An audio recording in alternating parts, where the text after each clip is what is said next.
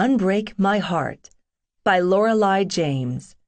Narrated by Cheryl Ray and Charles Constant. Prologue. Sierra. I blamed everything on the fever. Everything. My nausea, my surliness, my weepiness, my utter lack of reaction when he strolled into the exam room. He gaped at me like I was an apparition. I continued to stare at him blankly, as if it was no big deal he was here, right in front of me, wearing scrubs and a cloak of authority. But the truth was, I hadn't seen him for 7 years. 7 years. I should have been in shock. Maybe I was in too much shock. This definitely fell under the heading of trauma, because on the day he waltzed back into my life, I looked worse than dog diarrhea. I mentally kicked myself for not going to the ER, or perhaps just letting myself die. Anything would have been better than this. Screw you, universe. Fuck you, fate. Karma, you bitch, you owe me.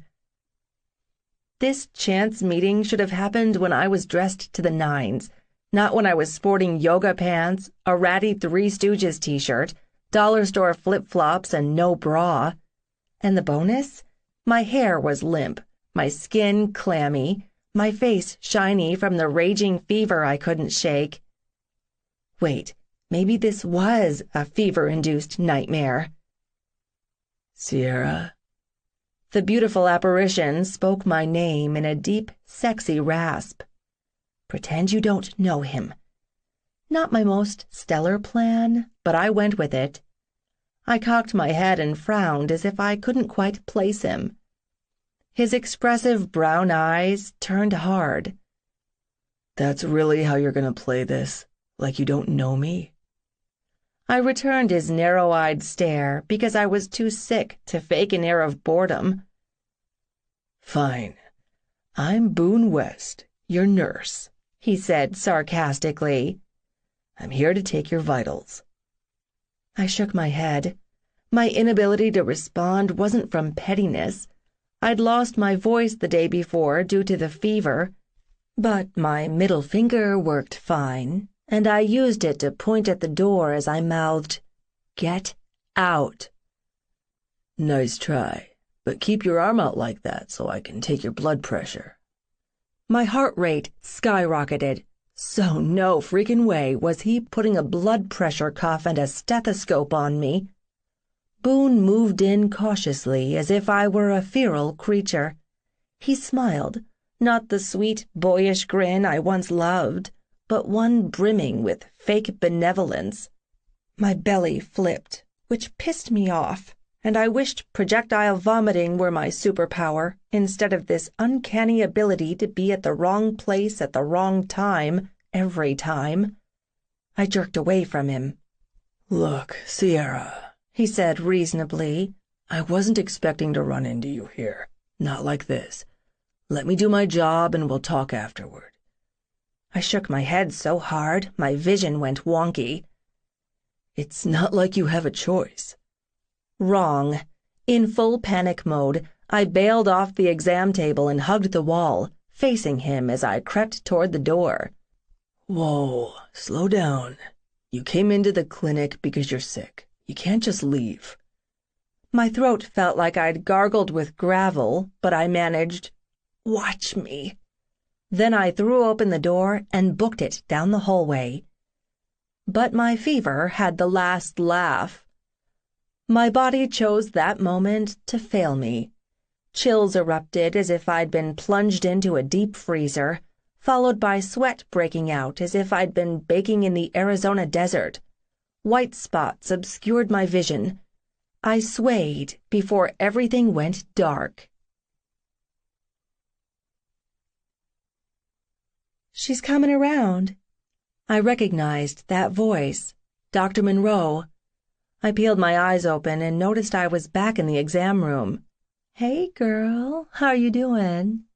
Girl. She seemed to have forgotten that I was not a girl, but a 23-year-old college graduate with the world by the balls. I need to poke around, so lie still." She lifted my shirt and started palpating my belly. For such a tiny thing, she pushed hard enough on my innards that I swear I felt her fingers poking the inside of my spine. "Nothing out of the ordinary. Can you sit up?" As soon as I was upright, the whooshing sensation started in my ears. My eyes burned, but I could clearly see that Boone blocked the door. I gritted out, "He goes." Doc Monroe got right in my face.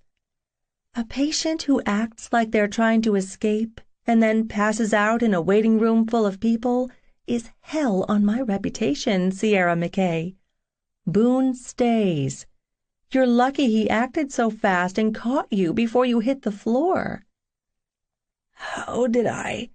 I gestured to the surrounding area. "I carried you," Boone said. "You snuggled right into me. Strange behavior from someone who doesn't know me." God damn it. I hated this. I hated him.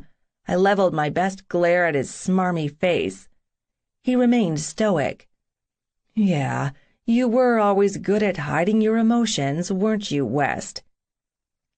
"Sounds like you have laryngitis, too," Doc Monroe said. "Boone, you didn't get her vitals?" "No, ma'am. Under the circumstances, maybe it's best if you do that." The doc looked at me with a raised eyebrow. "He has to go," I croaked out. "Sergeant West is here by government order, finishing the last few days of his training stint in rural health care that the Army requires for medical personnel at his level." She didn't have to explain that to me. In fact, I really didn't want to know why he was here. Doc sighed and took my temperature, which tipped the thermometer at a toasty 103 degrees. She checked my eyes, my ears, and my nose. She pressed her thumbs down the center of my neck and beneath my jaw. She listened to my lungs. Lastly, she shoved a tongue depressor in my mouth and shone a light in my throat while demanding I say ah. She patted my knee. "It appears you've got strep, but I'll send Sarah in from the lab for a throat culture to make sure." No wonder I felt shitty and none of Riel's natural home remedies had worked on me. Doc Monroe poked the call button before she plopped on the rolling stool and typed on her laptop. I stared at my knees, grateful I wasn't wearing a drafty exam gown that left me even more exposed. To Boone fucking West. 2 knocks sounded on the door. Boone stepped aside as the lab tech hustled in. "One quick swipe is all I need," she chirped merrily. I gagged when she jammed the long cotton swab into my throat and swirled it around. Then she took a blood sample and said, "All done," with way too much fucking cheer. She exited the room and Doc Monroe stood in front of me. "It'll be about 15 minutes until I get the lab results. Why don't you lie down?" Doc pulled out the exam table extension. After I curled up on my side, she covered me with a blanket. Part of me wished she acted cold and clinical instead of showing maternal concern. The door shut with a soft click. Everything ached. My throat was almost swollen shut, so it hurt twice as much to cry, but the tears leaked out anyway. "I'm still here," Boone stated. "Go away." "Since you can't talk, you'll damn well listen." He'd gotten bossier from his years in the military, but he must have struggled with whatever he wanted to say, since he remained quiet longer than I expected. "Of all the places in the country I could have chosen to complete this training assignment, I elected to do it here, in my hometown, because I wanted to see you again, even when I suspected you'd kick me in the balls at best, or you were in a relationship with some undeserving douchebag at worst." I hated that he admitted that his worst-case scenario was seeing me involved with someone else. Right then, I wished I had a hot, rich boyfriend with a big dick to flaunt at him. "I don't know what surprised me more, Boone continued. To find out that you actually changed your last name from Daniels to McKay, which is why with all the damn McKays around here I didn't know the S. McKay on the patient chart was you, or that you no longer live in Sundance. Even if my vocal cords hadn't been raw and non-functioning, I wouldn't have responded. What could I say? He expected me to defend my choice to test my business skills beyond the Wyoming border? Screw that. He'd left for the very same reason. I owed him nothing. We're not done with this, Sierra. Not by a long shot. His footsteps squeaked on the linoleum.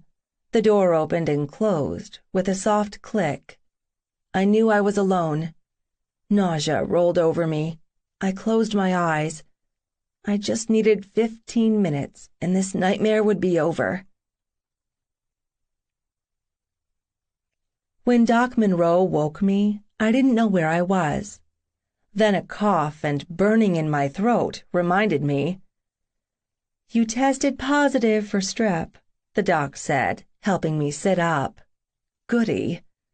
2 treatment choices, a 10-day cycle of penicillin in pill form, or a shot of penicillin. A shot, I whispered. Good choice. You'll feel better faster. You want me to prescribe a cough suppressant? I shook my head. Riel's opinions of Western medicine have rubbed off on you. My father's wife preferred natural remedies whenever possible. Most people attributed that mindset to her hippie-like upbringing, but the truth was, before she married my dad, her financial situation dictated she find fast and cheap alternatives. She and I laughed that she'd rather be seen as a hippie than a cheapskate. The doc pulled out a syringe and a vial of clear liquid. She attached one to the other and looked at me. Drop your drawers. You get this shot in the butt. Great. I hooked my thumbs in the waistband of my yoga pants. Just then, 3 fast knocks sounded on the door before it opened a crack. Doc, we need you right away in 6. Damn it. She gestured to the needle in her gloved hand. Get someone in here to do this. That's when I knew the universe was giving me an opportunity for payback, because 15 seconds later, Boone strolled in. So the fever took control, or the bad angel, or the devil in my soul that Boone West put there when he left me with a broken heart. I'm here to... Give it to me, right? I said huskily, in my best phone sex operator voice. I turned around. Peering over my shoulder, I affixed my gaze to his as I shimmied my yoga pants down to my knees. He hissed in a breath. I saw his struggle, the temptation to ditch decorum and drop his gaze from my face to my ass, which was completely bared by my thong. My ass won out. Sucker. And oops, I accidentally shook my ass at him as I leaned over to rest my hands on the edge of the exam table. Hold still, he said tersely. He prepped the area with a cool swipe of liquid on my skin. I clenched my cheeks together. I couldn't help it. Better that than him believing I broke out in goosebumps from his simple touch. Relax, he murmured. Then, before I fully prepared myself, he jammed it in. A soft grunt escaped me. He soothed me, gently curling his hand around my hip. Just a little more. I knew he was dragging this out. Big surprise that the bastard got off on causing me pain. The injection site started to sting, sending electric sparks shooting beneath my skin. Done. Paper rattled, and I looked over my shoulder to watch him press a circular Band-Aid over the tiny dot of blood. Then he slowly swept his hand over my butt cheek. I felt the pure male heat of him even through the latex. You can get dressed, he said without conviction or even looking at my face. Asswipe. I ignored him as I yanked my pants up. Boone was still standing there when I turned around. "I'll come find you when you're feeling better so we can talk." I shook my head. "You can't escape the past, Sierra. More to the point, you can't escape me. See you around, McKay." Then he flashed that killer smile. My smile, the one he used to bestow only on me, and backed out of the room. After that, I fled the office. 3 days later, I fled Sundance. I told myself I wasn't fleeing from him. I told myself the only reason my dad let me know that Boone stopped by every day after he'd seen me at the clinic was to make sure I was over him. I was in the clear now, with Wyoming in my rearview mirror and Arizona in my headlights. But as the miles dragged on, I could admit that I did run from him. I just didn't expect Boone West to chase after me. Chapter 1. Boone. The first time I saw Sierra Daniels, everything around me just stopped. Time, objects, and people were suspended in place as if I'd stepped into a sci-fi movie, where the hero has a moment of absolute clarity that only he experiences. When her whiskey-hued eyes connected with mine, I knew pure joy and utter misery in equal measure. Joy because I'd found her.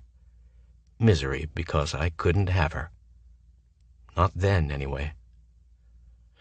I still felt that whomp in my gut every damn time I thought of her, even now. A horn blared, dropping me back into reality. Traffic in Phoenix had me missing the wide open spaces of Wyoming. Even cruising across the desert in a transport truck beat this bumper-to-bumper bullshit. Pain shot up my forearm. I glanced down to see my knuckles were white from my death grip on the steering wheel. I uncurled my fingers and unclenched my jaw. Breathe, man. Stay calm. Yeah, like that was gonna happen. It had been 7 years since I'd seen her. 7 years. Technically, that wasn't true. Sierra had shown up at the clinic in Sundance 10 days ago. Our mutual shock at the unexpected run-in had been overshadowed by the fact that she was so goddamn sick. My hands tightened on the steering wheel again. It still burned my ass that she fucking ran away from me as if I was the dirty rat responsible for infecting her with the plague. When I'd driven out to her dad's house the next day to check on her, Gavin Daniels refused to let me see her. While I understood his protective streak, especially given my history with his daughter, I pointed out that Sierra was an adult. He didn't have the right to make that decision for her. That's when Daddy-O reiterated it had been Sierra's decision. She wanted nothing to do with me. A reaction I'd shrugged off and blamed on her high fever. Justification? Or cockiness on my part? Both. But I knew in the marrow of my bones that an apathetic woman wouldn't have made such an edict because she wouldn't have cared. Sierra cared. Being a determined bastard, I'd shown up at Sierra's house every day. Being a stubborn McKay, she refused to see me every day. By the 3rd day, I recognized that even Gavin and his wife Priel were starting to feel sorry for me. I used that to my advantage when Gavin informed me on day 4 that Sierra had returned to Phoenix. My demand for her phone number garnered a "fuck no," and the door slammed in my face. My request for the name and address of the place she worked resulted in a detailed description of the legal definition of stalking. My promise that I would willingly let every male member of the McKay family, notoriously bad-tempered cowboys, hog-tie me to the flagpole in the middle of town and take turns beating the ever-loving fuck out of me if I harmed a single hair on Sierra's beautiful head, had finally convinced Gavin of my sincerity. He provided the information I wanted.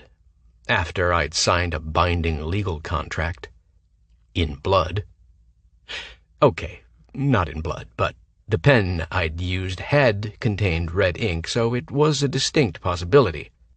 but I'd gladly sign a deal with the devil himself if it meant I had a shot at making things right with the one woman I'd never forgotten. So, here I was, trying to implement a plan of attack on the fly. The irony of this situation?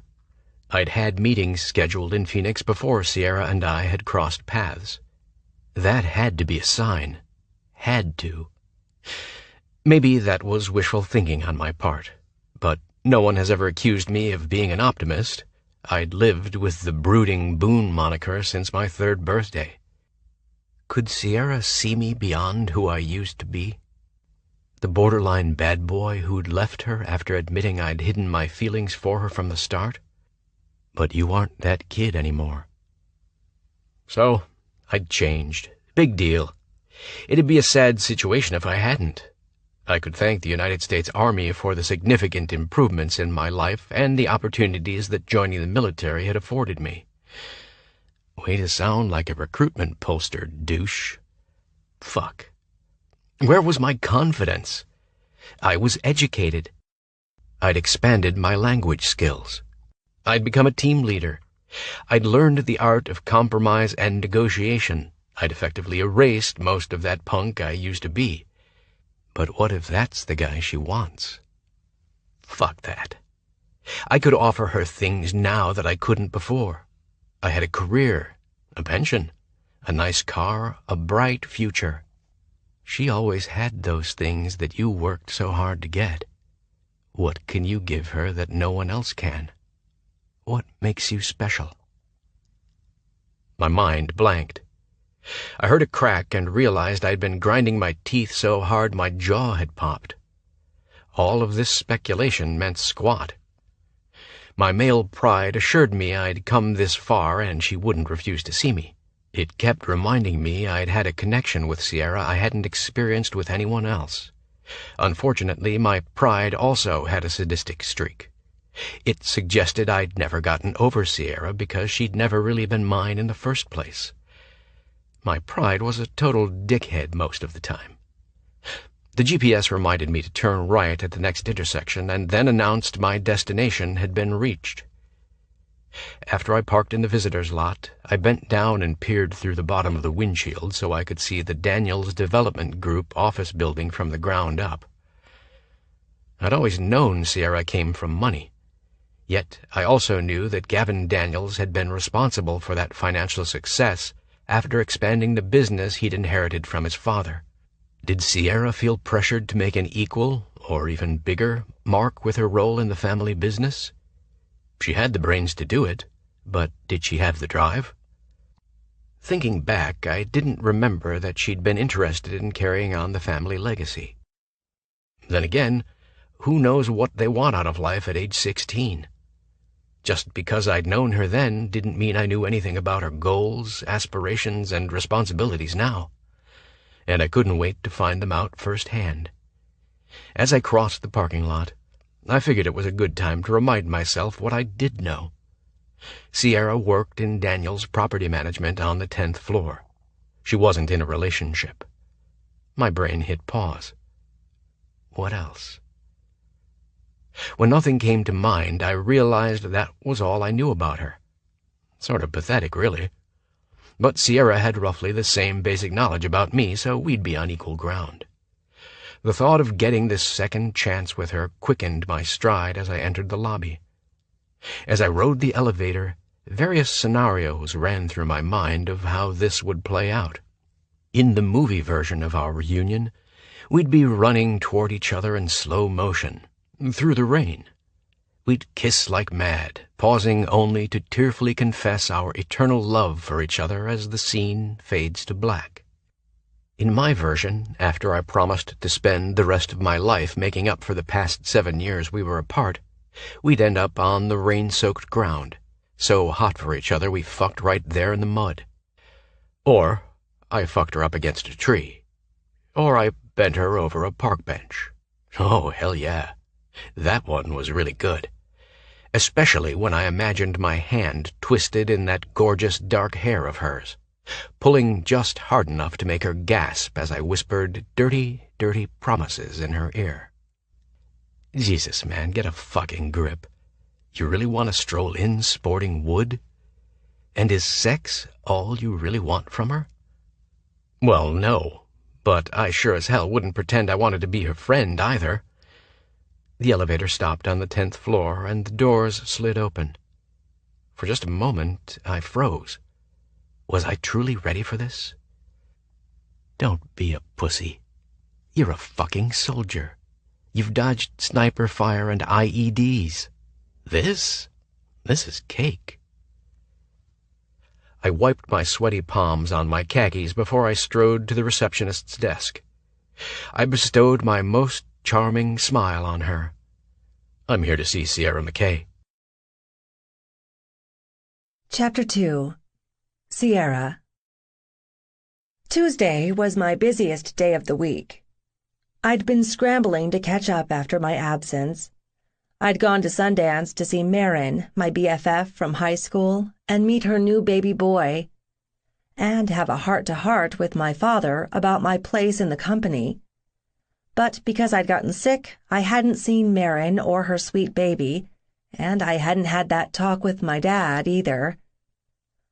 Mostly because I'd chickened out, again.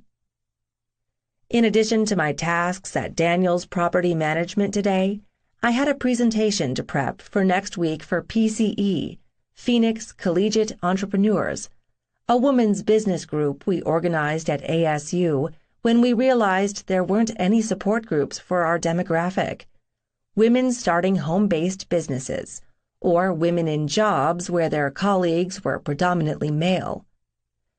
10 business admin students, all female, all who'd had some level of success in starting a business, had banded together and pooled our knowledge so we could help each other.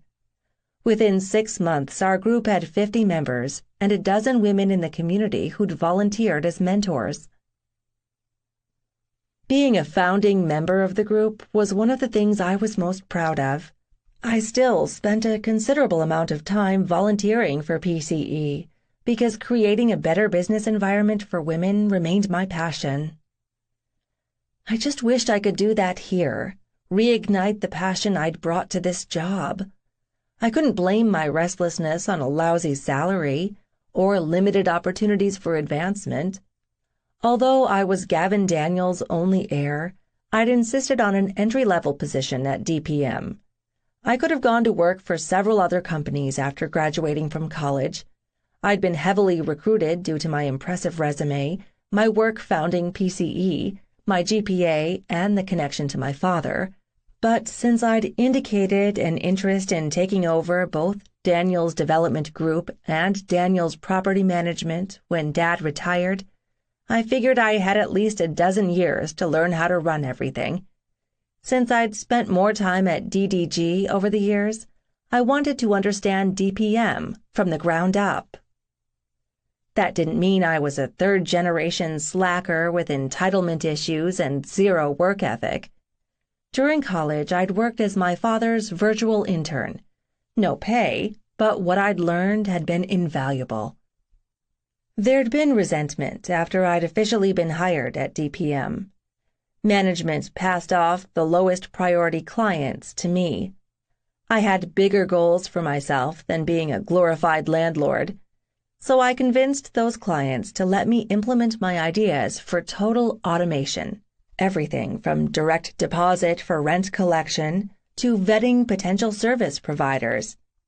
Since DPM had a decent profit margin with the management fees we charged, when I cut new deals with the vendors on behalf of my clients, I passed the savings on to them. When other DPM clients got wind of the changes, they demanded the same type of deals, which was exactly what I'd banked on. So, my first year as a glorified landlord, I'd completely revamped the entire DPM payment system. Color, the CEO, impressed. But he'd also been agitated that none of his longtime managers had attempted to modernize an outdated business model. So he'd rewarded me for my innovative thinking by granting me a promotion, a big promotion, from entry-level to upper management. That's when the nastiness really kicked in. The implication that I hadn't earned the promotion. My father was a brilliant businessman and the smartest guy in any room, and thankfully I'd inherited some of his business acumen.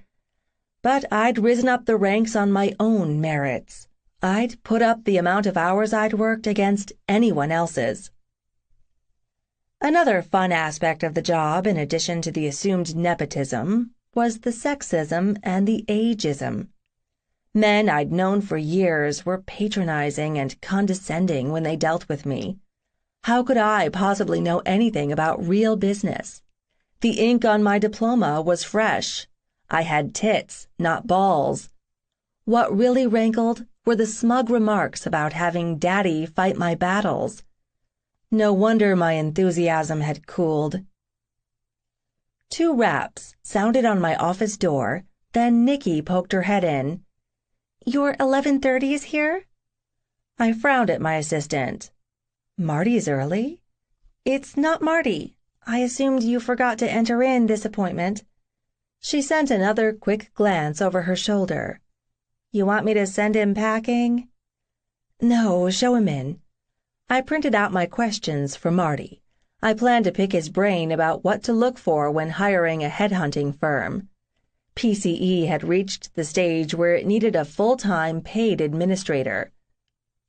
From the doorway, I heard, "A corner office already?" That voice. For years, it had haunted me. A deep rasp that couldn't possibly be as sexy and compelling as I'd remembered. I went utterly still behind my computer screen. What the hell was he doing here? A snarky inner voice said, "He told you he'd track you down." An equally bitchy voice retorted, "So, he told me many things and never followed through with any of them." "I'm impressed, McKay." And then Boone West sauntered through my door as if he had every right to be here. I might have ordered him out if I hadn't been so busy drinking him in. I'd been too feverish in Sundance to mentally catalog the similarities and differences in old Boone and this second edition Boone. Old Boone had shuffled along, shoulders slumped, chin tucked down, hair obscuring his face. Second edition Boone had that military swagger, chin up, direct eye contact, supersized body on full alert. He'd filled out, becoming taller and broader. The extra height and weight looked good on him. Before, he'd worn his dark hair a little too long. It had constantly flopped in his face. Now he sported a military cut. The shorter style accentuated the perfection of his face, the high cheekbones, the wide jaw, the broad forehead, those soulful brown eyes that sucked me in. Boone West was still the most beautiful man I'd ever seen. Snap out of it. You aren't a dreamy-eyed girl. You are a busy professional woman, and he does not have an appointment or the right to waste your time. I forced my gaze to Nikki, who was openly gawking at Boone's ass. She offered me a sorry, not sorry smirk. "Buzz me if you need anything." "You can leave the door open, Nikki. He's leaving. Immediately." "No, hi, Boone, how are you today? No, I'm sorry I ditched your calls when I was in Wyoming because I pulled a muscle in my phone dialing finger. Just, he's leaving immediately." My mouth dropped open. "You remember that conversation?" "I remember everything that happened between us, Sierra. Everything." "Then you'll remember why I have nothing to say to you and why I'm telling you to get out of my office." Boone shook his head at me. "I'm not leaving until I get what I came for." Pushy bastard. "How about I give you what you deserve instead?" "Which is what?" "A swift kick in the balls?" He grinned. "Luckily I wore a cup, just in case." "Bully for you. Go away, Boone. Nope, we have unfinished business. Wrong. We were finished the moment you got on your bike and left me and the state of Wyoming behind. Since 7 years have gone by, we're past the legally recognized statute of limitations for immoral acts and criminal behavior. Not that being a selfish, lying asshat is against the law. So if it'll speed things up and send you on your way, I'll accept your apology even when it's years late. His eyes narrowed. I'm not here to apologize. Of course you're not. I pointed to the door. Please let it hit you in the ass on your way out. I returned my focus to my monitor, dismissing him completely. 5 seconds later, he slapped his big hands on my desk. I jumped. Boone peered over the edge of my computer screen. Your reflexes are good. So, how are you feeling? Any lingering issues from the strep virus? You came all the way to Phoenix for a house call? Not hardly. Then why are you here? I doubt the Army just lets you flit around from place to place whenever the mood strikes you. Damn it, you were supposed to act uninterested. He smirked because he knew he'd hooked me. I'm glad you asked. I'm here on leave for 2 weeks. I intended to tell you in Wyoming that I was already scheduled to be in Phoenix directly after my stint in Sundance. Do not react. And this affects me how? Boone's intense gaze encompassed my entire face. Us being in the same place at the same time isn't a coincidence, Sierra. Yes, it is. No, it isn't. It's fate. My stomach cartwheeled. You knew it. That's why you ran from me in Wyoming. I didn't run. I drove. He shrugged. And yet, no matter how we got here, we are both here. Do not get sucked into this conversation. Awkward silence distorted the air. Boone stepped back and sat in the chair across from my desk. By all means, make yourself comfortable. I will, thanks. I was being sarcastic. I know. I'm ignoring it because you don't really want me to leave. In my head, I said, "Oh my God, cocky much? Get out or I'm calling security." But I would not give him the satisfaction of an emotional outburst. Instead, I said, "You are mistaken if you think I have nothing better to do than entertain you. I have another appointment." I'm sure you do. You're the big executive now. Kyler was telling me about it last night. That little traitor. And what did Kyler know about my executive status anyhow? He usually introduced me as my cousin who's in real estate, like my job was showing residential properties. Surprised? Boone prompted. That you've already been in touch with my cousin? I'm staying with him and the guys a few nights. The guys meaning my other cousins, Anton and Hayden. He raised an eyebrow. That sounded a little possessive. Kai's my cousin too, McKay. Like you have to remind me, West. Boone sank back in the chair as if settling in for a good long chat. It's been a while since I've seen Kai, Hayden, and Anton. It's weird that they're these big grown guys and not the skinny runts I remembered. Anyway, we were talking last night and I mentioned I was coming here today. Hayden said something like, "Your cousin is my cousin, but that don't make us cousins," which sounded wrong, coming from him, because he always talked like he was reading from a textbook, even when he was annoying the hell out of us on the bus. Which reminded me about the first time we met on the bus. I saw you talking to Kai and thought, it figures, the gorgeous new girl in town is a relative. I was so relieved to find out that we weren't related at all. Then Kai made a crack about kissing cousins. Whatever you're trying to do, Boone, stop. What do you think I'm trying to do, besides reminding you that it wasn't all bad between us? His agitation that I'd interrupted him allowed me to remain cool. "I think you're beating a dead horse." Boone quirked an eyebrow at me. "That's a little folksy coming from you." "You want it in plain terms? Fine. I have no desire to reminisce with you." I paused. "Ever." "Bull. I know you, Sierra." "No, you don't. Not anymore." And that played perfectly into his hands. He bestowed that dazzling smile on me. "Then give me a chance to get to know you. Starting over would be best for us anyway." I caught sight of Marty in the open doorway. Talk about perfect timing. "Not today. My scheduled appointment is here." Boone banked his irritation at my brush-off and rose to his feet. After sparing Marty a quick glance, he returned that laser focus to me as I stepped around the desk. Today I'd worn my favorite power suit, a pencil skirt the color of black cherries I'd paired with a cream-colored sleeveless shirt with a swoopy drape of fabric that allowed a hint of cleavage. My black heels were 1950s-style peep-toe pumps, with white stitching and dotted with tiny cherries the same color as my skirt.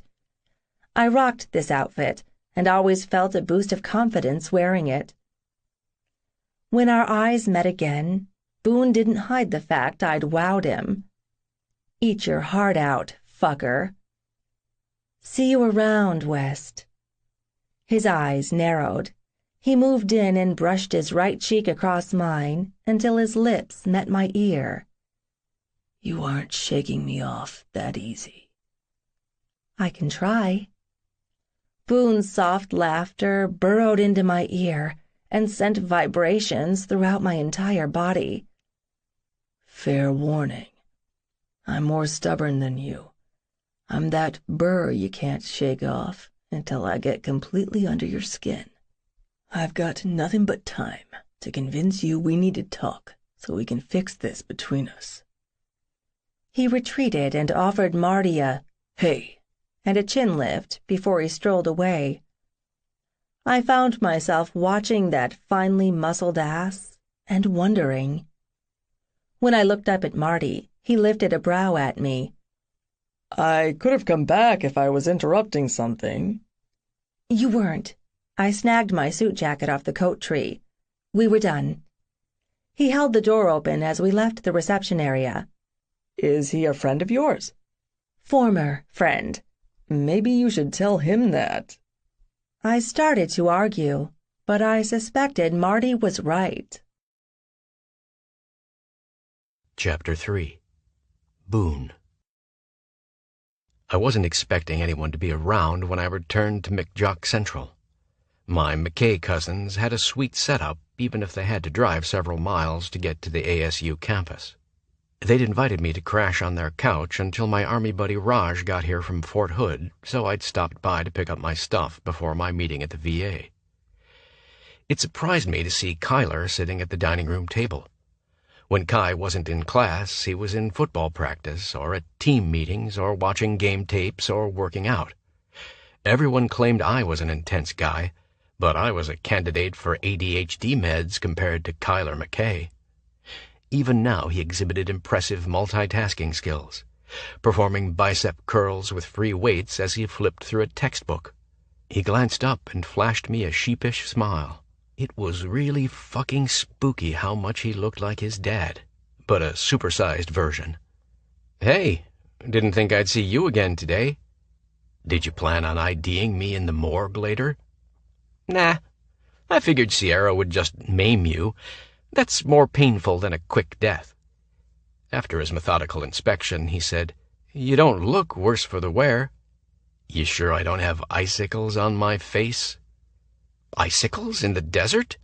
Dream on," Kyler laughed. "But, dude, you had to expect this from her." I ran my hand over the top of my head. "Yeah, I did. But that doesn't mean I like it. At least you're not bleeding. So what happened?" "I blew it. She was prickly as a damn cactus. She acted like I'd assumed we could just pick up where we left off 7 years ago.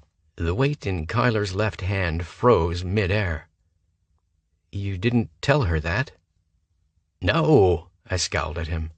"I'm not a complete idiot." "I didn't think so. Did you act all, 'I'm in the army now, I'm a big badass soldier, and you will listen to me, woman'? What the fuck? No, I didn't do that." "Did I?" "The cold shoulder doesn't sound like Sierra." Kai frowned. "Wait, if you were at her office, I take that back. That is exactly how she'd react. She's got the whole Stepford thing going on at work." That description fit. "Why?" "Since she's the boss's kid, she has some whacked-out idea she has to rise above the fray. One night, she got a little drunk and told me her male colleagues treat her like a bimbo who's just collecting a paycheck from daddy until she gets married and pregnant." Jesus. Which is total bullshit. Sierra is so freaking smart, and she knows business, especially her dad's business that she's been around her whole life. I wish she'd tell those assholes to fuck off and show them being like everyone else and not rocking the boat won't set you apart. "You speaking from experience?" Kyler lowered the weight to the floor. He sighed before looking up at me. "Yep, and it's ironic I learned that from her." "How?" "Sierra helped me deal with family shit when it came to picking a college. Dad wanted me to go to University of Wyoming, period. Then the football recruiters flew me and Dad down here to talk about the program. After the meeting, while I was getting the tour of the ASU campus, Sierra took Dad aside for a come-to-Jesus chat. Whatever she told him clicked, because after that, Dad was completely on board with me attending school here. Now I really wanted to know what she'd said to stubborn Cord McKay to get him to change his mind. Did she have the same chat with Cam about Anton? And with Kane about Hayden attending ASU too? Those two had it easy after I broke the first barrier. Our folks decided it'd be better if we had to go away to college that we were together. I wasn't a social media guy, so I knew nothing of McKay family gossip until those 2 weeks I'd been back in Sundance. But during my time in Wyoming, I remembered my cousin Chassie telling me that ASU athletics had aggressively courted Kyler for their football program. Since Hayden had been named a National Merit Scholar, he had his pick of colleges across the country, but had chosen ASU. Anton had decided on the Phoenix branch of Cochise Valley College after he'd been offered a full-ride rodeo scholarship. But we weren't together that much last year. Living in the dorms sucked, since me and Hayden were placed in separate buildings according to our activities, and Anton lived like 5 miles away. Had to be better than living in the barracks, dude. Only slightly. Mace bought this place over the summer and said we could live here this year. I raised a brow. Rent-free? Hell no. Even a big hockey star has a mortgage. Mason Mace Morrison, Kyler's cousin from his mom's side of the family, was a hockey phenom. He'd been signed to play professional hockey at age 18, right after graduating from high school. I couldn't imagine the pressure the kid was under. He wasn't old enough to legally order a beer, but the future of an entire hockey franchise rested on his shoulders. "Where is Mace, anyway?" I asked. "Scorpions are on the road. He gets back after the game late Saturday night." "Do you have a tough travel schedule?" Kyler shrugged. "It's different for college teams. The profs cut us some slack for missing class, but most of us are on the 5-year bachelor's program because of athletics, so we've got to keep up our academics or face suspension." "Does suspension happen often?" "As of last week, 2 freshman football players were sidelined. The idiots didn't bother going to their classes because they assumed Coach was bluffing. I've been assigned to work with guys like that in the Army. First they bend the rules, then they break them, and they act surprised when they get busted for it." "I don't understand how you're here, acting like you have a choice where you're assigned. Isn't that the deal with the military? They can force you to relocate any place they want, any time they want?" Kyler asked. "Yeah, but this is a 2-year experimental program involving all branches of the armed forces and the Veterans Administration. It's strictly voluntary." I grinned. "Well, Voluntary meaning my CO had to put my name in for consideration. So you were hand-picked? Sweet. You must be a real hero with commendations and shit, huh? I rolled my eyes. Hero. Right. I'm proud of my exemplary service record and all of the specialized medical training I've received. What I don't have is a BS in nursing, which would advance my rank. That's pretty much the only reason I signed on for this, the additional education. How does it work? How do you get to choose where you end up? Since the VA system has had issues in recent years, the preliminary program is focused on active duty medical personnel working with civilian healthcare specialists in the places with the highest number of violations. So my choices are Cheyenne or Phoenix. Kyler's gaze turned sharp. That's why you were in Wyoming. I nodded. One of the requirements is working 2 weeks in a hospital or clinic with a preceptor associated with that VA. You weren't bullshitting me, or Sierra. You'd planned to be in Phoenix for at least 2 weeks. Before he could ask the question I saw in his eyes, I answered it. I had no idea if Sierra still lived in Sundance when I showed up to work with Doc Monroe. But you had to expect if Sierra wasn't living in Wyoming, she'd be living here, Kyler tossed out. With the way things had ended between us years ago, I had zero expectations when it came to Sierra. But the instant I saw her, everything had changed.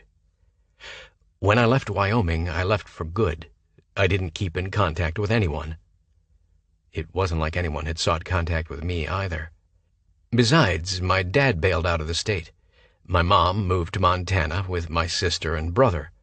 My uncles were busy doing their own shit, and the McKays... I shrugged. Anyway, approval for the program happened fast, which is odd for the government. Not a lot of information has been released to us individually about specifics, but I've heard that'll change once I submit my final request. You did that today, didn't you? Yeah. Raj was gonna flip his shit when I told him. You don't know where you'll be going to school? I doubt it'll be a traditional campus setting like you're in, especially since the Phoenix VA is a teaching hospital and affiliated with over 100 colleges. I just hope the hours I spend in the classroom every week count toward my required duty hours. It'd blow if I had 18 credit hours of instruction, plus I had to work a full 40. I shrugged. But it's a possibility. Will you tell Sierra you'll probably be here for longer than 2 weeks? I shook my head and walked to the fridge for a bottle of Gatorade. Not until I figure out what to do next. Kyler snorted. You know what you need to do, West. Kiss her stupid and beg her forgiveness? Like that'd work. What? Approach her on a professional level. Show up at her office tomorrow and pile on the guilt that she'd thrown you out before you could explain you were trying to hire her. Then tell her you'd like to look at rental properties since you'll be around a while. Ideas raced through my head. A variation on Kai's suggestion because I didn't want to tip my hand too soon. I needed to get her to spend time with me. I'd deal with any backlash of what I had to do to make that happen after the primary goal had been achieved. Wasn't it better to beg for forgiveness than to ask for permission anyway? Quick thinking, Kai. Damn, you're good. He grinned. It's what I do. Learn to think on my feet and adapt fast. The doorbell rang. Kai glanced at his phone and said, Shit! He stood, whipped off his sweat-stained wife-beater and tossed it aside. He yanked on a Sun Devils football t-shirt and looked at me. You have all your stuff? Trying to get rid of me? Hell yes. The teaching assistant, my tutor is here. I said, Tutor? I thought I was the only one who needed extra help. Kyler blushed. Then he disappeared around the corner. I scanned the living room to make sure I hadn't left anything before I hoisted my duffel bag and entered the foyer. A tall, gorgeous redhead dropped her hand from Kai's crotch when she saw me and seemed nervous that Kai would introduce us. He didn't. McKay, you dog, nailing the teacher's assistant. She could teach him all sorts of new tricks. If for some reason Raj gets delayed tonight, you're welcome to stay here again, Kai offered. I appreciate it. I maintained a straight face when I said, "Study hard, but a word of advice. Staying in one position too long will cause back and neck problems. Change positions frequently." Late afternoon, I paused in the lobby of the apartment building, looking for the buzzer marked Ramos. I pushed number 220 and immediately heard a static-filled, "Yo!" It's West. The door lock buzzed. I took the stairs to the second floor. Raj had left the door cracked open. The instant I stepped inside, I'd wished I'd left my sunglasses on. The walls and the ceiling were so goddamned pink it felt like swimming in a bottle of kinky pink. "In here," Raj called out. I stepped through a doorway into the combination living room and kitchen. Raj grinned at me. "Welcome to the Pink Palace." "How old is your sister? Don't most girls grow out of the pink phase at, like, 13? "Not to kill. I expected she'd repaint after I mentioned it was like being inside a vagina, but she just called me a pig." Raj indicated the floral couch. "You're crashing on the sofa bed." "Great." I dropped my duffel on the floor. "Tell me you picked up beer." "In the fridge." "Thank you, Jesus." I popped the top and snagged the chair across from him. The miniature dining table was covered in a frilly pink lace tablecloth. "How was the drive?" "Long. I hate driving by myself." "You hate doing anything by yourself." "The result of having 2 older brothers and 2 younger sisters. I was always surrounded." Raj swigged his beer. "Only things surrounding a white boy like you growing up in Wyoming were fences and tumbleweeds. Am I right?" "Pretty much." I picked up a picture frame and peered at the 2 cute college-aged girls, one with dreadlocks and one with cornrows. "Which one of these bikini-wearing hotties is your sister?" "They're both my sisters, asshole. Quick genetics update.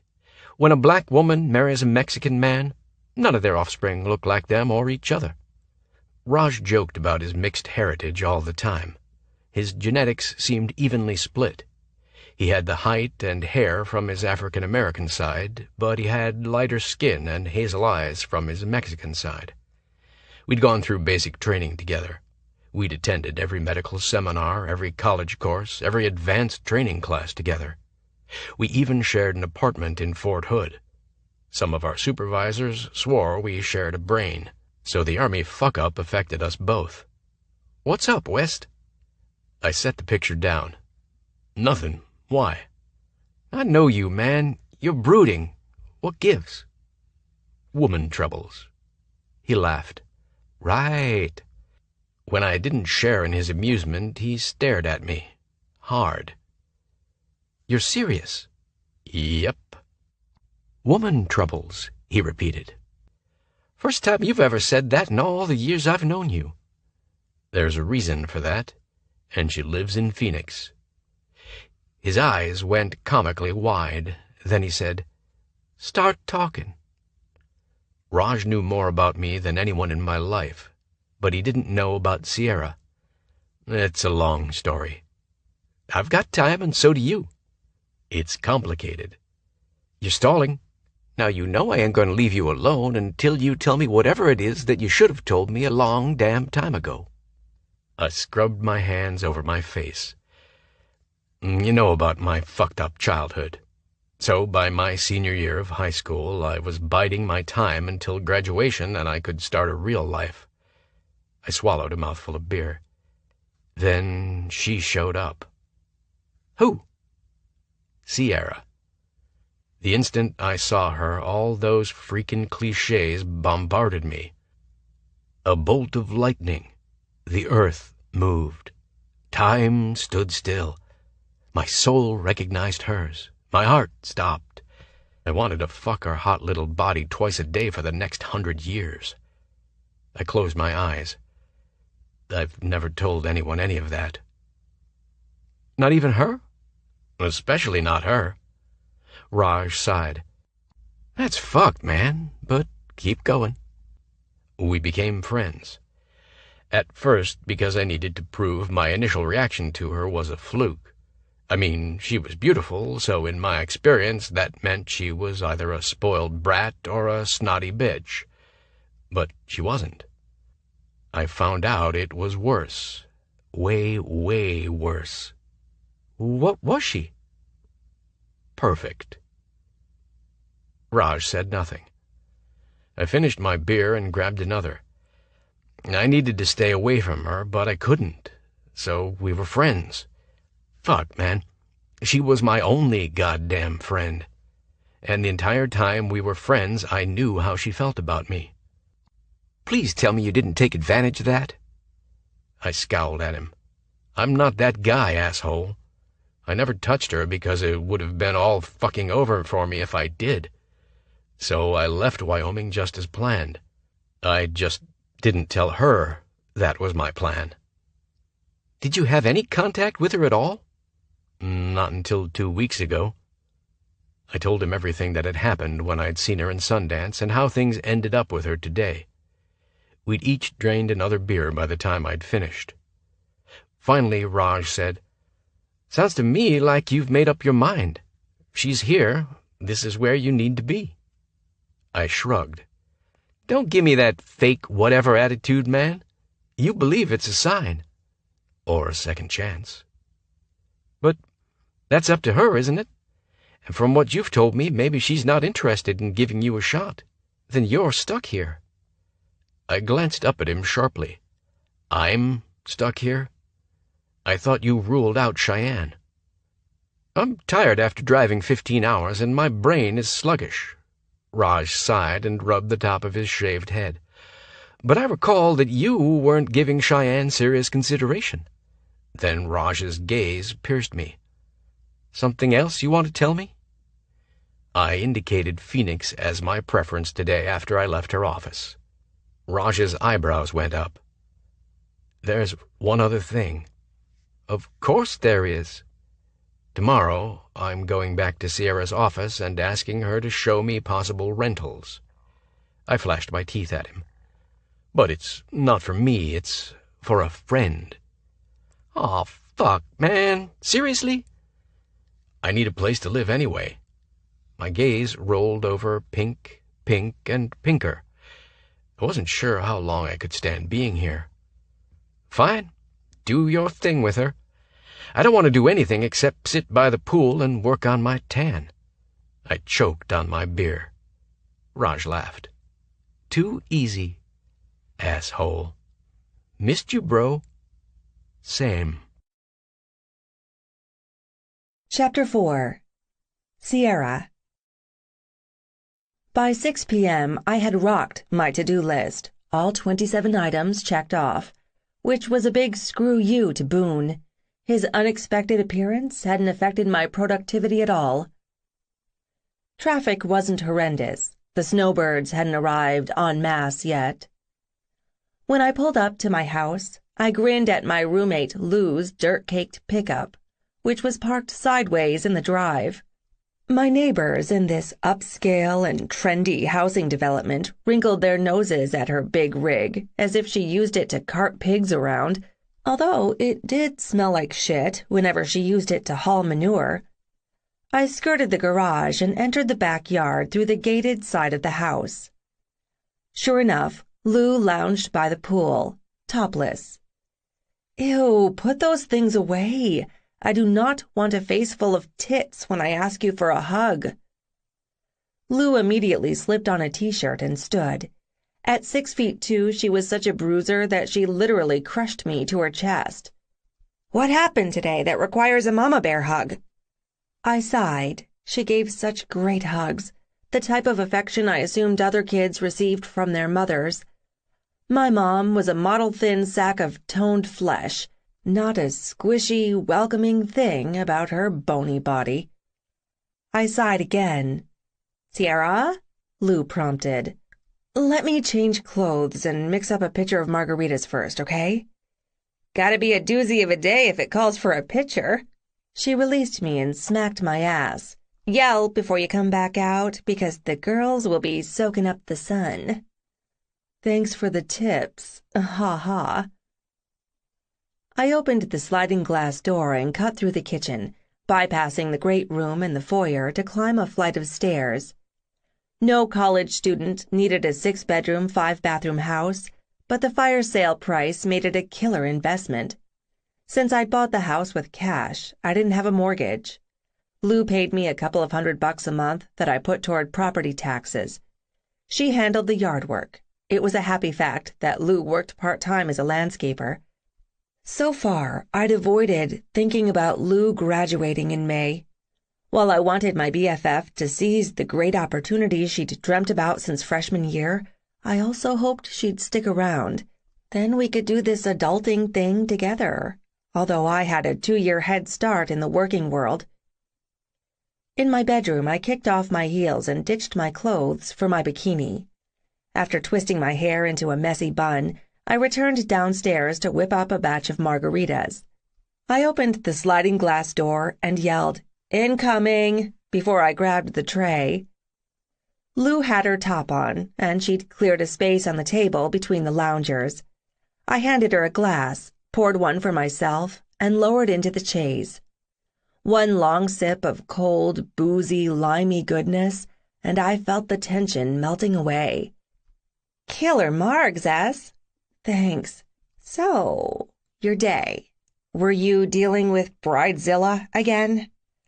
I groaned. My mother's impending marriage reception resembled a circus. I had not so jokingly told Lou that my mom actually considered hiring Cirque du Soleil performers for the entertainment. Mom hadn't laughed when I pointed out that no one wanted to dance to the sounds of flying trapezes and limbs being contorted. I hadn't heard from her since. No surprise there. Our rocky relationship had crumbled completely after she'd returned from France, and I did not miss her or her petty, nasty bullshit. No, since the wedding is in a few weeks, she must be on the downhill stretch, and anything she changes now will cost Barnacle Bill big bucks. Lou snorted. "You will slip up and call him Barnacle Bill to his face one of these days." No doubt. My mother's husband-to-be had earned his millions from the fishing boat companies he owned up and down the Gulf of Mexico. He'd retired to Arizona, away from the water. Then he started golfing as if it was his religion. He and Mom had a meet-cute when she accidentally ran over his foot on the golf course. Bill was immediately smitten by my mother's youth and beauty, and the fact she didn't care if he golfed 7 days out of 7. She, in turn, was completely smitten with his money. A true match made in heaven. "It's not Mommy Dearest, then. Is Dharma being a dickhead again?" Dharma, the code name I'd assigned to Greg, the asshole business operations manager for Daniel's property management, is greasing up his pole, probably with his hair, at one of those Club Med-type resorts for old single dudes. I have an entire week off from him. Lou held her glass over to mine for a silent toast. My day took a bizarre turn right before lunch, when Boone West waltzed into my office. Her white blonde pigtails bobbed when she swung her head toward me. "You're shitting me." "I am not shitting you at all." "What the ever-lovin' fuck? He sauntered in just out of the blue?" I squirmed, drained my drink, and reached for more. I hadn't told Lou I'd run into Boone in Wyoming, as I'd chalked it up as a fluke. "I recognize that fidgety-ass avoidance behavior of yours, Hobag. Spill." I ended up at the doctor's office in Sundance. Sergeant West was there for medical training. Total fucking shock to see him, so at first I pretended not to know him. I told her everything. By the time I finished, she was laughing so hard she couldn't hold on to her margarita glass. "Oh my God, S, that is classic. You passed out and he had to carry you, and then he gave you a shot in the ass?" "Living life as a class act, that's me," I retorted. "Does Boone look good?" Lou asked. "He looks better than ever," I said automatically. The only comparison I had between old Boone and second edition Boone was in my head. It had bugged me not to have any pictures of the two of us. He'd always refused. I had one grainy shot I'd secretly snapped of him as he'd run laps around the track at the high school, but I'd lost that one in a data crash. What did he want? No idea. Liar. Fine. He wants to talk. Lou refilled her glass. About what? I blinked. I don't know. Then maybe you want to talk to him and find out. Or maybe I ought to skip a conversation with him and just stab myself in the heart to save him the trouble of doing it to me again. I felt Lou staring at me. It still hurts that much? What happened between you two 7 years ago? Yes, no, shit, maybe. I sighed. When you say it like that, it sounds ridiculous. Then I'll toss it out there that by not talking to him, you're not allowing either of you a chance for closure. All you're doing is holding a grudge, and that's not like you. I don't think he wants closure, Lou. Well, duh. The man followed you from Wyoming to Arizona. She started singing Michael Jackson's Wanna Be Startin' Something. Knock it off, or I'll punch you in the throat. She laughed. Just calm your tits, girlfriend. She slurped her drink. Besides, why would that be a bad idea? I tipped my head back. The sky had taken on the white film that stretched across the horizon prior to sunset. Sometimes I missed seeing the stars. Stargazing had been one of Boone's favorite things, and while he marveled at the stars, I marveled at him. My epic crush had been so embarrassingly obvious to him that I still blushed when I thought about it. Why are you dodging the question? Lou prompted. I'm not. I'm just creating an ordered list of why that's a bad idea. First of all, he's only here for 2 weeks, which means he's looking for a fling. I can't do that. Not with him. Why not? What if I fell for him again, knowing he'll leave again? Been there, done that. I had the scars to prove it, even if they were only visible to me. So, just hanging out and rekindling your friendship? I shook my head. He wasn't looking at me like he wanted to kick back and watch reruns of Two Angry Beavers. The memory hit me with a wave of happy nostalgia I hadn't allowed for a long time. We'd both laughed our asses off at that stupid cartoon. I'd never met anyone who got the offbeat humor the way he did. I'd never met any man who got me the way he did either. Maybe we should deal with your angry beaver. I faced her. Oh my God, I cannot believe you said that. Lou aimed her straw at me. Yes, you can. Your dilemma is easy to solve. Let me guess. Your suggestion is that I fuck him. Yes. She held up her hand to stop my automatic protest. Just hear me out. Tempting to plug my ears and start singing Never Gonna Get It at the top of my lungs. Not that Lou would understand the reference. My eclectic taste in music baffled her as much as my penchant for watching weird cartoons. You've always wondered what sex would be like with him. And that is exactly why I shouldn't do it. You are a one-and-done chick anyway. Why would it be different with him? It just would be, I said stubbornly. Because you're afraid he'd be rubbish in bed? Been watching reruns of Absolutely Fabulous again, have you, darling? I said in my best British accent. Sod off, you bloody wanker. She stirred her drink.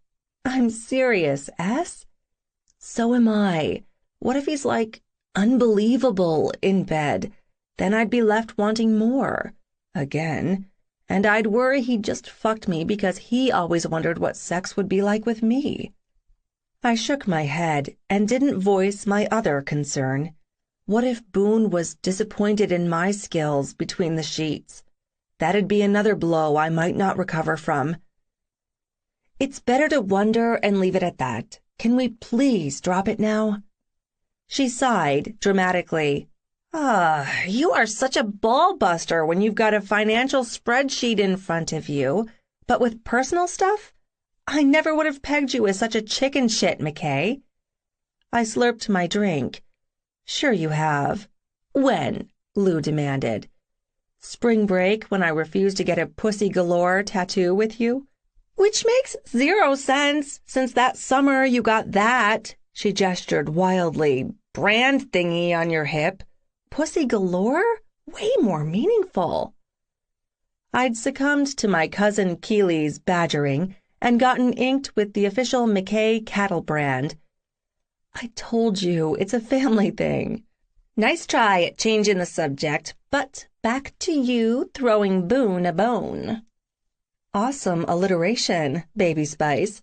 I thought we were dropping this. Not until I get my point across. She tapped her finger on the rim of her cup. He wants the V, you want the D, so you need to do this. Fuck him one time and get him out of your system. Then you can move on. That way it'll never get to the stage that his dick isn't doing it for you anymore, and there's no risk for the burnout factor. I stared at her, thankful for the bizarre turn in the conversation. Burnout factor for his dick? Yup. Is that even a thing? Lou nodded. It's why I'm not in a relationship. She drained her margarita. I'm a dick connoisseur. I like 'em all. Fat, thin, long, short, wide, thick, cut, uncut, ruddy, smooth. There are so many colors and sizes. How can I limit myself to just one? And when I think about all the dick I've sampled, I feel a little slutty.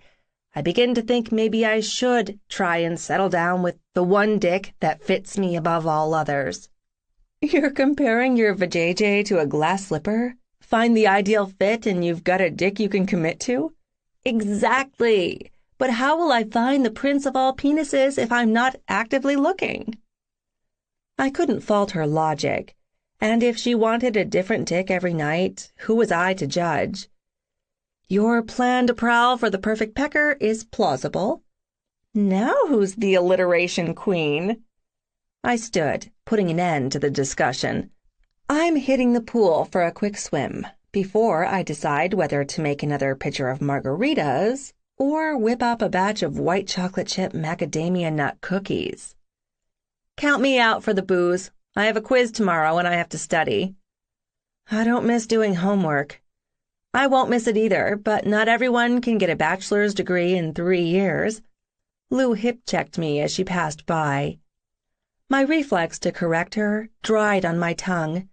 I'd finished my degree in 3.5 years, partially from taking the basic classes at the University of Wyoming during my senior year of high school, partially because I'd grown up Gavin Daniels' daughter. I CLEP'd out of a shit ton of general business classes, and Dad accused me of not paying attention to him. Right before I submerged myself in the pool, Lou said, "We're not done dissecting this dealio with Boone S, because it's not going away." Seemed to be a theme in my life today. Chapter 5. Boone. Déjà Vu, Day 2. Cooling my heels in the reception area, waiting for Sierra to grant me an audience. Restless as fuck, but pretending to be chill. The magazines stacked on the glass coffee table didn't interest me. I hadn't bothered to try and charm the snippy receptionist after she played the "Do you have an appointment?" game that I couldn't win. Yesterday, I'd dressed to impress. Not in a suit, but in casual clothes that broadcast my laid-back yet professional vibe. I'd skipped that shit today. The trick to breaking down the wall Sierra had built between us was to show her that I hadn't changed. Remind her of the worn jeans and t-shirt wearing guy she used to know. Finally, Sierra's office door opened and she sauntered toward me. I immediately stood. Sweet Jesus. She fucking rocked business casual. The black dress sculpted the curve of her breasts and her torso, hugging her hips. The bottom flared out above her knees, drawing attention to those long, shapely legs. She hadn't worn heels, and I loomed over her by a good 3 inches. "You didn't used to be this much taller than me." I shrugged. "I grew a few inches after high school." "You showing up again today is part of your I'm a burr plan to waste my valuable time?" "You dismissed me yesterday before you let me get to the reason I'm here." She folded her arms across her chest. "So this isn't a social call?" "No, ma'am. I am here on business, and I'd rather discuss this in private." Her suspicion remained when she tersely said, "Follow me." Wheeling around, she headed back to her office. That ass. Man. I followed her swaying hips and managed not to be focused on her backside when she faced forward to rest her butt against the front edge of the desk. She didn't even invite me to sit. "So, you're here on business?" "Yes." "What kind of business are you in the market for?" "Dirty business, funny business, monkey business. Me giving you the business." I told the 12-year-old boy inside me to shut the hell up. "I'd like you to show me apartments, condos, and house rentals for an army friend who's moving here." She studied me. "You don't have the first fucking clue about what my job entails at Daniels Property Management, do you?" 1 minute in, and I'd already screwed up. "Kyler said you were in real estate." "So, naturally, you thought I was a real estate agent?" "Do not answer, dumbass. Do not even nod your fucking head." "Was that why you were impressed with my corner office?" "Clearly, I screwed up in that assumption, so please enlighten me about what you do." Without breaking eye contact, Sierra reached behind her for a business card and flicked it at me. I flipped it around, hoping the text didn't swim. Big, bold, black letters on a cream background read, "Sierra McKay, Executive Vice President, Commercial and Industrial Property Expansion Specialist, Daniels Property Management." I looked at her. "Impressive. What does the title mean?" She flashed her teeth. "That I don't drive clients around showing them residential properties." Ouch.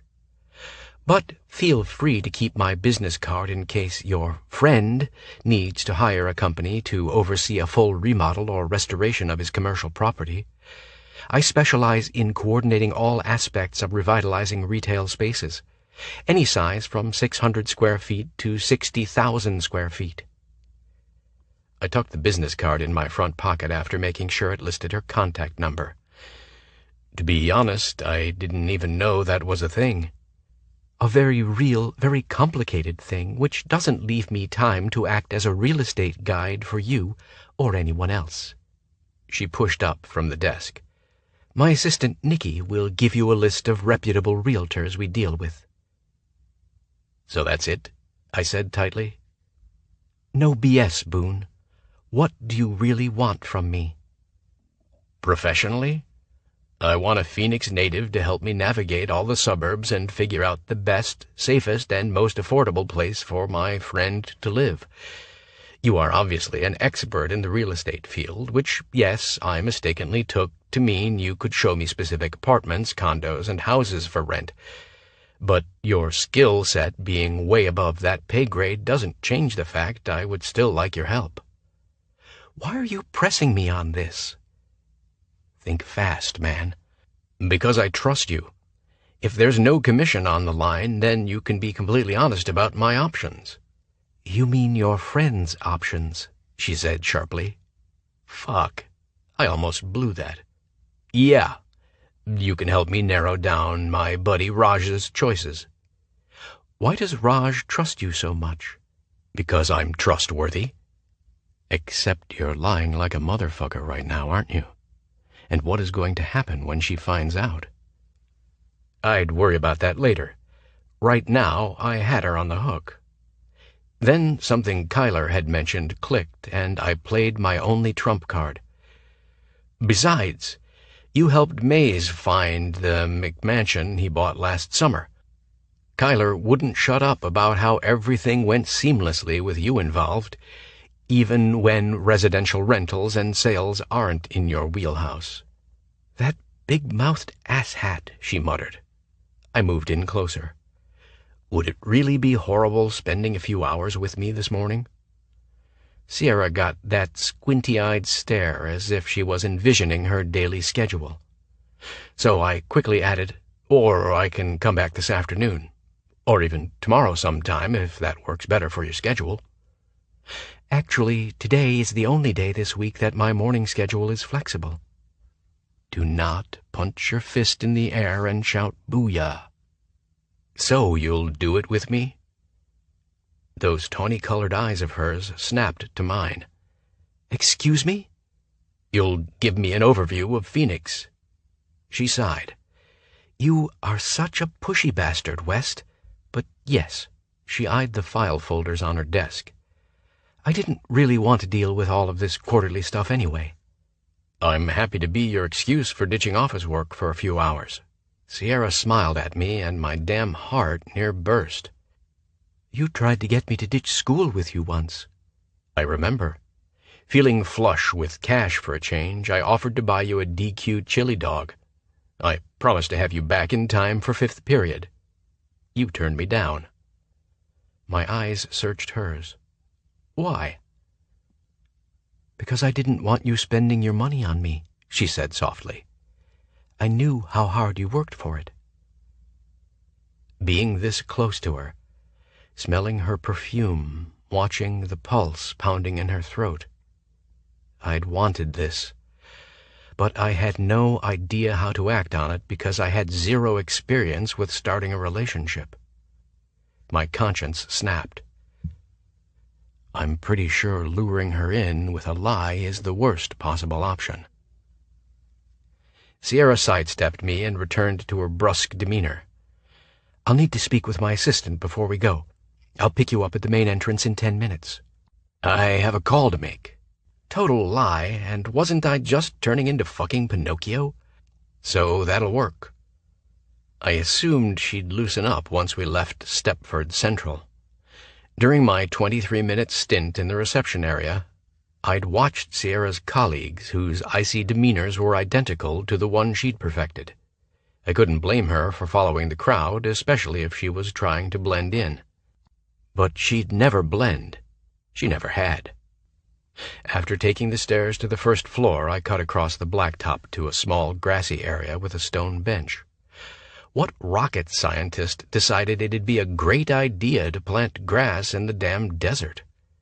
With time to kill, I checked my cell phone and saw that my dad had called again. With only a 7-minute window before Sierra pulled up, the call couldn't go long and I'd be done with it. I dialed and immediately began to pace. He answered with a gruff, "Hello?" "Hey, Dad." "I started to think you wouldn't call me back. It's been a few weeks." "You don't get to lay a guilt trip on me, old man." "Life is busy and all that. What's up?" "Chet told me you were in Wyoming." "I spent 2 weeks working at the clinic in Sundance. Now I'm in Phoenix." "Chet was pretty vague about your plans. So was Remy when I asked him." He paused. "My brothers have always looked out for you." "They wouldn't have had to if you would have stepped up and done your parental duty." "That's always surprised me," he continued. "Growing up, they had their own little world. I never fit in, and our folks were goddamn apathetic. My grandparents had the same level of interest in me as their son had. Near zero. Whatever. Did you really call me to talk about my uncles?" "No, but I want to talk to you about some stuff." He coughed. "Are you sick?" I said sharply. "Nah. Always been a point of pride. I became a workaholic, not an alcoholic. Then one day I woke up and realized that too much work has the same effect as too much booze. I'd lived 28 years of my life in an absolute fog." An uneasy feeling took root. "Did Chet and Remy put you up to this?" "Nope. Look, this ain't a conversation to have over the phone." He swallowed so loudly I heard it, and my stomach pitched.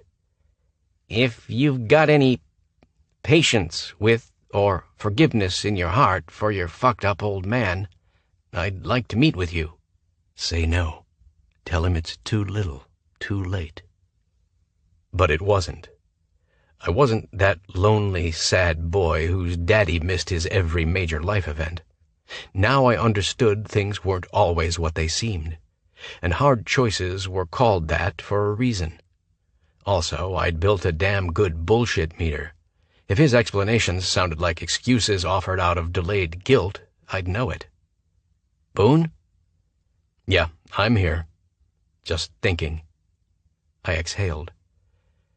"Where and when do you want to meet?" "I've got to drop a load in Flagstaff sometime in the next month or so. Could you meet me there? If not, I can drive into Phoenix." "Flagstaff will be fine." "Thank you." Silence. As I started to remind him that if his plans changed and he had to back out, which happened more often than not, he returned to the line, his tone gruffer than before. "I ain't gonna cancel on you, Boone, not this time. You've got no reason to trust in my promises after all the times I broke them, but I have changed. I'd like you to give me a chance to prove it." That defensive shield I'd honed popped up automatically. I said, "We'll see," without conscious thought. "Looking forward to seeing you. It's been too long. Take care." I punched the end button and checked the timer on the screen. The conversation, at 3 minutes and 18 seconds, was the longest I'd ever had with my dad on the phone.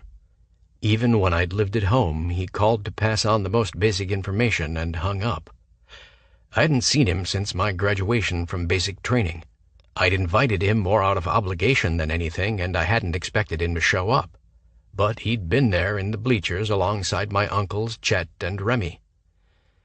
My mom's claim of being too broke to come was probably the truth, but even if she'd just won the lottery, she would have skipped it. Since she and my dad hadn't married, the three of us had never been a family unit. She'd ended up pregnant 2 more times, so I had a half-brother and a half-sister. Their dad had lit out as soon as he discovered that my mom couldn't take the kind of beatings she dished out to her kids. Sometimes I forgot what a shitty childhood I'd had. You haven't forgotten. You've just buried it. Addiction, abuse, neglect has no part in your life now. How much stuff would this conversation with my dad dredge up? When he didn't have a fucking clue about some of the crap I'd gone through because he hadn't cared enough to be around. "Boone?" My gaze snapped up from my shoes. At some point I'd sat on the bench and Sierra stood right beside me. I'd gotten lost, which was why I rarely let myself revisit the past. "Hey, sorry. Is everything all right?" During the year Sierra and I had been friends, I found myself telling her things no one had ever bothered to try to pry out of me. I hadn't found that kind of acceptance again until I'd become friends with Raj, and I hadn't looked for that kind of connection with another woman. Is that why you're so adamant about rekindling your relationship with her? To prove to her that you aren't the same bitter boy, but knowing she'd understand your past helped mold you into the guy you are now? A warm hand touched my cheek. I blinked and tipped my head back to look at her. "Boone, what's going on?" "Had a weird phone call." "Do you want to talk about it?" My gut tightened. That sweet concern sounded so much like my Sierra from years past.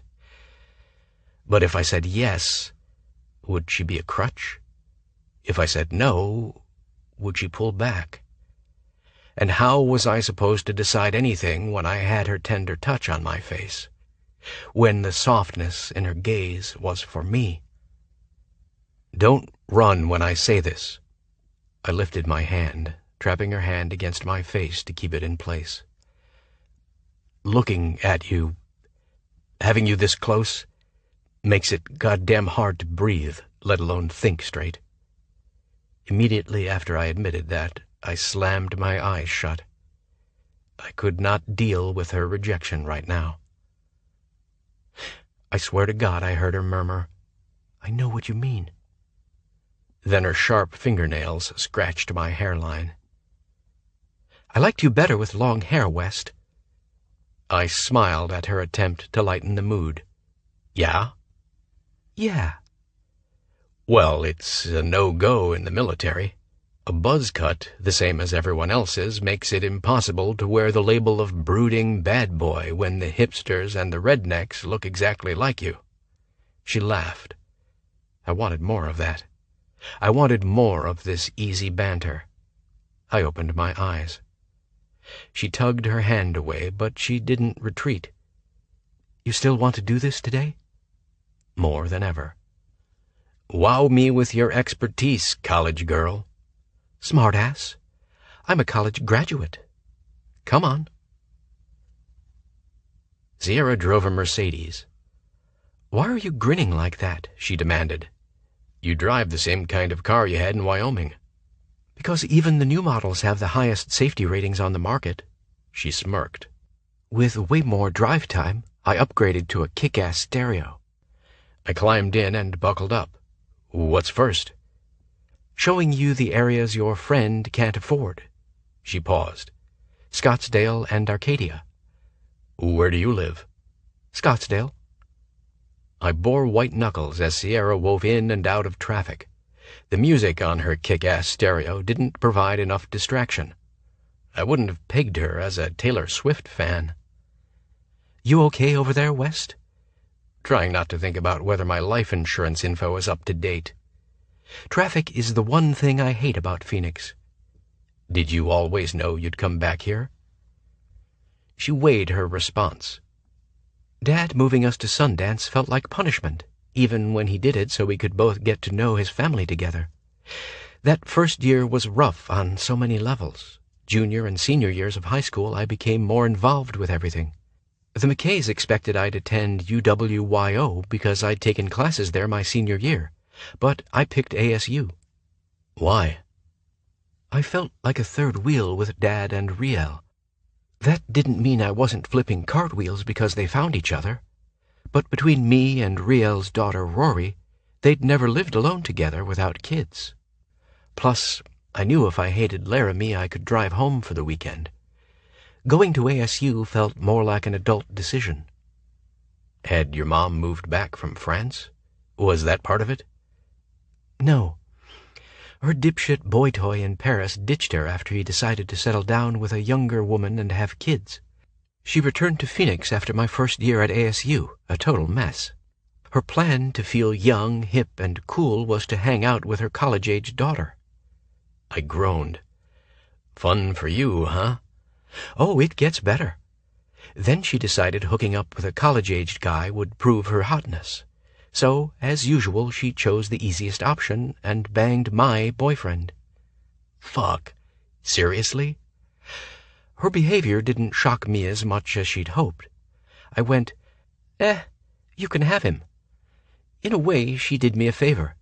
The guy was a total, "Sup, bro, frat boy douchebag with a small dick and smaller ambitions." I had no idea what the fuck to say to that. Did I laugh? She acted unaffected now, but it had to have pissed her off when it had happened. "Oh, so now you don't have anything to say?"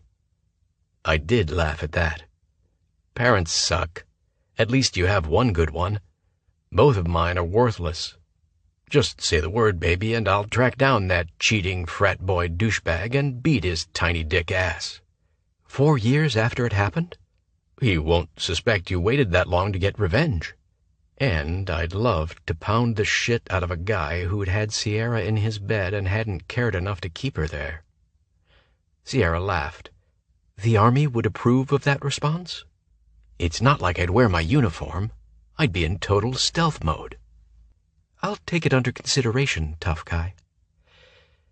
During her thorough tour of the city, I listened to her spiel without much comment because I liked the sound of her voice, and I appreciated seeing the area through her eyes.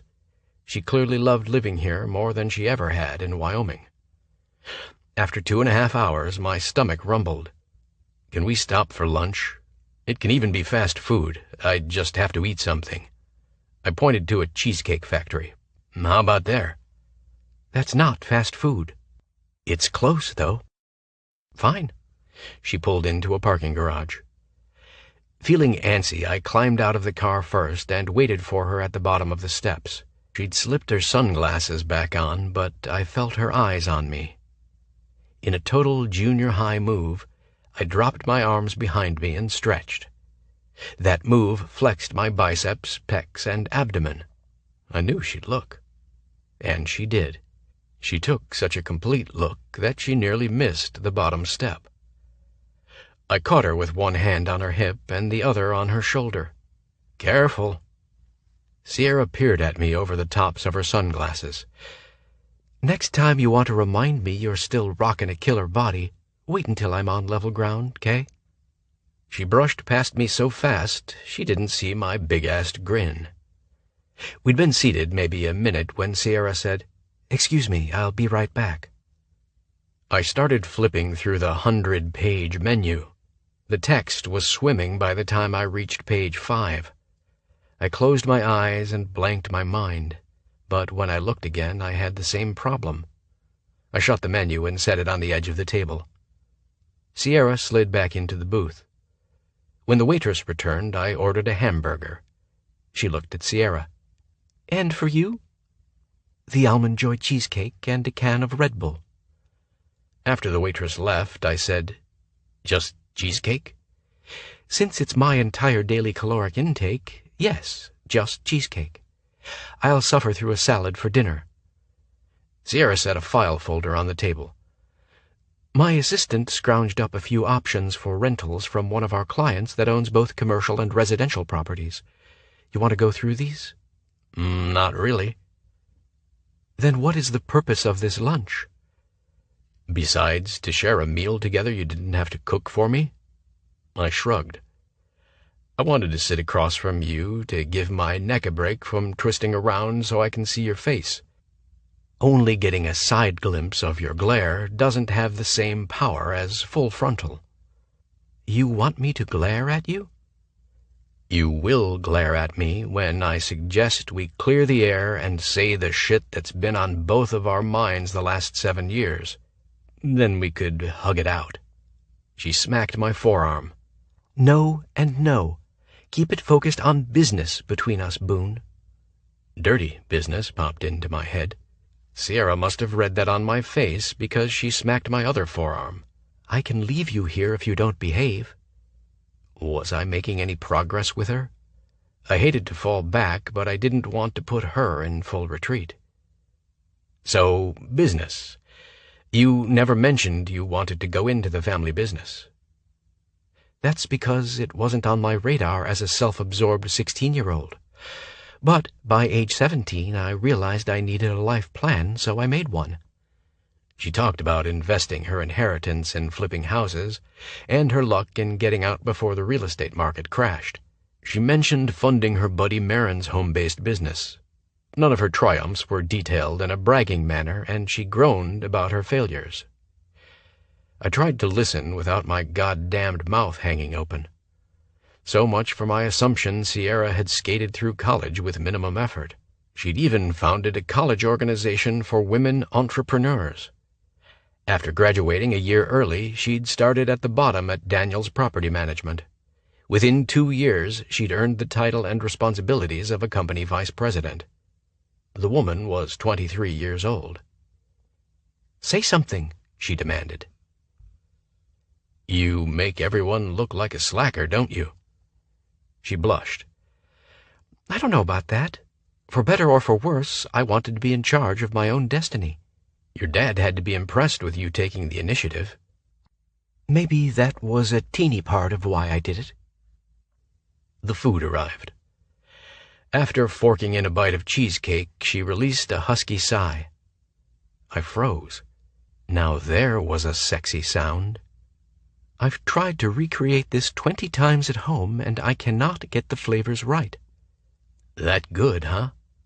She sliced off another chunk, closed her eyes, parted her lips, and paused with the fork halfway in, balanced on her tongue. My groan rivaled hers when she closed her mouth and slowly slid the fork out. Fuck me.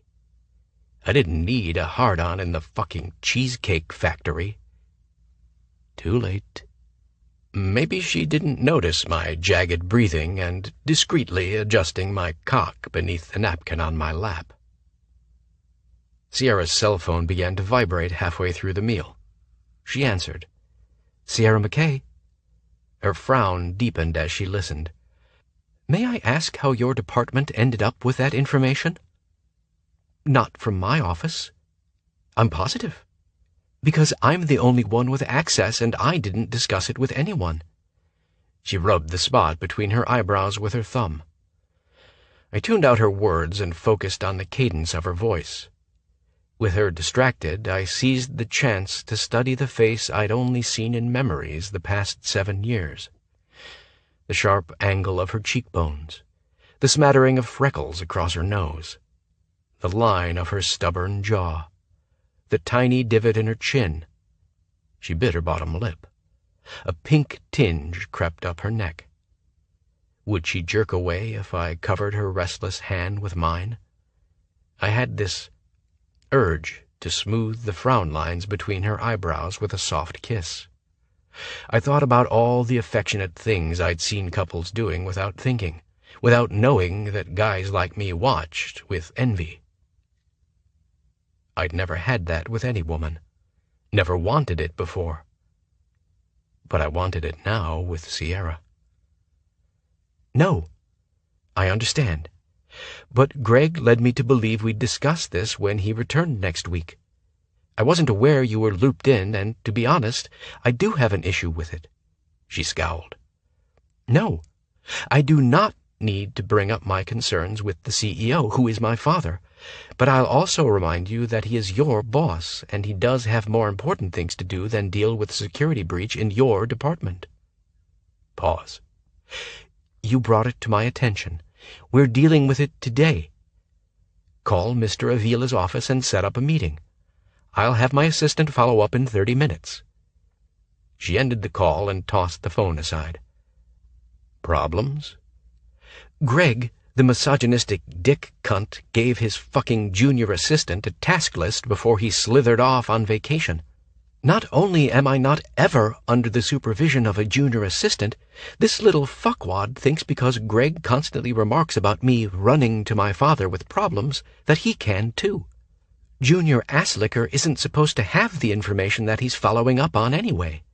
But it is a breach of protocol, and now I have to speak with Greg's supervisor, who respects me even less than Greg. Dick cunt? She glanced up with a sheepish smile. The term covers both sexes insult-wise, so I can assure myself I'm not sexist. I laughed. She shoved her plate of half-eaten cheesecake aside and drained her Red Bull. I have to return to the office. I figured.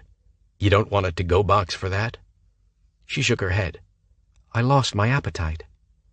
I refused to let her pay for lunch. She was on her phone almost the entire drive back. After pulling up to the main entrance, she turned toward me. Any questions? I want to see you again. Any questions about Phoenix? She reiterated. I want to see you again in Phoenix, someplace besides your office. That wasn't a question. That was a demand. I shrugged. We still need to have that talk. There's nothing to talk about, Boone. Fuck that. I leaned across the console. It sucked hanging out with me today so much that you don't want to do it again? This was about business. That's the only reason I agreed to help you. Sierra, you are so full of shit. Be honest with me, for Christ's sake. Like you're being honest with her? She opened her mouth. I braced myself for her denial, but she exhaled loudly.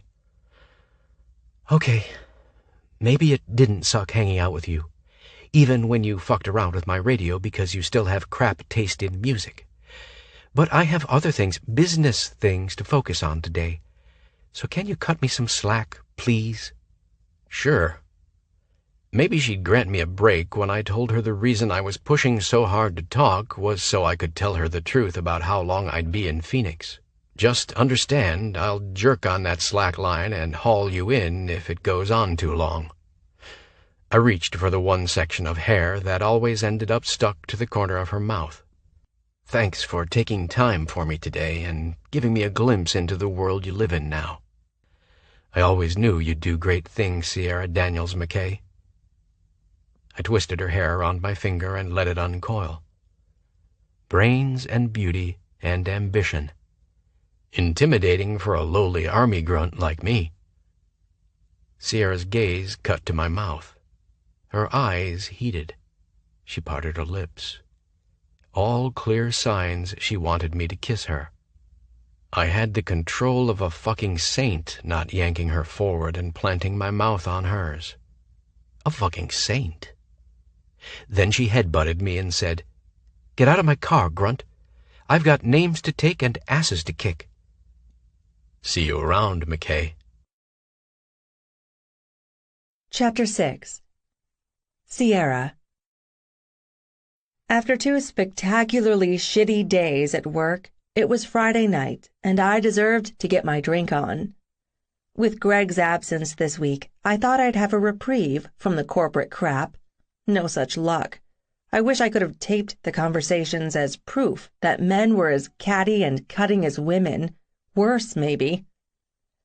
At one point, I had to bite my tongue to keep from demanding that Greg's junior assistant, Peterson, drop his trousers so I could affirm that he did indeed have balls.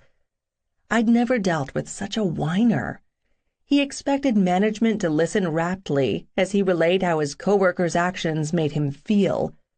Evidently, his emotional outbursts didn't make him feel like a whiny douchebag who needed his ass kicked. That's when I'd drifted into my Fight Club fantasy and imagined choking him out with my knee in the spot where his balls used to be. The one upside to the week, besides seeing Boone twice, was using my frustration to move mountains.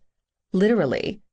Lou had claimed a corner of the backyard as a place to showcase her landscaping design work.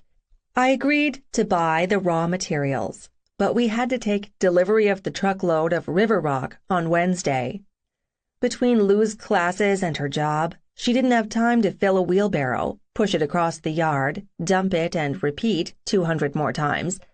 Not really that many times, but it had sure felt like it. Surprisingly, physical labor turned out to be awesome therapy for me, better than baking. Anger gone, muscles so sore I fell into a near coma after soaking in the hot tub. Plus, I had actually shocked my normally unflappable roommate. She'd expected to come home to a pile of muffins, cookies, pies, cheesecake, and brownies. Baking was my go-to stress reliever. But Lou hadn't let me off the hook when I'd mentioned that spending time with Boone had been the only upside to my Wednesday. She'd reiterated her bone Boone and bail stance, and then she'd gone to bed, leaving me to wrestle with figuring out what he wanted to talk about. Why couldn't Boone just say, "Hey, McKay, let's have a beer after you get off work, swap stories about what we've been doing the last 7 years, and I'll tell you what's on my mind"? I might have said what the hell, but the way he kept saying, "we have to talk," I heard the dun-dun-dun of ominous music in my head and wanted to run the opposite direction. After this week's sensitivity sessions, an even worse scenario tormented me, that somehow brooding Boone had become in touch with his emotions, like that fucker Peterson, that Boone might expect me to finally vocalize my hurt and disappointment to him about his decision to go off in pursuit of his life goals and dreams. Screw that. Maybe we ought to discuss how much of a dickhead move it had been when you'd given me, half an hour notice before you skipped Wyoming for good. Because how I felt about it now? Immaterial. How I'd felt back then? Broken-hearted and pissed off. But that wasn't news to either of us. So what purpose did talking about it now serve? None for me. Guilt was his issue. He could deal with it. Right now, I didn't want to think about anything but tracking down the keg. If I got slam-a-lammered, my cousins would let me crash with them. Apparently, I amused them in that state, which was pretty rare for me. I parked down the street from the house my cousins lived in. They'd had a rough freshman year living in the dorms. Over the summer, I'd debated on asking them to live with me. I had enough room, and we all got along well. Then Kai's cousin Mace Morrison had relocated to Phoenix to play hockey professionally for the Scorpions, and he'd bought a McMansion with his signing bonus. So the pro hockey player, the football player, the rodeoer, and the chess clubber all coexisted happily in McJock Central. And seeing the clusters of people filling up the driveway and spilling out the front door, I couldn't imagine living with this mess. I might love parties, but it'd drive me batshit crazy to face the after-party destruction the following day. I was about 2 steps away from having OCD because I couldn't function without orderliness in my personal space. A few of the freshman chickies gave me the stink eye when I passed by, especially when Tug Breckenridge shouted my name from across the yard and made a beeline toward me. The brute picked me up, tossed me over his shoulder, and sprinted with me, hanging upside down like a chunk of meat. Tug shouted, "Look what I found!" I smacked Tug on the ass. Not that he felt it.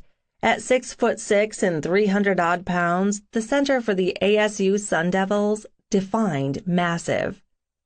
Tug had a thing for me, which I didn't exactly discourage. We flirted constantly, but if I ever took him up on any of his outrageous suggestions, the man would blush as red as his uniform. With my hair tangled in my face, I couldn't see, so I smacked Tug again, harder. "Put me down, brute!" "Stop tickling me, Nevada." Nevada.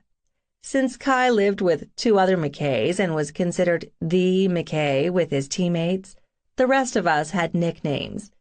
Hayden was Vader, Anton Cowboy, and I'd been saddled with Nevada. At least a few guys on the football team knew what the Sierra Nevada mountains were. Kyler said, "Put her down, Tug." "Man, do I have to? She's warm and soft and smells good." Tug sighed and lowered me to my feet. He even brushed my hair out of my face. Those gigantic mitts of his were surprisingly gentle. He grinned at me. "There's the gorgeous face I was missing. Girl, where you been?" "Out of town, sick, and trying to catch up." Hearing the word sick, Tug jumped back. "Whoa, sick? Contagious kind of sick?" "Not anymore." I slowly sauntered forward. "Unless you want to swap spit or exchange other bodily fluids." Just as I suspected, big, tough Tug stammered and took off. Behind me, a deep, sexy voice said, "I'll test the bodily fluid exchange theory anytime you want, Nevada." I whirled around and was face to face with Boone. My heart leapt and my pulse rate quadrupled. What was he doing at a college party? "What are you doing here? You've been out of college for 2 years."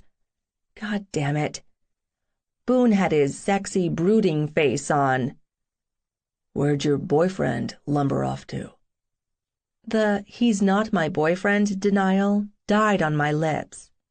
Instead, I tossed out, "Probably to get me a beer." More of his dark-eyed stare. "I wasn't expecting to see you here." "Wish I could say the same." He frowned at whatever he saw happening behind me. "This reminds me of that party we were at in high school. You remember." I try not to think about that party, for so many reasons. Boone's focus returned to my face. "I see it still doesn't bug you to have hair stuck to your mouth." He swept his thumb across the corner of my lips, loosening a few strands. My lungs seized up. Boone used to do that all the time, usually while complaining that my spit had glue-like properties. That simple touch had seemed so intimate back then. It still did. Then his questioning eyes were back on mine. What? Why is it I get this close to you, and I forget what the hell I wanted to say? Oh, right. Because you're usually chewing my ass about something I already said or did wrong. I smiled. You usually deserve it. He smiled back, and I had that cartwheeling sensation again. Maybe you'll get lucky and meet someone who doesn't annoy you like I do. You don't annoy me, Sierra. You frustrate me, but that's another conversation. Not going there. Have you met many people? This chick asked if I was in her art history class. I said no, and she still hung around. Well, yeah. Have you looked in the mirror lately? Some girls only come to these parties to bang a football player. And before you piss me off, no, that's not the reason I went to jock parties. Tug is the exception. Tug and I are just friends. I let him go He-Man on me because he's shy around women, and our back-and-forth bullshitting builds his confidence. The rest of the guys on the team are cocky. That's probably what Miss Art History recognized in you, that cockiness. His shrug said, "It is what it is." Props to him for not denying it. I'm surprised they're partying tonight when they have a game tomorrow. None of the starters are drinking booze. I pointed out a dozen team members in our vicinity. Water or energy drinks. Kai kicks them out early, and he's in bed before midnight. When I noticed Boone looking at me oddly, I said, "What?" I said it before, but I'll say it again. It's weird to think you're hanging out with Kyler. He used to bug the crap out of you on the bus. You'd hide from him in the back seat, remember? Wrong. I sat in the far back because that's where Boone always sat. There's nothing more obnoxious than a 12-year-old boy, so anything is an improvement. He grinned. Why didn't we throttle the McKay-Keteers every day when we had the chance? We? I poked him in the chest. You stopped riding the bus. I still had to deal with them. I would have preferred being on the bus to working 2 jobs. Hayden caught my eye and started to jog over. Speaking of the McKay-Keteers. Hayden dropped his arm across my shoulder for a one-armed hug. Sup? He saw both my hands were empty. You're not drinking tonight? I've yet to reach the keg, and I'm in dire need of a beer. I'll grab you one, Boone said, and he was gone. Hayden caught me watching Boone walk away. I bristled. What? You two are acting awfully cozy. Cozy is not the word that comes to mind with Boone. He's as cozy as a grenade launcher. He said the same thing about you. Hayden stepped in front of me. Just watch yourself with him, okay? Sex-it and exit Hayden had the balls to issue me a warning? Asshat. Formerly the shyest of the McKay-Keteers, the lone blonde of the trio had shot up and bulked out. Now a super hottie with charisma and brains galore, he'd made a name for himself as the sweet talker who could charm any woman into his bed. Aw, look at you, man-whore, concerned for my virtue. I patted Hayden on the cheek. Don't worry that pretty head of yours, Brainiac. The only thing I'm making with Boone is conversation. He laughed. Oh, right. I give it a week before you get you some of that, 'cause he is as hot for you as you're pretending not to be for him. Just keep it casual, true? Whatever. You coming to the game tomorrow? Have I missed a home game yet this season? I'd become a huge football fan over the years. Watching my talented cousin killing it on the field just kicked up my excitement level. No, football fanatic. He punched me in the arm. I can't wait to see how bloodthirsty you get at Mace's hockey games this year. Since the Scorpions were consistently at the bottom of their division, we scored great season tickets for fairly cheap. Mace had blushed when I showed him the Scorpions jersey I'd bought sporting Morrison on the back and asked him to sign it. There's an extra ticket floating around at tomorrow's game. You should invite Lou. Lou has to work. I returned his punch to the arm. It was our thing from our school bus days. And dude, stop bird-dogging my roomie. She will chew you up and spit you out. Or she might prefer a taste of Wyoming sage in her man meat. He smirked.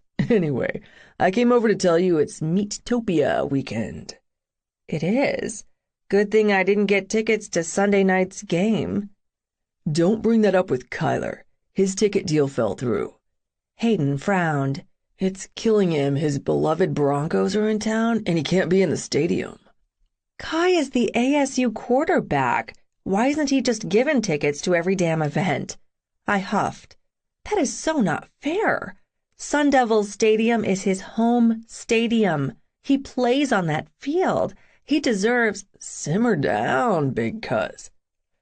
Boone returned with the beer before I could retort. His gaze winged between me and Hayden. Is everything all right? Sierra just gets head up when it comes to family. Hayden squeezed my shoulder in a half-hug. That's why she needs a beer. He plucked it from Boone's hand and passed it over to me. That was fast, I said to Boone. I told Tug it was for you. He sipped his beer. Both cups, actually. Then he said he admired a chick who could drink like she had a dick. Tug's been influenced by Lex, Hayden complained. Then he looked at me. Have you talked to Lex tonight? I shook my head. I didn't know he was here. I saw him inside. He asked about you. What was Hayden doing? Trying to piss me off and warn Boone away? The exact opposite happened. Boone growled, Who the fuck is Lex? Another football player who's so freaking shy with all the grid bunnies that he needs your special help too? And I'm done here. I'll find people to talk to who aren't judgmental dickheads. My first thought as I walked away, don't stop until you get to your car. My second thought, even a crappy conversation with Boone at this party was better than how things transpired at the first and only party we'd ended up at in high school. I hadn't planned on running into him that night either. Now I was running again, away this time. I cut across the lawn, searching for a spot in the dark shadows of the house where no partiers would find me. I slumped against the stucco and sipped my beer. Warm. Yuck.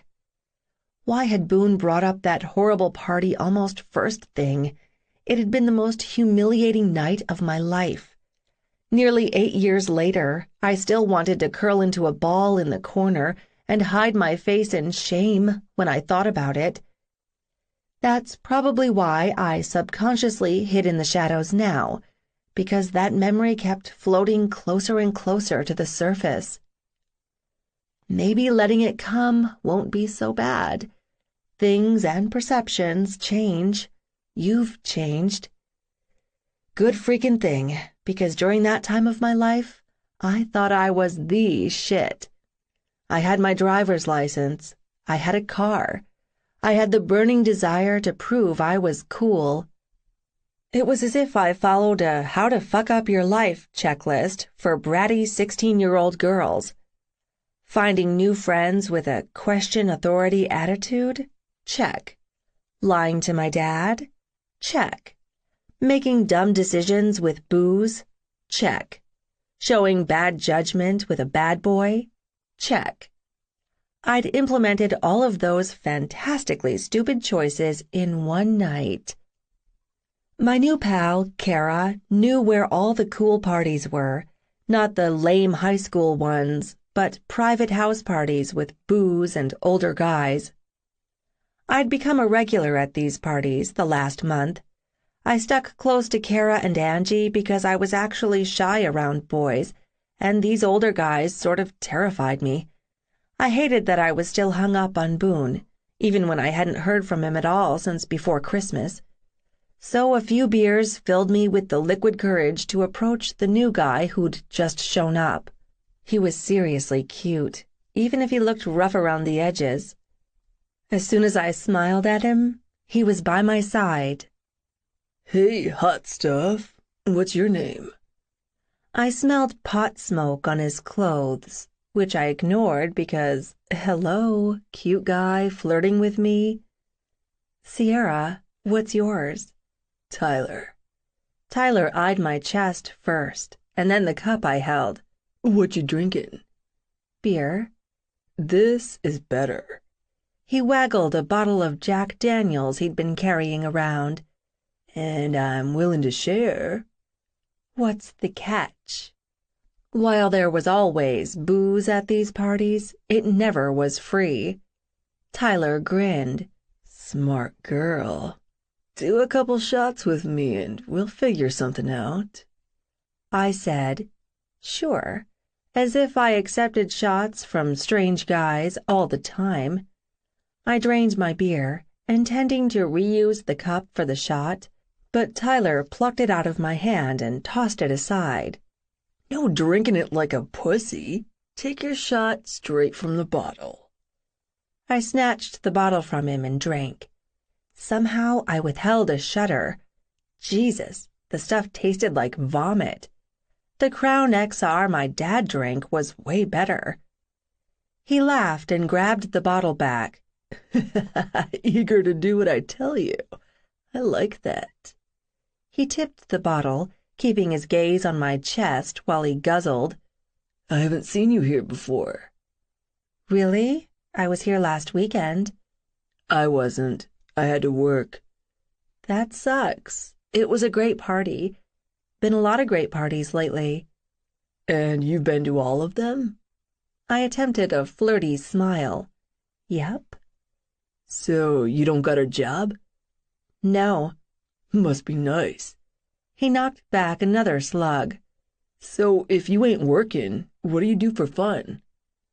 "I've been stuck at home for a few months without wheels, so it's been a long time since I've had any fun. I've been making up for lost time." "Then you're in luck, 'cause I can think of a whole lot of ways we can have fun together tonight." He passed the bottle back to me. "Drink up and drink deep." I held my breath and managed to swallow another huge mouthful, but I didn't stop the shudder. "Gets better by about the 5th shot.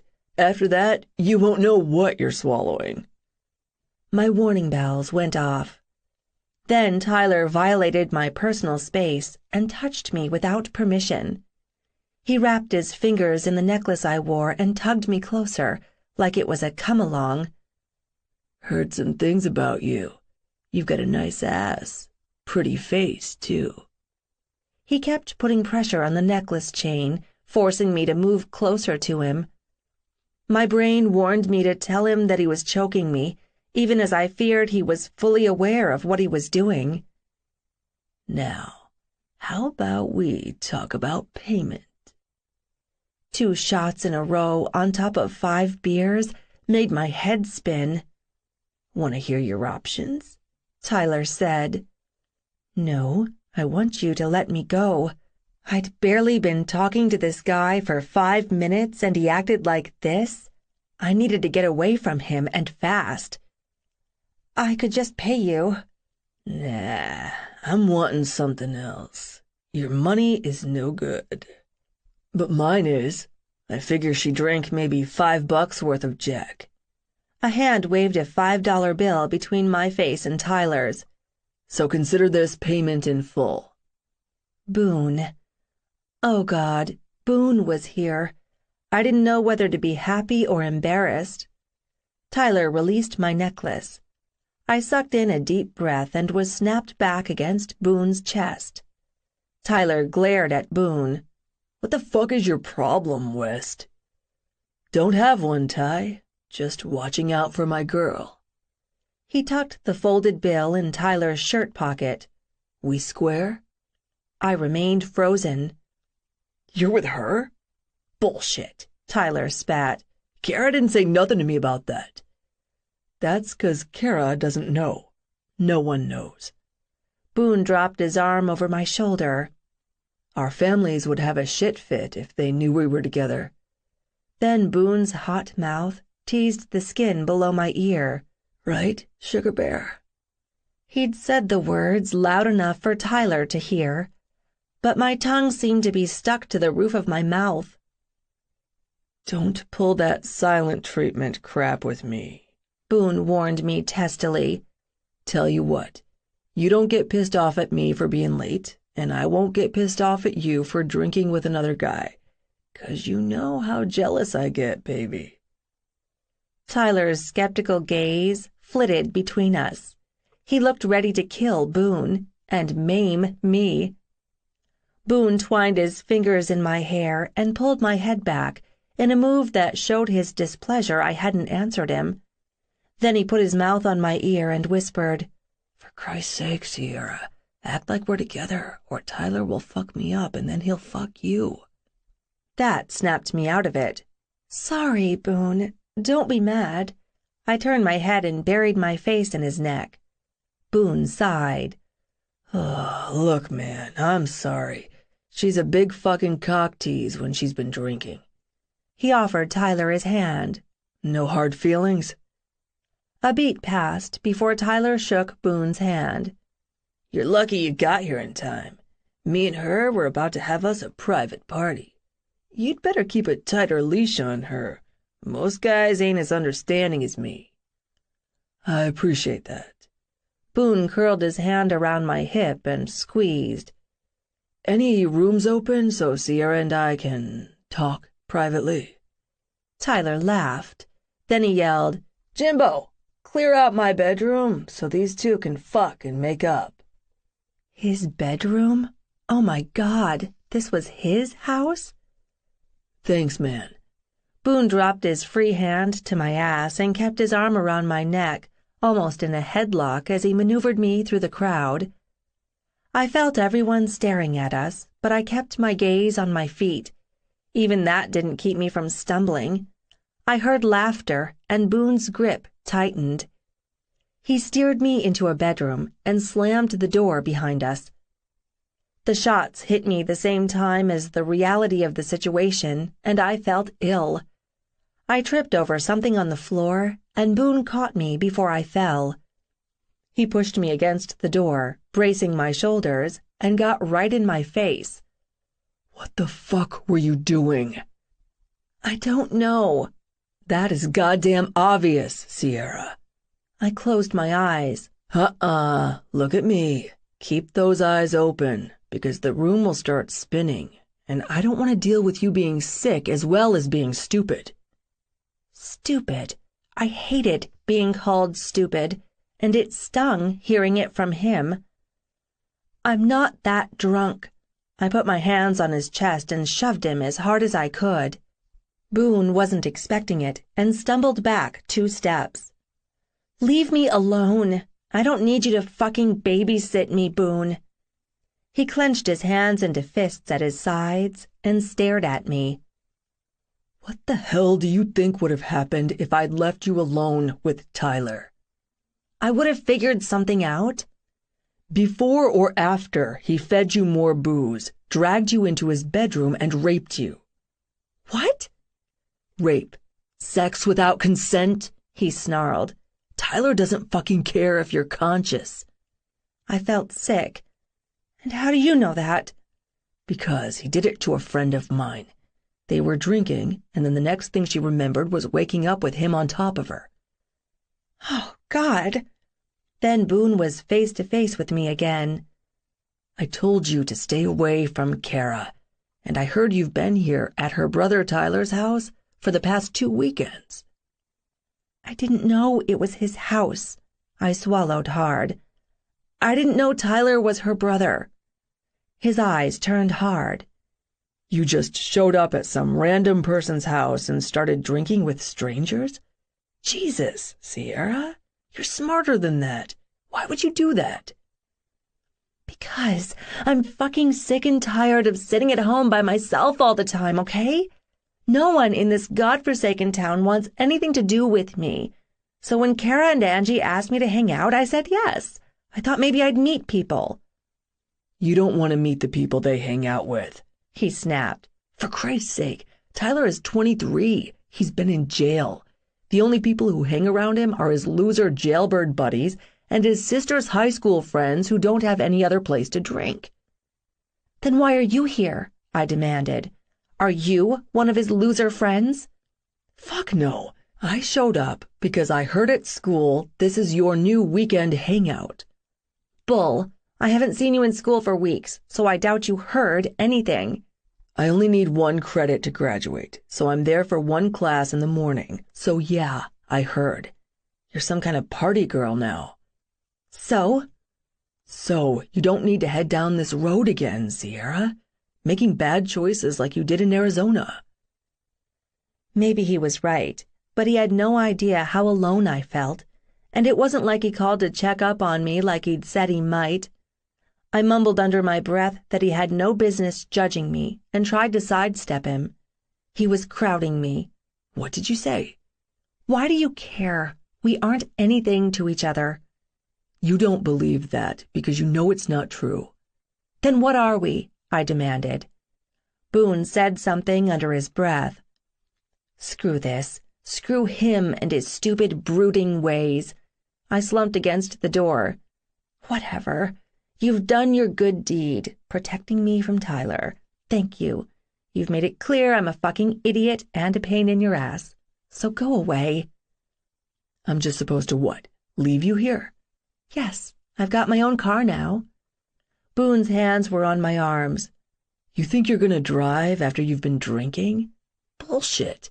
What the fuck is wrong with you?" I twisted out of his hold. "I wasn't going to leave right now, asshole.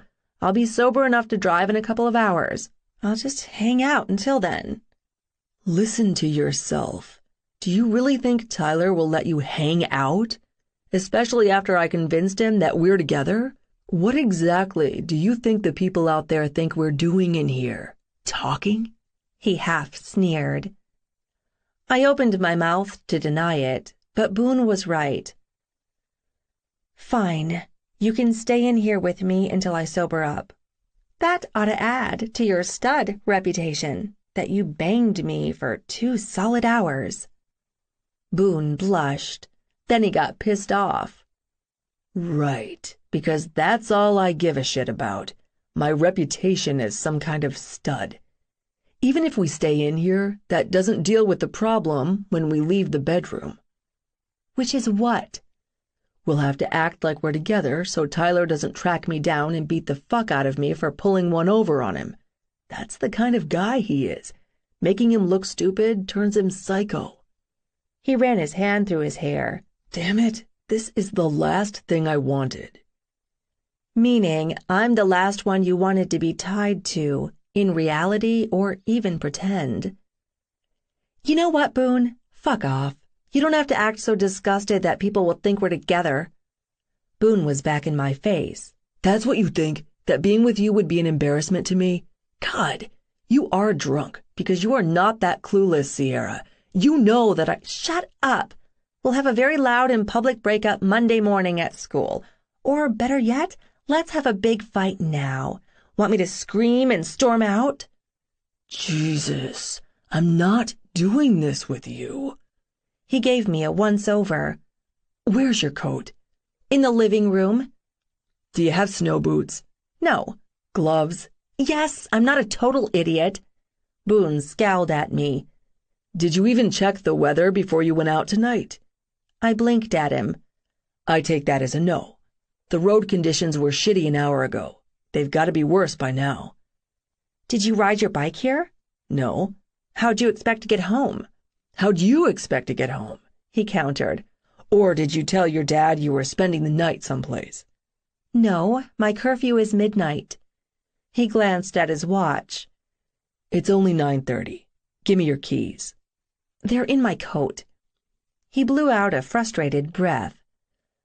"When we get out there, go ahead and act like you're mad at me." "Won't be an act." I flashed my teeth at him. Boone jammed his hands into my hair and messed it up. He popped the button on his jeans. Then he pulled my shirt down my arm, exposing my bra strap. There. At least it looks like we've been going at it. My head pounded, and I just wanted to leave. He held on to me tightly as he opened the door. A few catcalls greeted us. Kara and Angie sidled up to me. "Oh my God, Sierra, why didn't you tell us you were with Boone West?" "Because I'm not." "Is that why you ignored all the guys hitting on you the last month?" Kara asked. "I guess that's a better secret than what we thought." "Which was what?" "That you're a virgin working up the nerve to ask one of these guys to pop your cherry. That's why I wanted you to meet Tyler." Boone made a growling noise that sent weird chills up my spine. That memory faded, and the present came sharply into focus. I'd heard that snarl earlier, when Boone thought I was with Tug, when Hayden had mentioned Lex. Now I realized Boone had made that same sound after Kara had mentioned Tyler. Not because Boone had been mad at me that night, because he'd felt possessive of me. Then and now. Get the fuck out. Maybe I did need to talk to him after all. Chapter 7. Boone. I played it cool, not chasing after Sierra, when everything inside urged me to go after her. "What's up with you and her?" Hayden asked. "We're talking." "But you'd rather be doing?" I spared Hayden a dark look, but didn't respond because it was none of his fucking business. "Watch it with her," Hayden warned. "Sierra is family. I get that sounds stupid because you're family too." "But," I said without looking at him. "But you vanished out of everyone's life, Boone. I've been around her a lot more than I've been around you, so if I fuck with her, you'll fuck with me. Count on it. Sierra isn't as much the ballbuster outside of work as she pretends to be. Guys who zero in on vulnerable shit like that piss me the hell off. Guys like you." He laughed. "Fuck you very much, cuz, but no, I was talking about you." "Me? Games ain't ever been my thing, college boy." "From what I understand, you'll be living in Phoenix, joining the ranks as a college boy soon enough, so stand down," Hayden said, the edge in his tone sharp enough to get my back up. Who else had Kyler told? If that asshole told Sierra the truth before You could have told her. You should have told her. She'll kick your balls into your brain to see if that'll shake some sense loose, because you obviously ain't got any. "Hey, soldier, are you listening to me?" I refocused on Hayden. "What? Did I miss another threat?" "A suggestion. If your eye-fucking turns into real fucking, don't make promises to her that you can't keep." Hayden walked off. Standing there alone, holding a foamy, lukewarm beer I didn't want, I was tempted to chuck it all and head back to Raj's. My phone buzzed with a text from my younger sister. "Oakley, I'm bored. Tell me you're doing something fun." I set my beer on the ground. I sucked at texting and had to totally focus to do it. Me, at a party. "Oakley, jealous?" Me. "Don't be, it sucks. I want to leave. Why are you bored?" "Oakley, I'm babysitting. The kid crashed and there's nothing to do in this house." Me. "Homework?" "Oakley, oops, I forgot to bring it, smiley face, but I'm not failing any classes, yet." I snorted. My sister had been born with one of those brains that found anything science-related fascinating and easy to understand. Me. "You done with college apps?" "Oakley, my counselor has been really cool, so yeah, she's making me apply everywhere." I had a brief moment of panic.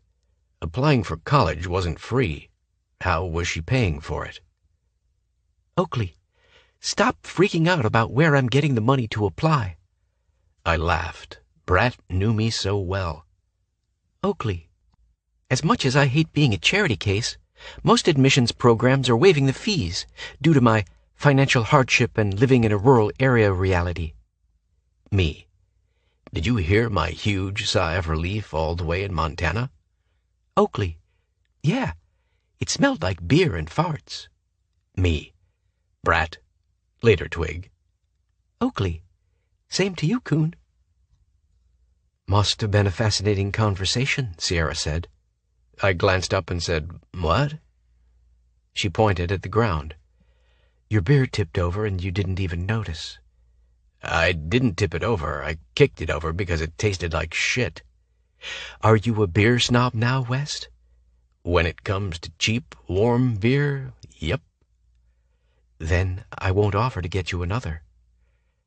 I crossed my arms over my chest. Couldn't find anyone who wasn't a judgmental dickhead? It's better to stick with the dickhead you know, so I'm back with you.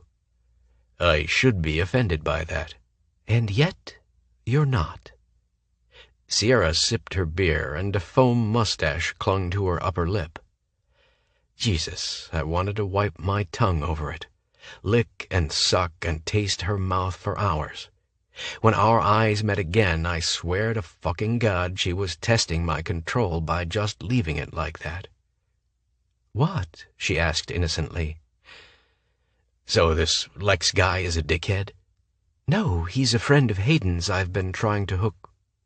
I do not want to hear about your hookups, Sierra, I snarled. She laughed and kept laughing. I leaned in and squinted at her. Are you high? What? I'd have to be high to find something you say funny?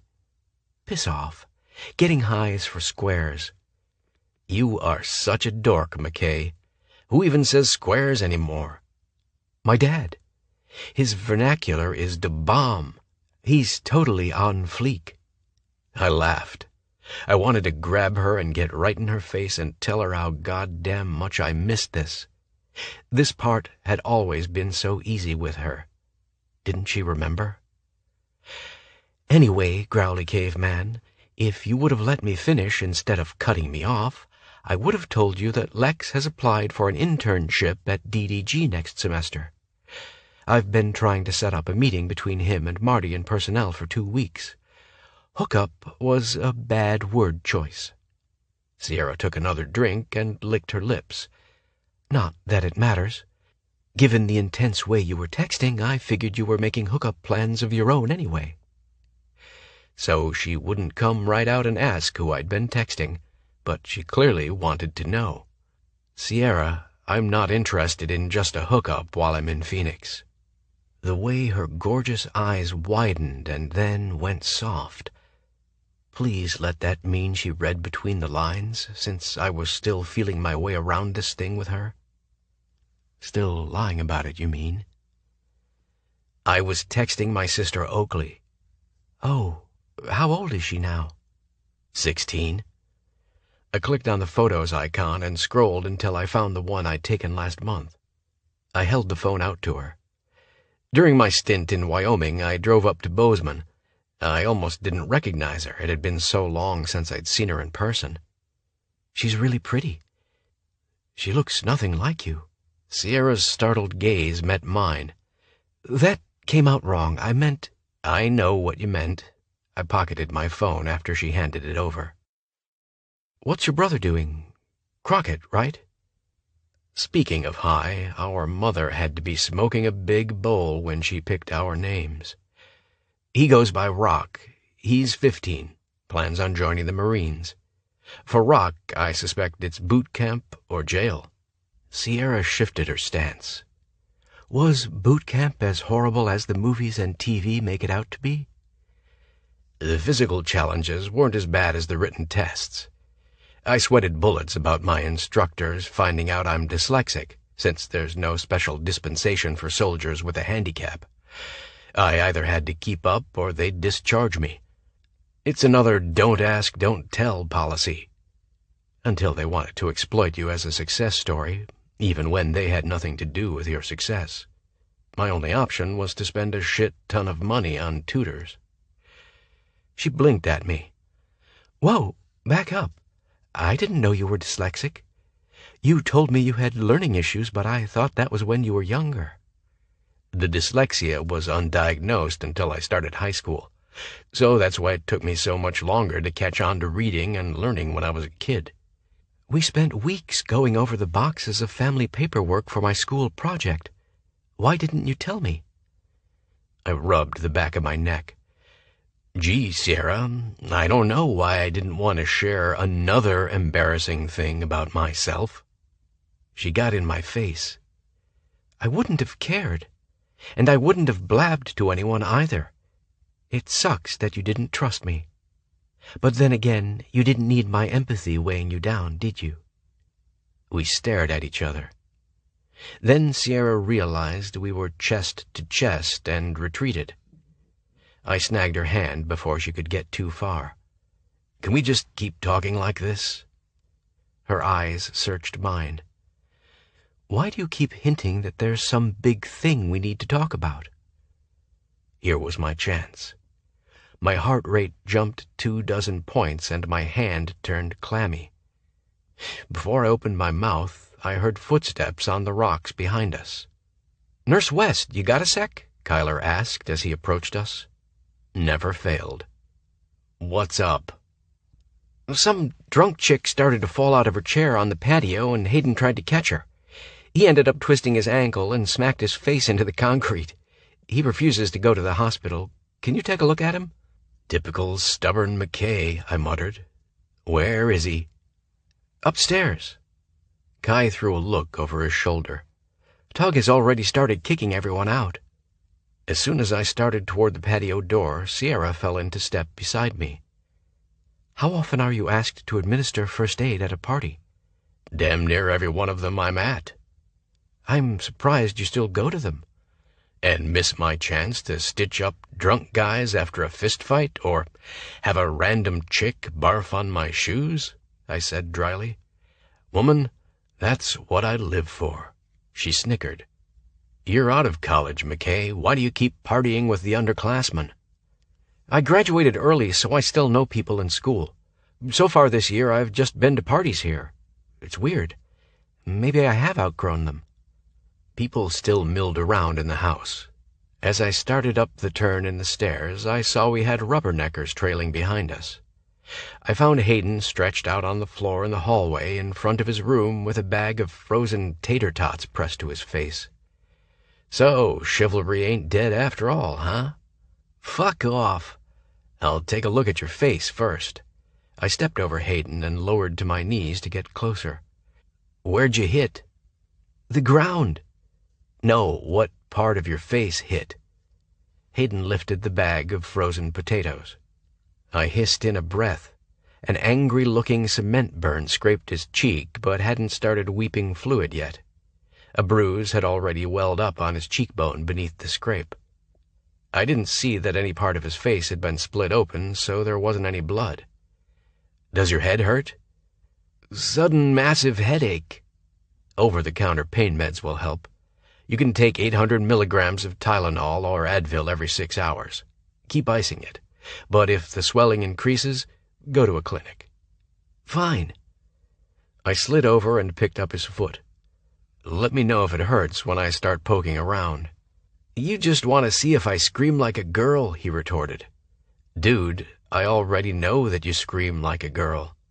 His lips twitched. Asshole. I slipped my hand beneath his calf. The area around his ankle was swollen. Did you hop or hobble into the house? Hopped up the stairs. Tried to hobble down the hallway, and when that hurt, I crawled. Did you feel anything pop? No.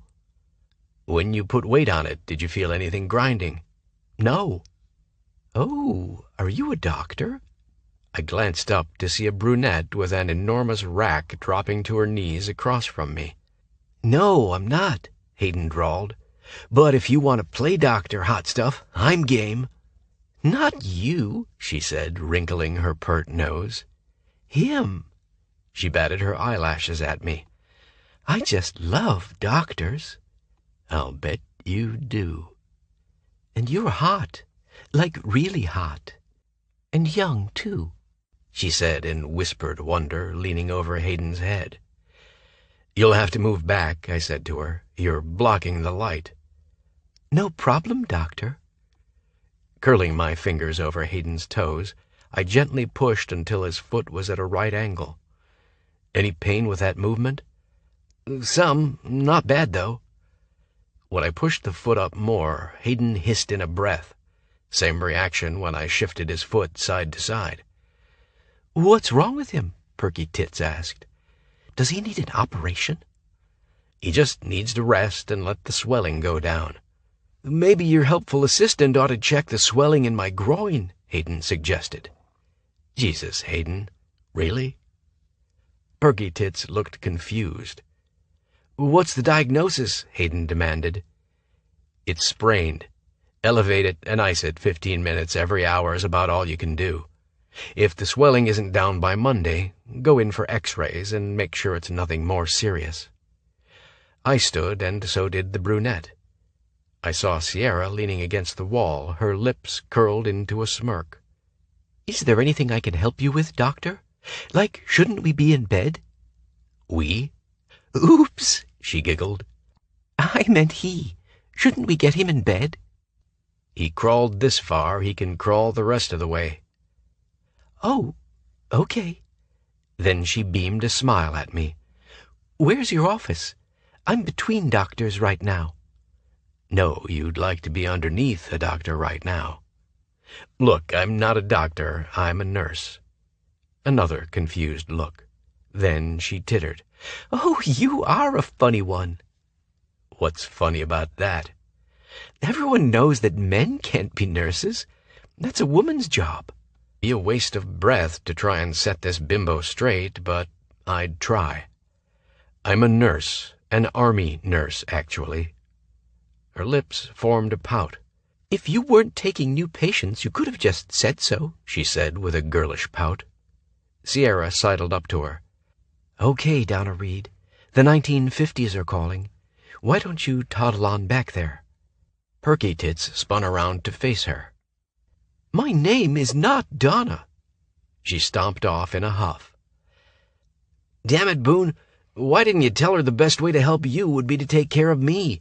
Letting me rest my weary, injured face in the soft pillows of her chest, Hayden said with a whine. For shame, Hayden McKay, Sierra said on a mock gasp of outrage. You'd take advantage of her giving nature? I would have given her back plenty, trust me.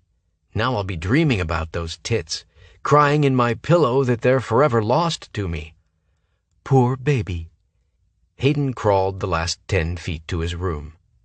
The hallway had cleared out, leaving Sierra on one side and me on the other. You had quite a little fan group there, Doctor. I scowled. You mean Perky Tits? I mean the half a dozen other women hovering while you examined numbnuts. I didn't notice. Don't bullshit me, West. You didn't feel the lovesick looks they shot your way? I locked my gaze to hers. No, I didn't notice. Know why? I started toward her, prepared to tackle her ass to the carpet if she attempted to run. When I'm around you, Sierra, you're the only woman I see. And before you toss out a smart-ass retort, I want you to really think about what I just said. Because you know damn well it's true. How many hot little co-eds were flitting around here tonight? I don't know. Neither do I. I paused to let that sink in. I didn't come here for them. I came here for you. Her breathing had gone choppy. Her face and neck were flushed. I pressed closer. How long you plan on playing this game of cat and mouse with me? That's what you don't understand. This isn't a game to me. You blow into my life and act like you have every right to be here. I do have every right. Wrong. You don't know me anymore. Not like you think you do. I'm trying like hell to change that. You shut me down at every turn. Every turn. The way I'd gritted that out sounded as if I'd swallowed gravel. But my gruff tone put fire back in her eyes. She slapped her hands on my chest hard enough I felt the sting as if I was shirtless. "Every turn? Really? We've seen each other 3 times. That's it. Just 2 days ago you swore that you came to see me in a professional capacity. So you don't get to act all growly and frustrated with me, fucker, because I haven't thrown myself at you." "Is everything all right?" Kai asked from the middle of the hallway. "It's fine. We're fine," Sierra answered. "We're discussing what came first, the chicken or the egg. It's always been a hotly contested debate between us." Her unique way of deflecting things hadn't changed. Totally smartass. Still made me smile. "So, what's the definitive answer?" Kai asked. I said chicken the same time Sierra said egg. "You two are so full of shit," Kai said. "Some of us more than others," she retorted. "Boone, before I kick you out, I forgot to ask if you need a ticket to the game tomorrow. I have an extra one." "Wish I could go, but I'm working the day shift tomorrow and Sunday." "Working," Sierra repeated with a frown. "Why are you working when you're on leave?" Fuck me. In my peripheral vision, I saw Kyler backing away, shaking his head at me, and Sierra saw it too. "Answer the question, Boone." "Because I'm not on leave anymore." "Then why did you tell me you were?" "Tuesday, when I saw you, I was on leave. Wednesday, when I saw you, I'd made some changes, so I wasn't on leave." "You can change your military duty status just like that?" she snapped. "Bull." "It's complicated." Her eyes turned hard. "Are you even in the Army?" "Yes, I'm in the Army." "Where do you live?"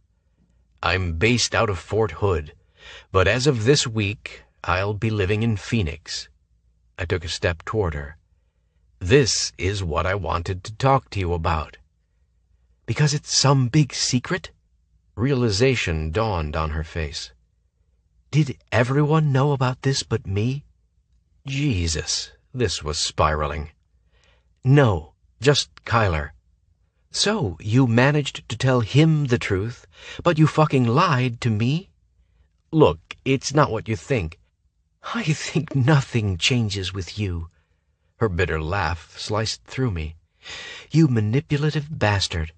The tour of Phoenix was to check out housing areas for you, wasn't it? Not for a friend. My army buddy Raj and I will be sharing a place, so technically—" "Don't offer excuses. Offer her an apology." "Sierra, I'm sorry. I didn't want you to find out this way. I told you we needed to talk." "Oh my God! You are not blaming this on me." The hurt in her eyes was more than I could take. "I'm not blaming you. Let's go someplace private where we can hash this out." "No, I can't do this with you, Boone. Not again." She started to back up. "I have to go." "Now? In the middle of our goddamn conversation?" "It's not a conversation. It's you trying to justify your dishonesty." "You're right. Sierra silenced me with a talk to the hand as she brushed past me and disappeared down the stairs. I waited, half hoping she'd storm back up after remembering something else she wanted to knock me down a peg for. But I heard the distinctive sound of a door slamming hard enough to rattle the rafters. Then I heard nothing but the silence of my own stupidity. I slid down the wall until my butt hit the carpet. I rested my forearms on my knees, tempted to hang my head between my knees, too. From down the hallway, Anton yelled, "Way to go, Romeo!" I held up my middle finger. Hayden crawled out of his room and sat across from me. "Dude, you suck at this. You need some serious advice on how to deal with women." Before I could tell him to fuck off, because, Christ, he was 19, and I hated that he was right, Anton said, "No, he needs a damn reality check. Boone, buddy, why are you doing dumb shit to screw this up with Sierra?" "I'm not doing it on purpose." "Really? So it was an accident that you lied to her about finding a place to live for your friend? An accident? You lied to her about how long you'll be in Phoenix? Hayden said skeptically. My head fell against the wall. When you put it that way. There is no other way. You lied. Twice, Anton inserted helpfully. What were you thinking? Within 5 seconds of walking into her office the first day, I fucking knew that even if it took me 2 goddamn years to convince Sierra we're meant to be together, it'd be worth any lie in the short term for a chance at the long term with her. Silence. I glanced up. Hayden pretended to knuckle away a tear. Asshole. Why didn't you tell her that just now? Kyler said. What was I supposed to do, tackle her? Sit on her and make her listen to me? I snorted. Right. Like you guys would have let that happen. I pointed at Hayden.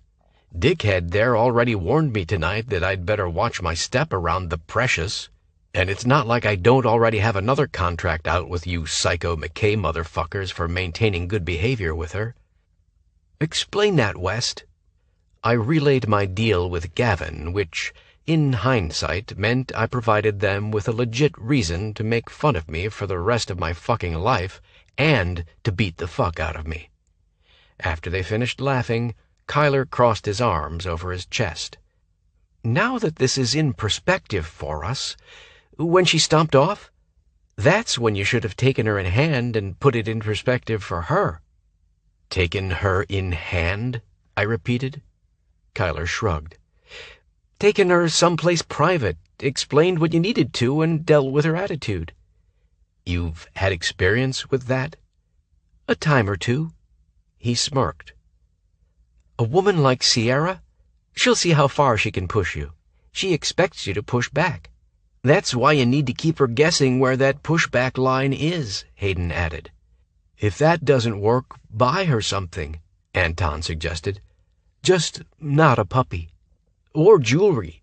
That's like saying, please wrap this necklace around my dick and assume you now own it, Hayden said with a shudder. I looked from Hayden to Anton to Kyler. You guys don't have a fucking clue about women, do you? Hayden cheerily said, Nope. Anton said, Does anyone really? Awesome. Thanks for nothing. But we are going to give you something, Hayden said. What? Another chance with Sierra, cynical fucker, Anton said. Come over Sunday night after you get off work for food and football, Kai said. Be ready to explain everything to her. Sierra gets mad fast, but she's not unreasonable.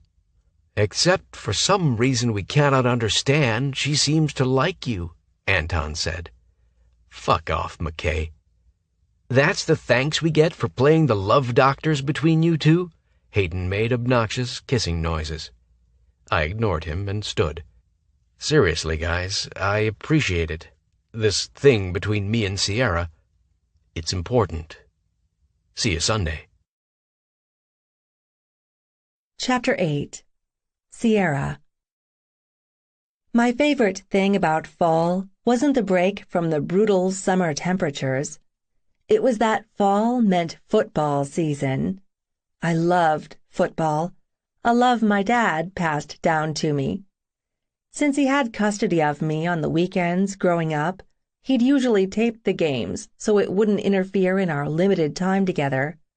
So when I became a cheerleader in high school and knew little about the gridiron, Dad insisted watching games would be the best way for me to learn.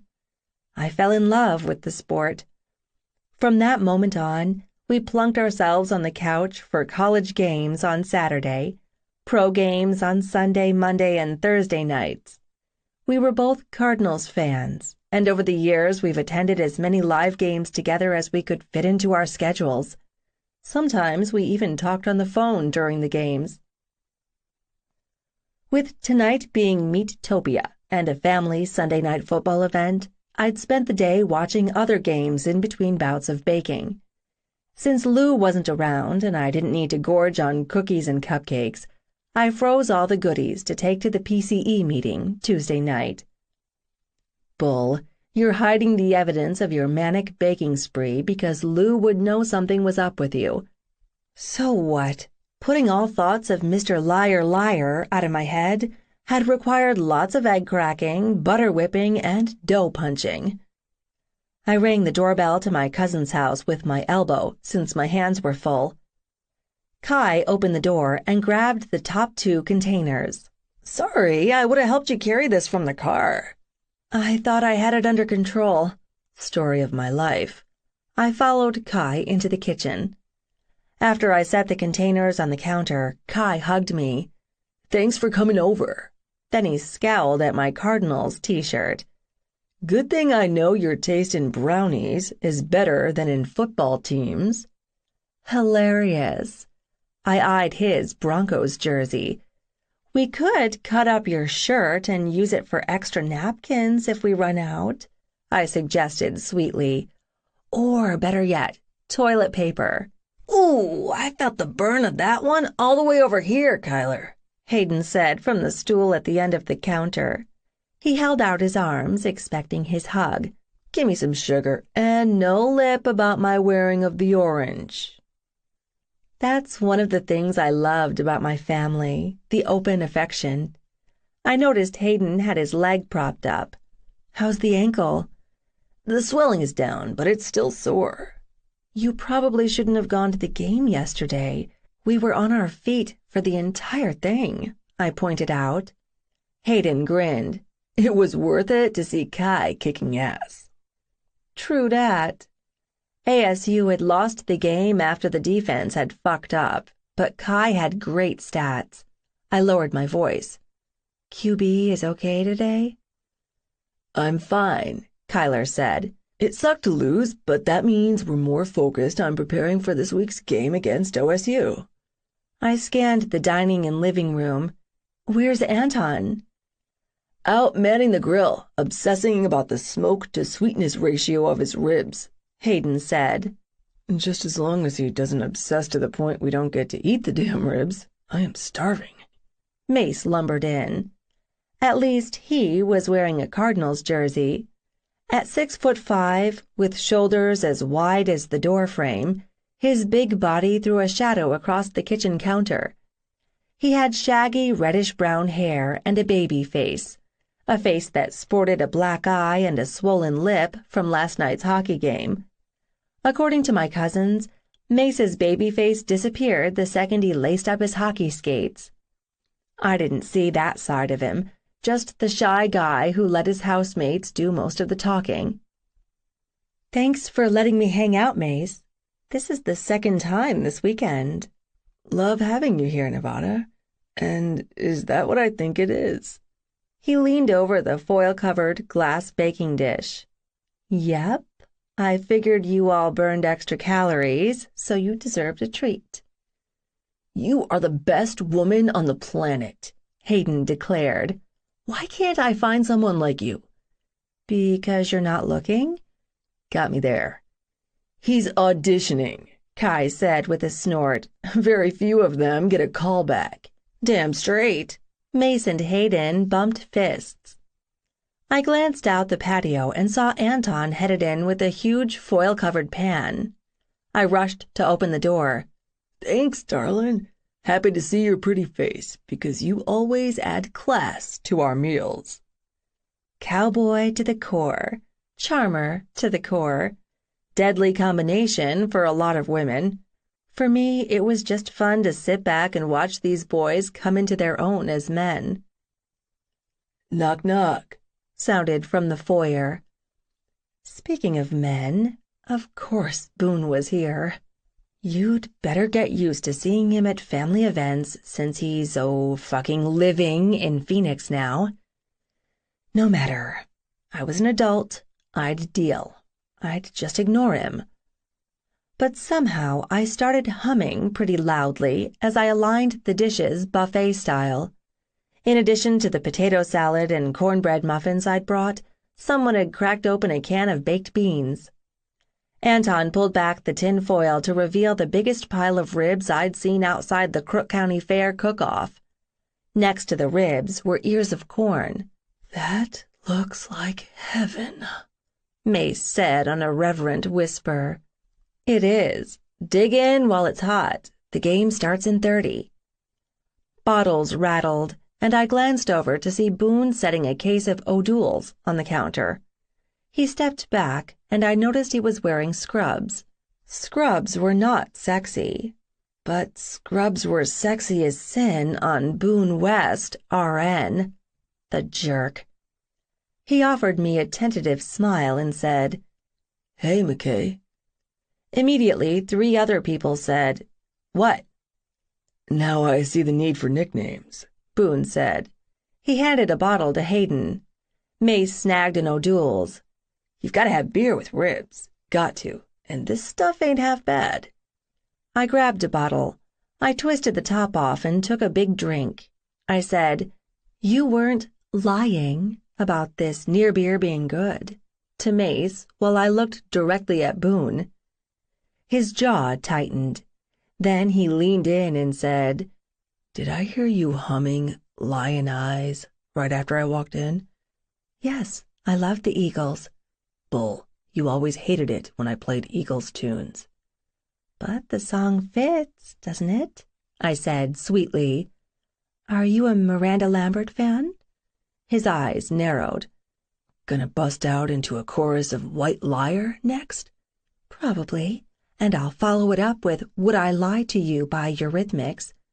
I considered tossing in Little Lies by Fleetwood Mac, but Motorhead's Don't Lie to Me is in line with my angry mood about the whole situation." "Christ, I'm sorry, okay?" "Heartfelt apology there, Scooter." I poked him in the chest. "Not okay. Not even fucking close to okay." He struggled to respond. I let him.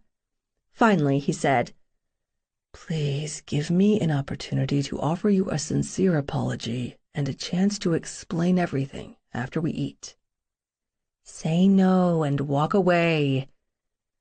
"Why should I care?" "Because you've wanted to see me grovel for a long damn time." "Not good enough." "Since you like tossing song titles at me, here's one that fits." "She Hates Me" by Puddle of Mudd, I snapped. "Good call on that one." "Wrong." Then Boone invaded my space. The expression in his dark eyes was somewhere between haunted and frustrated.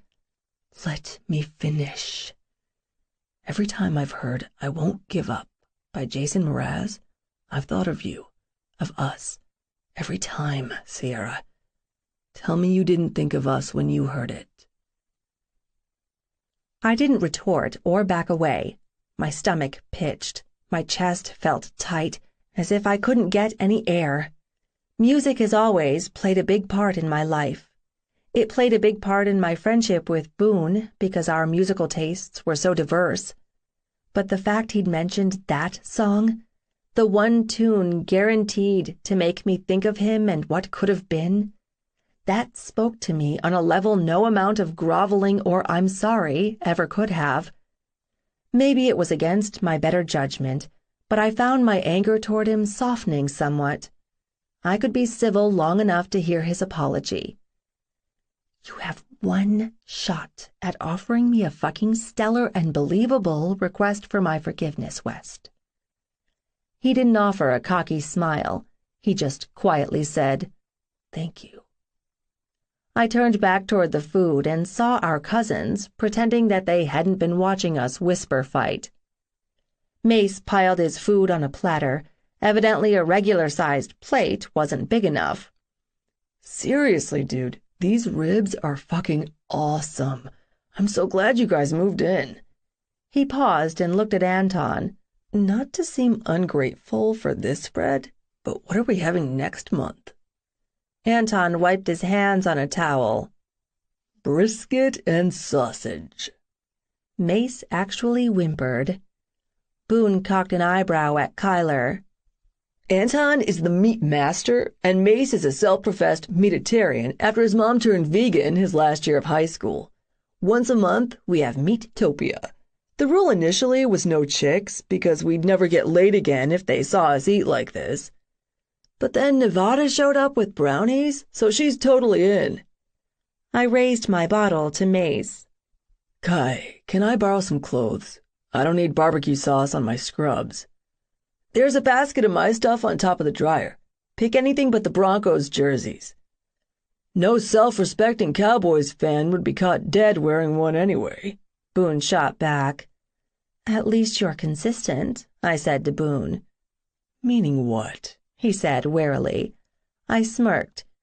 Your taste in football teams is as crappy as your taste in music.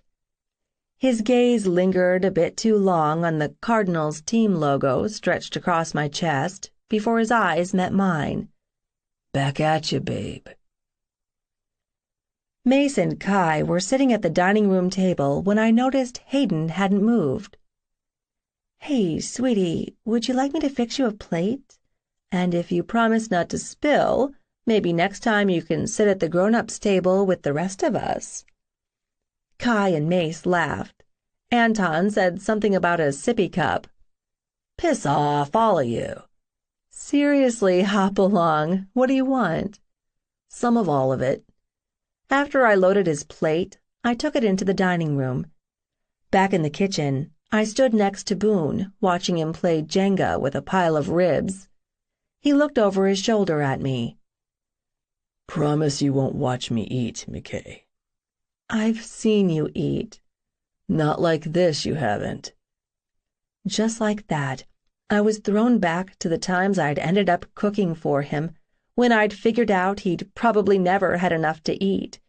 His appetite had gone beyond typical teenage boy eat everything in sight hunger to real hunger. This ain't my first Meatopia, soldier boy. See if you can keep up.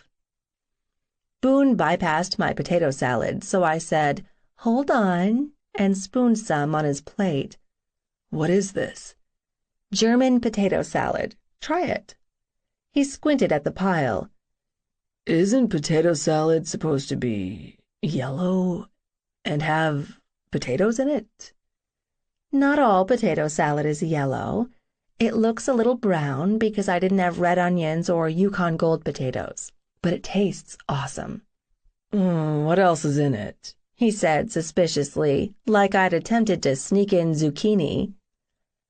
Bacon, caramelized onion, mint, and sauerkraut. You always did mix some weird shit together, but it ended up tasting good. Boone came to a full stop when he saw the pan of brownies. What is that? My all-access pass to Meatopia. Salted caramel brownies baked on top of chocolate chip cookie bars and finished with marshmallows, coconut, M&Ms, mini peanut butter cups, and raspberry buttercream frosting. Hearing that description, my blood sugar just shot up 50 points. You have to try the brownies, Mace said. You've never tasted anything so good. Boone's gaze hooked mine. You want me to taste your goodies, Sierra? Lick up some of that cream like a man starved for such sweetness. Heat shot down my center straight between my legs. A devilish smile curled his lips. Anton had outdone himself with the ribs. The guys were stuffed to the point I thought I might have to roll them into the den for the football game. They rallied long enough to help tidy the kitchen and direct me on where to put the tiny amount of leftovers. Kyler grabbed the dish rag out of my hand. I didn't invite you over to eat with us and expect you to do the dishes as payment. I know that. I just ate too much, and if I sit in front of the TV, I'll fall into a food coma. So you go watch the game, and I'll be in when I'm done out here. You sure? You've been looking forward to this game all week. I hip-checked him. Oh, I'll be in to put you Denver donkey lovers in your places when the jeers about the Cards stomping them gets too annoying. You wish. He held out his hand. Standard bet, no points spared. None needed, I said and shook it. I'll put 20 on the Cardinals, Boone said from behind me. Sweet, easy money. You coming in to watch the game? Kai asked him. I'll help Sierra finish the dishes. After Kyler left, Boone said, Wash or dry? I'll wash. They do have a dishwasher. Which is already full of dirty dishes. I paused to stack the plates. I checked. Boone waited until I was elbow-deep in soapy water before he said, I am sorry. I should have been honest with you about how long I'll be in Phoenix. I should have told you I needed a place to live. Totally fucking stupid on my part to skate around all that stuff. I waited for him to tack on a but he didn't. I set a soapy plate in the empty side of the sink and said, Why did you lie? He rinsed it, dried it. Fear, maybe? I don't fucking know. I reached for the next plate. Maybe I worried you'd think I was a creeper if I said, guess what? I'm part of a pilot program between the Armed Forces and the Veterans Administration's medical personnel. I'll be living in Phoenix and attending school here the next 2 years. Is housing available in your neighborhood? His laugh resembled a groan. Which could actually be considered a death wish, since your dad warned me against stalking you. I whipped my head toward him. You talked to my dad? When? He draped the dish towel around his neck and rested his butt against the counter. You refused to see me when you were sick. Then, after he happily informed me that you'd gone back to Phoenix, I was a little pissed you'd left. So I demanded he hand over your address and phone number, and, well, you can imagine how that went over. What did he do? Boone's cheeks turned pink. He brought his clasped hands on top of his head like a suspect under arrest. That movement caused his t-shirt to ride up. My gaze zoomed to the hard ridges of his abdomen and a tease of dark hair that disappeared into his waistband. His silence had me peering over at him, half afraid he'd seen me checking out the map to his treasure trail. But his eyes were closed. He gave me the address to your office and told me what floor you worked on. I can't believe my dad just handed it over. Boone looked at me. Not until he passed on 3 articles of what constitutes stalking behavior, and not until He emitted an embarrassed laugh. Not until I told him I'd let all the bad-tempered McKays beat my ass in public if I ever did anything to hurt you. What? Yeah, that was my brilliant idea to prove my sincerity or whatever. I just didn't expect him to take me up on it and actually make me sign a fucking contract. I had to have misheard him. You signed a contract with my dad, allowing my family to beat you up? If I ever harmed a hair on your beautiful head. Boone, why would you do that? Then those soulful brown eyes were close enough I could discern flecks of gold. Because I want a chance to get to know you, and for you to get to know me, so we can see where this goes. And if it doesn't go anywhere? His expression said he didn't buy that at all. Neither do you. Boone touched my face, so sweetly, so tenderly I couldn't breathe. Please, think about it. After what he'd told me, about how he'd talked to my dad before all this happened, how could I not? I managed to choke out, I will. Relief passed over his face. Thank you. You're really here, in Phoenix, for 2 years? Yeah. I'm working at the VA, and I'll be taking classes. Some of the details are still vague, and that's not me being vague. That's just how the government works. So, see, I have no idea why I wouldn't just tell you that.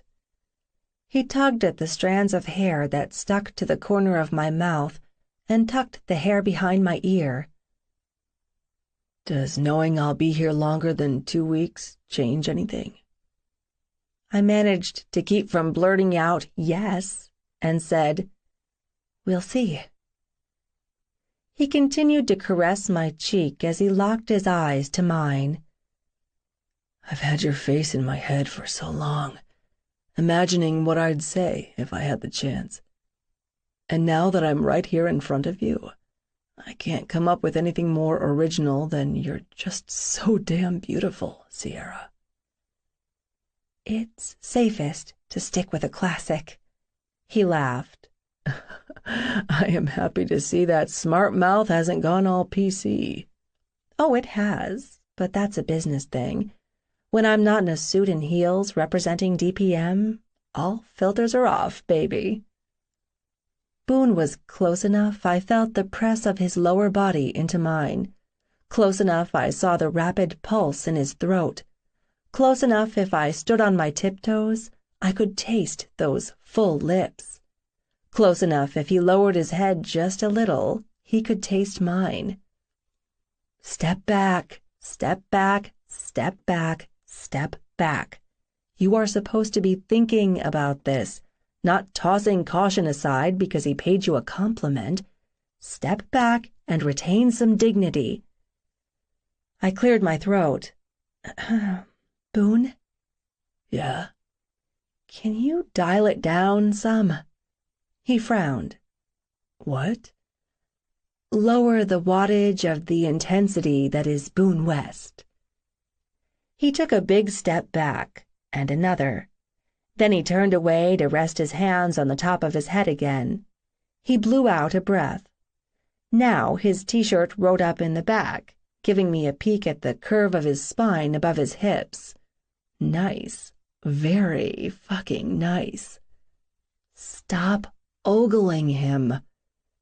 When he turned around, I had to pretend I hadn't been checking out his ass, and damn near drooling at seeing his t-shirt pulled against the muscles in his back. How had he achieved such ropey forearms? That was some serious sexy right there.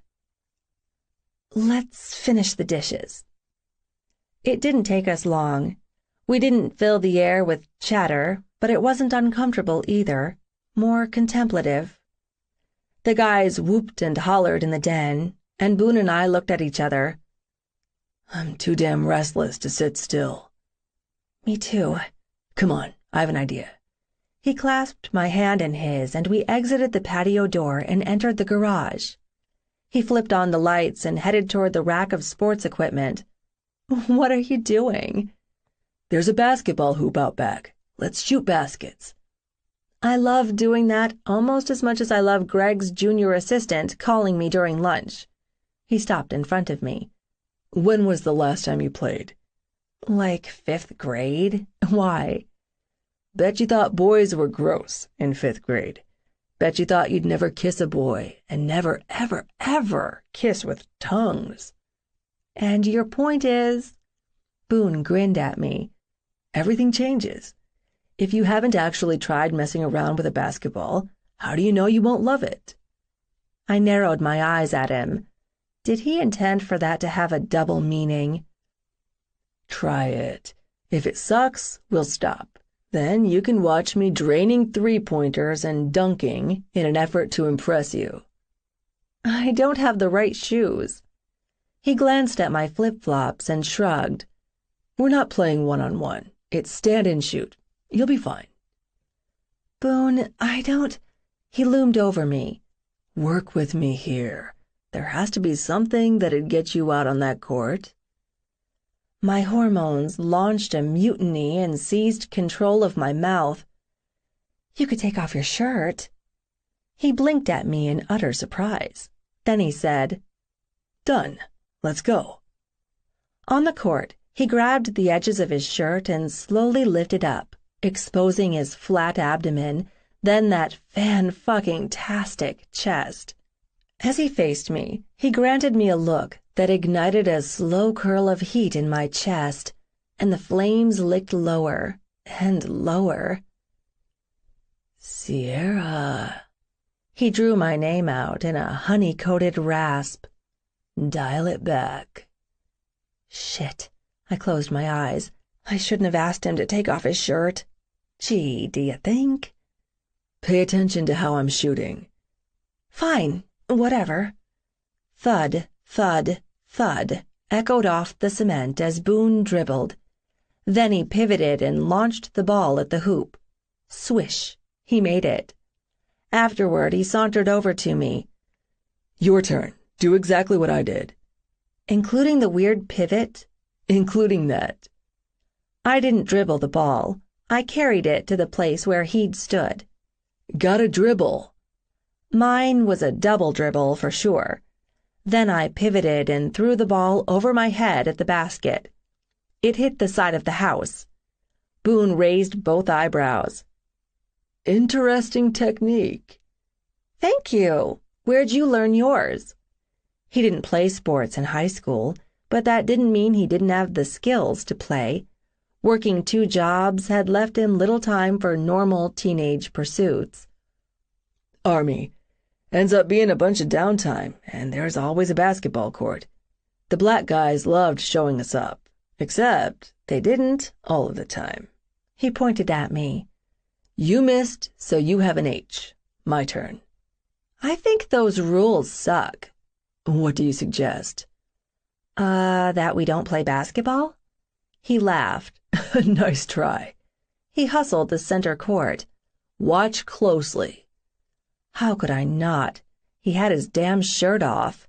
I could spend all day drooling over his chest, all day and night and part of the next day. Dribble, dribble, dribble, jump, swish. Damn it. I stormed to the middle. Gimme the ball. Hey, not so fast. He dropped the ball between his feet. Then he crouched down. This is supposed to be fun. We used to have fun together, remember? Because that wasn't organized fun. Really? The McKay West project we worked on for 3 fucking months wasn't organized? I couldn't help but smile at him. Then I poked him in the chest. Stop ruining my example with logic. Do you really want to quit playing? What else would we do? His gaze slid over me. I have a suggestion, but I guarantee it'll peg the intensity meter. I might choose that over this. Jesus, don't get my hopes up, McKay. He moved to stand behind me. Maybe you just need a few pointers. Then his arms came around me, but he held the ball out in front of me. Watch my hand position, up and out. Always? For the best result? I don't get what you mean. Variables. Isn't that a thing? You mean like a field condition? God, stop with that sexy rasp in my ear. How about we just concentrate on you making this one shot? My breathing turned choppy. He had to feel the increased movement of my chest rising and falling with the way my back was pressed against him. Power comes from here. He squeezed my arms with his. Tighten your core. That'll keep you stable. Stable. I was starting to come unhinged, and the core part of me that tightened wasn't my damn abs. Hold the ball. Dribble a couple of times, and then shoot. Boone stepped back, and I almost crumpled into a pile. The man was such a powerful force. Once again, the universe proved the joke was on me. I'd asked him to tone down the intensity, but this playful, helpful, goddamn sweet side, 100 times worse. As I stood there, clutching a ball, I understood that I had no defense against this man. None. A good offense wasn't even a good defense. Concentrate, Sierra. You can do this, he said in a yay team, pep rally kind of voice that I never in a million years imagined I'd hear from brooding Boone West. That was the last straw. I whirled around and whipped the ball at him. Who are you? When he peered over his shoulder with a smirk, all cute-like, I wanted to punch him. Seriously, how was I supposed to resist this? You can't. More to the point, you don't want to. What is going on with you? He demanded. I don't know. Well, who am I supposed to ask? I might have snarled at him before I stomped into the yard, where it was dark and I couldn't see his chest dripping with sweat, or hear that rough voice in my ear, or feel his hard body pressed behind mine, or wonder why I was even fighting this. He shuffled across the grass and stopped behind me, so close his exhalations drifted across my hair. He said one word, "Talk." I don't know what. Look at me, Sierra. Talk to me, not into the damn air. I faced him. Fine. I want to talk about new rules. New rules. When did we have old rules? Before, unspoken ones. Boone studied me. What the fuck are unspoken rules? You know, before, when we were friends, we hung out, we ripped on each other's choice of music, we argued about TV shows, we heckled each other's favorite movies from the 80s. Again, with all the negativity, McKay, he said with annoyance. We had some of the same favorite movies like Top Gun, The Princess Bride, and The Terminator, but I'll never understand what you saw in Dirty Dancing, because that one is just plain stupid. You want to talk stupid? How about Blade Runner? I shot back. This is what I'm talking about. You complained when it was my turn to pick a movie, and I acted like you were a grumpy pain in the ass. You pretended not to notice that I had a massive crush on you. I took a breath. Those rules. Those weren't rules, he scoffed, but whatever. New rule. He bestowed that dangerously devilish grin. No rules. I put my hand on his chest to push him back. Stop being cute. Just like that, he did. Boone flattened his palm over my hand on his chest. He dropped his other hand to my hip, spreading his fingers out and squeezing my flesh. The erotic intimacy nearly liquefied my bones. Then he upped the ante and pressed his warm, firm lips to the base of my jaw. Truth between us, Sierra.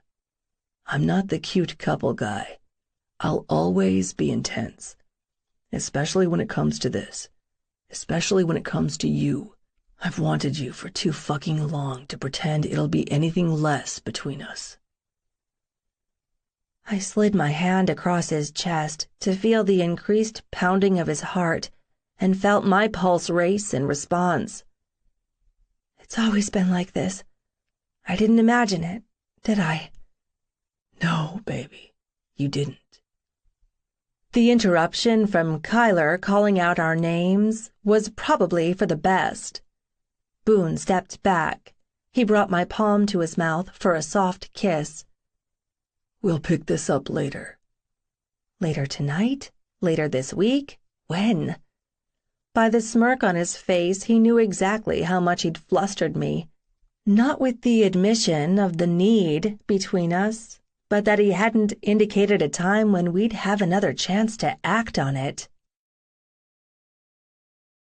Chapter 9. Boone. Kai had done me a solid, interrupting at that moment. I didn't have much willpower when it came to Sierra, probably because I had titanium-coated resolve during our friendship before, and things were different now. Very different. She's the one who's holding back, not me. I sent her a sideways glance. She'd wrapped her arms around herself as if she was cold. Thankfully, I'd slipped my shirt back on before I'd followed her across the yard, or this might look more like an interrupted hookup. "What have you two been doing?" Kyler demanded. "It's almost halftime and you hadn't watched any of the game." "Give me a break. I was cooped up inside all day. We've been out here shooting hoops." I pointed to the basketball by the goalpost. "Why?" "I saw the basketball. I just didn't know where you guys had disappeared to." "Sierra thought she saw a kitten run across the yard, and we went to check it out." She snorted beside me. "Are you coming in to watch the second half?" "Who's ahead?" "Denver, 7-0. I looked at Sierra. "You sticking around?" "I think I'll head home to call my dad so he and I can commiserate about the game in real time. See what my roommate has going on this week." She raised an eyebrow at Kai. "Want me to leave the food?" You have to ask? I will have to take a brownie to Lou. I hope Maze didn't eat them all, Kai grumbled. Back in the kitchen, Sierra said to me, No bullshit about your housing situation. Do you need me to refer you to a realtor? As she sliced 2 brownies. You ditching me as a client, McKay? You weren't ever my client, West. She had that same piece of hair stuck to her mouth. I loosened it and tucked it behind her ear. If you'd pass along a name, that'd be great. But it's pretty much impossible for me to look at anything this week. Why? I'm in training. Once they've worked with me a few times, they'll have a better idea where to utilize me. I do have some limitations. Such as? Such as I choose not to be a charge nurse. There's more paperwork. I don't do med carts for the same reason. I'm great at the heavy lifting. I end up being the go-to guy for IVs since I've done so many. I'd rather be on the floor taking care of my patients than dealing with staffing issues, so I'll skip the management track. Sierra smiled at me. Fuck if I didn't just eat it up. What? I love to hear you say, my patients. It's obvious you love what you do, Boone. Any hospital is lucky to have you. I felt my neck heat. Thanks. Although you did jam that needle in my ass a little harder than you needed to. Bull, you were feverish. Everything is more amplified, including pain. No, she tapped her chin as if in deep thought. I clearly remembering you offer to kiss it and make it better. Now I know you were delusional. I'd never even joke about that. It'd be highly unprofessional. Maybe you're right. Maybe that had been wishful thinking on my part. Me telling you to kiss my ass. I hooked my arm around her neck and ruffled her hair until she squealed. Christ, when had I reverted to a 12-year-old boy? But she didn't look like she'd minded. In fact, she wore the cutest smile. One I'd seen a lot during our friend days. I smoothed her hair back into place as an excuse to touch her. In all seriousness, can we find some time to see each other? I traced the edge of her jawline with the backs of my fingers. Maybe toward the end of the week. I liked our one-on-one time tonight. She wrinkled her nose. Except for the actual basketball playing part. So a sports date is out? Sports date? Like we go to a sporting event? No, like we play racquetball or golf. Maybe go rock climbing or to a batting cage to hit baseballs. Boone, those are horrible ideas for a date. I laughed. She grabbed the plate of brownies. You have my number, West. That was better than I'd hoped for. See you around, McKay. After she left, I sliced off a chunk of brownie, a huge chunk. Mace could suck it, since Sierra spoiled him with this all the damn time, and poured myself a glass of milk. My thoughts wandered to Sierra's earlier comments about rules, specifically the unspoken rules that had existed between us. Rules I'd set, but she'd abided by without question. Total dick move. Yet we'd ended up better friends for it.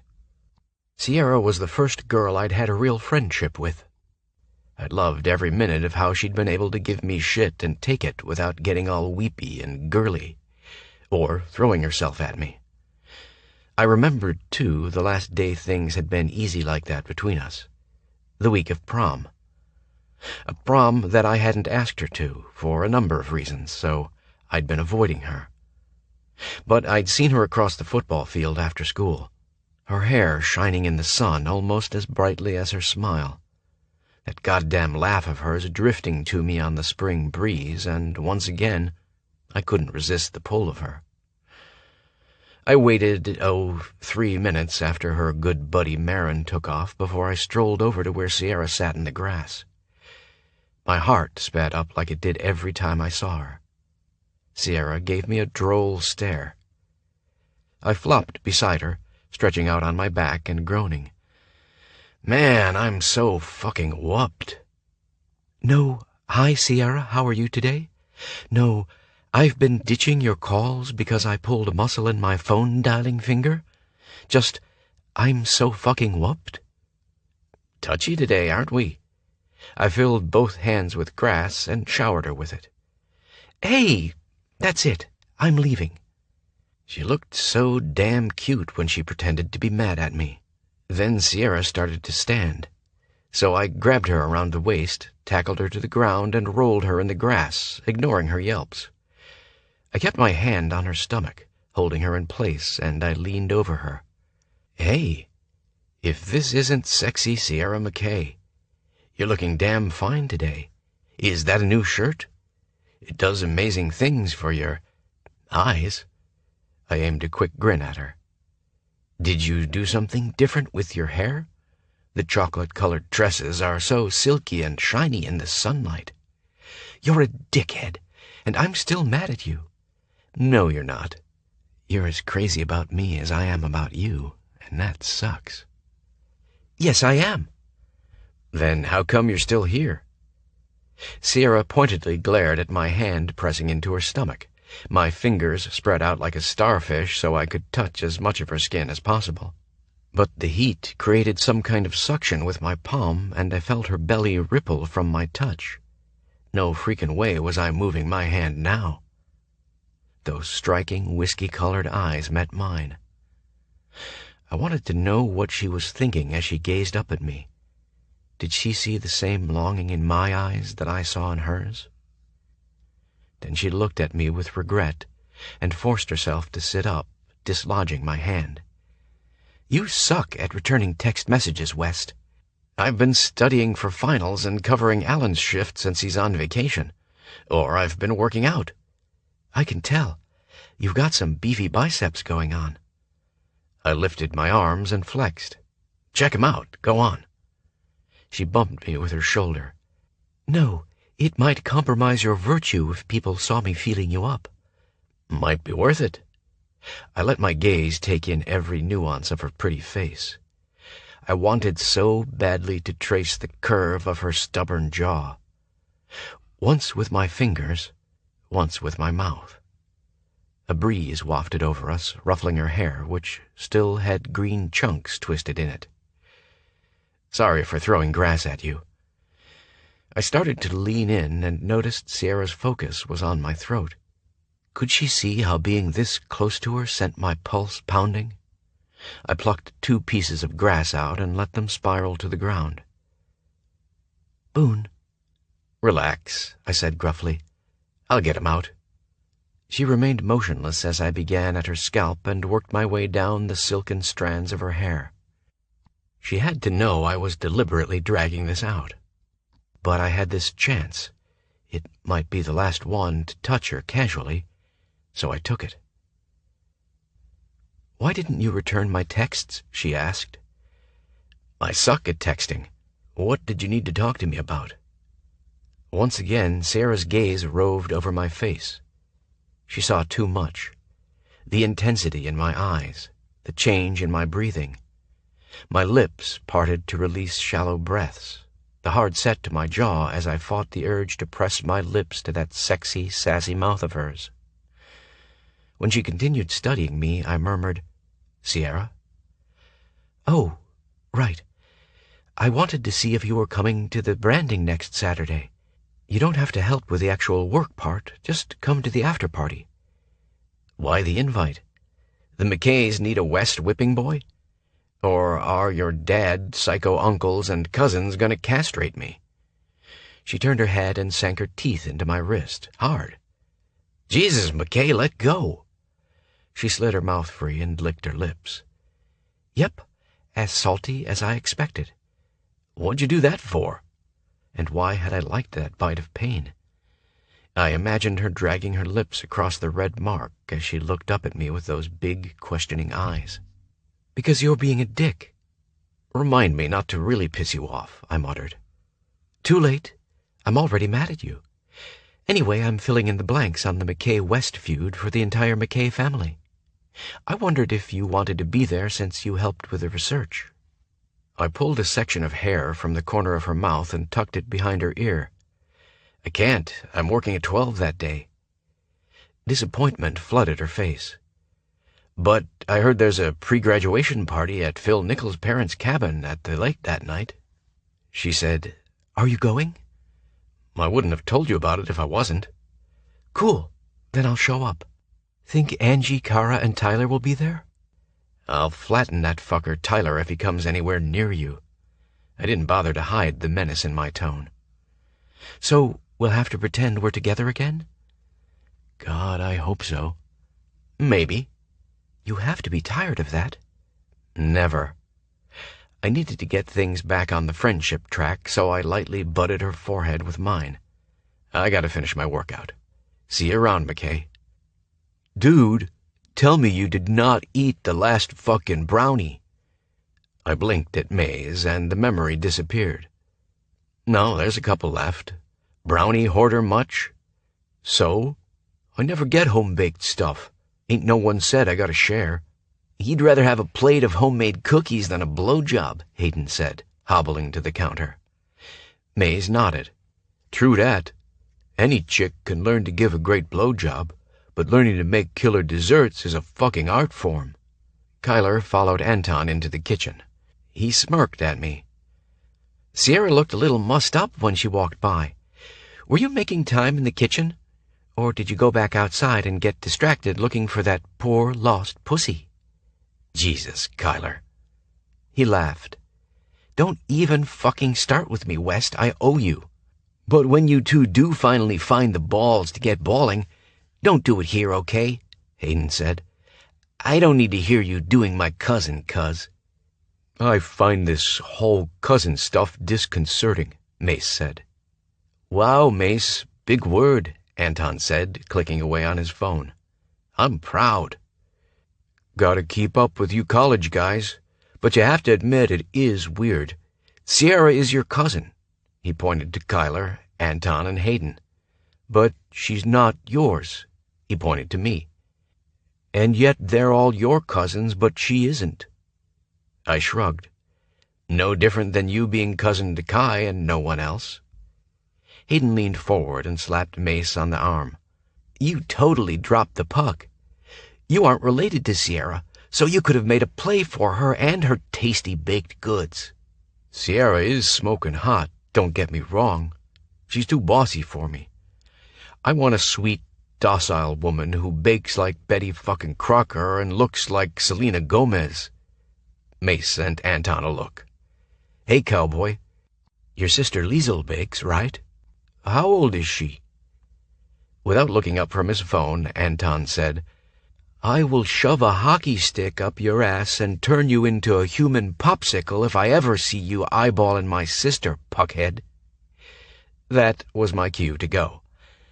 "Good luck at the game on Saturday, Kai." "Win or lose, there's a party here Saturday night. Swing by if you have a chance." Chapter 10. Sierra. Lou had been complaining all week that she was bored. Every night she dared me to mix up my routine and go out with her. Monday night I passed on heading to the strip club, despite her cajoling that her favorite strip-and-go-naked drinks were 2 for the price of 1.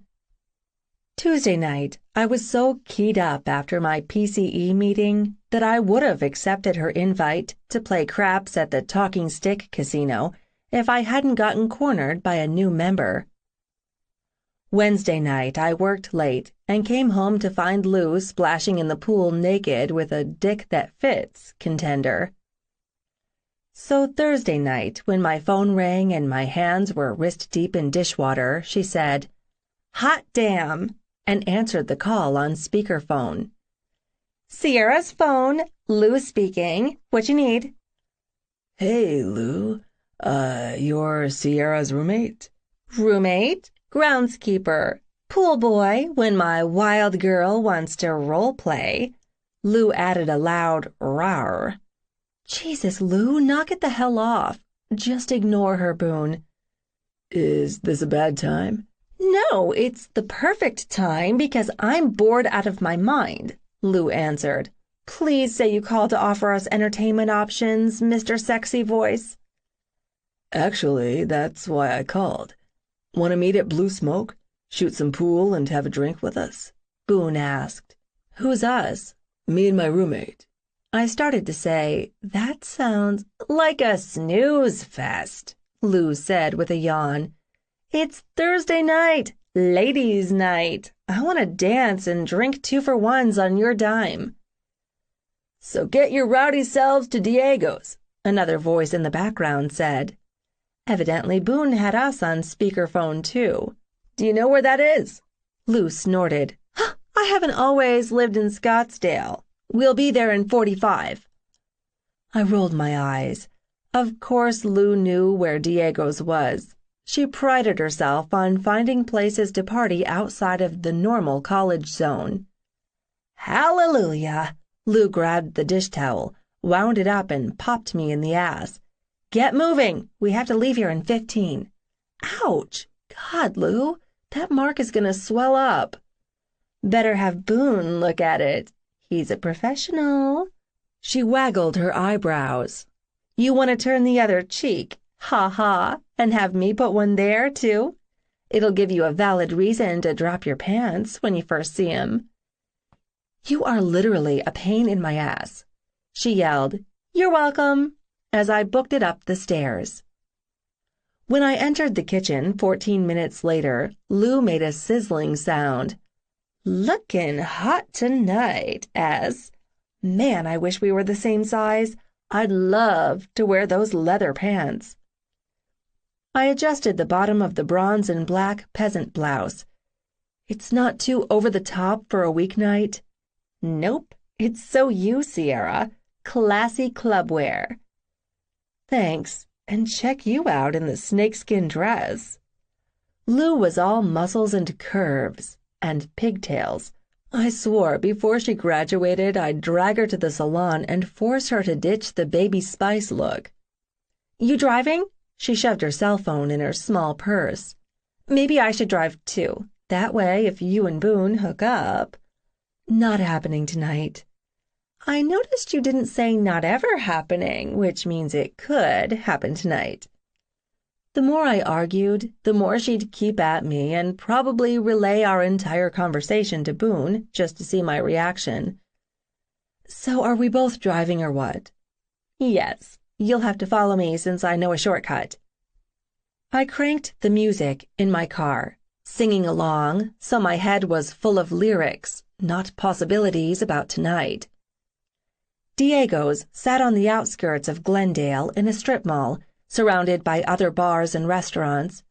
There seemed to be everything from a honky-tonk to a karaoke bar to sports pubs. I parked next to Lou in the jam-packed lot. We fell in step as we headed to Diego's, which didn't have a line to get in like many of the clubs, especially on ladies' night. "You've been here?" I asked. "A few times. It's even busier on the weekends. Sometimes they have great bands, but during the week it's just a DJ."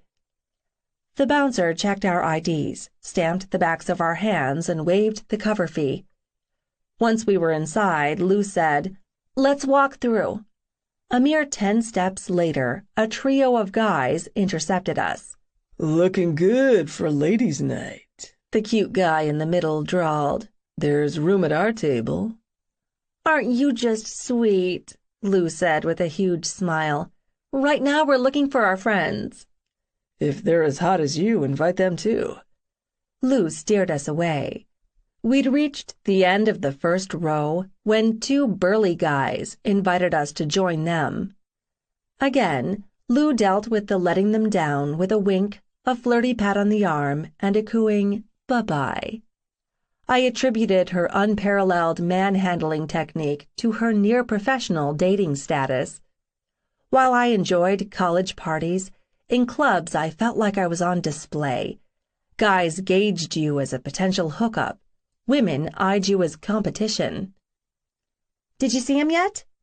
Then there he was, a bottle of beer in his hand, the lights from the bar providing backlight that outlined his smoking body. He wore a tight black short-sleeved t-shirt that hugged the muscles in his shoulders, biceps, and chest as if the material had been specifically designed for him. His angular face had a hint of scruff, and my belly fluttered because it made him that much more gorgeous. Although half a dozen women surrounded him, no surprise there, he never focused on anyone in particular. He kept scanning the area. For me, that was some heady stuff. He'd always had this way of finding me in a crowd. When those dark eyes locked with mine, I felt the power of this connection between us down to the marrow of my bones. Boone smiled. God, that smile was a freaking beacon, and I started toward him like I was being pulled in by a tractor beam. His eyes heated, his nostrils flared, and he set his beer aside, muttering apologies as he cut through his throng of admirers and moved with one purpose, getting to me. Maybe I'd been too hasty, denying I'd end up in bed with him tonight, because right now, stripping this man naked and seeing his hot look of utter possession as he fucked me was the best idea in the history of the world. We met in the middle, and that's when it became awkward. Boone tempered the lust in his eyes, yet he slowly slid his rough-skinned palm up the outside of my arm in a caress so erotic I felt it sizzle across my entire body. He dipped his head and brushed his cheek against mine. You look stunning as always, McKay. So you were checking out my kickin' clubbing outfit? You're not stunning because of what you wear. An African-American guy with a shaved head and amazing bone structure sidled up beside Boone, but before he said anything, his focus locked on someone behind me. It was a natural instinct to turn around and look, even when I knew exactly who had grabbed his attention. Lou. I turned back around quickly and caught Boone eyeing my ass. He flashed me that panty-melting grin. You and leather? Stuff fantasies are made from, sexy. The guy next to Boone dropped to his knees in front of Lou. Marry me. She laughed. Aren't you a charmer? If I say yes, can I prove it by peeling away the snakeskin that's covering your spectacular body? Only if you use your teeth. She cocked her head, blindfolded. He clasped his hands together in front of her. I think I love you. Knock it off, Raj, Boone said. Raj rolled to his feet and demanded, Woman, what is your name? Lou. Lou? That's the name of a car mechanic. An old balding white guy with a stogie in one hand and dirty magazine in the other. Your mama did not birth an angel and name her Lou. Baby, what is your real name? I held my breath. Lou hated her name. Her nickname growing up had been Lug, a double whammy, a dig at her name and her size. She'd christened herself Lou the first day of college. She offered her hand. Lucinda Grace. What the hell? She'd told him her middle name without making him work for it? Raj ran his mouth across her knuckles and nuzzled the inside of her wrist. I'm Raj, the man who's gonna ruin you for all other men. Raj, she cooed. Let me try that out. See how it sounds rolling off my tongue. She let her head fall back. Yes, Raj, right there. Oh, baby. Oh, Raj, you know I need it harder. Then she said, Raj, on a throaty moan, dragging his name out to 6 syllables. I didn't dare look at Boone, or Raj, for that matter. Your lips were made to say my name, Lucinda Grace. My lips were made for a lot of things. Buy me a drink, and let's discuss some of my favorites in detail. He yelled, 1 glass of champagne for finding the woman who will bear my children, at the bartender, and slipped his arm around her waist, directing her toward the bar. Lou sent me a wicked look over her shoulder. Black Snake Moan is gonna have a whole new meaning tonight, girlfriend. And they vanished into the crowd. So, now you've met Raj, Boone said dryly. It is a pity that our roommates don't get along. I looked at him. Is that his play? Propose, flatter, and fuck? Because Lou has her own playbook. They ought to be well matched, then. His eyebrows drew together. But that's a first for Raj. For Lucinda Grace, too. He chuckled and took my hand. Now I'm glad we drove 2 cars. Boone stepped up to the bar. The man was so rugged and masculine, I couldn't look away from him. What do you usually drink? I'd like to drink you down in one greedy gulp. Sierra? Margarita. He ordered a margarita for me and a Corona for himself. I rested my forearms on the bar next to him. So, soldier, come here often? He gave me that "you're a dork" smile I remembered. First time. You? First time. Lately I've been too busy to hit the clubs. Parties are more laid back. Or they're a drunken free-for-all, which is also fun. Sounds like the first weekend furlough during basic. Do you have much time to go out to the bars now? Boone shrugged. There's a group of us that hang out on base, but it's pool tables, darts, music on the jukebox. I prefer laid back, too. You have a bunch of friends around here? People you used to hang out with before you moved? No. I started at ASU with a clean slate. Random roommate assignment, which ended up being Lou. I keep a professional relationship with the people at DPM that I manage directly. Wouldn't be a good career move to knock back Irish car bombs with my assistant, or ask my accounts receivable manager to hold my legs during a keg stand. Smart. This year I've spent more time with the McKay-Keteers. It's easy with them, and their parties are fun. Lou drags me out on the weekends if our schedules mesh. When Boone's eyes bored into mine, I braced myself for his next question. So, do you date? I'm team hit it and quit it. In, out, done. There's no mixed signals. What about you? Same. Why I decided to push him, no fucking idea, but I did it anyway. So, no sexy army nurses ever rocked your world? You thought, damn, I could do this again. Then you're hanging out, not just for the sex, but because you like her. Then she starts leaving her shampoo in your shower, and both sets of your friends stop trying to fix you up because you're considered a couple? Boone studied me. By the hard set of his jaw, I knew I'd struck a nerve. Would he answer or deflect it back to me? Do you really want to know how many women have had their hands on him? Because no matter what he says, you'll only focus on all those women who wanted to keep him but couldn't, and you know how that feels. You know what? Don't answer that. The bartender delivered the drinks, and Boone fished out his wallet to pay. That made this feel like a date. Is that what you want? Boone slid my drink over. I said, "Thank you," and stepped aside, assuming we'd find a table. But he set his hand on my shoulder, stopping me.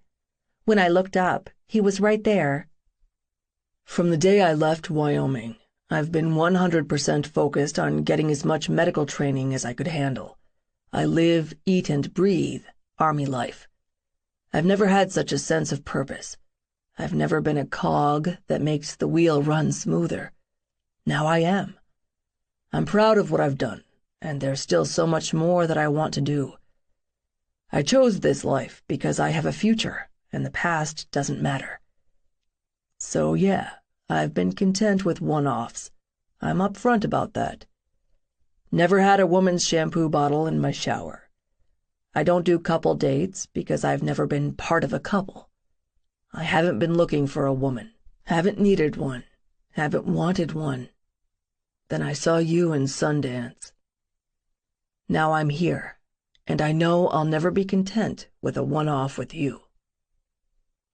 Shit, was it hot in here? I gulped down 3 mouthfuls of margarita and chanced to look at him. Brooding Boone? Bye-bye. Beautiful Boone smiled. Did that answer your question? Yes, sirree, it sure did. Wow, a very thorough answer. You get an A++ for detail. He laughed.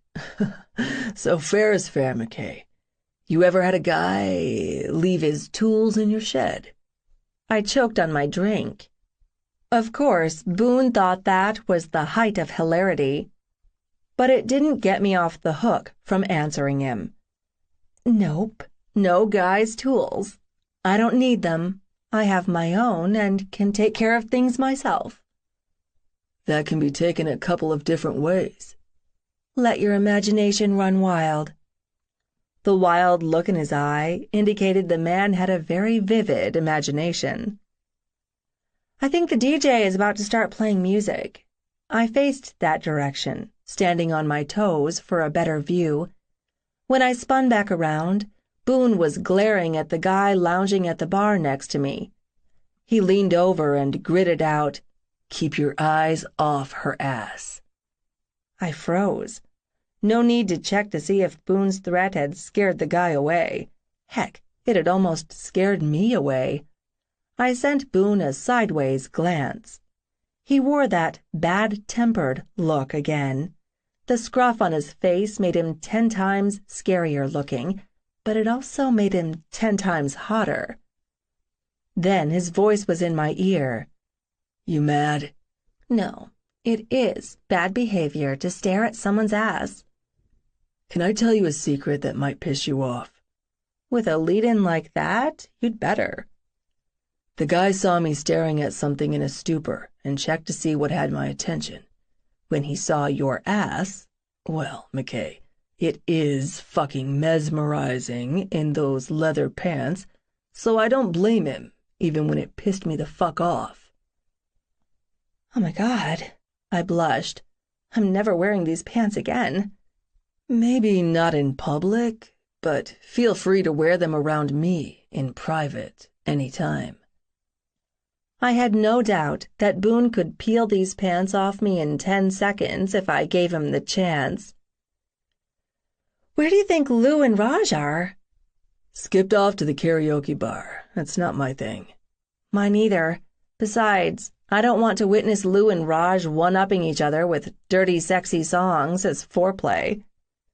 Boone gave me a considering look. "Give me an example of a dirty, sexy song." "Get Off, Prince." "Nice."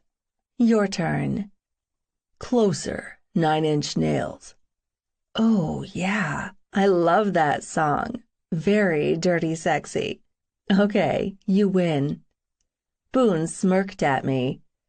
"And for my winner's prize, you're dancing with me." Chapter 11. Boone.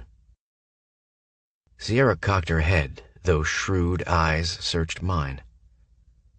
"Not a good idea, Boone." "Why?" "Because we've never danced together." "Exactly why we need to do it now." "How do I know that you're not a shitty dancer who'll tromp on my toes or embarrass me with disco moves?" I braced my forearm on the bar and leaned in, losing my train of thought when I caught a whiff of her sweet perfume, and beneath that sweetness, the earthier musk of her skin. Brushing my lips across her ear, I murmured, "Only one way to find out if I've got the moves like Jagger, McKay." She laughed. "Okay." I clasped her left hand in my right, towing her behind me until we reached the farthest edge of the dance floor. Sierra brought our clasped hands up and rested her left hand on my right shoulder, keeping our bodies a proper distance apart like we were in 5th grade gym class. "Nice try, but you belong here." I circled my arms around her neck. Then I placed my hands in the small of her back with my forearms resting on her hips. "Much better." "Says you. But if your hands migrate toward my ass, you'll get a knee to your nuts, West." I chuckled. "Tough talk." "Try me." "If you want to touch my nuts, all you got to do is ask. No need to get violent about it." She had no response for that. Conversation was the dead last thing on my mind as I finally held this woman in my arms. She matched her rhythm to mine. Even our breath synchronized as I felt the rising and falling of her chest and her exhale across my neck. I bit back a groan. I'd always known we'd move together like this, which was why I'd never allowed our bodies to touch during those months we first got to know each other. I'd even lied about why I planned to skip prom, claiming I didn't have the money or the right transportation. But the truth was, if I'd seen Sierra dressed to the nines and then spent the entire night body to body like this, I would have had her stripped bare as soon as we were alone, and I never would have left Wyoming. "What are you thinking about?" she demanded. "Because you're making some Neanderthal noises." "I'm thinking about the real reason I didn't ask you to prom." "Is this the 'I wouldn't have been able to keep my hands off you' excuse?" "Not an excuse, Sierra, and you damn well know it." Her disbelieving snort vibrated against my neck. "I'm so glad you were able to keep your virtue and my hymen intact when you took off a month later." I wasn't falling for her attempt to rile me, which in turn would rile her and give her an excuse to stomp away mad. That's the only time in my life I've come close to being virtuous. "I think you had virtue confused with self-interest," she retorted. Sliding my left hand up past the nape of her neck, I sifted my fingers through her hair until I had a good grip. "You're going there? Good. We need to get this shit out in the open so we can move on from it." I felt the ferocity flicker in my eyes, knew she saw it and didn't bother to try and hide it. "I secretly ate it up that a girl like you had a thing for me, that you saw me beyond the bullshit of my life, but God damn it, don't pretend you didn't know how I felt about you that whole time." "I didn't know," she said hotly. "Bull. You were the only person I spent my non-working hours with. I didn't hang with the guys. I didn't have any friends at school besides you, Sierra. Because you were too busy working toward getting the hell out of Wyoming to bother with any of that normal teen life stuff. So why did I go out of my way to make time for you? Only you. Because you were the most important person in my life." In pressing my point, I ended up increasing my grip on her hair. What we were to each other was always deeper than just friends. "I didn't want to just be your friend, Boone." "You'd have less resentment toward me now if I'd turned our friendship into something more and then left?" "You didn't give me a choice." She twisted out of my hold and broke eye contact. "I hated you for that." The knot in my gut tightened. "Hated?" "With the power of 1,000 fiery suns kind of hatred that a 16-year-old girl excels at. After you left, I spent most of the summer in Paris with my mom. I got rid of that pesky virginity as soon as possible to a sophisticated and experienced French college senior named Jean-Michel." I ground my teeth together. "The worst part wasn't you not taking me to prom. The worst part was finding out, literally at the last minute, that you had cared about me the way I'd dreamed you would." Her gaze sought mine. "Then you kissed me and satisfied your curiosity so you could move on." "No, no," I repeated more vehemently. "That goddamn kiss wrecked me, Sierra." She went utterly still. "Wrecked me," I repeated. Curling my hand beneath her jaw, I feathered my thumb over her bottom lip. I didn't kiss another woman for a goddamn year because I couldn't get this mouth out of my mind. I kept flashing back to that smile, the one that dazzled me the first time we met, or the sneering one that pissed me off, because it managed to be cute and a little mean. I remembered how badly I wanted to bite this pouting bottom lip when you were being a brat. But mostly I remembered how your lips softened beneath mine from that first touch. Then you remember the taste of my tears, too. Those words hit me as hard as a punch to the gut, but I soldiered on, continuing to gently stroke her lower lip while inching closer. And you know the taste of mine, I said softly. That startled her. Then she whispered, You're right. God, I'd forgotten. You think it was easy for me? That I just climbed on my bike and never looked back, never thought about you, never wished my life circumstances had been different so I didn't have to make that choice? She shook her head. But it did get easier to block it out, didn't it? No malice distorted her words. She'd been speaking for herself as much as asking me. It did. And then there were times when I imagined what it'd be like when I finally saw you again. It's not exactly been us holding hands, having heart-to-hearts and hugging it out, has it? No. But you haven't kicked me in the balls either, so I'm still ahead of the curve.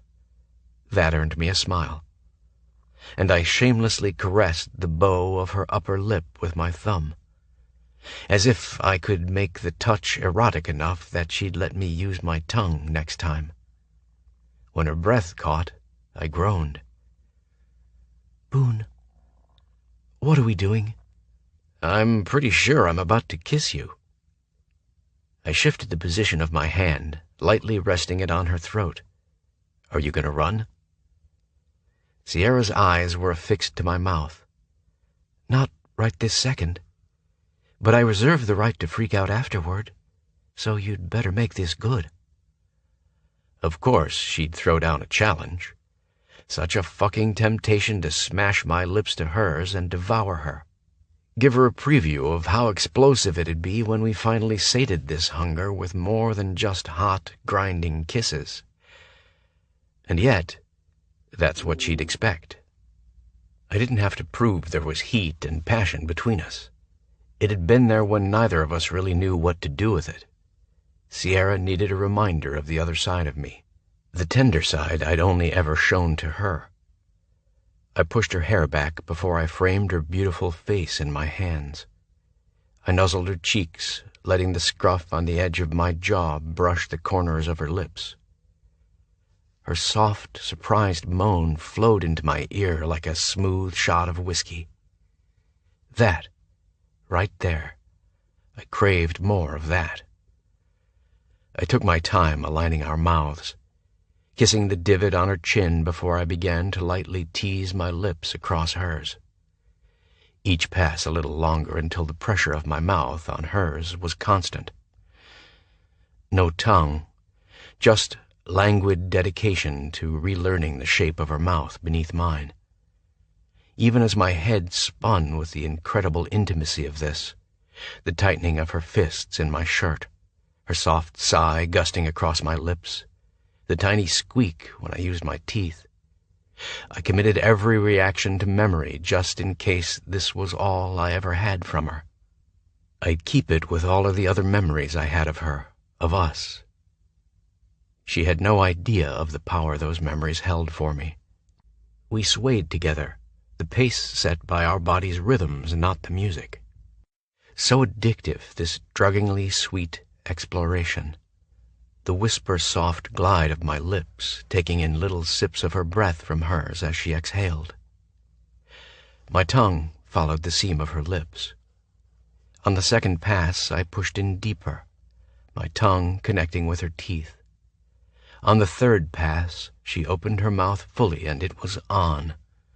Lust told sweetness to take a fucking hike, and poof, it was gone. Desire ruled, until passion overtook common sense, and then all barriers between us fell away, as if they'd never existed. Twisting my hands in her hair, I held on, feeling her fingernails digging into my shoulder blades as she clung to me because we were spiraling, spinning, locked together and completely consumed by the hot, wet, greedy, balls-to-the-wall kiss. Kissing like we were already naked and about to hit the fucking sheets. Soon. Fuck me. Please let it be soon. Because this is perfection. Anything that intense can't last. It shouldn't last, or it loses the impact. Sierra sensed it at the same time. The kiss ended, but I felt like we'd finally begun. Boone, she panted against my throat. I know, baby, I whispered in her hair. Me too. Then you know I have to go. Jesus Christ on a jumbo jet. She had to go? After that? Dude, it's not like she didn't warn you. I counted to 10, then I managed. You're freaking out? Yeah. Why? I thought I was ready. For you. For this. You're not? I need some time to think. Sierra, Christ, woman, you're scaring me. Are you having second thoughts? That's when she looked at me. The truth? Always. You walked back into my life less than 2 weeks ago. We've been together half a dozen times. This is the first time we've had any intimate contact. And that was life-changing. I'm pretty sure if I was already on fire and you asked me if I wanted more gasoline, I'd say, yes, please, just to get me some more of that. That's the most flattering thing you've ever said to me. She poked me in the chest. It wasn't meant to be, jackass. I'm getting caught up in the whirlwind of you, and when it stops and spits me out, I won't know where or who I am. I'm not going anywhere this time. I kissed her forehead, her cheeks, her mouth. Don't run, please. I'm not running, but this reminded me of the last time we kissed. It reminded me that you have the power to break me. Listen to me. I trapped her face in my hands. The only reason I came to Phoenix is because you're here. There, I fucking said it. You are it for me. You always have been. So that power to fucking crush a heart to dust runs both ways. I dropped my hands before I used them to shake some damn sense into her. I forced myself to step back. I forced myself to start walking away. That little confession isn't helping clear my head, West, she yelled at me. I turned and smiled at her. Not a nice smile. It wasn't supposed to. See you around, McKay. Chapter 12. Sierra. I tossed and turned for hours after I'd left the bar. I'd known that Boone would kiss me. I'd wanted it. So when it finally happened tonight, I thought I'd prepared myself. What a joke. Reliving the sheer perfection of how thoroughly he'd kissed me was making my breath catch even now. It was just a kiss. No matter how many times I told myself that, I didn't believe it. It hadn't felt like just a kiss. Looking into Boone's eyes, I knew it hadn't felt that way for him either. And then he'd told me the truth. The only reason I came to Phoenix is because you're here. There, I fucking said it. You are it for me. So his kiss hadn't been to remind me of the past. It had been a promise for the future. A future I never thought we'd have. Because the first time he kissed me was also the last time I saw him, for 7 years. God, I didn't want that to happen again. I shut my eyes. Every sight, sound, scent, and feeling I'd had that night crashed over me. Sleep wouldn't come, but the memories did. The bright moon glow that night had sent silvery light across the clearing. Seemed a little strange, Boone calling me out of the blue and asking me to meet him. I hoped it meant something more than he was bored. I ignored the snarky voice in my head, asking why I went running every time Boone West crooked his little finger at me. But I hadn't seen him since his graduation. He'd slipped back into the not returning texts zone. School had ended 2 days ago, and my summer plans were still up in the air. I put my car in park and killed the ignition. Butterflies danced in my belly. Where had this nervousness come from? I was out here with Boone, Mr. Trustworthy, Mr. Oblivious. His butt rested against his motorcycle seat, his booted feet crossed at the ankle, his arms folded over his chest. He wore a super tight t-shirt which displayed the ripped muscles in his arms and the ridges in his lower abdomen. I'd seen that shirt on him a dozen times, and every time I whispered a little thank you to the t-shirt gods. Stop gawking at him. Nothing wrong with being attracted to my best guy buddy, was there? No, especially when he didn't have a clue how I felt.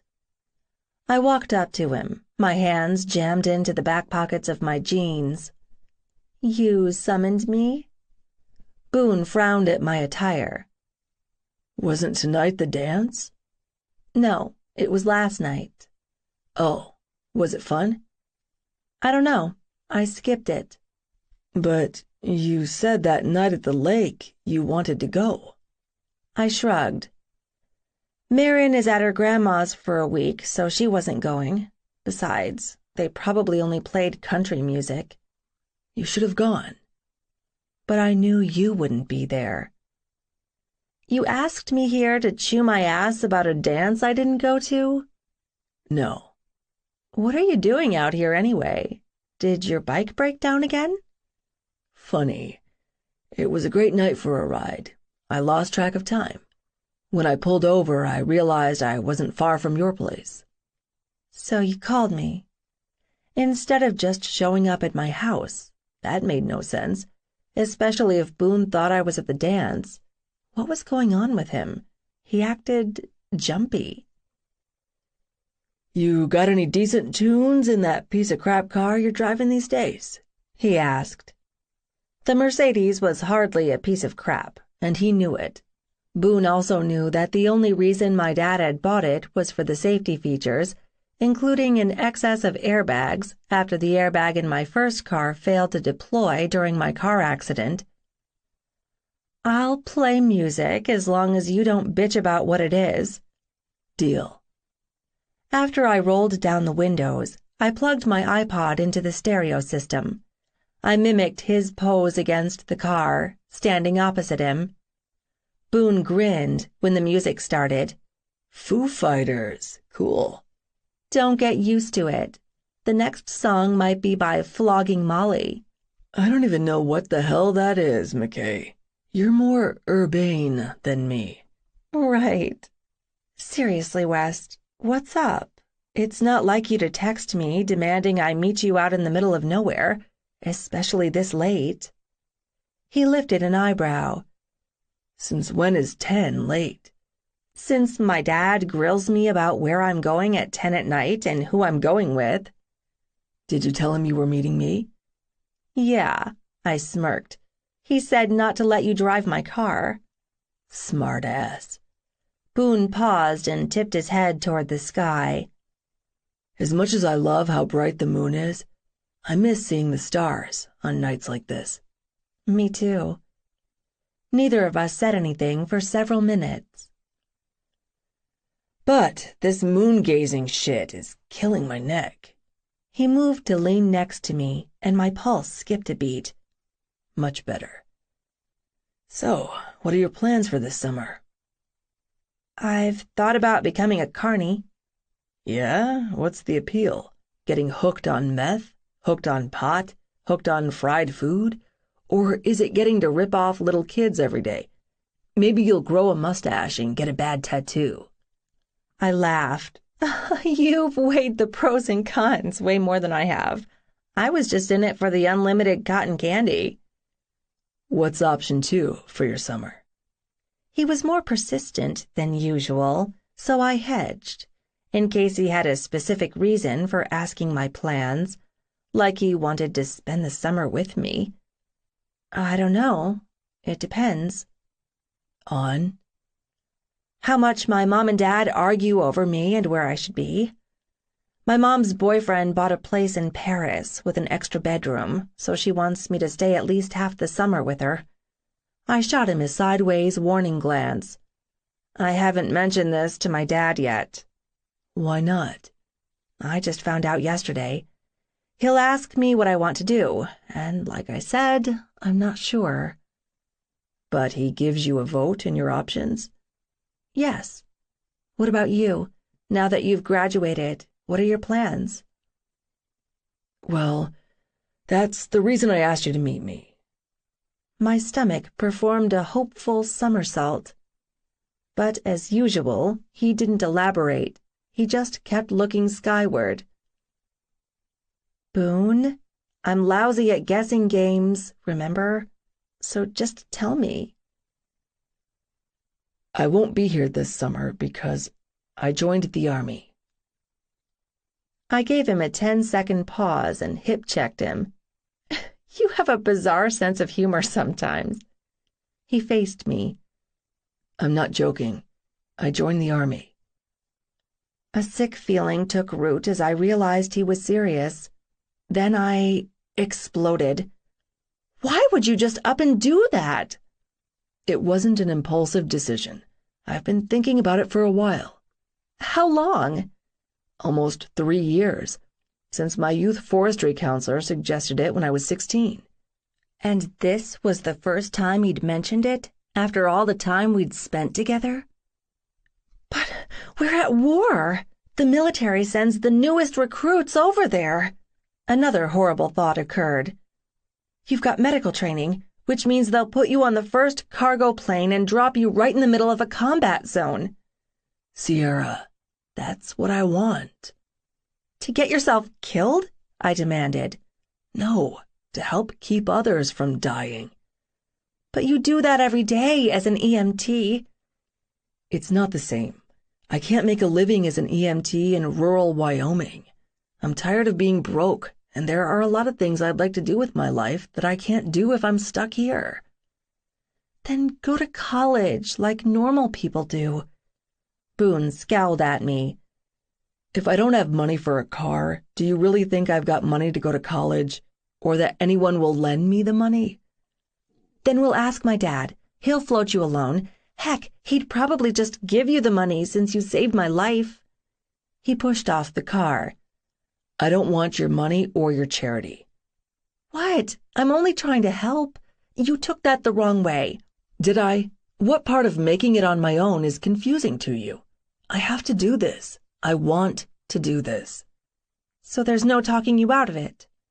Boone shook his head. It's a done deal. I wanted to scream at him, throw myself at his feet and beg him not to go, but that was the epitome of childish. Instead, I tossed off a breezy, "Fine, whatever. Go be a hero. Get yourself killed. Later." I sidestepped him and ducked around the front of the car, hoping to make it inside before my tears were obvious.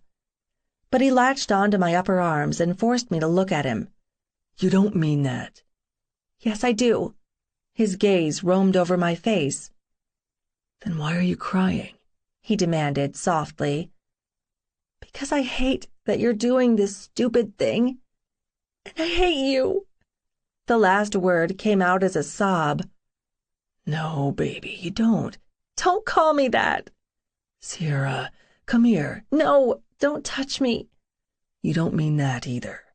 Boone crushed me to his chest. I fought him for a few seconds, swinging punches that didn't land, yelling and thrashing, but he just held on.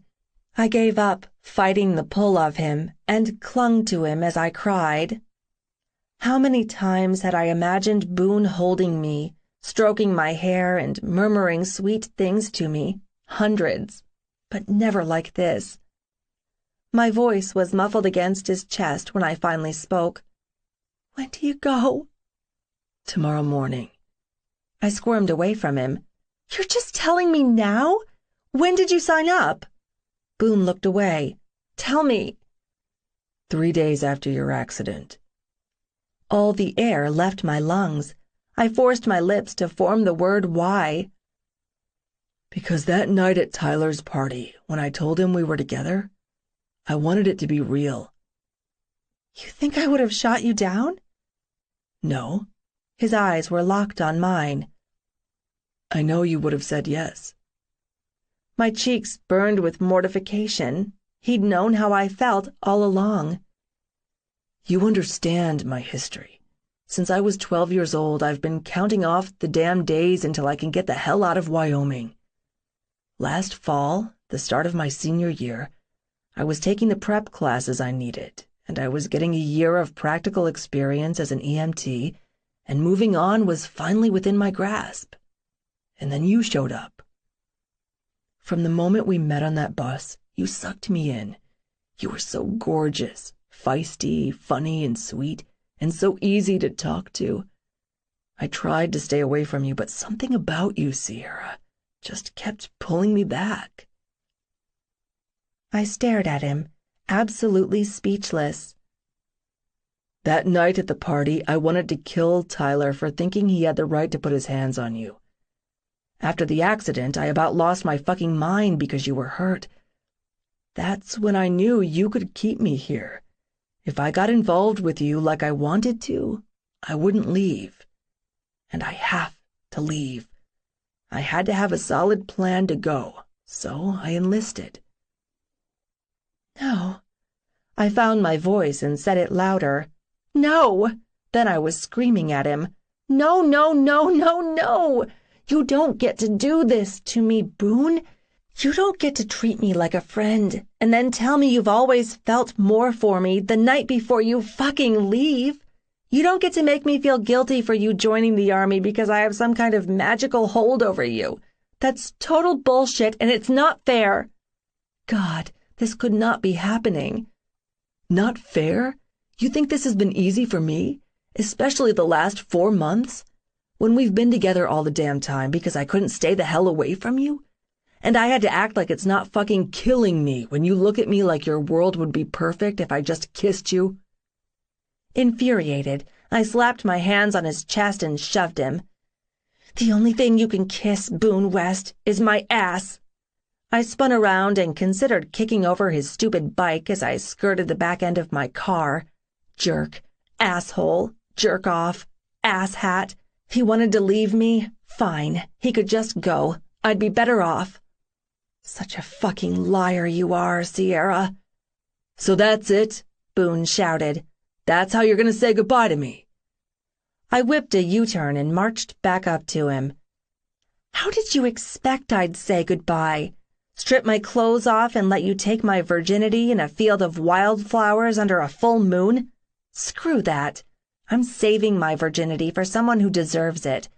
And that is not you. I punctuated each word with a poke on his hard chest.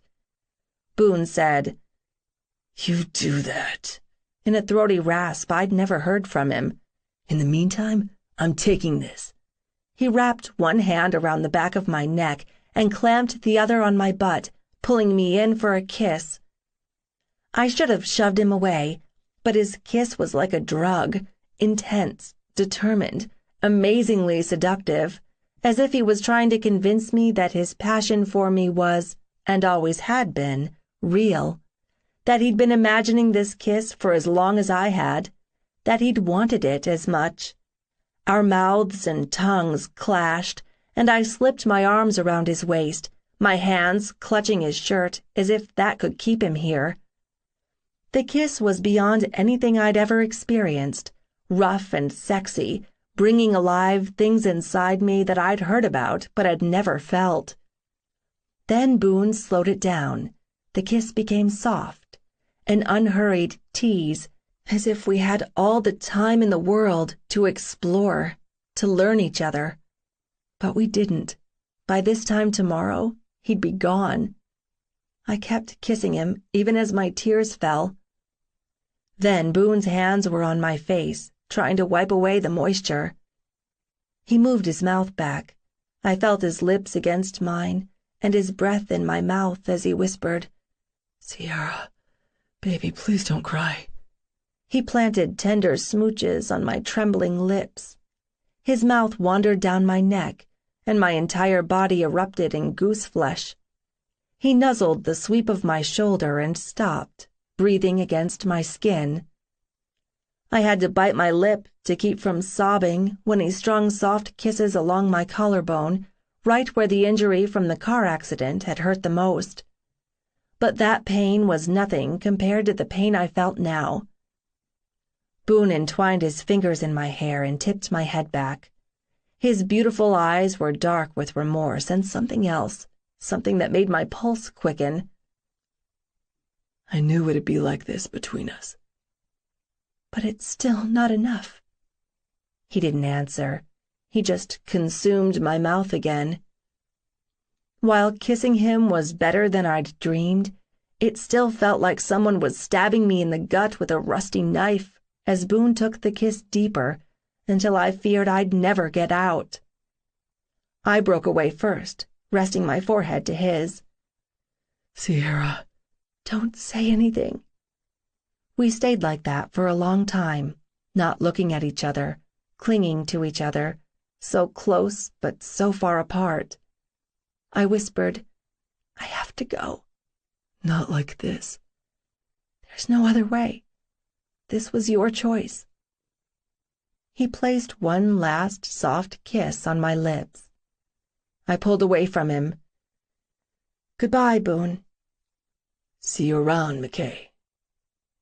I hadn't looked back, not once, not even in the rearview mirror when I bumped over the cattle guard. I just drove away. And for the first time in a long time, when I thought of that night, it wasn't as painful. Maybe being older helped. Maybe the passage of time helped. Or maybe the fact Boone was back in my life again made all the difference. With that surprising, comforting thought in mind, I finally fell asleep. Chapter 13. Sierra.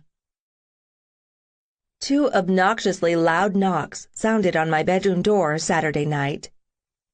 I didn't have time to dive into my closet before Lou burst in and said, Sierra, what the hell? Get ready for the party. I'm not feeling it tonight, Lou.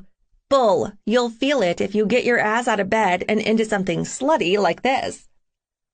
My BFF had gone all out for the party. She'd tied the billowing ends of her low-cut poet's shirt below her breasts, showcasing the flame tattoo around her navel above the plaid skirt. The rest of her outfit, fishnets and patent leather over-the-knee dominatrix boots, brought to mind Bavarian bar wenches. Despite the contrasting styles, I'd be damned if the outfit didn't work. You are the bomb, Lou. I know, right? So get up and slip on the mermaid dress. I wore the mermaid dress, nicknamed such because the metallic material resembled shimmering fish scales, and the skin-tight fabric fit to my every curve, whenever I needed a pick-me-up.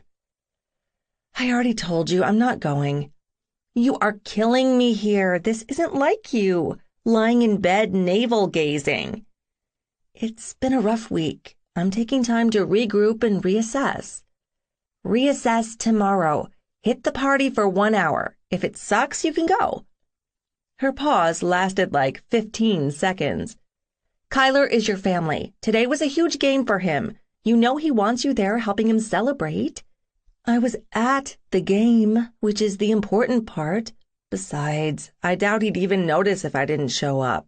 And that is not a statement of pity. It's a statement of fear. You're skipping the party because you're afraid Boone will be there. Afraid? I snorted. No. Lou flopped on the edge of my bed. You're giving Boone way too much power. You were happy living your life before he showed up, and you'll be happy living your life after he's gone. A blip in the radar. That's all he is. Boone wasn't a blip on the radar. That was the problem. He was the whole fucking map. You need a mood enhancer. What's the shot your sister Rory always makes? Bang me from behind? Lou snapped her fingers. Let's pregame with those. I'll line up the shot glasses. You find that inner slut and let her come out and play. It was impossible to resist Lou in a party mood. I loved her for that.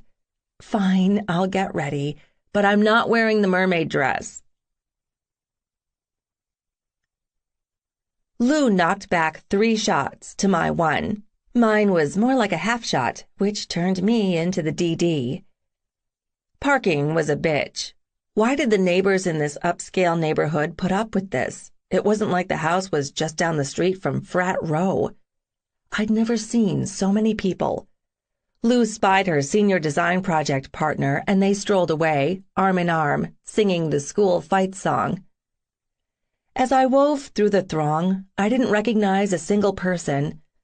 Maybe I ought to take it as a sign I'd outgrown these parties, because a few kids looked like high schoolers. What was Mace's personal liability if the cops showed up? Maybe he wasn't home. That would upset me more, to think Kyler was throwing parties because he thought he deserved it. Stop being Debbie Downer and have some fun. A bunch of jocks were standing on the steps, obstructing the entrance to the house, assigning a number to every female that walked by. 4, 6. Jesus, are you guys drunk? She's a 2 at best. Laughter. Tempting to kick every one of these douchebags in the nuts. As I tried to slide in behind them, I accidentally bumped one of them. He whirled around with, "Watch it," then quit standing in front of the door. That had him blocking it even more. "Ah, hey, baby, don't be like that. You're hot. Hang out with us. We'll show you a good time." Pass. I'm meeting someone. Now let me through. Surprisingly, he moved. I'd just made it inside when I heard, "Face and body a solid 8. "Yeah, too bad she opened her mouth, 'cause it dropped her to a 3. Bite me, fuckers. Music blasted. The air temp inside was stifling. I scanned the clusters of people, hoping to spy Lou's pigtails, when I caught a glimpse of the action in the living room. A guy sat in the center of the couch, 2 topless blondes straddling him, one chick riding each thigh. They were making out like crazy. They took a break to focus on the man whose eyes were closed, and he wore a stupid, happy grin. Yeah, Mace was completely down with this party. I was jostled. I was groped. I was cajoled into taking pictures. I was so over all of this. 30 minutes had passed when I finally gave up looking for Lou. I cut through the dining room, hoping to find Kai. He wasn't at his usual station in the kitchen. I fought the crowd and ended up outside. It was a zoo out here, too. Anton and his group from Rodeo Club were in the backyard, leaning against the fence in that sexy, casual way cowboys were so good at. Anton smiled at me, tipped his hat, and returned his attention to whatever tall tale his buddy Diaz was spinning. Tug and the other players wearing Sun Devils football jerseys were gathered around the keg. Kai had to be close. I found him out by the grill, each arm around a girl, a cup of beer in his hand. When Kai noticed me, he forgot the women and barreled over, an enormous grin on his face. "Sierra, you came." That damn smile. I couldn't help but grin back. Sweet game today. "You were there?"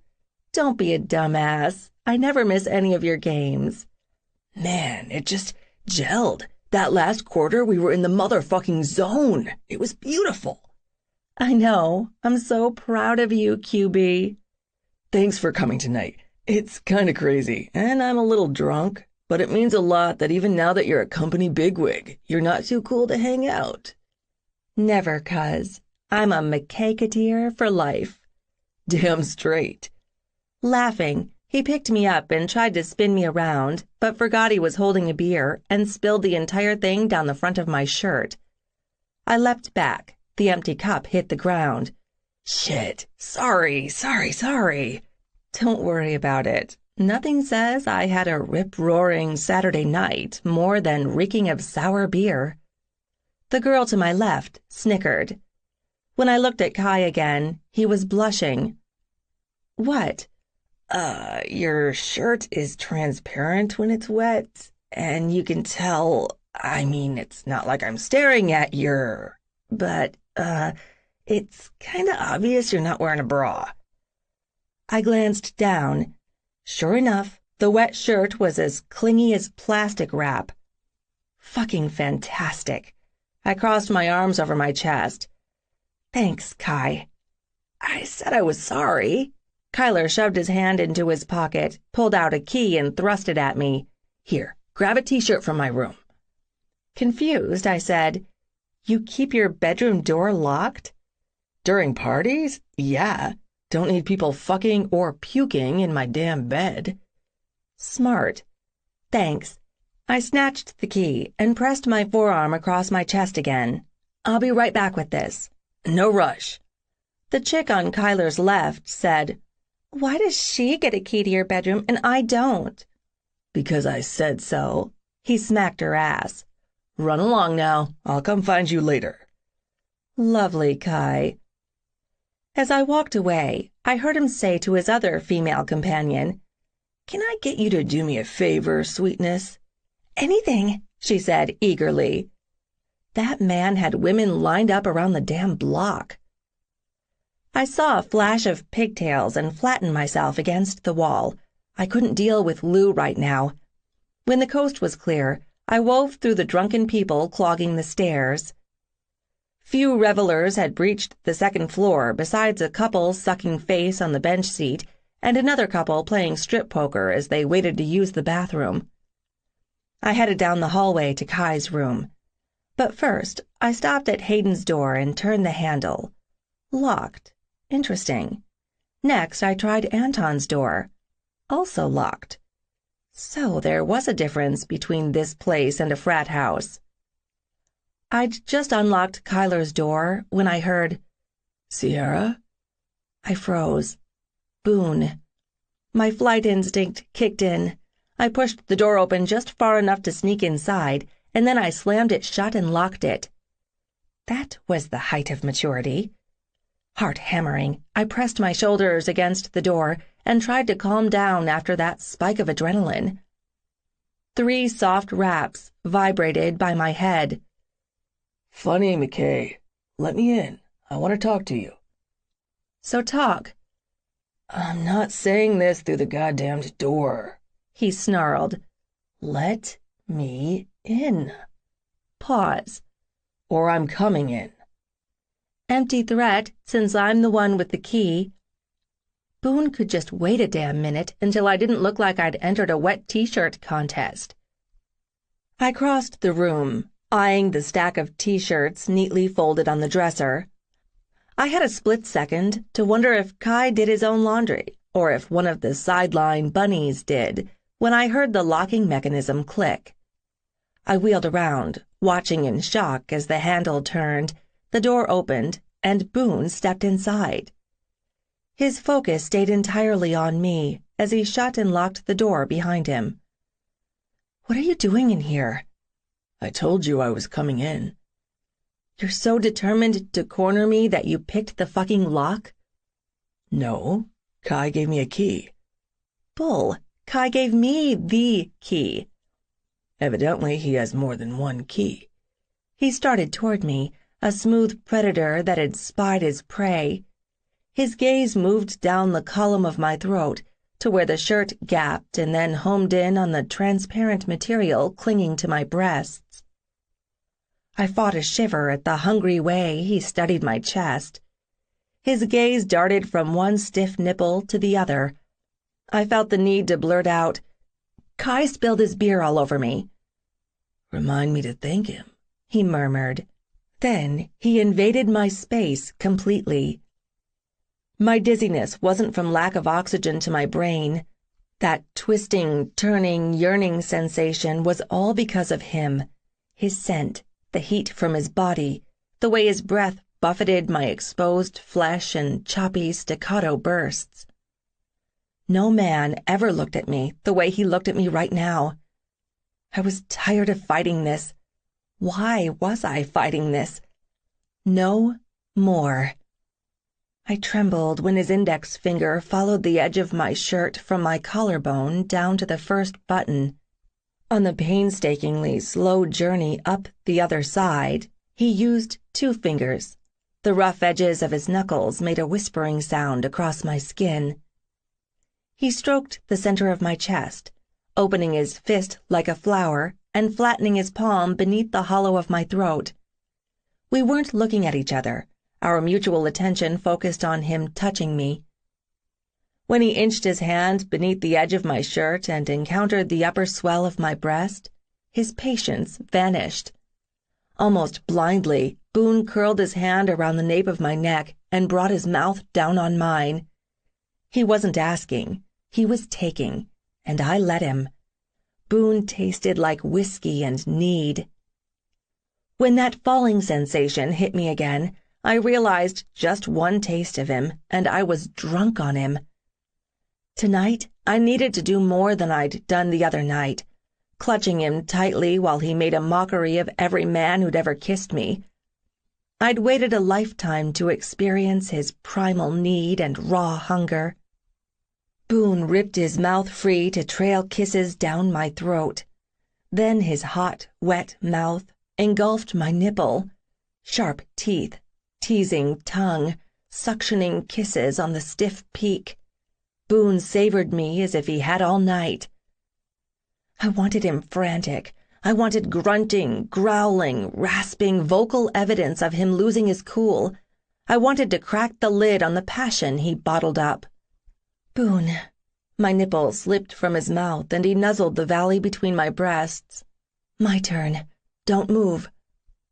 As I smoothed my fingertips over the deep cut of his triceps and the muscled grooves of his forearms, I rubbed my lips across his left pec. When the hard nub of his nipple rose up to greet me, I opened my mouth over it, blowing a hot puff of air out through the cotton fabric. A deep groan grumbled, and then he pulled away. Looked like my turn lasted about 30 seconds. Next time, I wouldn't ask. He curled his hand around the front of my throat and reconnected our mouths. His tongue fucked along mine, thrust and retreat, again and again until my head spun.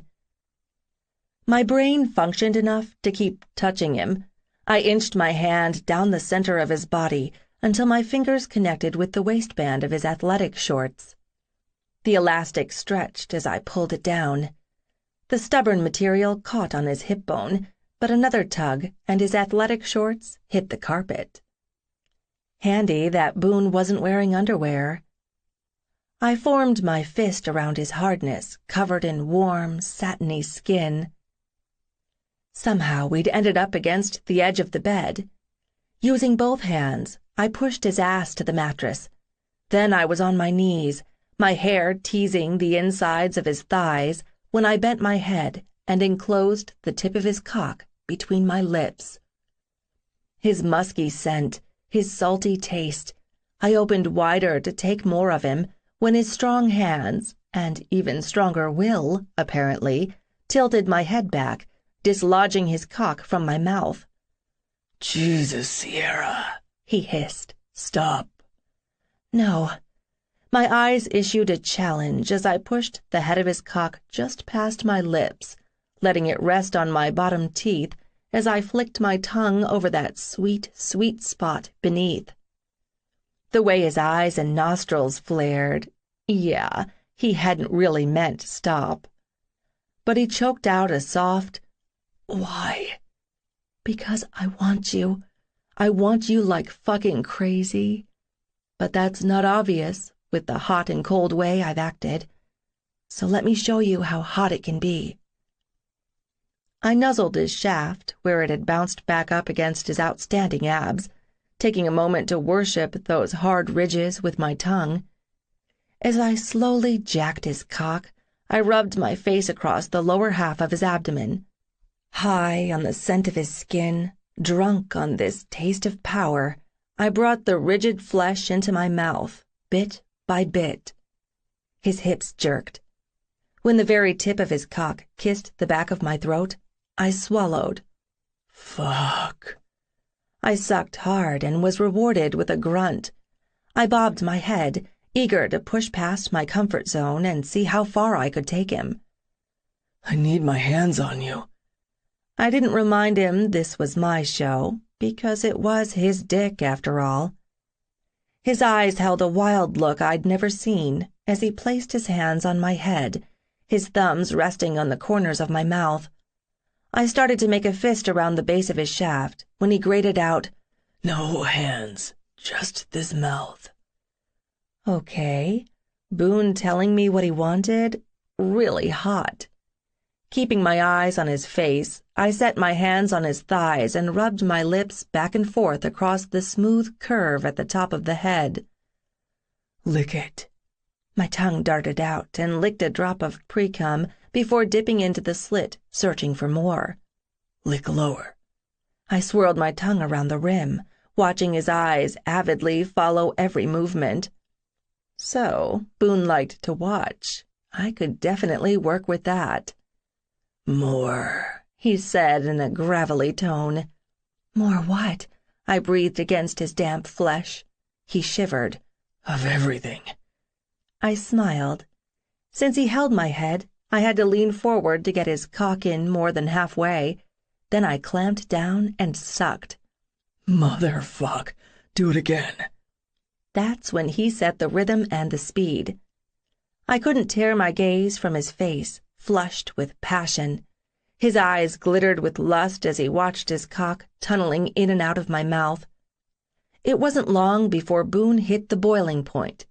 His quads went rigid beneath my stroking fingers. "Sierra," he warned.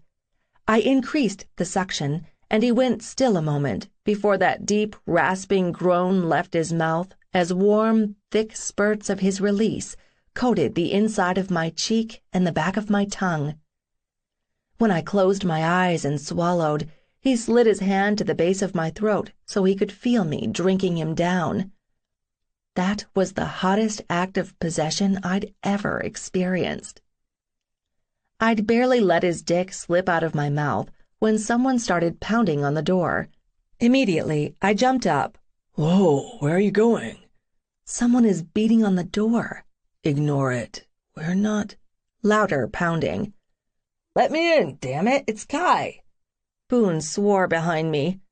I grabbed the t-shirt that had fallen to the floor when Boone first barged in, and I pulled it over my head. I flipped the lock the same time Boone said, "Don't you unlock that fucking door, Sierra." "I'm dressed. I'll see what he wants." "God damn it." I slipped out and slammed the door behind me. Kai was at the bottom of the stairs when I caught him. "Kyler, what's going on?" "The cops are here." "Shit." "They're being pretty cool because things did get out of hand." Kai set his hands on my shoulders and practically shoved me out the side door. "I need your help." "What's going on?" "Anna, one of the girls I was with tonight, got a minor last weekend. She wasn't drinking tonight, but if she gets caught here, they could kick her out of school since it'd be her third offense." I almost said, "Third one for this school year? It's only the end of October." But Kai kept talking. "I don't need this on my conscience, and she knows she better not show her face here again after this. But for now, can I get you to drop her off at her dorm?" "This is why you—" interrupted my sexy time with Boone. And isn't he gonna be thrilled that I bailed a fucking gen after things got heated between us? Fuck, the man would be on a rampage. Or maybe he'd be really mellow after that blowjob. Either way, it appeared I wouldn't be around to find out. "Aren't the cops checking IDs of everyone leaving the party? They'll catch her that way." "Yeah, but, she's already under a blanket in your back seat." "What? Are you serious?" "Look, we were, talking over by the hedge when the cops showed up. She panicked, jumped the hedge, and then— Fuck, I had to talk to her through the damn hedge before the cops caught her. I told her to look for your Mercedes because you never lock it." "Aren't you just Mr. Prepared when it comes to damsels in distress? Helped a lot of underage drinkers hide in the bushes, have you?" Kai's sheepish smile was there and gone. "No comment. Anyway, everyone has to take a breathalyzer before the cops will let them leave." Fucking awesome.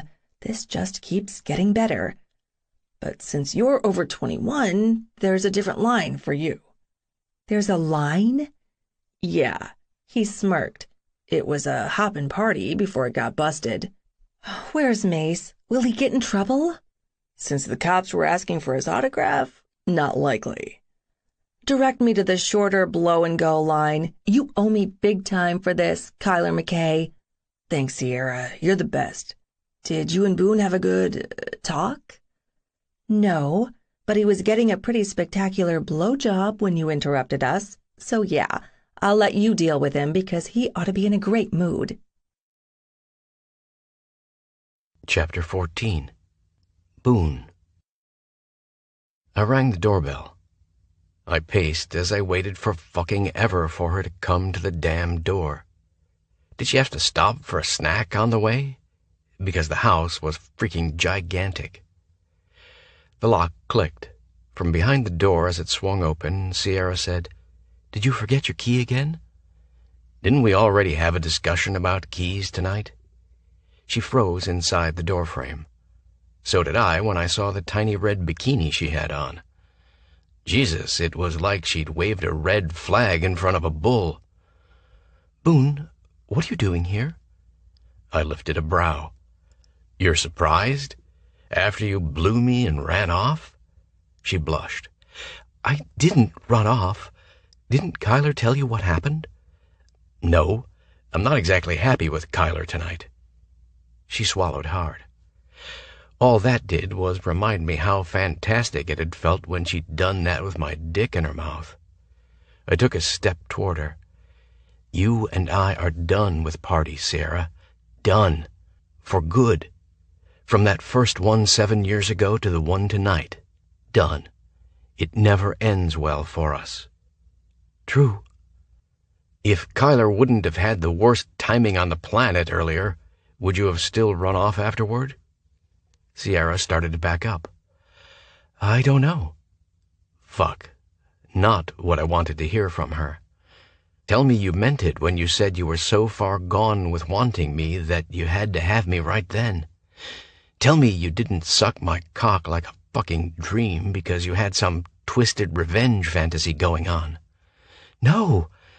God, no, Boone. I did want you. I do want you. You needed to know how much. You needed to know right then." I unclenched my jaw. You undid me. That sassy little way you flicked your tongue. The smirking curl to your lips before you took me deep. How you just swallowed me down, then... Sierra moved forward. "Then what?" "Then you bailed so fast I thought maybe it didn't mean..." "Anything? Seriously?" Her voice escalated and she whapped me on the chest. You thought it was just another fucking blowjob for me?" "Don't yell at me. You left without a word, without a text, without a call, without anything." "I was a little busy getting breathalyzed, having my ID checked, sneaking an underage girl out from underneath the cops' noses, driving her back to campus, all while I still had the taste of you on my tongue, and every time I took a breath, all I could smell was the scent of your skin and that intoxicating cologne you wear." Her chest was heaving when she paused. "Besides, the phone line runs both ways, asshat." Asshat? Really? After you fled the room, leaving me naked with my damn dick flapping in the wind, by the time I got dressed and downstairs, you were gone.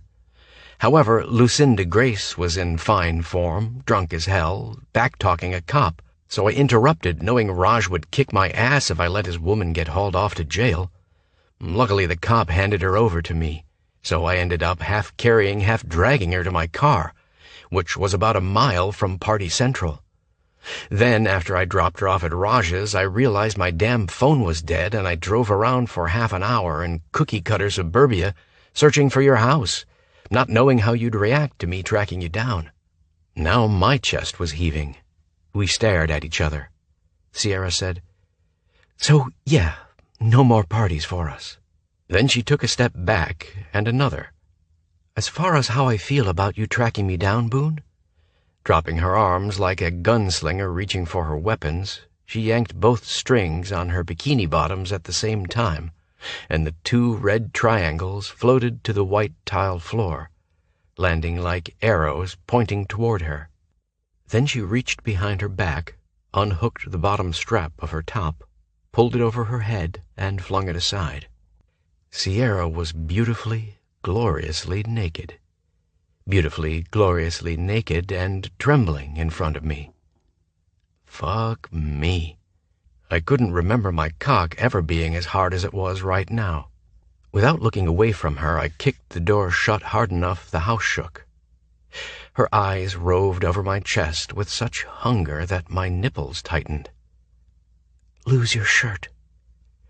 In one fluid moment I removed it and chucked it on the floor. As I sauntered over to where she'd pressed herself against the wall, I dragged the heel of my hand down the front of my athletic shorts to adjust my cock. "Look at you. Christ. You're fucking perfect. Everywhere.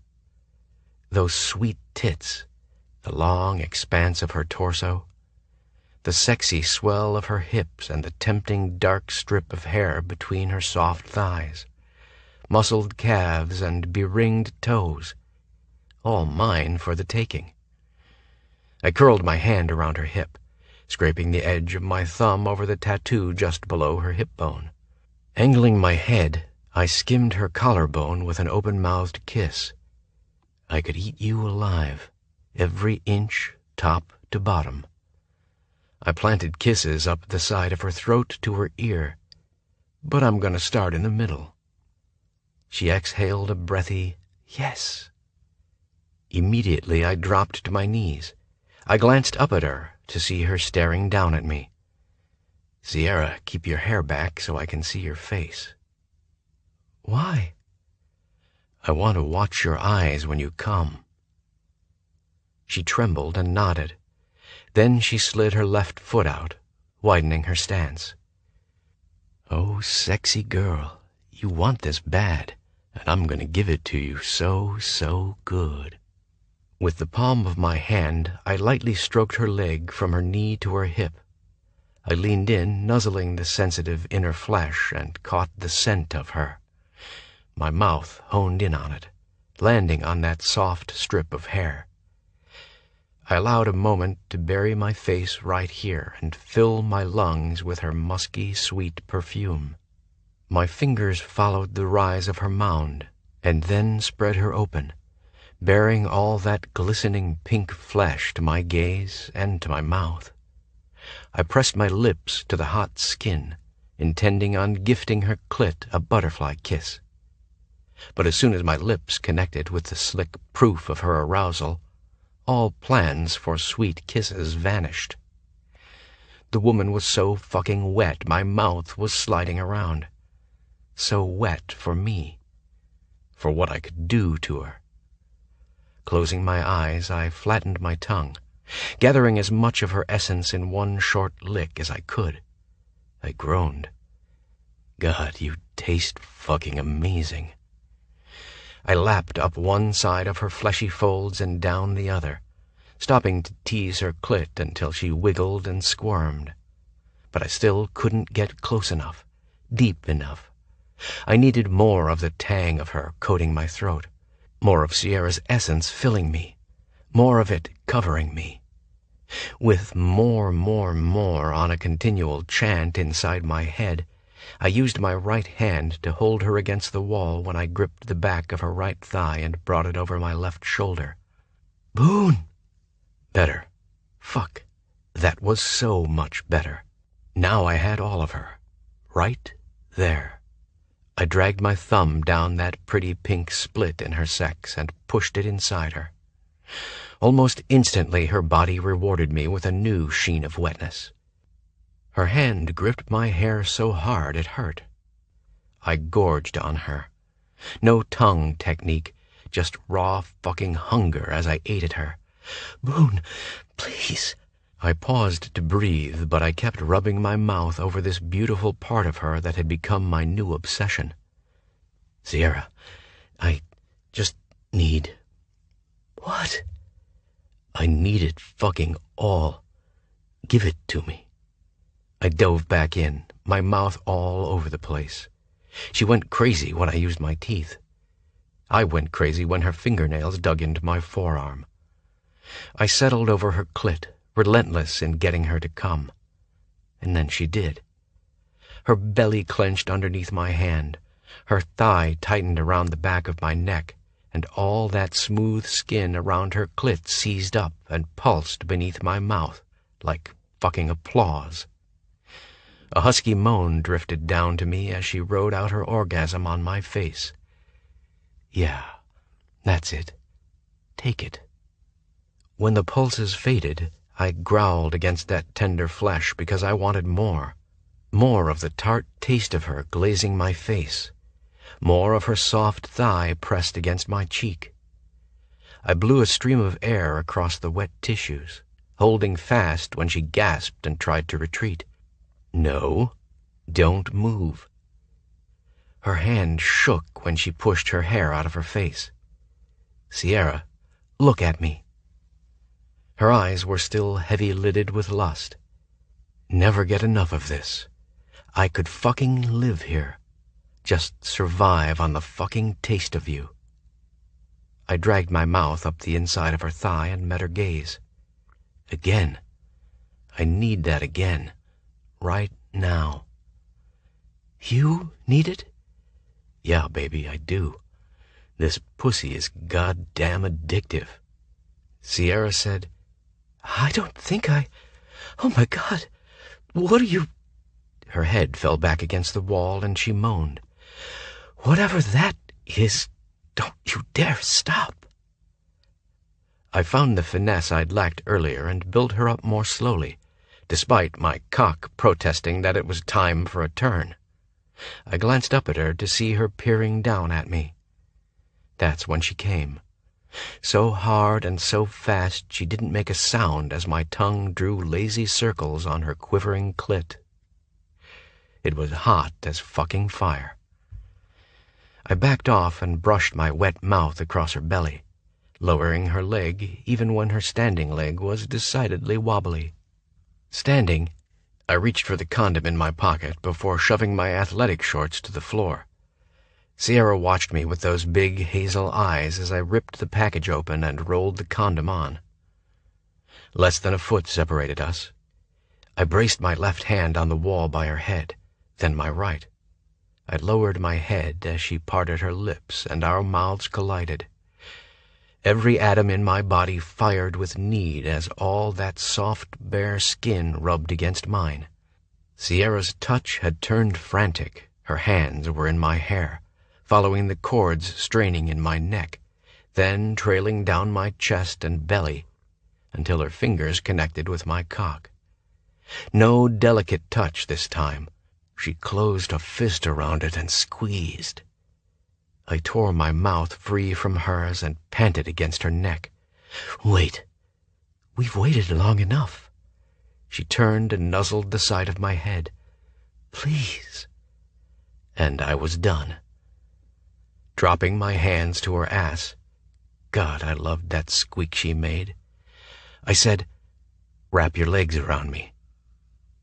I reclaimed her mouth as I centered her left leg above my hip, then pressed her back against the wall to lift and position her right thigh. She wiggled, pushing down to where my cock was trapped between us. Sierra, I said against her lips, keep your eyes on mine. I snaked a hand between us and circled my cock at the base, then slid her up so the head rested at her slick opening.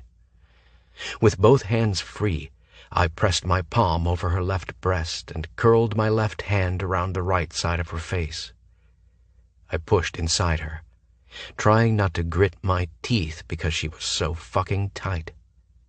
When her eyes started to flutter closed, I squeezed her breast. Look at me. Boone. Feel me. All of me. I want to know that you're right here in this moment with me. I am. My fingers traced her cheekbone and the hollow beneath.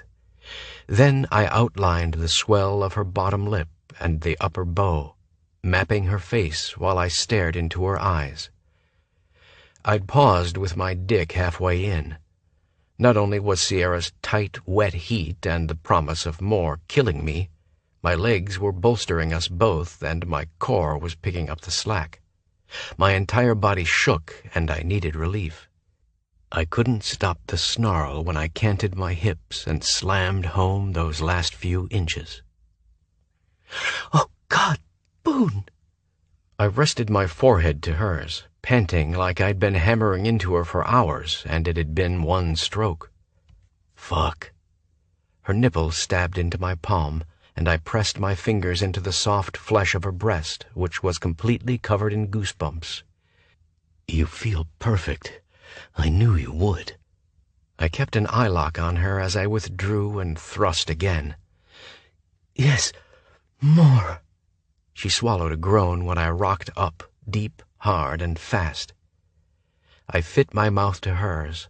The kiss was wet and messy. An open-mouthed clash of primal sex noises as I started to fuck her without pause. Sierra's fingernails gouged my ass, and she started pumping her hips for faster friction, so I knew she was close. I clamped my hands on the insides of her legs and pushed her thighs open so they were almost parallel to the wall. Then, with my groin in constant grinding contact with her clit, kaboom! And I didn't have a fucking prayer of holding back when she clawed at me, moaning my name with throaty reverence as she came. Her pussy walls clamped around my dick with rhythmic pulls so intense my legs bobbled as her body proved it owned me, just as much as her heart and soul had already laid claim to me. I let go with a harsh grunt, my release made sweeter and more perfect with Sierra whispering, "That's it, Boone. Give me all of it. Don't ever hold back with me." Fuck. I shuddered through every pulse with my face buried in her neck. I kept thrusting. For how long, I had no idea. Time had no place here. Just small pumps of my hips, even after the last hot spurt, unwilling to lose this connection with her. Her grip tightened on my hair. "Don't stop." I opened my mouth over the spot on her neck that caused her to squirm and gasp. When I used my teeth, she whimpered. When I teased with butterfly flicks of my tongue, she begged. And when I sank my teeth in and sucked hard on that sweet, sensitive flesh, she emitted a little scream and bucked against me as she came again. Hottest fucking thing ever. The bonus? My dick was an iron rod again by the time she finished. I nipped her throat one last time before I took those lips. Although I'd tried, sort of, to keep it slow and sweet this time, it wasn't. It would be fast, though, because I couldn't get enough of how amazing her body felt wrapped around mine. How quickly she clamped down those tight inner muscles to keep me deep inside every time I bottomed out. I plowed into her, my head spinning, my body primed once again to detonate. I ended the kiss, letting my head fall back as my balls lifted and I started to come. Closing my eyes to fucking savor every hard jerk of release. My last conscious memory before the orgasm engulfed me was of her sassy little tongue licking sweat trickling down my neck. After my vision cleared and the blood stopped roaring in my head, Sierra's mouth brushed my ear. "You, Boone West, are a sexy beast when you come." I groaned against her throat. My legs were cramping. So was my ass. We needed to take a break. A small one, at any rate. So, where's your bed, McKay? Chapter 15. Sierra. Boone carried me to bed. It was one of those passionate, romantic, swoon-worthy scenes, like in the movies. My legs were secured around his waist. My elbows rested on his shoulders as my hands gripped his hair. My neck was arched, and he dragged open-mouthed kisses down the side, sending shivers flowing over every inch of my naked skin. How could he see where we were going? I chalked that up to some kind of super soldier skill.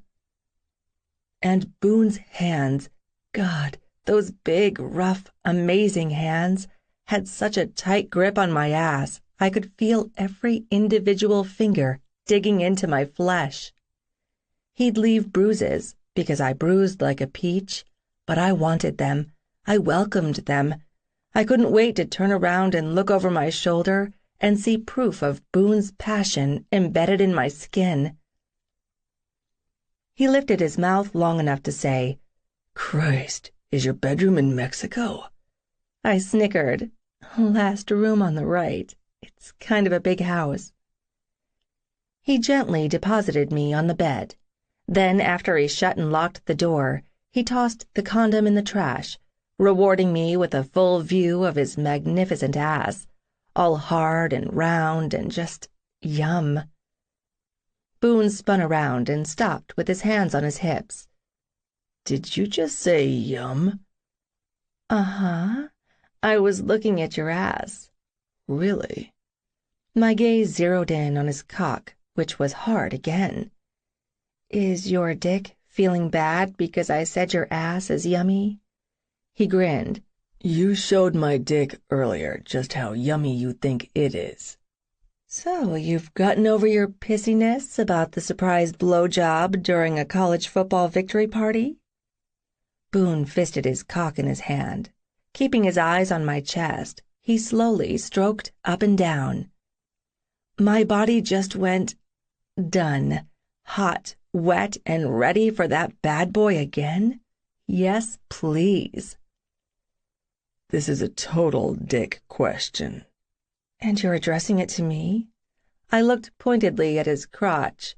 "Shouldn't you be talking to—" "Jesus, you're a smartass even in bed." "Lucky you, huh, baby?" I cooed.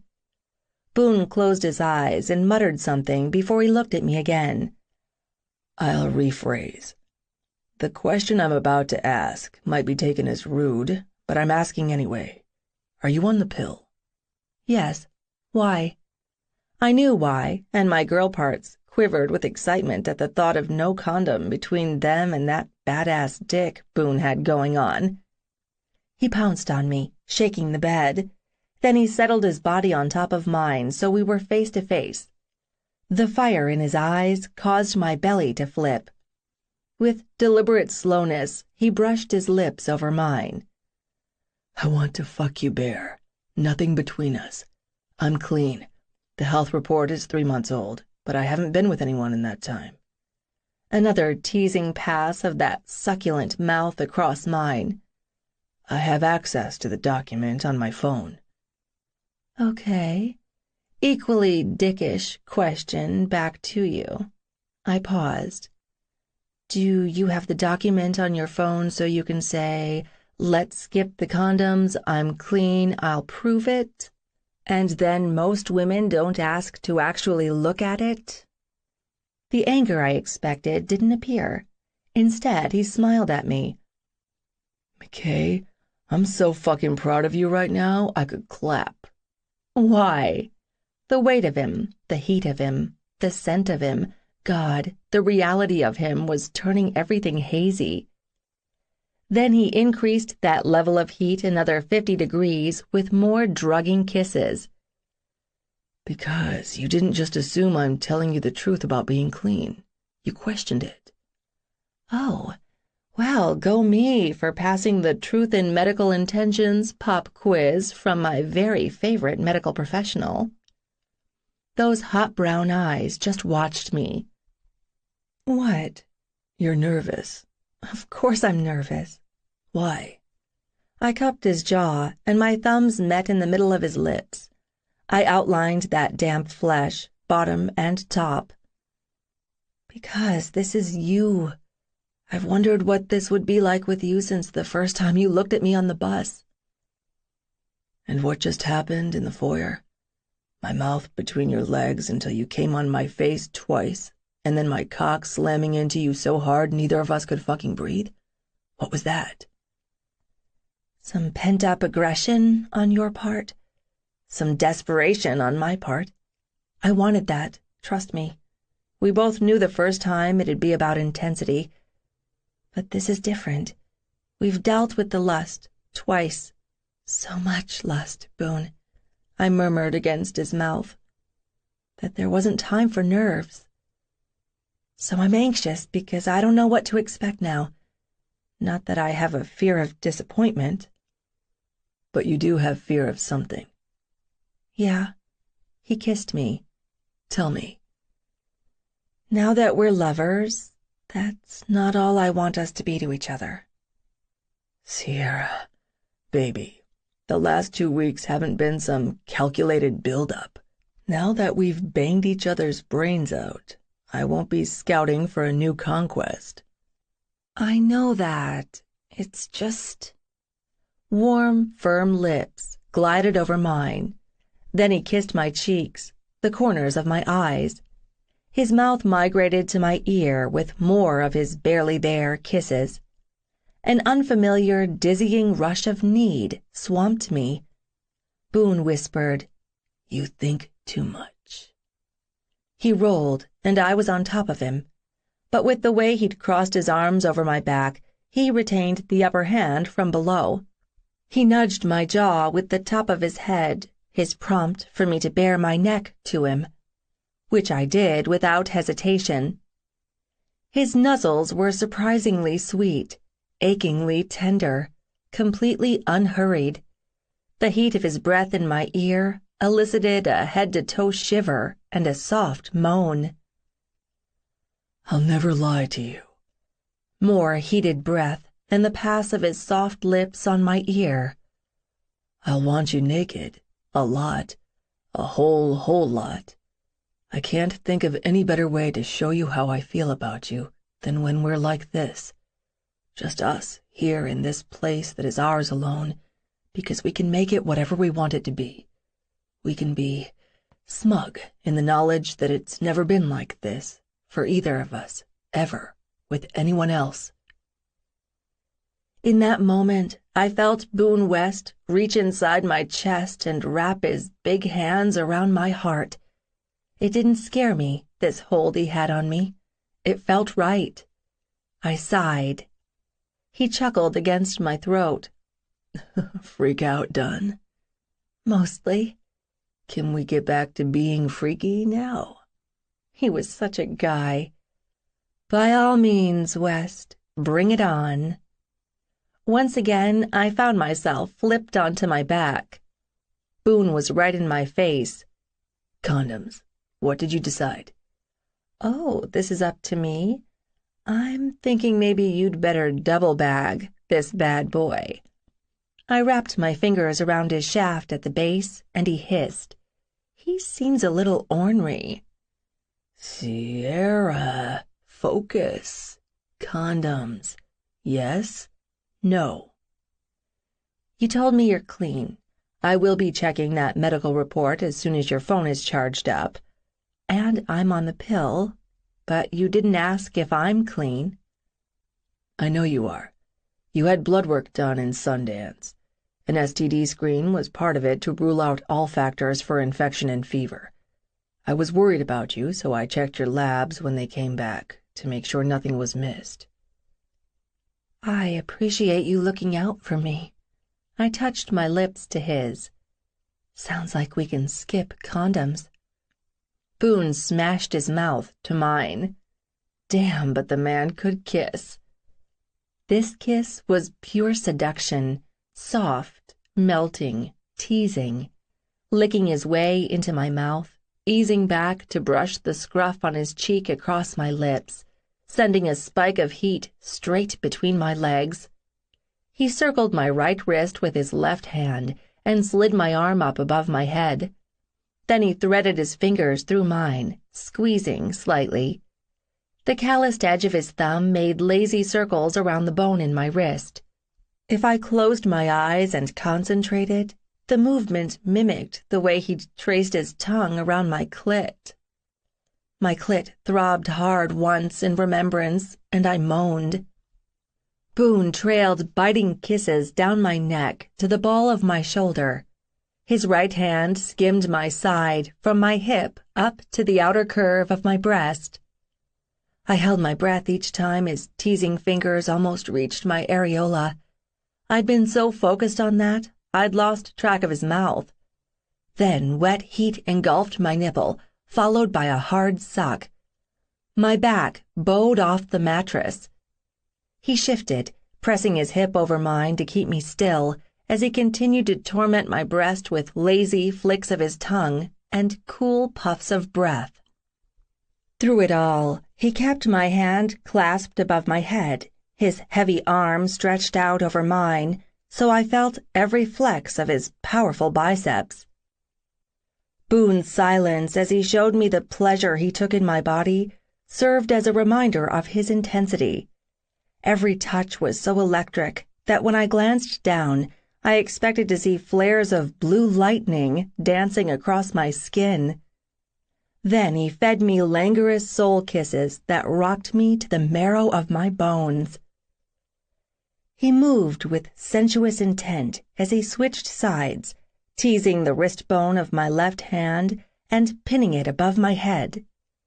His left hand traveled down the center of my body until his fingers breached the curls between my legs. He followed the seam of my sex to where I was wet, really wet. His rumble of satisfaction vibrated in my lips and tongue as he kissed me, sending a reverberation down my throat and exploding in a wave of tingles throughout the rest of my body. He stroked my slit, stopping at the top to tease the bundle of nerves nearly hidden in the folds of my swollen sex. Then another long, slow sweep down, and he pushed 2 fingers inside me. With his mouth controlling mine, I couldn't arch up. Every swirl across my clit and 2-fingered plunge proved that he set the pace. I couldn't force this orgasm to happen on my own. It was his to give me. When my thighs started to shake and I dug my nails into his forearm, he didn't pause in his rhythm, but he pulled back so our lips were barely touching and gritted out, "Give it to me. I want to feel you coming around my fingers." "Boone." "You're close. I can feel it. Let it go." I sucked in a breath of air on a gasp when Boone fastened his mouth to the side of my throat, in the one place guaranteed to set me off again. And it did. I shattered, my pussy pulsating around those thick fingers, my clit throbbing against the hard press of his thumb. By the time that bonus O faded, Boone had levered himself over me. A whisper-soft kiss crossed my brow. "Sierra." "Hmm?" "Look at me." I managed to unroll my eyes from the back of my head and opened them slowly. That tight feeling in my chest expanded when I gazed into that gorgeous face. We were really here, together, like this, the way we'd always wanted. His gaze never left mine as his hands moved to the insides of my thighs, spreading them wider as he started to work his cock into me. "You are so fucking tight." "That's because you're packing a cannon." Once he filled me completely, he brushed his lips over mine. "Feeling this hot, wet pussy bare around my cock? This might be rocket fast. Put your hands on my ass and hang on." I murmured, "You're so bossy," but my fingers were already digging into that smooth, hard muscle. "You can complain when I don't get the job done." When he slammed back in twice in rapid succession, I might have screamed. Cocky Man just chuckled against my neck. Then he pushed up so we could watch his cock tunneling in and out of me. "You're so wet. Fuck. It makes me crazy to see that. Makes me want to bury my face in you again." "Anytime you want to do that, feel free. You don't even have to ask." That got his focus back on my face. He angled his head and bit my bottom lip, holding it between his teeth like he'd held my clit, flicking his tongue over it like he'd teased my clit. My clit pulsed hard. Then he let my lip go, only to kiss me in that fleeting manner so he could watch my eyes as he fucked me. The man was an animal in bed. His instincts were unparalleled. He knew when I needed more pressure on my clit, but not harder thrusts. He knew I needed the stroke of his hand on my leg, my side, my chest, my neck, to hit that next level right before I unraveled. So the soft scrape of his nails up and down the outside of my thigh pushed me that much closer. Boone's tongue swirled just inside my ear. "You ready to come?" "I can't come on command," I panted, "but I'm close." Then he was back to kissing me, hard, fucking me, hard. He eased back to say, "Come now, let me see it." He did some flex and grind motion with his hips. Sensations hit me from all sides. Boone's breath on my lips, the throbbing in my clit, the rocking of his pelvis, the tight clamp of my pussy muscles around his cock, which was pulsing hard as he groaned above me. Whew, yeah, he could be as bossy in bed as he wanted after that. My skin was sticky, my nipples ached, my throat was dry. I'd never felt so spectacular. And not just spectacularly fucked, either. Boone kept me spooned against him as we caught our breath. He trailed his fingers up and down my arm. I rolled over and faced him, or rather, I faced his bare chest, his muscled bare chest. Now that we were lovers, would he let me touch him and kiss him any time I wanted? Would he let me lick and suck and taste? I bent forward and placed my lips on the upper curve of his left pec. God, he smelled so good. I parted my lips, gliding them back and forth across his damp skin. He tasted good, too. I flattened my palm on the right side of his chest to hold him in place as my mouth wandered to explore the left side. Was that thick slab of muscle always hard, or was he flexing? I rubbed the side of my face across the top of his chest, loving how the firm flesh felt against mine. I buried my face above his sternum, letting his chest hair tickle my lips as I breathed him in. I liked that he had some chest hair. I didn't like furry, but super smooth was kind of weird. The delineated line of his lower pecs grabbed my attention, and my tongue darted out to follow the deep cut. How often did he have to lift weights to stay so amazingly ripped? My fingers had been caressing the right side of his chest, and my thumb connected with his nipple. I pressed kisses back up his torso until I reached the flat disc, circling it with just the tip of my tongue. Then I lapped at it, tasting the salt and musk of him. I used my teeth, watching how fast the disc pebbled when I blew a stream of air across it. I played around doing what I wanted until I realized Boone hadn't said anything for quite some time, and I could feel his heart beating much harder. I peered up at him. "Having fun?" he asked in that sexy, growling tone. I forgot about after-sex talk and everything else when faced with the glory of his chest.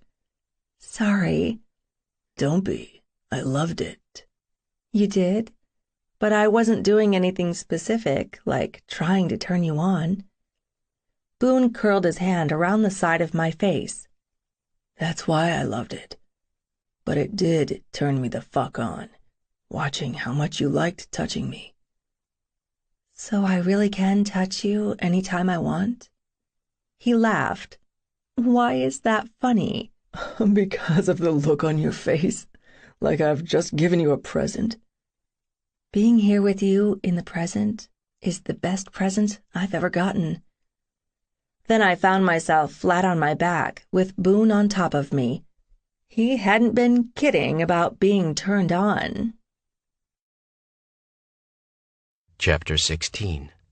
Boone. I couldn't sleep. I should have had the best sleep of my life in Sierra's bed with her wrapped around me.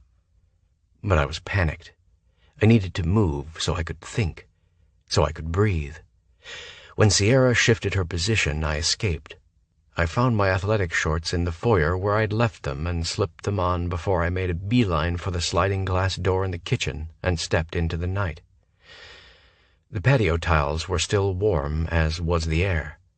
The light from the pool cast shimmery shadows across the water. I paused by the edge. Since I hadn't seen exercise equipment, I couldn't burn the feeling off.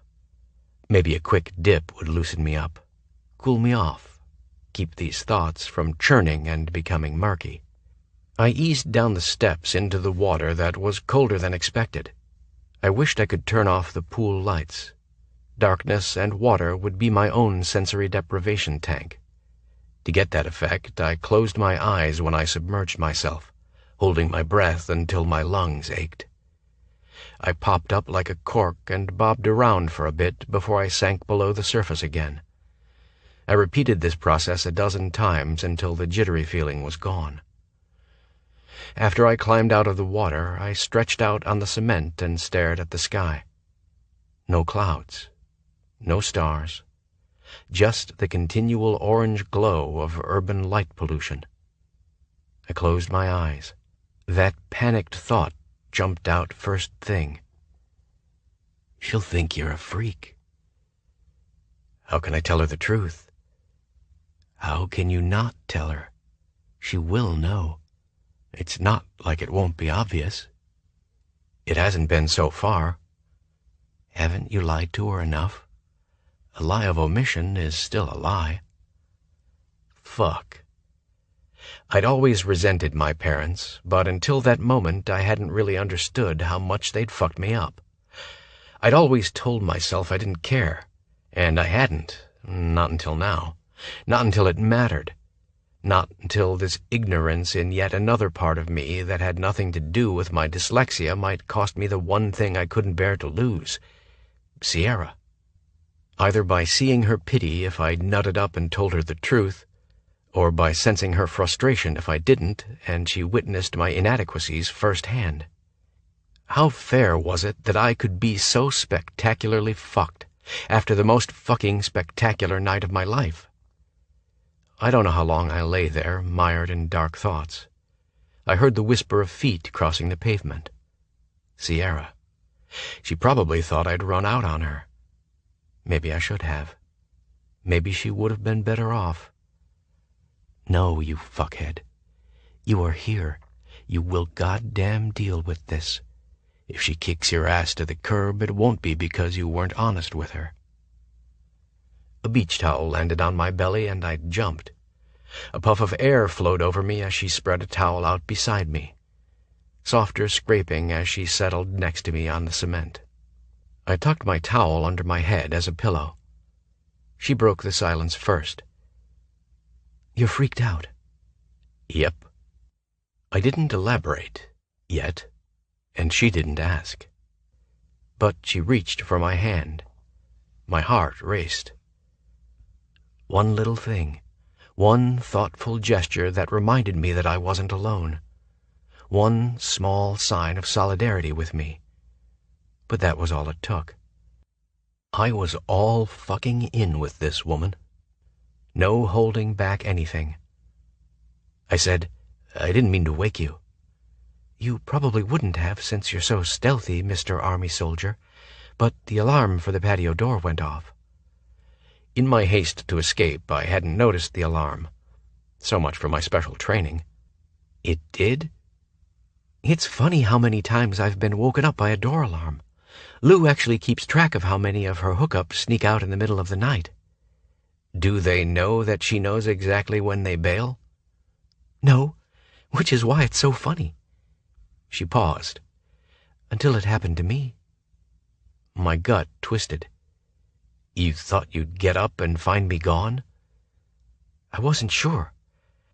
I figured it was your turn for a freak-out moment, since I've had several and hit the road at every major turning point so far. The thought had crossed my mind to just go. Even if I would have found you gone, Boone, I would have come after you, like you always come after me. She squeezed my hand. I squeezed hers back. It didn't seem odd that we were lying side by side on her patio in the middle of the night, staring at the starless, cloudless sky. "You want to talk about why you freaked out?" she asked gently. "Yeah." I paused. "And fuck no." Sierra laughed softly. She didn't push. She didn't say anything. She didn't have to. I knew even if it took me a fucking hour to find my balls and spit this out, she'd still be right there beside me, waiting. I compiled an ordered list in my head. High points, low points. Problem was, they were all low points.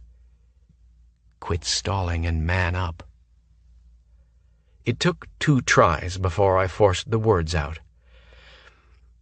I freaked out because I've never spent the entire night in bed with another person. Never? Never. Not even as a kid? She asked.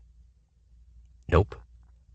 Even with the shitty places we lived with my mom, I never shared a bed with my brother or sister.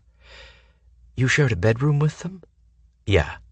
I spent plenty of nights in a sleeping bag on the floor. What about during sleepovers with friends? I released a bitter laugh. I didn't have friends. On purpose, so no one knew how fucked up my home life was with my drugged-out mother. The closest I came to a sleepover was on the rare occasion I stayed with Aunt Carolyn or my uncles Chet and Remy. Sierra didn't say anything. That's when I noticed she'd started sweeping her thumb across the back of my hand, down to the bone in my wrist and back up. Maybe she wasn't conscious of the constant movement. Maybe it was a way of calming herself. But that tender touch soothed me. Or maybe she knew I needed a connection to her, however small. Back to supposing. Back to stalling. You started this. Finish it. I inhaled and exhaled, trying to stop my heart from racing like a trapped rabbit's. Then I moved in with my dad and had my own room and a double bed. Man, I loved having all that space to stretch out in. The last thing I wanted was to share that with anyone, even temporarily. So, your high school hookups? Didn't happen there. I drove past your house once. She paused. Okay, more than once, but less than 100 times. I always hoped you might be outside working on your motorcycle when I passed by, and I could act all innocent. Oh, Boone, you live here? I didn't know that. But since I'm in the neighborhood... I allowed a small smile at that image, because that was exactly how the Sierra I'd known would have played it. What happened after the "since I'm in the neighborhood" scenario? In my 16-year-old fantasy world, we made out like crazy. I think I let you touch my boobs. I groaned. God damn, you had a nice rack. I tried so fucking hard not to stare at it. I brought our joined hands to my mouth and kissed her knuckles. You still have an outstanding rack, baby. And now you can touch it any time you want.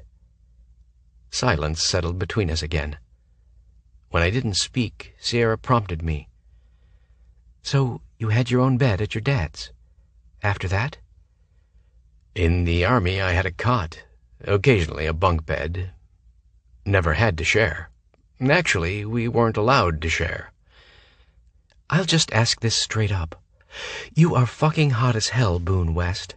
You didn't lack female attention when you were in high school, and I doubt a healthy, sexy, young, buff, gorgeous soldier chose celibacy.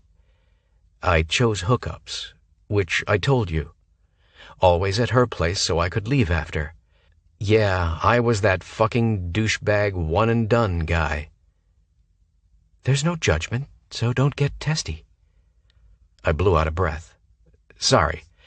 It's just hard to admit, to you of all people, that I've never done the whole cuddle-snuggle thing, except while waiting for my dick to get hard. I fucked, then I went back to my place, alone, every time. Hence the no shampoo bottles in the shower reality, she said. Yeah. So you don't do the whole cuddle-snuggle thing longer than necessary to get laid, because you don't like it? being with you the last couple of hours. That's the longest it's ever been for me."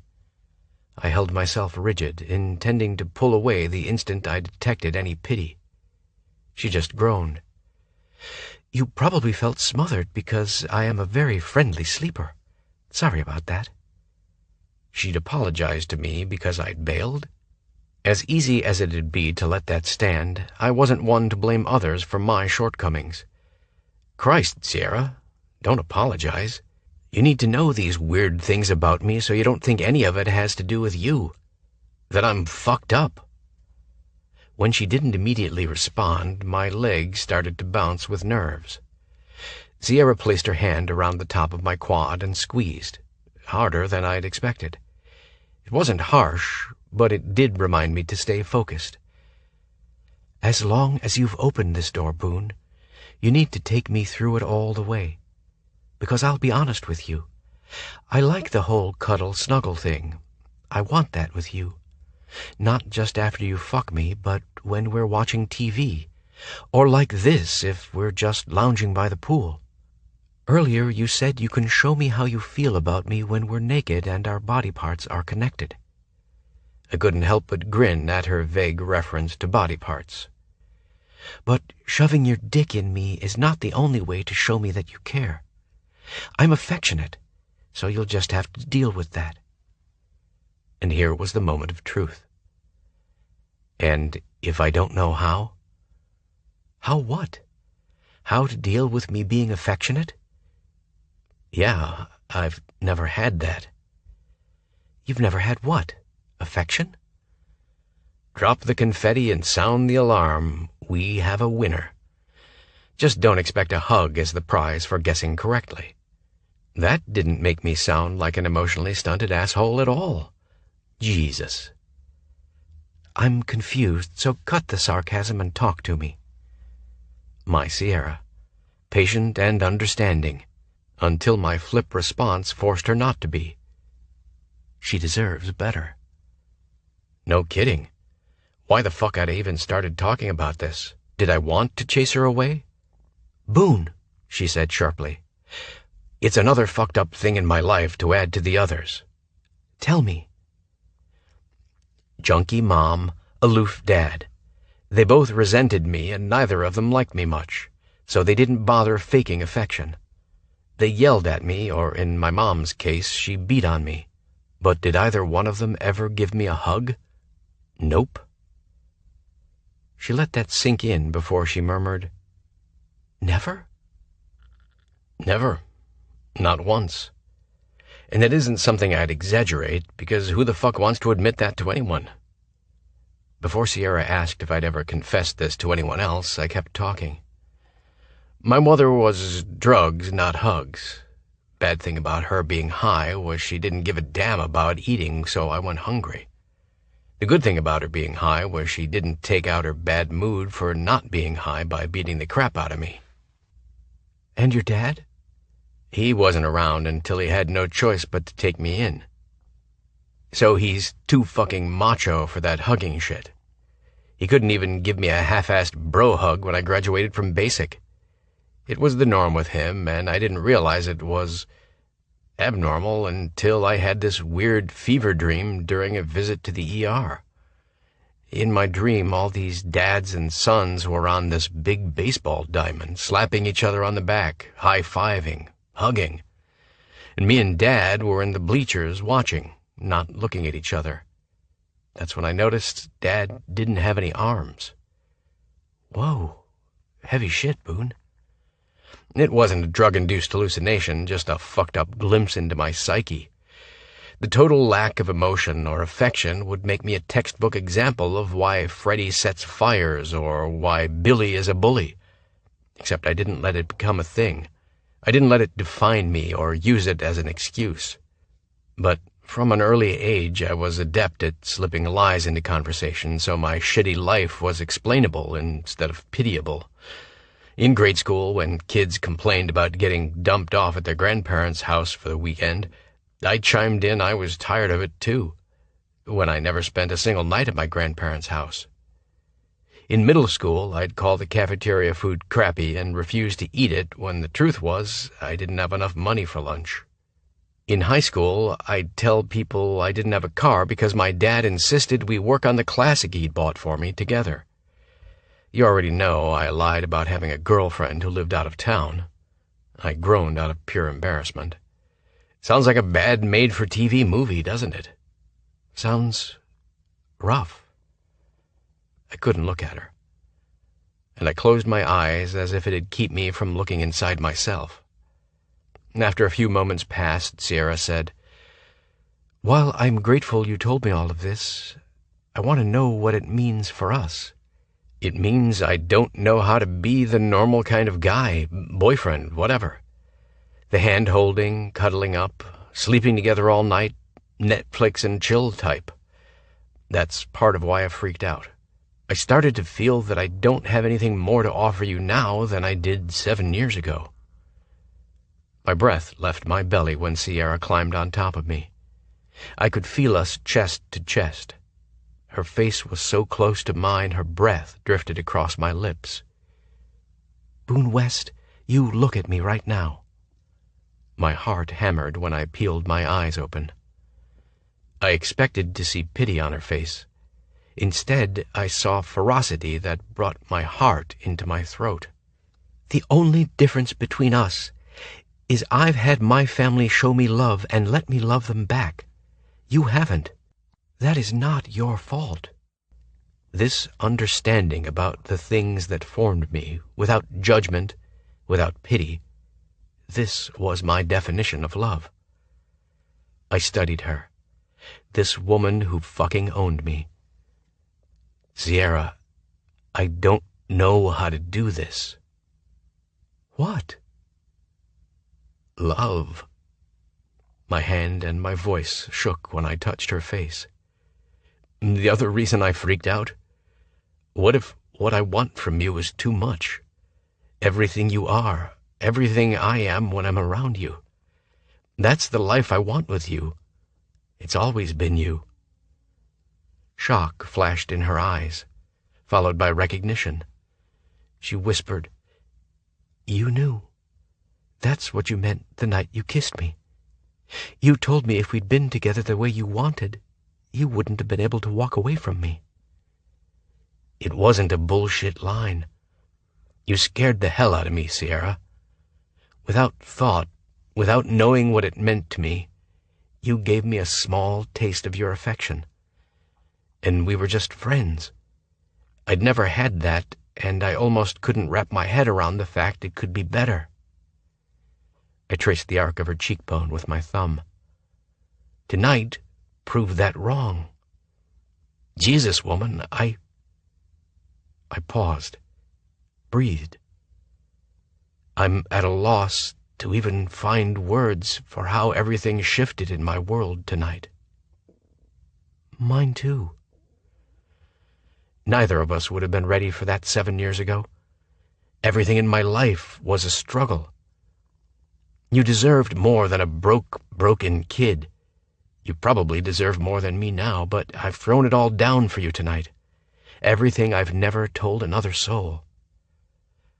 I'll be honest. You have utterly wrecked me tonight." I waited for her to explain or act very Sierra-like and offer me reassurance, but she didn't. I'd had years to process this. She'd need more than 5 minutes, so I forced myself to let it go. For now. Finally, she said, "We have a history, and like you mentioned that first day in my office, it wasn't all bad. I just never understood how deeply the good parts affected you. This is the start-over point for us, Boone." She swallowed hard. Point for my girl for keeping it together. Because if she started to cry, Christ, I would too. I cradled her face in my hands and locked my gaze to hers. "I'm all in with you, Sierra. All fucking in." She turned her head and kissed my wrist, nuzzling her cheek into it with a sigh. "That right there, Boone, the way you reached for me without thinking, that is affection. You do things like that around me all the time. You always have. I did? Get the fuck out. Maybe I wasn't entirely hopeless.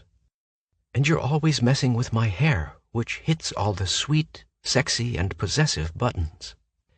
You watch me closely. She smirked.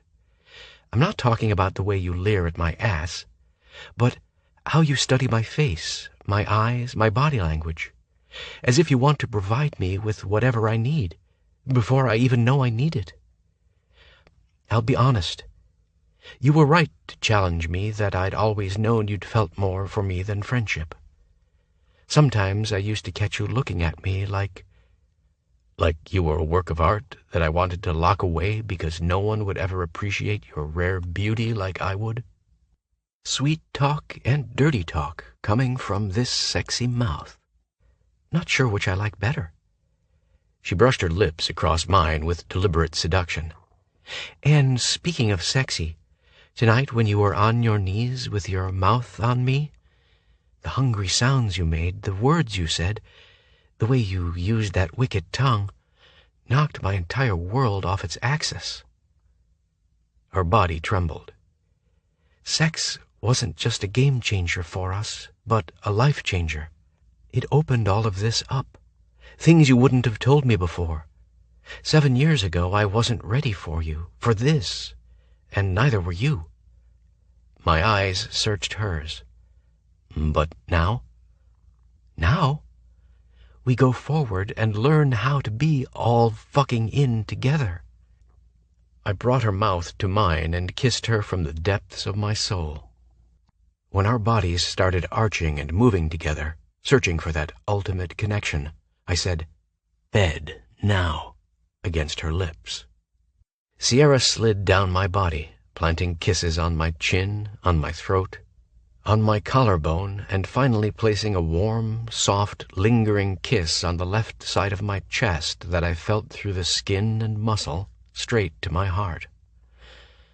We were in a dreamlike state, weaving through the dark house, hand in hand, landing on the twisted sheets in a tangle of arms and legs, kissing and touching, eager yet still patient enough not to push the pace. So when I finally levered myself over her, our skin damp and marked with love bites, our mouths swollen, her hair tangled and spread out on the pillow in a swath of dark silk as she writhed in eagerness, all I could think was mine. Her eyes were closed as I teased the head of my cock between her legs. "Sierra?" "Hmm?" "Look at me." "But I want to stay in this slow and dreamy state, in this cocoon." She turned her head to the side, offering me her throat. "I want your eyes on mine." Sierra did look at me then. "Why?" "Because I get off watching them when I do this." I plowed into her with one fast snap of my hips. Her back bowed up and she gasped, and came right away. Hard not to feel cocky about that. I continued to watch her as I fucked her slowly. Every time she looked away, I said, "Eyes on me." Her face softened. "Boone," she touched my throat. "This is real." My arms shook. My gut rippled. My ass cheeks ached. "I promise, if you close your eyes and reopen them, I'll still be here." How had she known that was my fear? That this was all just a dream? "Let go. Take what you need." I have what I need. You. But fuck if my balls weren't boiling with the need to come. Sierra put both hands on my chest. "Stop. Back up." Pushing to my knees, breath heaving in and out of my lungs, I watched as she scooted to the side of the bed. Wearing that sassy smile, she beckoned me over. "New position. But after this, we've got to give it a rest because I'm getting chafed." I glanced down at my dick and my knees, both a little red. I'd put up with a lot of soreness if I could stay buried in that tight pussy all night, but her being chafed was a different story. Leaning over, I kissed her, a slow tangle of tongues and sweet licks and nibbles. "If you're too sore, I can stop." "No, I just want to try this." Her cold feet landed on my belly as she inched her toes up my torso. "With my legs on your shoulders." My inner beast roared a "fuck yeah" snarl, and I pulled her up higher. My cock homed in on her pussy almost without my assistance, and I slid back inside. Sierra reached for my hands and pulled me down. "Rest your weight on me." Damn, that felt good. I kept a slow pace until little Miss Position Changer said, "Stop again." "What?" "We're taking a break after this, so maybe you'd better make this one count." She was seriously telling me how to fuck her? Of course she was. I loved that, even when it sort of annoyed me. So I lowered her heels to the mattress and dropped to my knees. "What are you doing?" "Making this one count. Any objections? You have another position in mind?" No surprise that she didn't offer suggestions. Only after I made her come with my mouth did I return to making love to her. Her soft sighs were as satisfying as her gasps and groans. Her gentle touches and melting kisses were what I needed. After I poured myself into her again and my mouth was tasting the sweet flavor of passion on her skin, she whispered, "I want you in my bed all night, Boone. But if you need space, there's a blanket on the couch in the living room." "Thanks. But I'll be fine right here." Chapter 17. Sierra. Boone slept in my bed all night.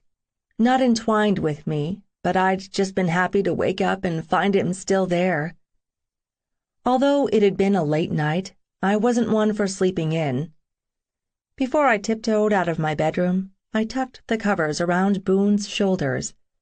I wanted to smooth my hand over the nape of his neck and kiss his forehead, but I wouldn't chance waking him. I grabbed my exercise clothes. I used a corner of the extra family room for a workout space. I'd never be a toned gym rat, but I did feel healthier if I worked up a sweat. After setting the program on the elliptical for 45 minutes, I hit shuffle on my iPod and did my time in hell. Most people I knew could multitask while churning away on an exercise machine. Not me.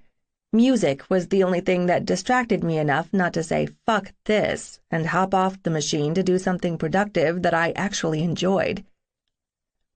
After I finished, I poked my head into my bedroom and saw Boone still sprawled in the same position.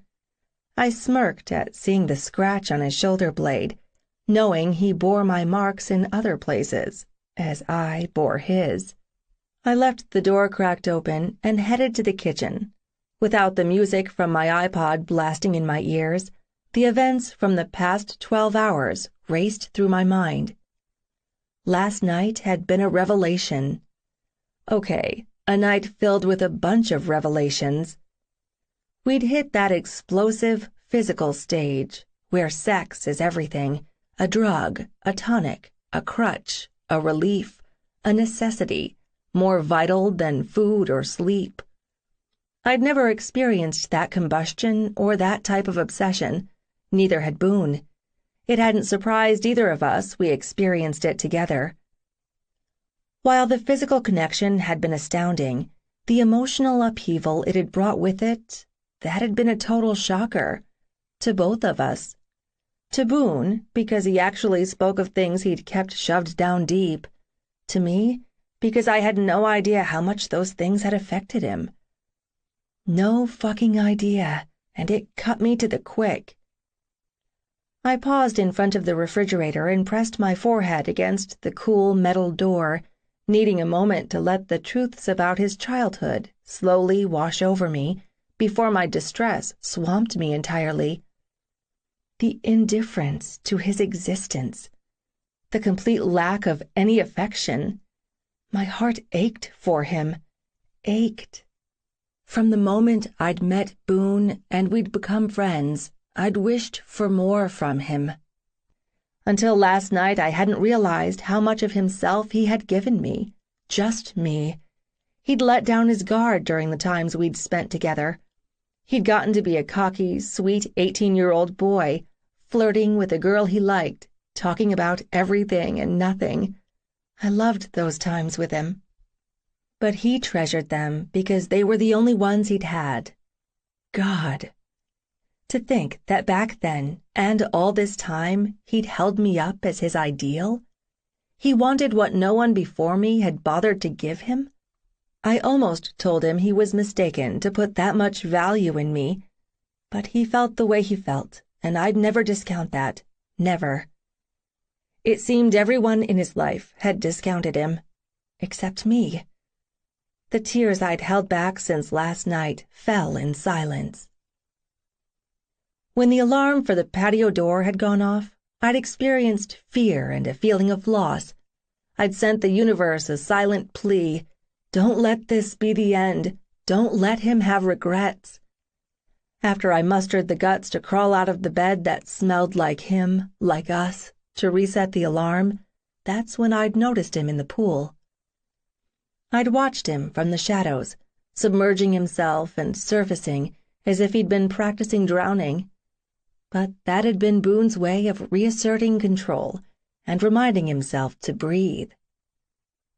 So after I'd gained control, warning myself not to fucking cry because it'd send him running, I'd strolled out, alerting him to my presence, hoping he'd open up to me, even if that meant dealing with his regrets about cramming as much sex as we could into as short a time as possible, and his need to walk away or even cool it. That's the conversation I'd expected. Not Boone telling me he didn't know how to love. I clapped my hand over my mouth to stop my anguish from spilling out. My anguish and heartbreak and horror and fury that he didn't know how to love someone because he'd never had love or affection or any of the normal exasperation and elation that came with loving someone and them loving you back. So he'd focused on having a purpose. Did he think only then would he be worthy of affection and love? No, goddammit. He'd been worthy all along. How strong his will had to be to withstand a life without casual touches, without spontaneous hugs, without that comfort in knowing you were loved. Right then, I resolved to give him that every day. He would know my touch, even just in passing. He would know his value to me in every possible way, so he'd never have to wonder again. I crossed to the sink to wash away the evidence of my tears. I'd never want Boone to think I pitied him. I didn't. But I knew that's what he'd think if he saw me bawling. The last thing I wanted was for him to retreat. I wanted him here, where I could be what he needed. After I made a pot of coffee, I tossed all the ingredients for banana bread into a bowl. While the oven heated, I mixed the batter, greased the pans, and shoved them in the oven, all while slurping down my first cup of coffee. When I turned around from putting the dishes by the sink, I noticed Boone leaning against the door jamb, watching me, looking adorable with his hair sticking up and dark scruff on his face. Hey. I didn't wait for him to come to me. I nearly had a skip in my step as I skirted the center island and circled my arms around his waist, pressing my cheek against his chest above his heart. Morning, sleepyhead. Immediately, Boone's arms closed around me.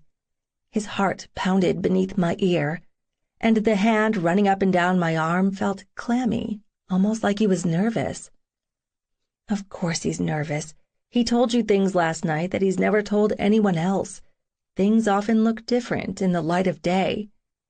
But for me, everything was much clearer. We held on to each other for a long time. When Boone tipped my head back and smiled into my face, I puckered my lips for a good morning peck. But he devoured me. He didn't caress my cheek or my throat or my breast. His entire focus was my mouth, my lips, my tongue, my breath. After ending the kiss, he smiled into my face again. "Good morning, gorgeous." I had to reach back for the counter because my legs were as mushy as banana skins. "Thanks for letting me sleep in. That bed of yours is awesome." "It's even more awesome when you're in it." I snagged a cup off the shelf. "Coffee?" "Sure. What are you making that smells so good?" "Banana bread." "The same kind you used to make?" I slid the coffee in front of him. "I made banana bread for you before?" "Once." He wrapped his hands around his cup. "It had pineapple and chocolate chips in it." "I don't remember that." "You made a lot of good stuff for me, and you used me as a guinea pig, so maybe that's why you don't remember." "All of that?" I waved dismissively, an attempt to impress the hot, brooding senior I had a major crush on. "It worked. The sandwich you made me that first day." He sipped his coffee. "Still the best one I've ever had." I don't remember what it was. I do remember thinking, Boone West is in my house. I'm having lunch with Boone West. Do not be a dork. He smiled. "But you were a dork, and that's why I liked you." I liked we could look back. "So, do you have to work today?" "No. Do you?" "I have a few things to do later, but I can do them from here. I don't have to go into the office." Boone set down his cup and began to stalk me. "So, we have the whole day to do whatever we want?"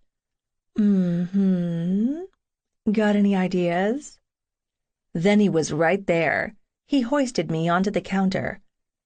"I'll need to fuck you at least twice more." Our parts were getting chafed last night, and we decided to give it a rest, remember? He scooted in until we were groin to groin. "My part is ready to say good morning to your part." I kissed him. "Let's have breakfast first." "Then what?" "Are you antsy? Are you hinting around that you want to leave?" Of course he read the anxiety in my eyes. "Hey, not trying to bail on you. It's just—" His quick smile was just short of sheepish. "Now that I'm your man, am I supposed to clean out your gutters or some other honey-do list stuff?" Dude, I don't know any more about this weekend couple stuff than you do. I thought we'd probably just hang out by the pool, or watch football, or spend the afternoon in bed, then eat something. He curled his hands around my face. "This all fucking in stuff is awesome." I almost laughed it off, but his intensity, holy shit. Boone got closer yet, peering even more deeply into my eyes. "That wasn't a flip response because you suggested sports, sex, and food." I get that. "Does it scare you?" He stroked my cheekbones with his thumbs. It doesn't scare me. I flattened my hand over his heart. It excites me. It humbles me. "Humbles you? Why?" The intensity in those dark brown eyes didn't lessen. "Even after everything I told you last night?" "Especially after everything you told me. And here you are, owning up to how you feel first thing this morning. No backtracking, no excuses."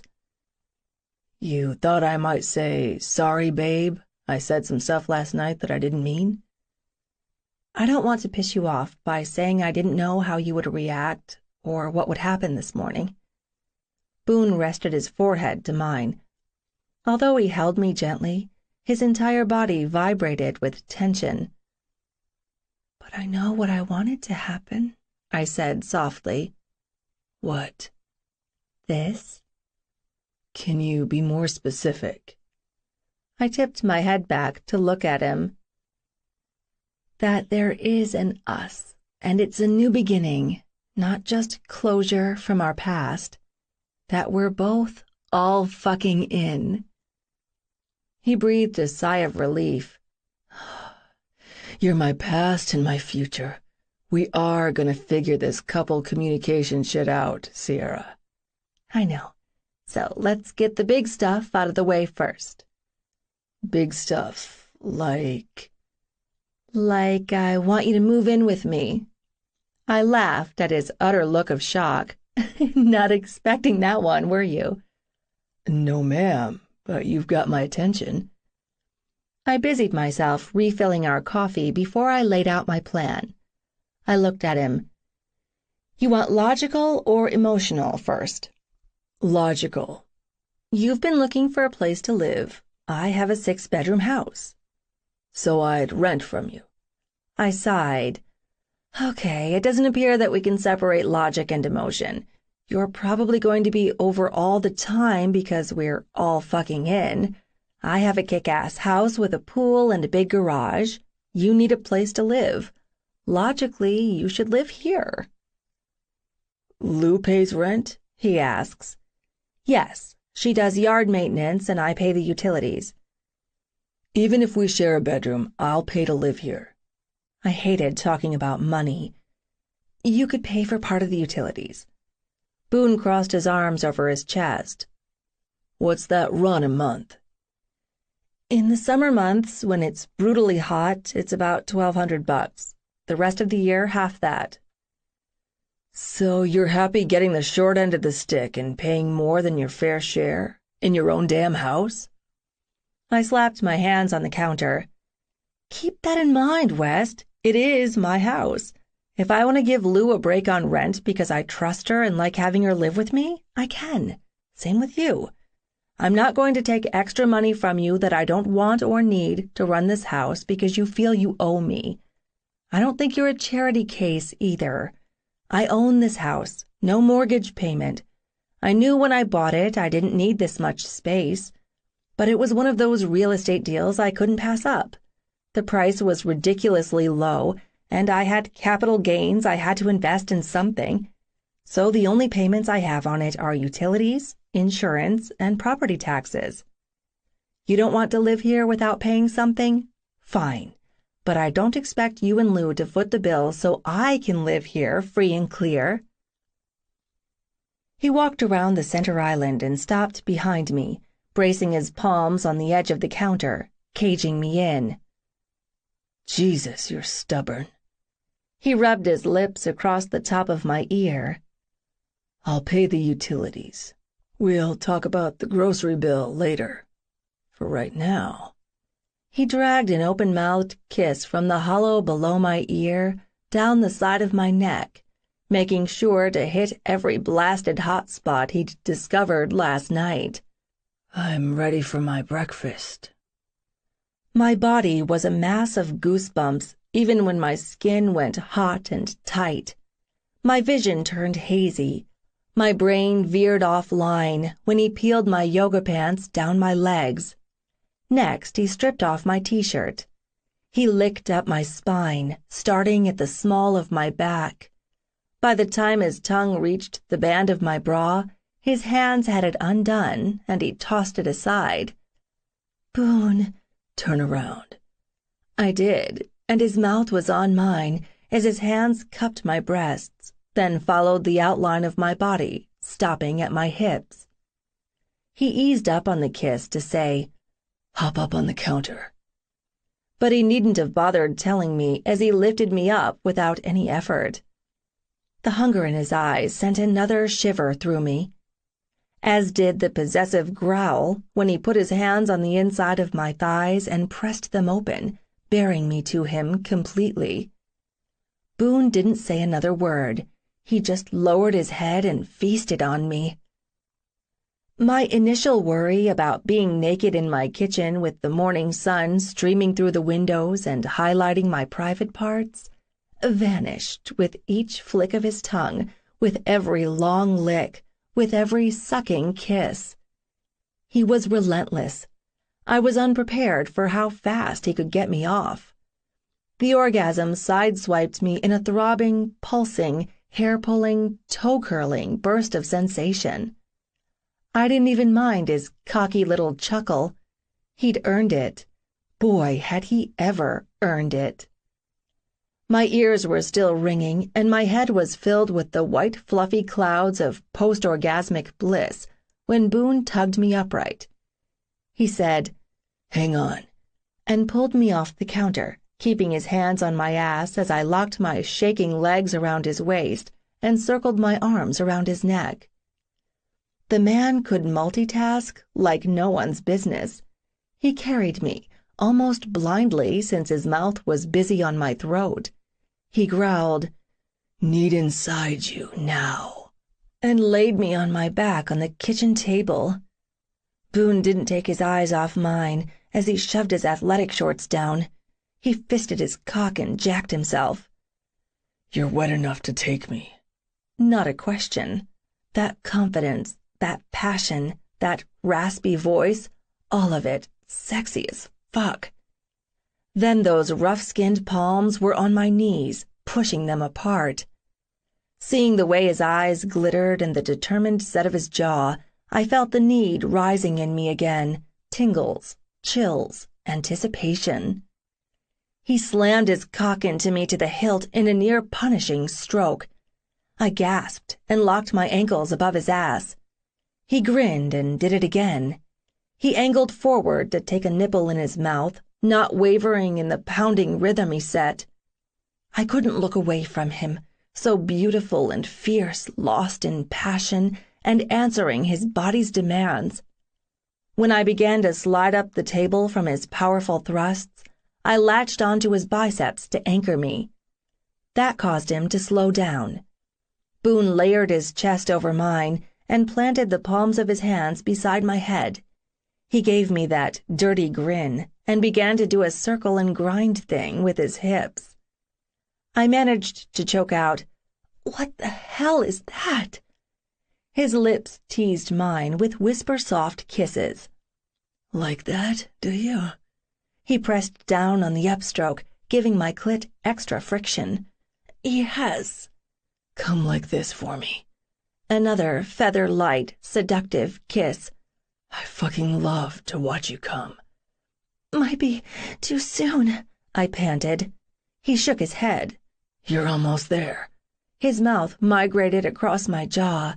He proved my readiness with the steady rocking of his pelvis until I unraveled again. After I floated back to earth, he whispered, "You're beautiful." "Boone." He picked up the pace. His hard fucking with table-thumping ferocity lasted half a dozen strokes. Then he threw back his head and let go. Before he fully recovered, the timer on the oven started to ding. I scrambled upright. I'd totally forgotten about the banana bread. Then Boone was in my face. "Not letting you go without this." He kissed me with the mix of surety and sweetness that I needed. How he'd picked up on that in less than 12 hours? Don't dissect it. Accept it as your good fortune. Against my lips, he murmured, "You deal with the banana bread. I'll wipe down the counters." "We are such a great team already." He laughed. "All fucking in, baby."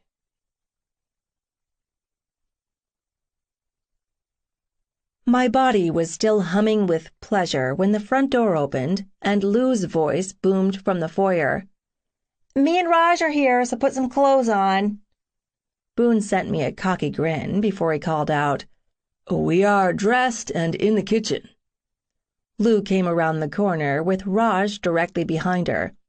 "I thought I smelled banana bread, but I figured you two wouldn't surface from the bedroom for at least 3 more hours." "In a house this size, why would we limit ourselves to one room?" Boone replied, keeping his eyes on mine. "Lucky thing you weren't here half an hour ago." I tried to hide my blush behind my mug of coffee. "It looks like you had time to wipe the butt prints off the refrigerator, Miss Neat Freak," Lou said. "We didn't do it against the fridge," I retorted. Raj muttered something to Boone. Whatever Boone said had Raj giving him a huge grin and a fist bump. And they said women were bad, gossiping about sex. I squinted at Lou as she shook out 4 Excedrin tablets. "You don't look too hungover." "Oh, I am." Lou popped the pills and took a big drink of water. Then she looked over at Boone.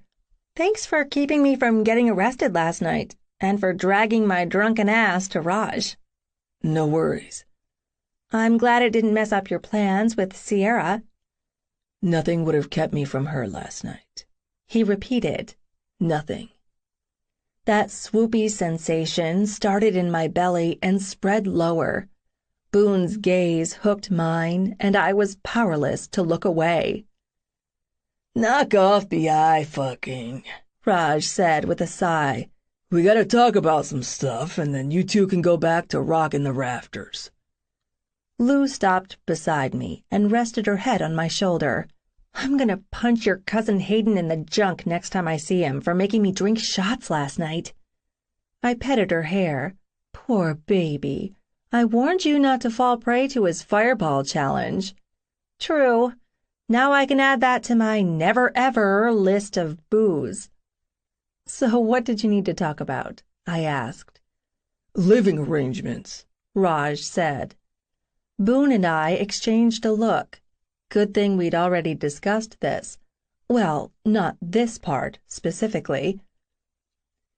"Since you're as crazy about Lou as I am, and you're used to living with Boone, you're welcome to move your stuff here, Raj."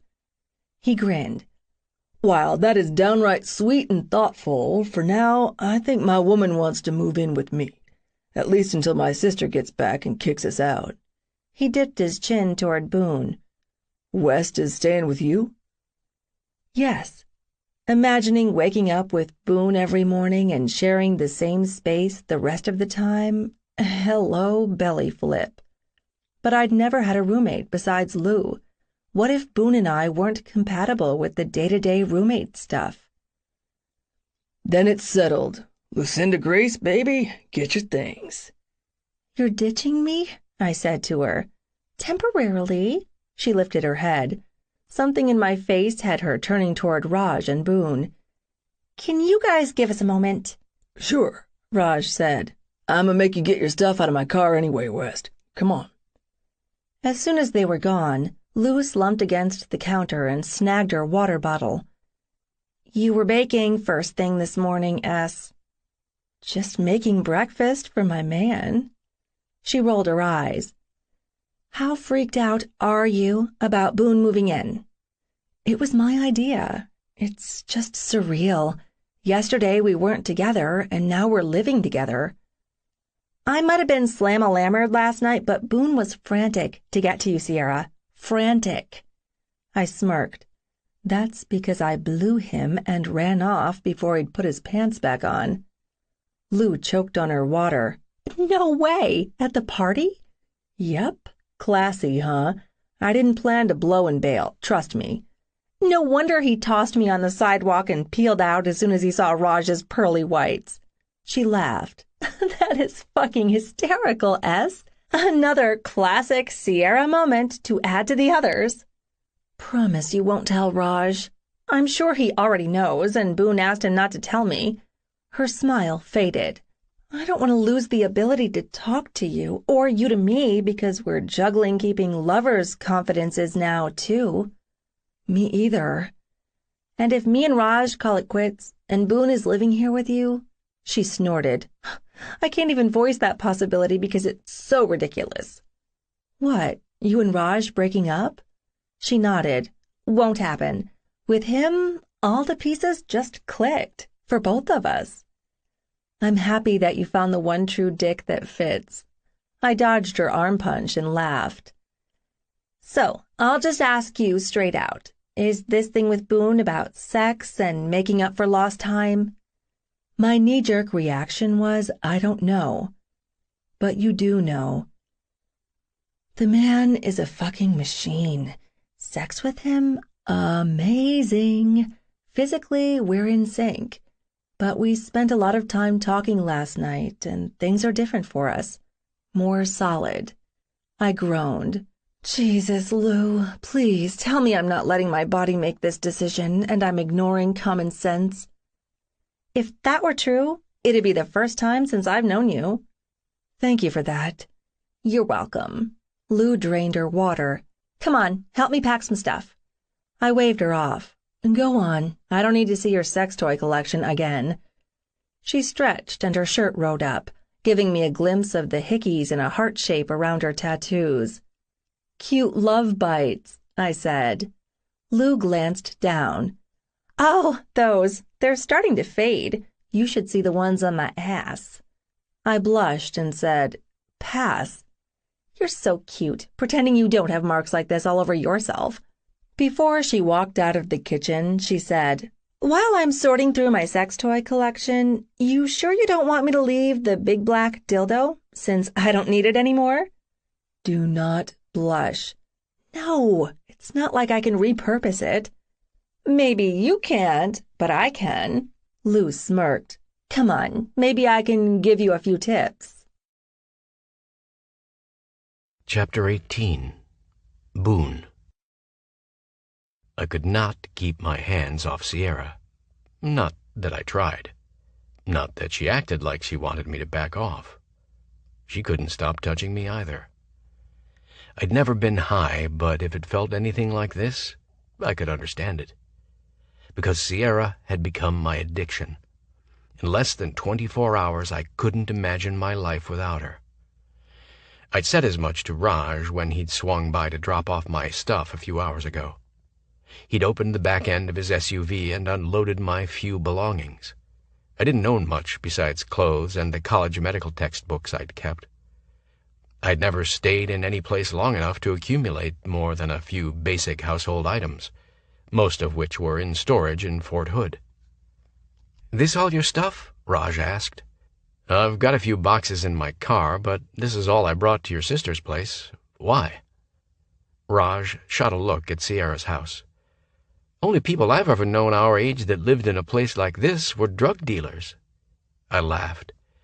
"Sierra is a dealer of sorts, a wheeler dealer in the real estate market. Don't worry, everything is on the up and up with her." "That ain't what concerns me, B." "Then what?" "You have a chip on your shoulder about paying your own way in all things. You've never let me buy you a beer without repaying me in kind. So how's it going to work with her? No matter how crazy you are about her, I don't see you agreeing to living in her house without—" "A detailed spreadsheet of who pays for what?" I supplied. "Something like that.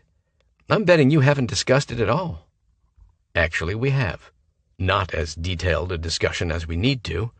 Sierra already knows about my pride or the chip on my shoulder or whatever you want to call it. She understands since she knows where it came from. Dividing up the grocery and utility bills isn't a concern compared to my fear that my honesty about how I feel about her is too much for her to handle. Since you're basically a relationship virgin, I'm gonna give you some advice. Women love that honesty shit." "So I didn't fuck up by telling Sierra I loved her after our first night together?" Raj's jaw dropped. "You're kidding me." I laughed. "Yeah, man, I'm messing with you. I didn't say the L word, but I did tell her that she's it for me. Since I'd kept my true feelings from her before, this time she deserved to know from the start that I wasn't fucking around with her heart." He sighed. "Just cool it down from here on out. Give it more than a damn day before you get into the serious stuff. Like you gave it more than a day with Lucinda? You barely gave it more than a minute." Raj appeared ready to argue. He wanted to tell me his situation was different. Instead, he just sighed. "We'll check this convo for now." "Fair enough." I carried both duffel bags and my suitcase into the house and dumped them outside Sierra's bedroom, where they remained 3 hours later. A soft hand landed on my belly and I jumped. "Sorry, I didn't mean to wake you," Sierra said. "Would you think I was asleep?" "You were frowning. I thought you might be having a bad dream." I covered her hand with mine. "Not possible when I'm living the dream with you." She laughed. "You do realize that not every day will be like this." "Like what?" "Lazing in the sun by the pool after a night of hot sex." "Seriously? Good thing I didn't fall for your trickery and unpack all my stuff." I pushed up out of the chaise as if I intended to leave. Boone. I leaned over her, shoving my shades on top of my head. Then my hungry gaze tracked every delicious inch of her. I love the way you say my name. I bent over to place a kiss between her tits, which were all but popping out of her red bikini top. Hang on. I slipped one arm beneath her knees and the other arm beneath her shoulders and lifted her from her chair. Sierra wreathed her arms around my neck. What are you doing? Making you wet again? I nuzzled her ear. I'm annoyed that you only mentioned the hot sex from last night and not the hot pre-breakfast round. When I had my face between your thighs and then I fucked you on the kitchen table. I sucked on her earlobe and bit down, tightening my hold when she squirmed. Or did you forget? God, no. Good answer. I started down the steps into the pool. She sighed when I submerged us a little deeper than hip level. You meant this kind of wet. Disappointed? If I say yes, you'll go all sexy, growly He-Man and make me wet that way too, won't you? I placed a kiss below her ear just to watch her shiver. Probably. Sierra shifted her body, facing me, wrapping her legs around my waist and crossing her ankles behind my back. This is good, too. Agreed. I squeezed her ass cheeks in my hands and took her mouth in a teasing kiss. I only ended the kiss so I could plant kisses down her throat to the edge of her bikini top. You are going to unpack your bags tonight, right? Mm-hmm. Almost. If she'd just arch a little, I could nose aside the fabric and get my mouth on her nipple. Do you want your stuff in my room, or would you rather have one of the empty bedrooms? I lifted my head and looked at her. It's your house, Sierra. Tell me what you want. Tell me where you want me and my stuff. I want you in my bed, Boone. She ran her wet hand across my cheek and the side of my head. My closet is a little full. I can clean a few dresser drawers out for you, but I'm thinking until you're more settled, it might be easiest to keep your stuff in the small bedroom across the hall. But you only want my things across the hall, not me. Yes. Sierra kissed me. I don't want you to feel trapped, so maybe you'd feel less panicked if you had your own space to retreat to if need be. Then you could gradually move into my room, or maybe you'll decide you prefer to have a dressing room of your own. I studied her eyes, hating to see wariness. I don't have a ton of stuff. Moving a lot guarantees I travel light. That said, I'm not going to cram more into your overstuffed closet. I'll keep my clothes in the spare room. But I would like one of the nightstands and a couple of dresser drawers. It'd be a pain to have to get my bondage equipment out of the guest room whenever I wanted to use it on you. She laughed. In that case, you can sleep in the guest room. Not a chance. Keeping our eyes locked, I brushed my mouth across hers. I want everything I never had. I want to know what it's like to fall asleep with you in my arms. I nibbled on her bottom lip. I want to wake up in the middle of the night and do wicked things to you until you're awake, wet, and frantic. I licked the inside of her lip. I want your face to be the first thing I see in the morning. I want that too. So this isn't going too fast? It's going as fast as we let it, Boone. She pressed her mouth to mine. If it careens out of control, we can always pull back. Such a smart woman. But I do have to ask you a favor. She played with my chest hair. I told you my mom is getting remarried. Would you come to the wedding with me? When is it, so I can ask for that day off? It's on Saturday afternoon, 3 weeks from yesterday, actually. Fucking figures. Excuse me? I glanced up at her after I realized I'd said that out loud. I said it fucking figures because that's the day I'm supposed to be meeting my dad in Flagstaff. Oh, after what you told me last night, I'm surprised you keep in touch with your dad. That's the thing. I don't. But he called me out of the blue. The day I tricked you into showing me around Phoenix. Sierra headbutted me. You mean the day you lied about your friend moving to Phoenix? You're always going to lord that over me, aren't you? Yep. Keep talking. He asked if I could meet him because he had some things to talk to me about face to face. I said sure, never believing he'd follow through with it. I paused. But he did follow through. He called me this week and said he scheduled the load he has to drop off with a firm date and everything. But I can cancel it. No. If you haven't seen him in almost a decade, that's more important. Her eyes roamed over my face. Do you have any idea what he wants to talk about? Not a clue. But I'm not going to waste time thinking about it. Sierra squeezed my shoulder. I'm here any time you want to talk to me, Boone, about anything. Thanks.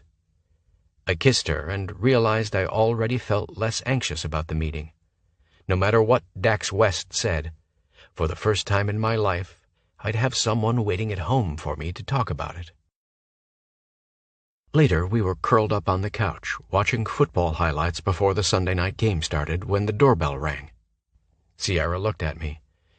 Did you order a pizza and forget to mention it? No. Maybe it's Lou and Raj. Lou would have used her key. True. You weren't expecting anyone? No. She groaned and stood. God, I hope it's not my mother. Did you tell her about us? Oh, my God, no. If I tell her I have a live-in boyfriend, she'll accuse me of trying to steal the spotlight from her wedding. I haven't texted my dad the news either. She pushed her hair out of her eyes. I'm selfish. This is our time. We've waited long enough for it. The doorbell rang 3 more times.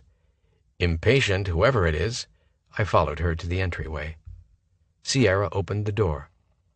Kyler, Hayden, and Anton were on the steps with 4 pizza boxes and a 12-pack of soda. Kyler studied us both, head to toe. Then he grinned. Doesn't look like we're interrupting anything important.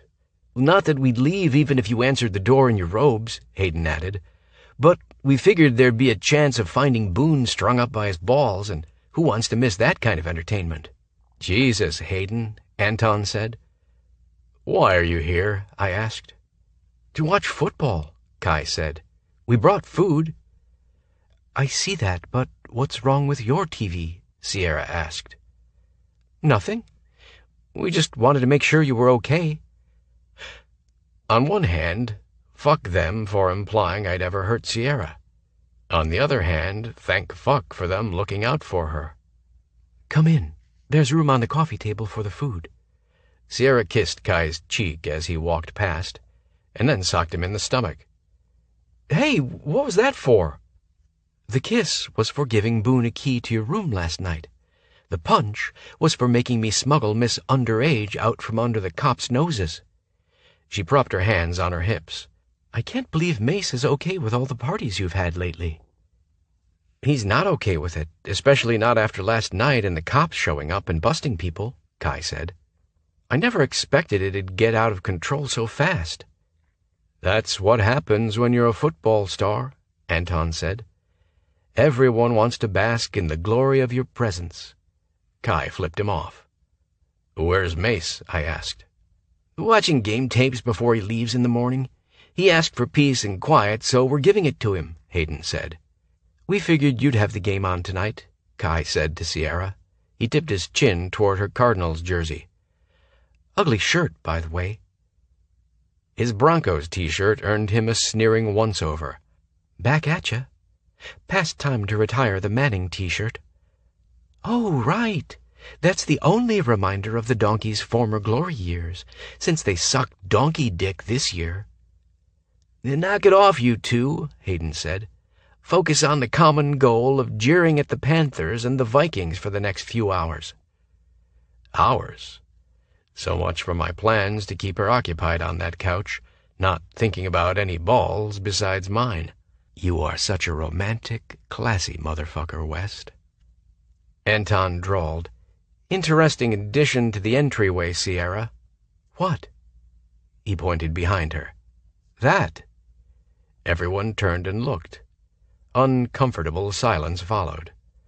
Very uncomfortable silence, because there was a 10-inch black rubber dick stuck to the center of the catch-all table with a heavy-duty suction cup.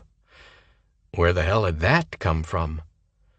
"Looks like someone forgot to put their toys away," Hayden said. "But if there's another explanation, I'd love to hear it." All eyes swung to Sierra. "It's not mine."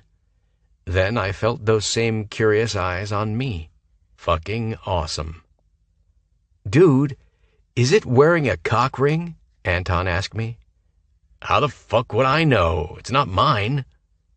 Hayden shook his head. "This is TMI, but denying it? Come on, cuz. Fess up."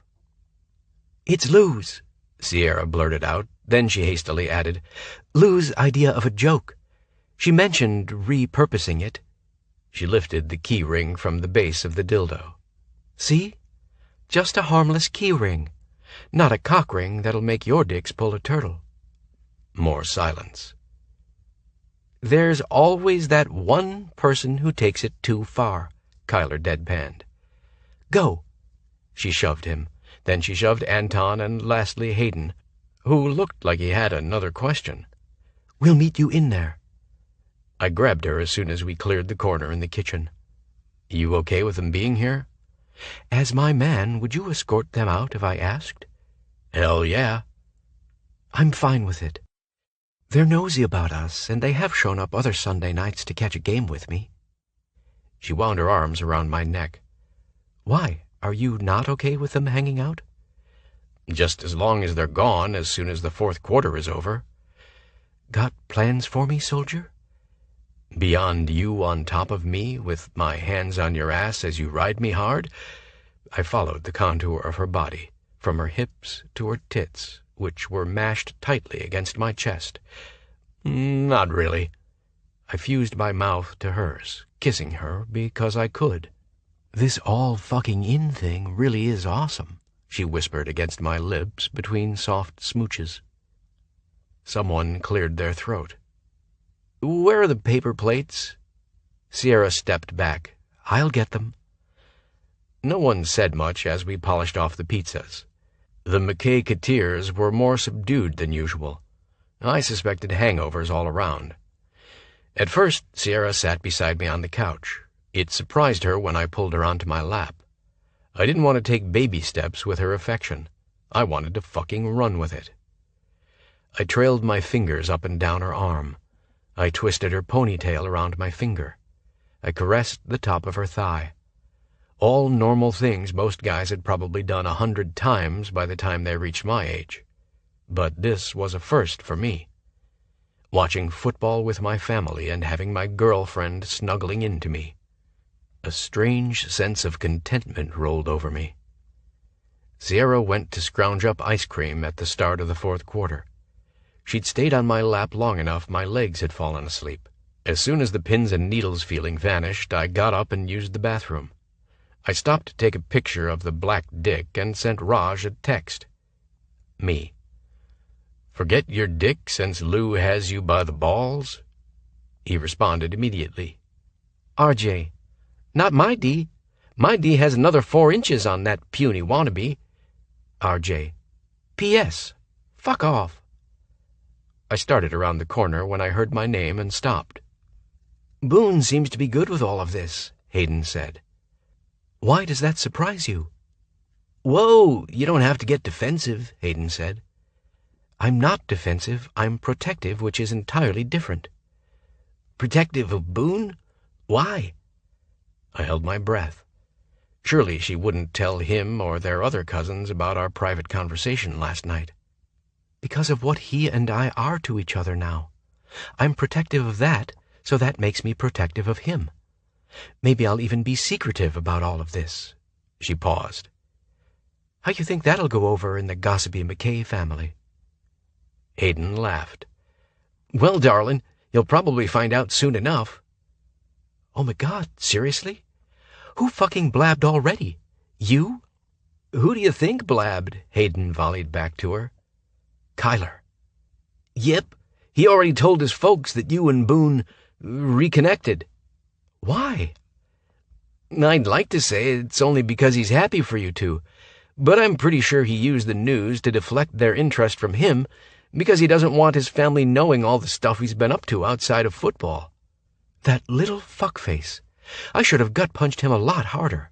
My tough-talking woman. Look, Kyler, Anton, and I, it sounds weird, but we're all invested in this thing with you and West. Please tell me you jackasses haven't been taking bets on when Boone and I would finally do the deed. We're not douchebags who'd do that to our own family, Sierra. Sorry, I'm just... She paused. Paranoid that something or somebody will try and ruin this for us. I promise you that won't happen. Boone almost ruined it when he fucked up with you that first party. After you took off, we all told him to stop being a lying dumbass, man the fuck up and tell you the truth. We even gave him a place to do that when we invited him to meet Topia last weekend. You needed that push. Last night, he needed a push. I called and invited him last night only after you showed up. Don't you take all the credit for this, asswipe.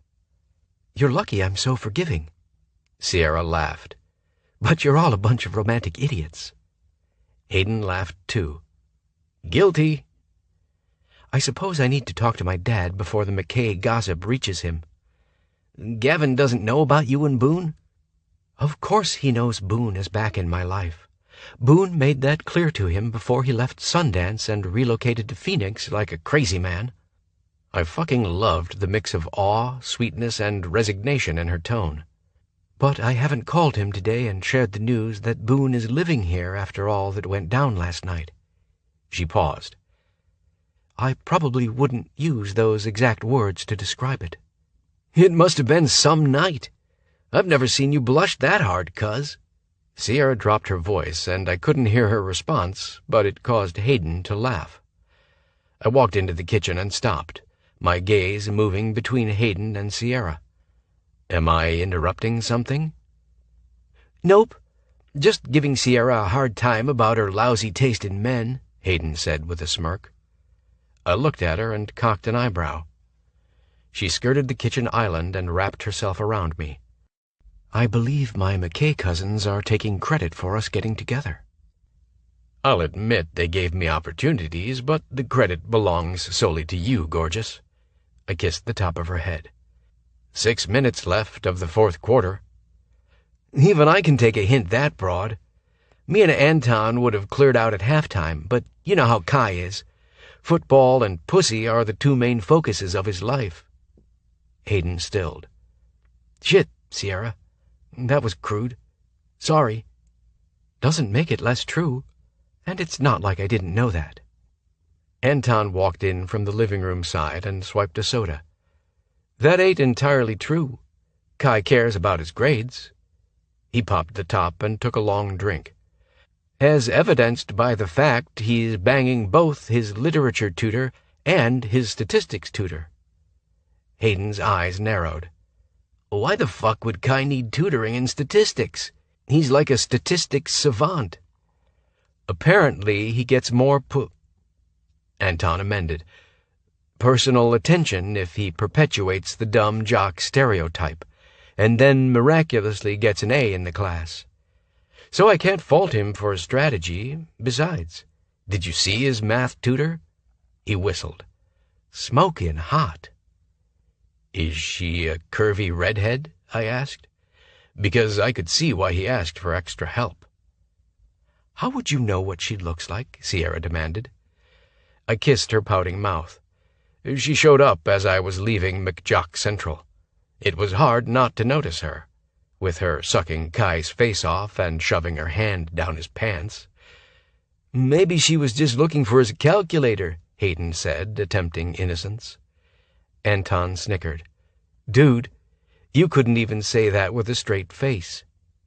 True, which is why when we go out Wednesday night, he's not invited. Hayden looked at me. You coming this week? We'll see. Sierra and I haven't talked about our schedules. The knowing look Anton and Hayden exchanged had Sierra blushing again.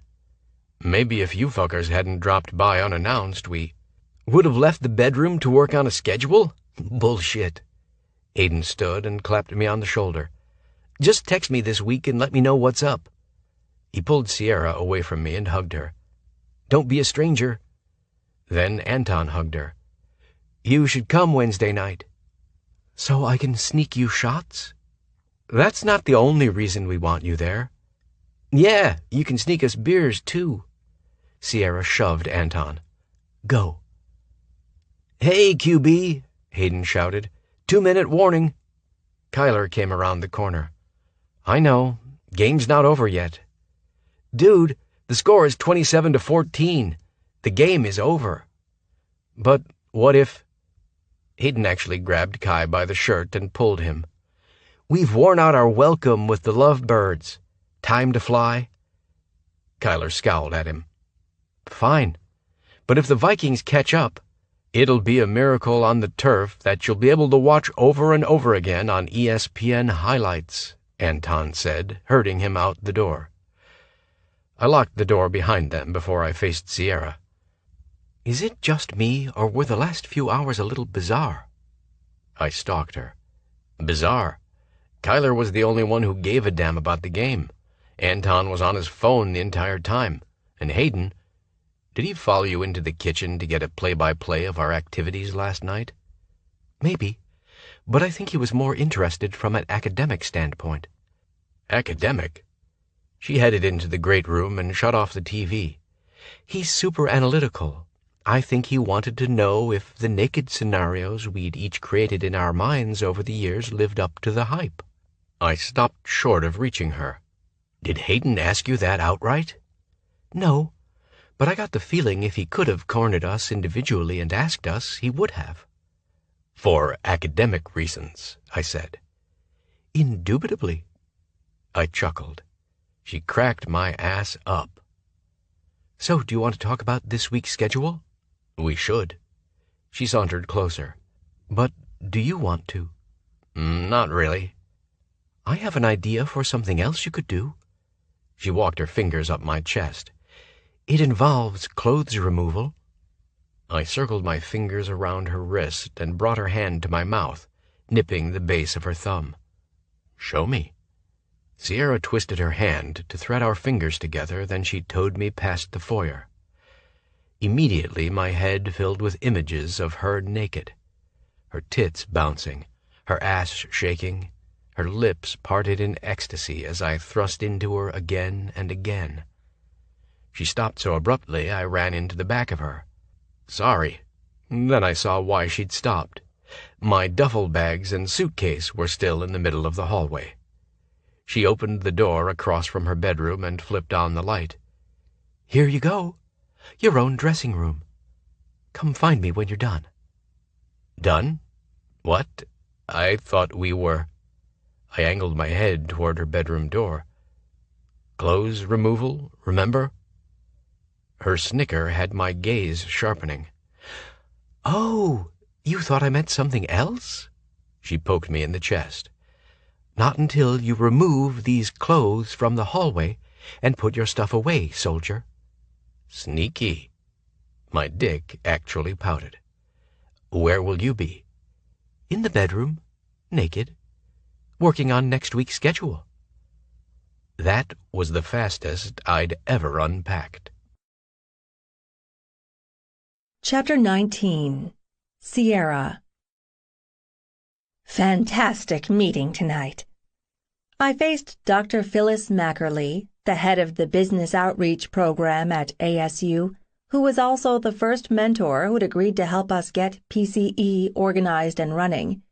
She'd gone above and beyond for PCE and for the 6 of us who'd started the organization. Thanks, Phyllis. The enthusiasm is contagious.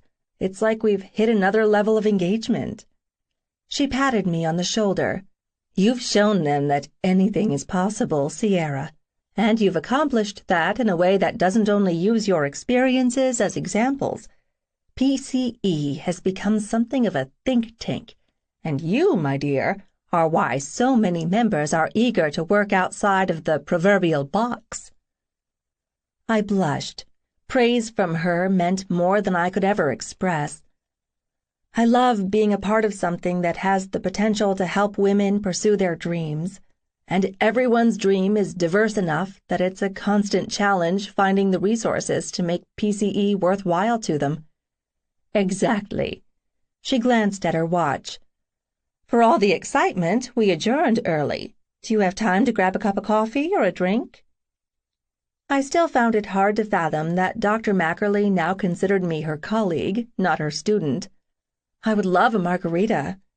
"I'm leaning more toward wine. Shall we meet at Emmeline's in 15? I have a quick call to make." "Sounds great. See you there." Tamarin offered to close up after she and Corrine finished their workshop proposal guidelines. I waved goodbye and gathered my things, dumping all but my planner in the back of my SUV. Emmeline's, an upscale wine and craft cocktail bar, was only a 5-minute drive, but I had a few thoughts I wanted to jot down while they were still fresh. Emmeline's had the New York edgy vibe, with brightly colored walls, small clusters of lounge areas, low-slung chairs upholstered in obnoxious patterns that didn't match each other or anything else, all centered around a coffee table crafted from pallets. The lighting imbued the space with a bluish glow that managed to be relaxing and flattering, so I noticed couples cozied up everywhere. That made me think of Boone. Shoot, I wasn't sure when it came to this whole couple thing. Was I supposed to let him know I'd be home late? I'd checked my messages right after the meeting, and I hadn't heard from him, so I probably didn't need to worry. The waitress seated me in a cozy corner. 2 sides of the lounging area were floor-to-ceiling bookcases, dinged up, scarred, the finish wearing thin, but it added warmth to the space. I was an interior design junkie. Interior design had been my second career choice after business. I ordered a margarita and flipped open my planner. In the notes section, I listed the comments from the members during and after the presentation.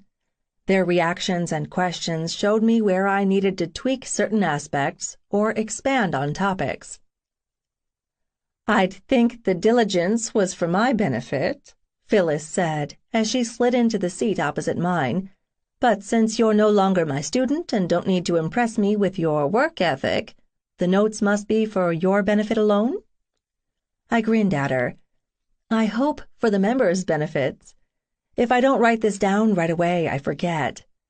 "I'm happy to see that is not just an age thing," she said dryly. She ordered a glass of Pinot, and I set my planner aside. The drinks came, and we toasted. I sipped and sighed. That might be the best margarita I've ever tasted. "Handcrafted cocktails is not just an advertising slogan here. I'm afraid tequila in any form is off my drink menu, which I blame on a week in Mexico and extremely poor judgment." I laughed. "Someday I'd like to have stories like that I'll never tell." "You're young. You have time." Unlike my male colleagues, Phyllis never made my age sound like a drawback. "You said you spoke to the personnel manager at your day job about weeding through the application process for a full-time director?" "Yes, I didn't lead the conversation. I hit on some of the points you and I discussed to gauge his first response. When I brought up hiring a headhunter, he strongly discouraged it." "Why?" "Since PCE is nonprofit, we'd be better off hiring a firm that specializes in that. The downside is the employee pool we'd be recruiting from is used to extra incentives during the recruitment process." Phyllis rolled her eyes.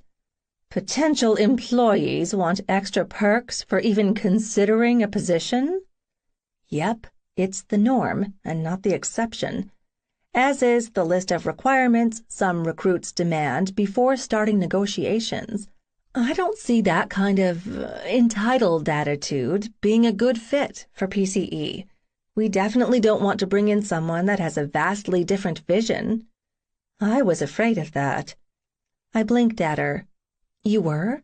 "Yes, that's why it's best to do an informal poll with industry professionals before taking the next step." She swirled the wine around in her glass. "What was his advice?" "Hire from within. Precisely. Which is great in theory. It's great in reality, too. I can think of 6 qualified candidates right now, can't you?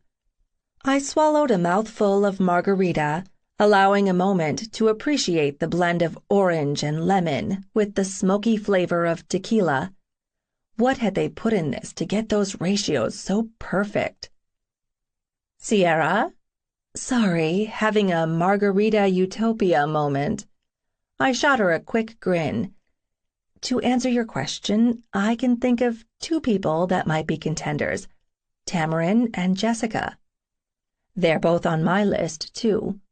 Phyllis studied me over her wine glass. Who do you think is on the top of my list? Alexis, I guessed. No. She paused. You are on the top. Me? Seriously? But I already have a full-time job. I didn't give you the impression— No, dear, you haven't. She patted my arm. And that's the real shame. You are everything PCE needs in a director, Sierra. I didn't bother to hide my shock. Me? Really? Kept pinging in my head. You've poured your heart and soul into PCE from the start. I've always believed you're the driving force behind why it started out successful and continues to grow every year. No one is more invested in taking it to the next level. You told me tonight that you love it.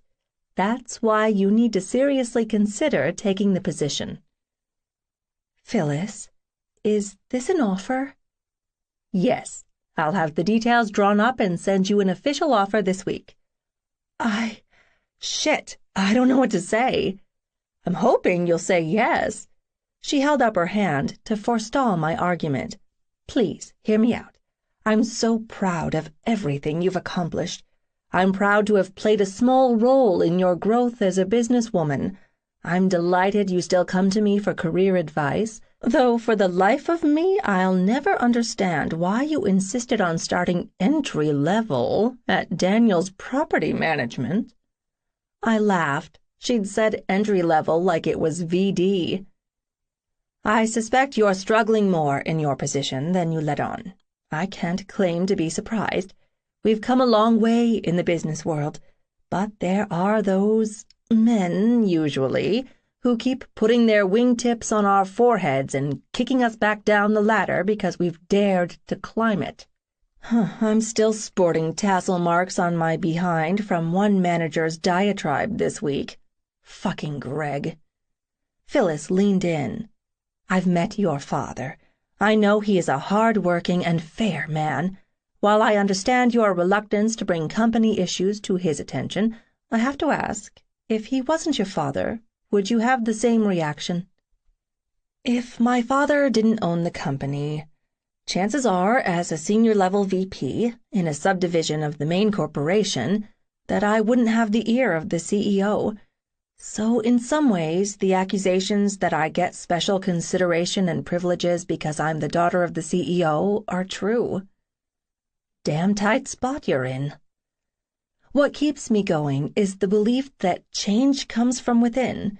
If I say, screw it, this isn't worth it, the status quo wins, and I've let down the women in the company who are hoping that I'm the one who can set things right. She blinked at me. Crap, had I pissed her off? Sierra McKay, I am so fucking proud of you. The F-bomb? From Dr. M? Get the fuck out. Why? You're actually practicing what I preach. Few students do that out in the real world.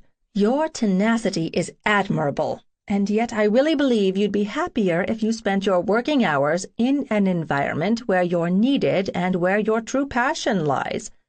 So, please, read over the offer for PCE this next week. Take some time to think it over. Call me if you have any questions. I will. Thank you for everything. Thank you. You are my shining star student, Sierra. I want to make sure you get the chance to show the world what you can do. She pushed back and stood. I stood too and gave her a hug. Drive safe. Hope to hear from you soon." After Phyllis left, I settled in and tried to process everything that had just happened. But my mind was swimming with too many possibilities, too many variables, too many questions. This type of decision was out of the realm of my experience, and the people I'd normally talk to about it, well, one just offered me a job, and the other owned the company I worked for. I did have one more option. After I got in my car, I activated the hands-free option for my cell phone and said, "Call Rory." I didn't worry that I was calling too late. Night owl Rory would rather do anything than sleep. She answered the call by saying, "Please tell me you're using Bluetooth so I don't have to worry about you wrecking your car when you're talking to me." "Hands-free all the way, baby, and I'm not that bad of a driver." She snorted. "Huh, it's the big city. Everyone is in a hurry, and you don't have to be the bad driver to end up in a car crash." "Let's start over. Hey, sis, how's life in the woods with your very own flannel and jeans-wearing lumbersexual?" "Fantastic, but I prefer Dalton to wear no shirt."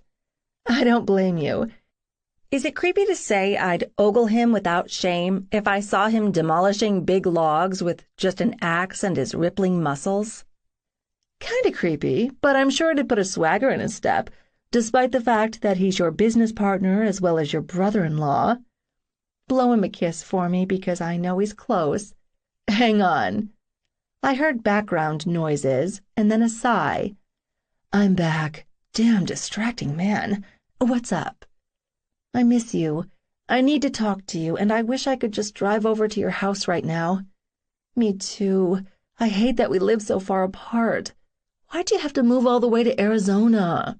"Why'd you have to move to the middle of nowhere, Montana?" I countered. Rory laughed. "I ask myself that same question sometimes. But you didn't call to talk about me." She paused.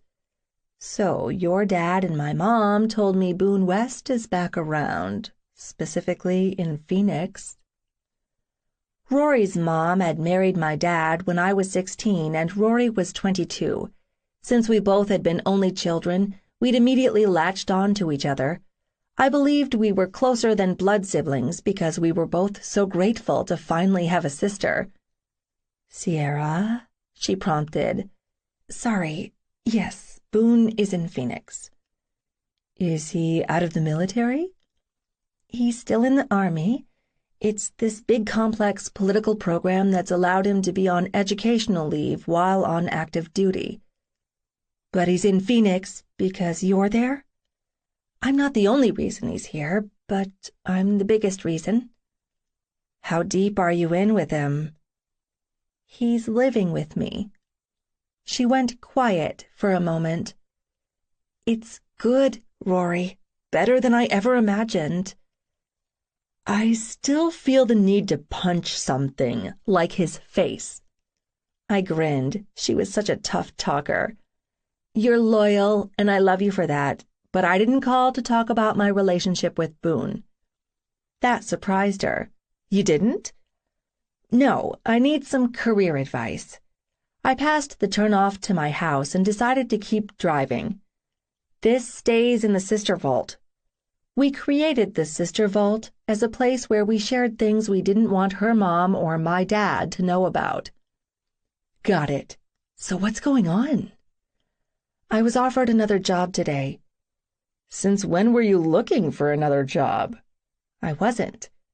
Rory knew about my involvement with PCE, so I didn't have to waste time laying that part out. I could delve right into the pros and cons list I'd already started to compile.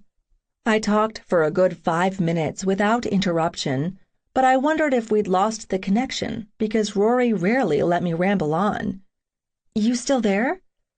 "Yes, just trying to process it all. First off, damn girl, I am so freaking proud of you. What positive forward motion in your career just to be offered the position." I grinned. I knew she'd understand. "Thanks. Second, it has to feel empowering that you're the most qualified person to expand the company beyond the startup phase." It is.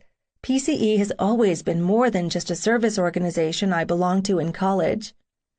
Which is why your former advisor knows you're the best person to take PCE to the next level, Rory pointed out.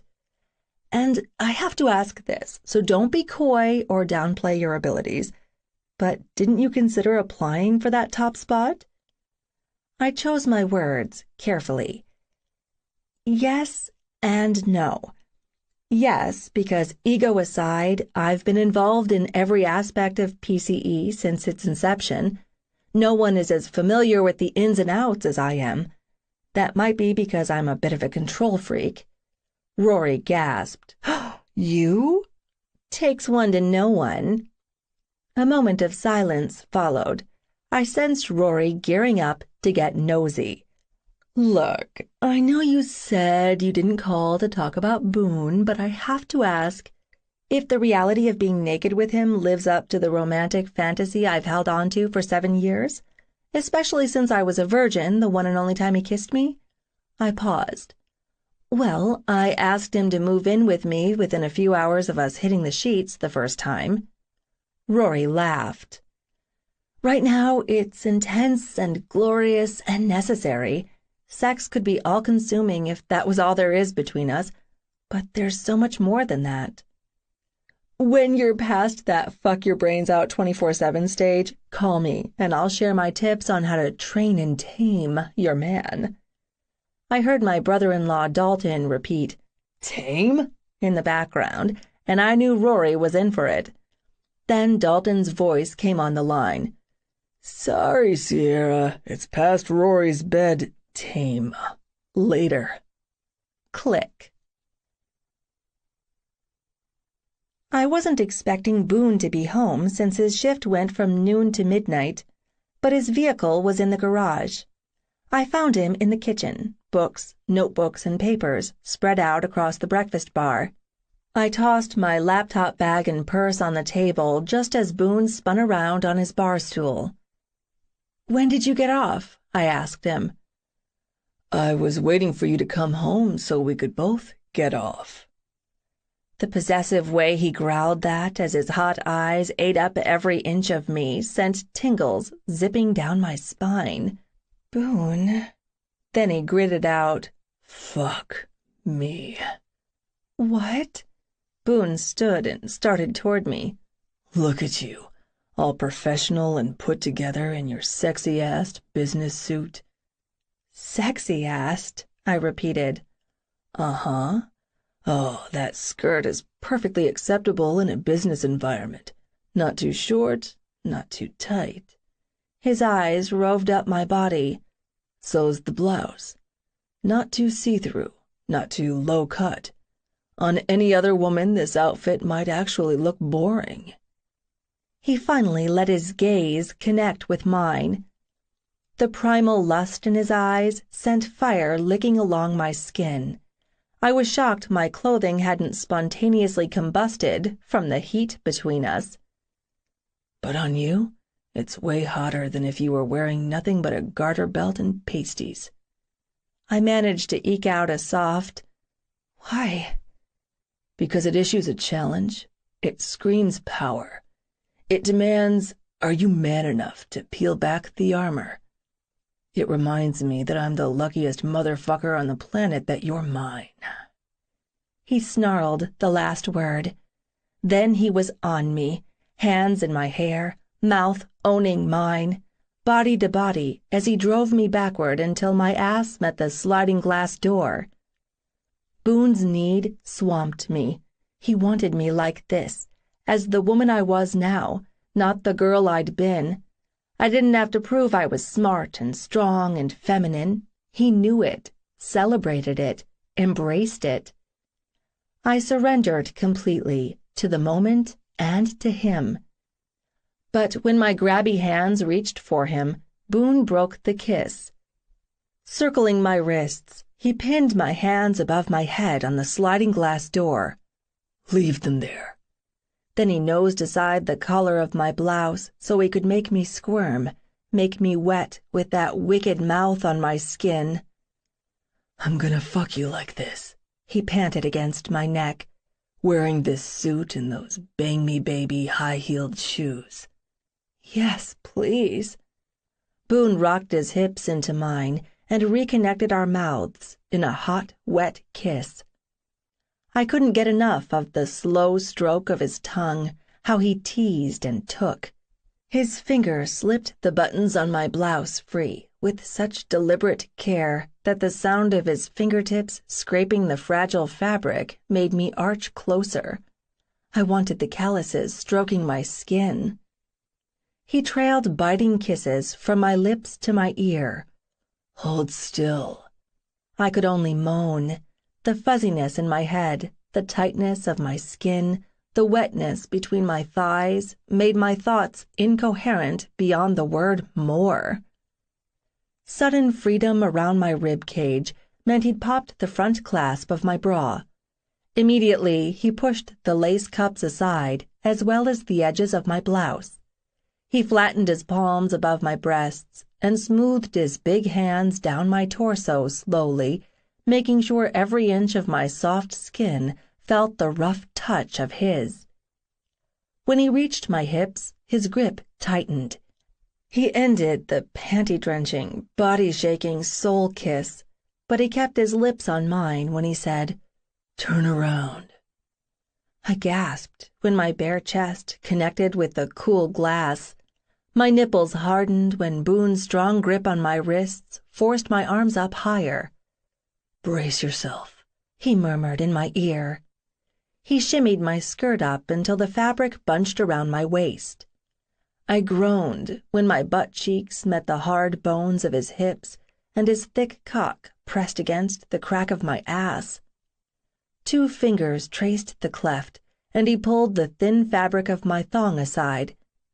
Boone brushed my hair over my shoulder and placed a surprisingly soft kiss on the sweep of my shoulder. "Spread your legs."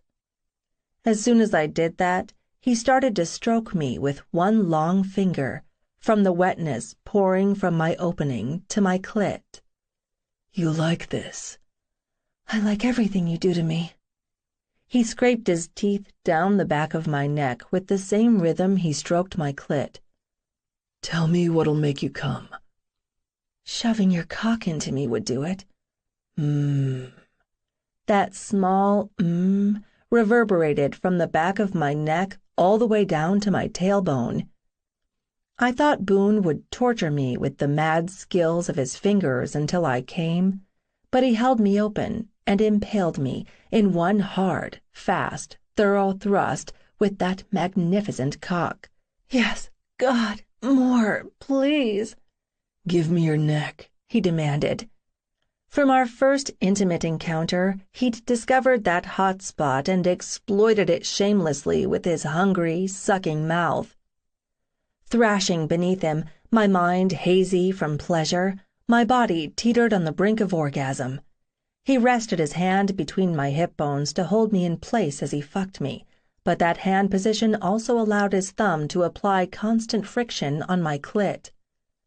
"Come for me, and I'll give it to you harder," he murmured, his deep voice a rumble against the sensitive skin of my neck. I was so wet his thumb slid around in the slipperiness, forcing him to adjust his hand and use his fingers to pinch that swollen bundle of nerves. Pinch, teeth on my neck, cock driving into me. I only lasted about 3 rounds before that coiled tension unspooled. I gasped with each hard throb. My fingers squeaked against the glass as I tried to hold on to some reality before bliss sucked me under. My pussy spasmed around the thick intrusion of his cock, and Boone hissed in my ear, "Jesus, Sierra. Fuck. So good." He hammered into me, grunting, growling deliciously dirty words I only half heard through the veil of pleasure still surrounding me. When Boone started to come, I shook myself out of my sexual stupor to watch him in the glass. Such fierce masculine beauty undone by me. I almost came again just from that. In the aftermath, he buried his face in my hair.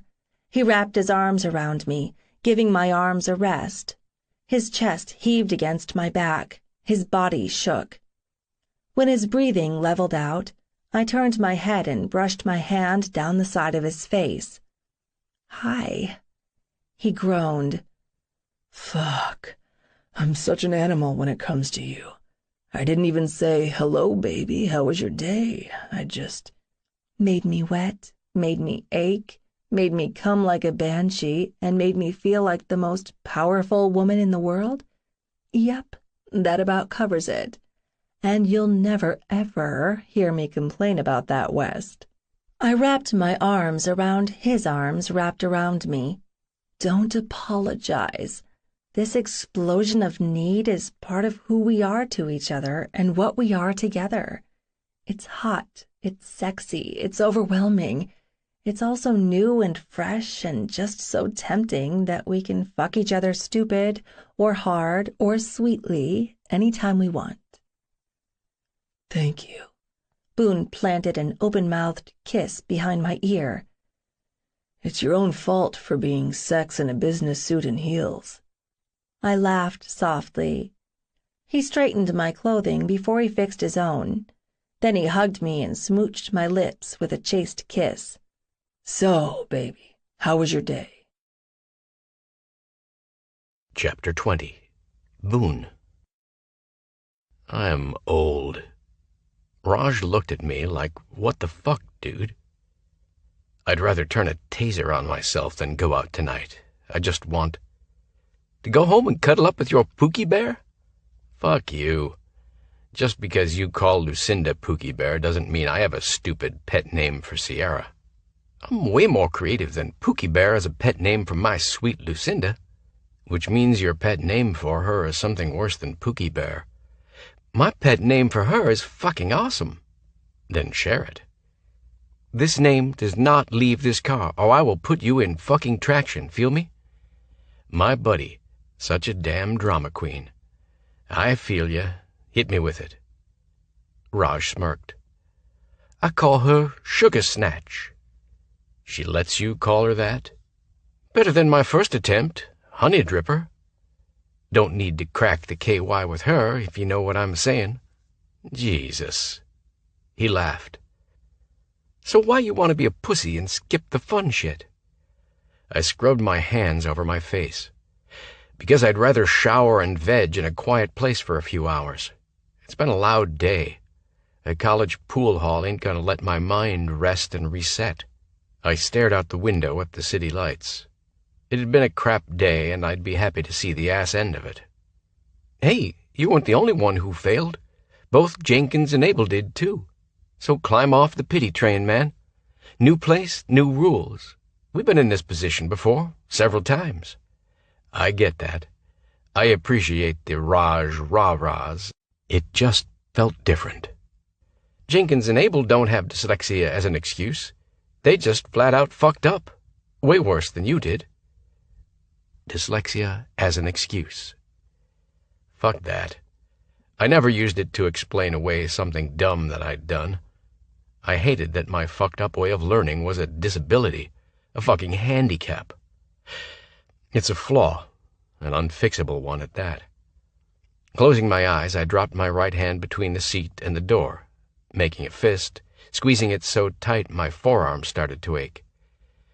Drinking in a college dive bar. I can't believe I let my cousins talk me into this. Ah, that's the part where this I'm old crap is coming from. We're not that much older than them. I feel years older. Well, dude, you're acting like a grumpy old man, so knock that shit off. Sierra's coming, right? After she gets done at work. Maybe she'd change into those skinny jeans that made me want to bite that ass of hers. Then again, it'd be pure fucking torture to watch her bend over a pool table all goddamn night. Not to mention if other guys were eyeballing her ass, I'd start blackening those eyes. What the hell, West? You're growling like a junkyard dog over there. I loosened my fists because both of them were clenched. You ever known me to get into a bar fight just for kicks? No, why? I've never been a back-off asshole type when the random dude looks at or flirts with the chick I'm with. Raj squinted at me. I don't remember the last chick you were with at a bar. That's what I'm saying. I never cared before, but it'll be a whole different story with Sierra. I won't handle it well. College bars? Worse than military bars for being a fucking meat market. I've seen you leave with hookups, but this my girlfriend shit is new. No wonder you're freaked out. Let me think on it. Raj tapped his thumbs on the steering wheel, which was his only annoying characteristic, so I ignored it. We'll use the FPCon security alert scale. Normal level, guys looking at her. She's hot, Wes. They're gonna look. Let 'em. You do not engage, got it? Can I give them an I'll rip out your fucking eyes and shove them up your ass glare? Negative. That's engaging. Level Alpha. A dude talks to and flirts with her? Issue a verbal warning.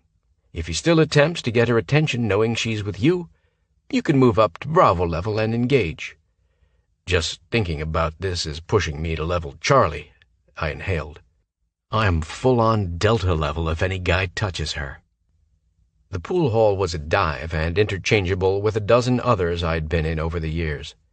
The McKay Kateers had scored 2 tables in the back. Raj and I went to the bar and ordered a pitcher and 5 glasses. We weren't carded, which explained why my cousins already had a pitcher on the table. Hey, Hayden said. I introduced Raj and then poured us 2 cups of beer. How long have you guys been hanging out at this place? I asked.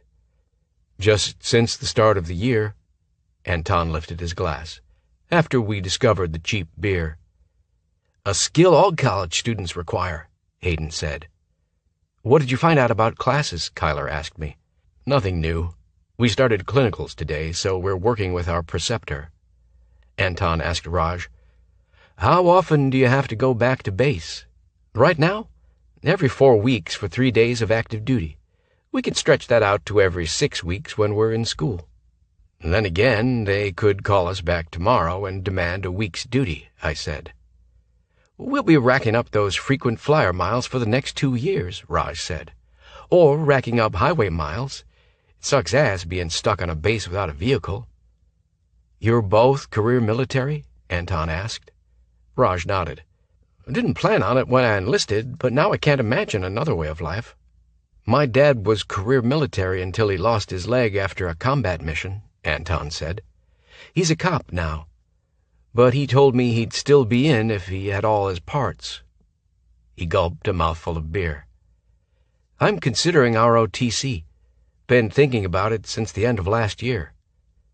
Kyler and Hayden were both too dumbfounded to speak, which I figured was a blessing because they'd probably say some dumb shit to Anton. If you're serious, Raj said to him, come talk to me. I've got a buddy who's not a recruiter around here, so he doesn't have a quota to meet. He catches heat for his honesty 'cause he knows military life ain't for everyone. But he's a good guy to talk to. I appreciate that, Raj. Anton pointed at his cousins. Not a fucking word out of either of you. I'm trusting that this stays right here between us. Jesus, Anton, you don't even have to ask us, Kyler grumbled. Or exact a pinky promise, Hayden said. Anton said, You're a jackass, to Hayden, but he said it with a smile. Then all eyes zoomed to me. What? Sierra can't know either. I raised an eyebrow. I'm on year 7 of military service. I know how to keep my mouth shut. Kyler eyed the pitcher with regret. I'm wishing I could get shit-faced right about now. Let's play pool, Hayden suggested. I followed them and leaned against the wall to watch. Kai dropped in 2 solids and scratched on his 3rd shot. You seem on edge. What's up? Sick of all the bullshit that goes along with being a football player. Anton is tired of the drama with the rodeo team, Hayden said. And my peer groups are already making schedules and assigning study groups for fucking midterms. I'm taking 20 credit hours. I don't need the extra pressure. Bad attitudes all around. I questioned why I was here. I wasn't imagining Kai and Hayden sending Raj dark looks as if he'd become the enemy. I pulled out my phone and texted Sierra. Me. This sucks. Don't plan to stay long. SM. I've had a shit day and I just want to go home. Sad face. I smiled that she used the shit emoji rather than the word. Me. You done? SM. In the car. Be there in 10. I could deal with this for 10 more minutes. My phone rang with my sister's name on the caller ID. Never good news when she called me. Oakley, what's up? Mom is high again and she's drunk. She forgot to pay the electric bill, so the power company cut the power sometime after I went to school. It's dark out here. Like, really dark. And I'm hungry, and with no power I can't cook anything. Plus I have a calc test tomorrow. Am I supposed to study by candlelight? Take a deep breath, sweetheart, and calm down. I hate this, Boone. I hate her. My stomach bottomed out. I know.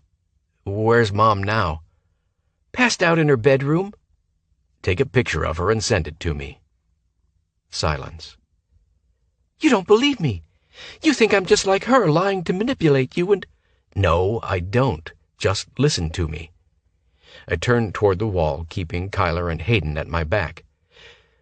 We need proof of her fuck-up. Take pictures of anything drug-related. And the booze. Take pictures of her passed out. Can you do that? She sniffled. I don't know what good it'd do unless you're calling social services, and you know how I feel about that. Fine. Oakley lost her shit last time I'd brought it up. Not because she had a fucked-up dependency on Mom, but because she and Rock had spent a year in the foster system. It killed me I hadn't known about it. Can you get to town? I've got a motorcycle. Pack enough clothes for a few days and anything else you'll need. Boone, I don't have any place to go. Frustrated by the way her voice broke, I almost punched the wall, but I managed a calm tone. I'm calling the motel I stayed at last time, and I'll get you a room for a week. But you have to promise me you won't let Mom know you're there or let her stay with you. I promise. But what if she calls and asks me where I am when she sobers up? What do I tell her? That you're staying with a friend. After that, don't take her calls until you hear it's okay from me. Promise me. I promise. Thank you, Boone. I know this isn't your problem. You're my sister, Oakley. If I can help you, I will. She was crying so hard when she hung up I couldn't understand her. I did an internet search, found the motel, and called. This is Sergeant Boone West. I stayed there a few weeks ago with my sister. You remember me? Great. Look, I'm in a bind. I'm coming to visit my sister again, and I'm not sure what day I'll be there. It all depends on the Army clearing the paperwork. I forced a laugh when the desk clerk commented about too much red tape. That's the government for you. Anyway, I'll reserve a room starting tonight. My sister will be there shortly, so go ahead and give her the key. I'll pick mine up when I get there. I hated to lie, but they wouldn't rent a room to a minor. You ready for my credit card? I pulled my Visa out of my wallet. The numbers swam, and I blinked twice, but they remained a jumbled mess. Fuck. Stress made the dyslexia worse. And I'd had a stressful day before this. I'd have to swallow my pride and ask Raj to read me the numbers so I could repeat them to the motel clerk. I turned around. Sierra had just walked in. Her scowl morphed into concern when our eyes met. Then she was right there, close enough to touch. What's wrong? I said, Can you please hang on a second, to the motel clerk and hit the mute button. Same old crap with my mom. I'm reserving Oakley a motel room, but I'm so pissed off I can't even read the numbers on my goddamn credit card. My face flamed when I said, Could you read them to me and I'll repeat them to the clerk? Of course. On automatic, I turned back around, away from my McKay cousin's questioning eyes. I pushed the mute button again. Sorry about that. I'm ready to give you the number now. Sierra spoke the numbers directly into my ear, and I relayed them to the clerk. After a little more small talk, I hung up, relieved Oakley would have a clean, safe place to stay for a few days. I returned my credit card to my wallet, and my wallet to my back pocket.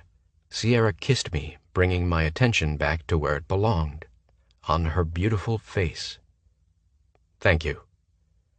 Let's get out of here. This place has a bad vibe. We approached the table, and Raj said, "What's up?" "Family stuff with my sister, so I gotta go deal with that." Okay. Call if you need anything. If not, I'll see you at 0800. Later. The McKay-Kateers were strangely subdued as we walked away. Once we were alone in Sierra's car, I leaned over the console and kissed her, desperate for her taste to wash away the bitterness, needing a reminder that my life and my future were with her. It was easy to get sucked into a dark place when a reminder of my ugly past literally came calling. Her fingers were cool against my cheeks. Sit back and close your eyes. Get your head together. We'll talk after we get home. What did I do once we got there? Stalled. I showered. A long, hot shower that wasted resources and time. My phone rang with a call from Oakley as I entered my room, towel wrapped around my hips. "You all right?" Oakley expelled a shaky sigh. It's surreal being in this hotel room alone. I'm better now, and I promised I wouldn't cry. But thank you so much, Boone. I'm just glad I could do something. Heads up, the only reason they're letting you stay there as an unattended minor is because I told them I was coming to visit. So if they ask you when I'll be there, tell them you don't know. I hate how good I've gotten at lying. Me too, Twig. I can't believe I forgot to ask before. Where's Rock? In juvie. This time it wasn't his fault, but they locked him up for 2 weeks anyway. I think that's why Mom got high. She felt guilty. Mom got him shipped off? Yeah. He took the car without permission, according to Mom, but she gave him the keys. She didn't remember that, and she called the cops and turned him in. They found drug stuff in the car, which was hers. He passed the drug test, or he'd be locked up longer. He's better off there than here this week. She had a point. It's getting late. Get some rest. Let me know how you're doing tomorrow. If you need anything, just call me, no matter what time. After I hung up, I sat on the folding chair, hunched over with my forearms on my knees. My head pounded like 50 people were yelling inside my skull in 50 different languages. Welcome back to Dyslexia Dysfunction, Boone. We missed you. Turn it off, shut it down, drown it out. I dressed in my running clothes and sent Sierra a text. Went for run. Phone attached to my waistband, earbuds in, I slipped out the front door. The housing developments were a clusterfuck, so I pounded the pavement on the main thoroughfare. It'd be just my luck to get hopelessly lost tonight. With my music cranked, I could barely hear the traffic, so overwriting the voices with louder noise worked. Or maybe running myself ragged worked. An hour and a half later, I returned to the house. I'd erased all traces of brooding Boone, but I wasn't in the mood to talk. Would Sierra understand, or would she push? Inside the entryway, I kicked off my shoes and set my phone and earbuds on the catch-all table next to the BBD, the big black dildo. The scents of vanilla and chocolate drifted from the kitchen.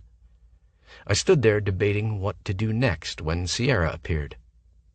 She sauntered across the tile, stopping in front of me close enough our thighs almost touched. Wordlessly, she slid her hands beneath my t-shirt and pressed an open-mouthed kiss in the hollow below my ear. I closed my eyes.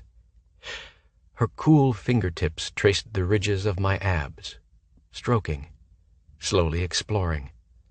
I wanted to let my head fall back and beg her to put her hands all over me like this, with no agenda, no race to get naked so we could start fucking. Whatever sound of pleasure I made pleased her because I felt her smile against my neck. My arms hung by my sides like clubs. Needing something solid to hold on to, I latched onto her hips. Despite the temptation of her warm curves beneath my hands, I didn't pull her closer. She sighed over the damp spot she'd left on the curve where my neck met my shoulder. Goosebumps cascaded down my arms, my back, and my chest, and I shuddered. So she did it again, and again, and again. Sierra kept her face buried in the crook of my neck, breathing heavily, her fingers digging into my sides even as her thumbs lazily swept across the line of dark hair below my belly button. As much as I wanted to ditch my shirt so no barriers existed between her stroking hands and my skin, I didn't want to break the spell she was weaving around me, around us. She inched her fingers up higher, stopping to caress the middle of my torso. First with the tips of her fingers, now warm from my skin. Then she used her whole hand, flattening her palm and spreading out all 10 fingers like a starfish. Finally, she dragged the rougher skin of her knuckles across that same area, as if she needed to know all the different ways my flesh felt against hers. While she touched me, her mouth sought the tender spots on my neck, changing it up from a whisper-light brush of her lips to a more aggressive suck, to a teasing lick. I was utterly fucking lost to her, to this arousing tenderness. She traced each rib individually. Her questing hands reached my chest, and she mapped every cut of muscle. She ruffled the hair on my chest. A reverent finger followed my collarbone back and forth. She touched my nipples, but didn't pinch or pull. She just kept up the same maddening stroking until they pulled into hard, tight points. I wanted her wet mouth there, sucking, using her teeth, flicking her tongue over the tips, blowing a cool breath across the friction-warmed skin. I growled with hunger, the image of her dark head bent to my chest, just like that first night when she played with my chest in fascination. "Boone?" "Huh?" She'd rendered me monosyllabic. "Go to bed. I'll lock up and be right there." "Hurry." My breath drifted across her ear, and she shivered. Her hands slowly moved down my torso and from beneath my shirt. My eyes were still closed when Sierra stepped away. I could barely put one foot in front of the other as I stumbled in a daze down the hall to our bedroom. I stripped in the darkness and crawled naked between the cool sheets. She kept the lights off and closed the door behind her. The bed barely jiggled when she crawled across it. She tapped my hip to get me to roll to my belly. That's when I expected she'd end the night by massaging my back until I relaxed enough to talk. That seemed a very Sierra-like move. But she continued with loving touches. The soft kisses, the tender caresses. I hadn't been aware of all the places on my back that were pleasure triggers. The zigzag of her fingernails down my spine, the pattering of her fingertips on the nape of my neck, random swirls and circle 8s across my lower back, love bites as she outlined my shoulder blades with her mouth. The erotic way she touched me, my cock should have been painfully hard, aching for relief. I should have been grinding it against the mattress, seeking additional friction.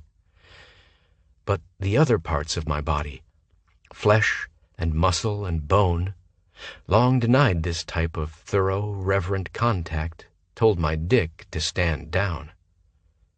My last coherent thought was that I should roll to my back so I could wrap Sierra in my arms like I did every night before we fell asleep. But I was so blissed out I couldn't even manage a one-word answer when she whispered, "I'm all fucking in with you, Boone. Don't forget that I'm here for whatever you need. Get some sleep." I had a nightmare. My mom locked Oakley in her room, screaming, "You want light?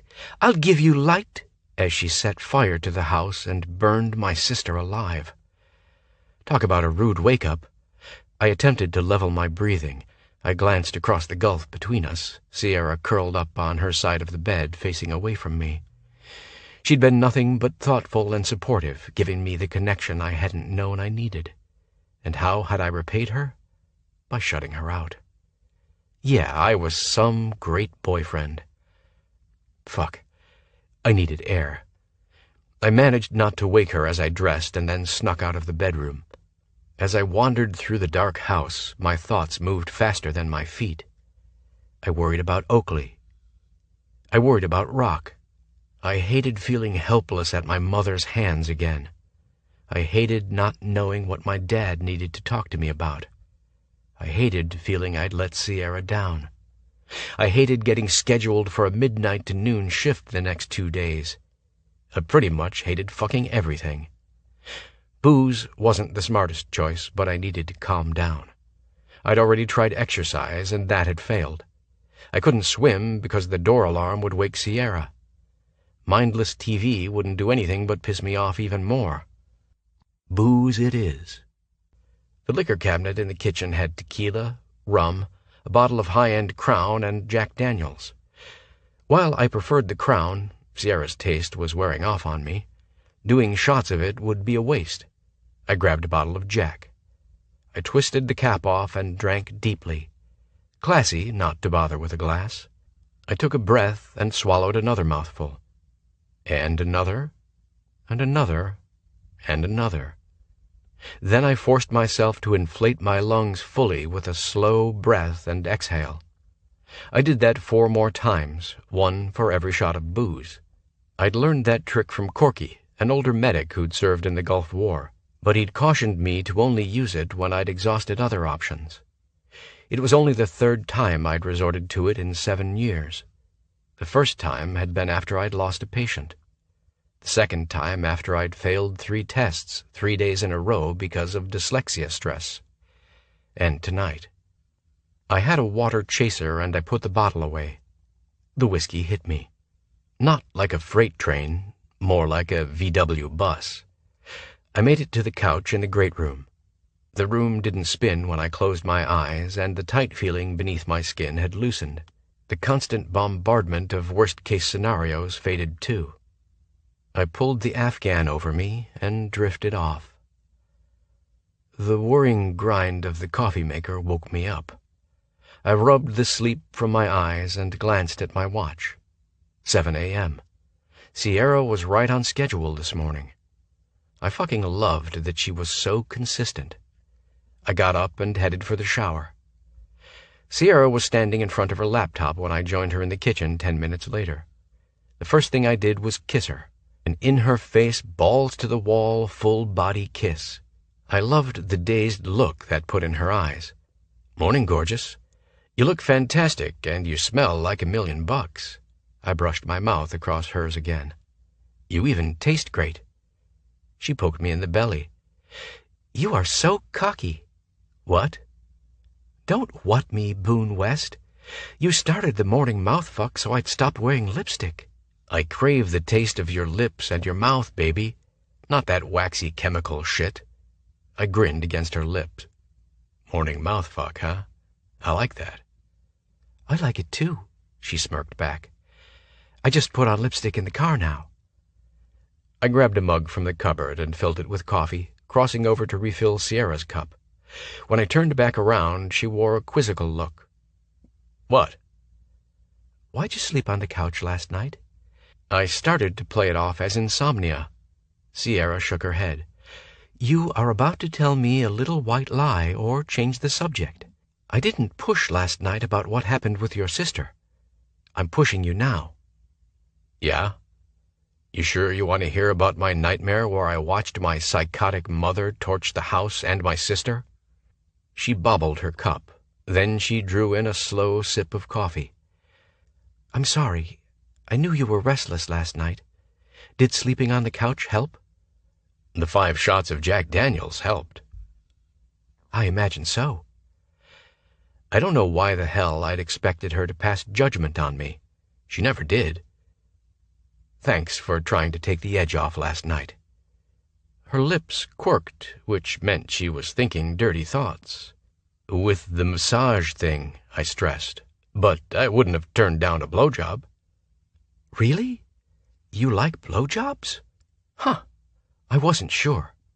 "Smartass. So you gonna bust my balls, or do you want to hear about Oakley?" "Bust your balls," she muttered.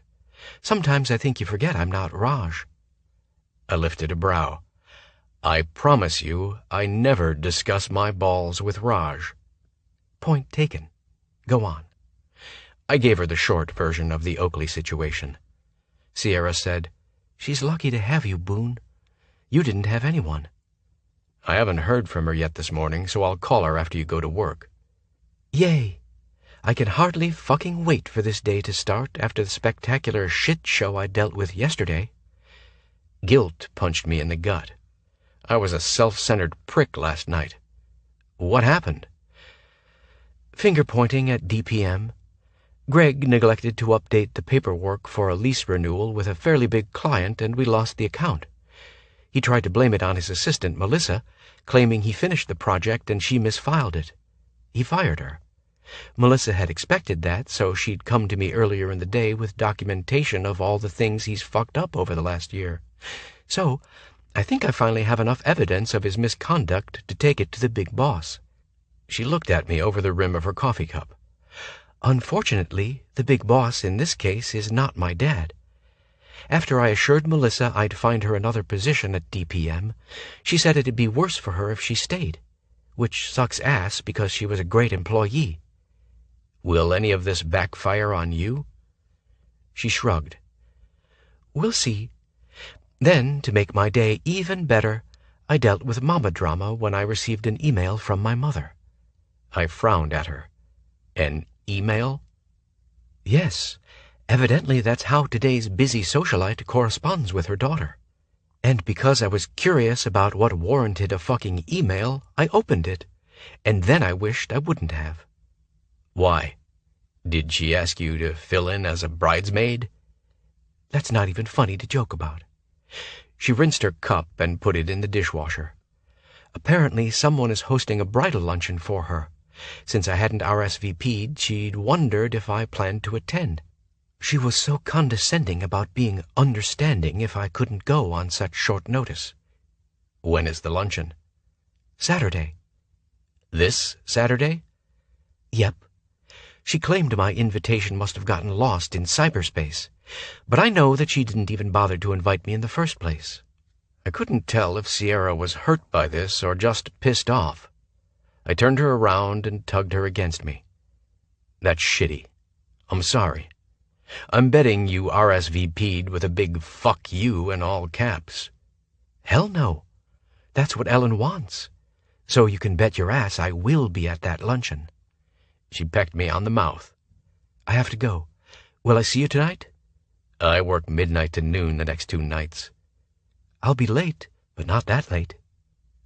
See you later, McKay. I clamped my hands on her face and gave her a morning mouthfuck goodbye, just because I could. Chapter 21. Sierra. Late Saturday morning, I'd arrived on time for the bridal luncheon at the new club my mother had joined upon her engagement to Barnacle Bill. After I assured her I'd be in attendance for what she called her big, special day, she'd sent me a link to her bridal gift registry, which I ignored. Then she'd tacked on a reminder of the appropriate attire for a fall-themed soiree at a prestigious country club. Rebellious Sierra dreamed of showing up high as a kite, wearing a black leather halter and disco-era gold lame pants. But practical Sierra, with the business degree, chose the high road and a nondescript dress that allowed me to fade into the background. I hadn't bothered with jewelry. My mother's friend's accessory of choice was a glass of white wine or a pumpkin spice martini, so I secretly lamented that I'd left my flask of Crown at home. I wandered around, not making polite chit-chat as much as listening to conversations, which I soon discovered were boring as hell. Charity this, charity that, caterers, florists, scheduled luncheons. Yawn.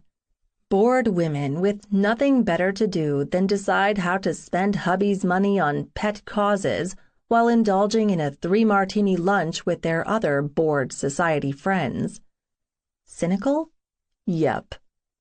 I vaguely remembered my Grandma Daniels encouraging my mother to become involved with service organizations. Early in my parents' marriage, my mother had embraced the idea of being the wife of Gavin Daniels, heir to a real estate company. She'd spent time at my grandparents' country club. She'd tried to look the part of the corporate wife. Problem was, she hadn't acted like a corporate wife. Her infidelities embarrassed my father, personally and professionally, and he'd cut his losses with her early on. Luckily, my relationship with him hadn't been a casualty of the demise of their marriage. At least I'd grown up with one stable parent who proved that unconditional love exists. I was very proud of the fact that I am my father's daughter. That's why I was wrestling with my decision on whether to leave DPM. Phyllis wasn't pressuring me. I'd had a text from Rory asking if I'd made a decision. I still hadn't mentioned anything to Boone about the offer to run PCE. It wasn't that I didn't trust him. I'd just never been in a relationship where I could discuss issues in my professional life. I saw myself as captain of my own ship. Asking for advice almost seemed like asking permission, and that was something I wouldn't do. Break out into a chorus of "I am woman, why don't you?" That thought made me smile. My smile faded when I remembered the whole debacle with Greg's assistant Melissa this week and her refusal to stay on at DPM. It had hit me. How could I, in good conscience, take a position at PCE advocating for all women in business when I couldn't help even one woman in my own business? I couldn't. I needed to fix things at DPM first, figure out a way to effect change from within, and earn the respect of the guys I worked with. That would be the best use of the skills I'd learned at PCE, and there was no better proving ground for leadership. Made up your mind, just like that? Would you stay in that position if it wasn't a family business? If you weren't worried about disappointing your father? No, I wouldn't stay at DPM. I would have taken the job at PCE the moment Phyllis offered it to me. This wishy-washy back-and-forth stuff. No wonder I hadn't talked to Boone. I changed my mind every 5 minutes. Armed with the knowledge that nothing would get resolved today, I focused on the party, hanging back to watch my beautiful blonde mother. She'd already claimed the spotlight. She looked stunning in a dark teal pantsuit that hit the mark between classy and trendy. For once, she wasn't trying to appear younger and hipper than anyone else in the room, but she'd always been a chameleon, changing her appearance and her personality to fit the social situation or the man she was with. Being Barnacle Bill's babe motivated her to ditch the hair extensions, the skinny jeans, the bohemian jewelry, and embrace the upper crust's idea of respectability and act her age. I couldn't help but wonder how much she hated that, or how long this phase would last. I'd gone through phases of my own with her. In my childhood, she'd used me as a pawn or a wedge against my dad, not that I'd known it at the time. Then, in my preteen and early teen years, she'd morphed into being my friend more than a parent. We shopped. We did all the girlfriend things she should have been doing with her own friends and not her 14-year-old daughter. She attempted to turn me against my father with outright lies and manipulation. It still caused me a pang of shame to admit she had succeeded on a few occasions, convincing me to think the worst of my dad. By the time I'd grown into my body and my looks, her words, not mine, she encouraged open defiance of my father's rules. She'd let me skip school when she had custody of me. She'd let me throw parties on the weekends and provide booze for us. My friends were in awe of her. She was the coolest mom ever. So it was a blow to my 15-year-old pride that they preferred to hang out with her more than with me. She'd complain if I attempted to do homework, reminding me that men prized beauty and physical desirability over brains. Another shameful thing I'd actually believed for a time. During those formative middle-teen years when she claimed a girl needed her mother, she took my dad to court, demanding full custody of me. I'd bought into her false flattery and her promise to always be there for me. Yet when I'd ended up in jail for shoplifting, she hadn't been around at all. My need for her approval had turned me into her mini-clone, an entitled brat with no thought to the future beyond next season's fashion trends. My father had put an end to it by pulling up roots and relocating us to Wyoming while my mom had flitted off to Paris with her man du jour. To this day, I wasn't sure if living a totally different lifestyle in Wyoming was the best thing that had ever happened to me, or if my mother's relocation to Paris and her having no influence on my decisions provided the catalyst I needed to change. The Sierra McKay who returned to Arizona to start college in no way resembled the Sierra Daniels who'd left Phoenix 3 years prior. Thank God. I'd come into my own during that time. I hadn't done it alone. I could thank my dad, my new stepmom, Riel, my new sister, Rory, the close connections I'd found with my new family and friends in Sundance, Wyoming. Even the heartbreak Boone West had brought about by leaving had helped transform me. A transformation my mother hadn't liked at all. I'd grown self-confident enough in my years away from her that I'd hoped we could find common ground to reestablish a new, different mother-daughter relationship. Then she'd fucked my boyfriend, and thereby fucked any chance of being part of my life. 4 years later, I was still good with that decision, which made me wonder why I was even here, waiting in line for the woman who'd given birth to me to acknowledge me. She waited until she finished her conversation before signaling me to approach her. "Mother, you look amazing." For that compliment, I earned a somewhat sincere smile and the kiss-kiss cheek brush. "Thank you, dear." Before I could say anything else, she addressed the person in line behind me with an effusive, "Joan, darling, how are you?" dismissing me completely. No surprise, I practically skipped toward the bar. I ordered Crown, but the snooty bartender informed me their top-shelf whiskey was Jameson, so this event wasn't starting out very promising. "So, kiddo, how long you think this phase will last?" I faced Shar, my mom's best friend, the only other person who'd also suffered through years of the foibles of Ellen Bertrand Daniels. "I think she's found the love of her life and her true identity." Shar scowled. "With Bill?" "No, with all of Bill's bills." She snorted. "I think we're both sitting in the back table. The crude friend and the daughter ain't welcome in the prime seating areas." "It's just as well. We're closer to the bar." "Amen, sister." She touched her bottle of Miller Lite to my lowball glass. "Did you tell Ellen not to invite you to this?" "No. Why?" "When I saw the guest list the first part of the week and you weren't on it, I chewed her ass. Then I warned her if she didn't invite you, I'd tell these snooty new friends of hers about the time she pissed in the bird bath at the Wrigley estate." She flashed a mean grin. "I still may do that. But the point is, you're her only kid. She ought to treat you better." I shrugged. "It is what it is, Shar." "Well, she's jealous of you. That's what it is." "Right." Shar leaned closer. "I'm serious, Sierra. She failed to turn you into a replica of her. She knows while she seeks validation and approval from all men, you only seek it from one man." She swigged her beer. "Your father." Her insight didn't surprise me as much as the fact she was still friends with a woman as insipid as my mother. "Ellen and I have been through a lot over the years," she started, which meant I'd voiced that comment out loud. "We're friends more out of habit than anything.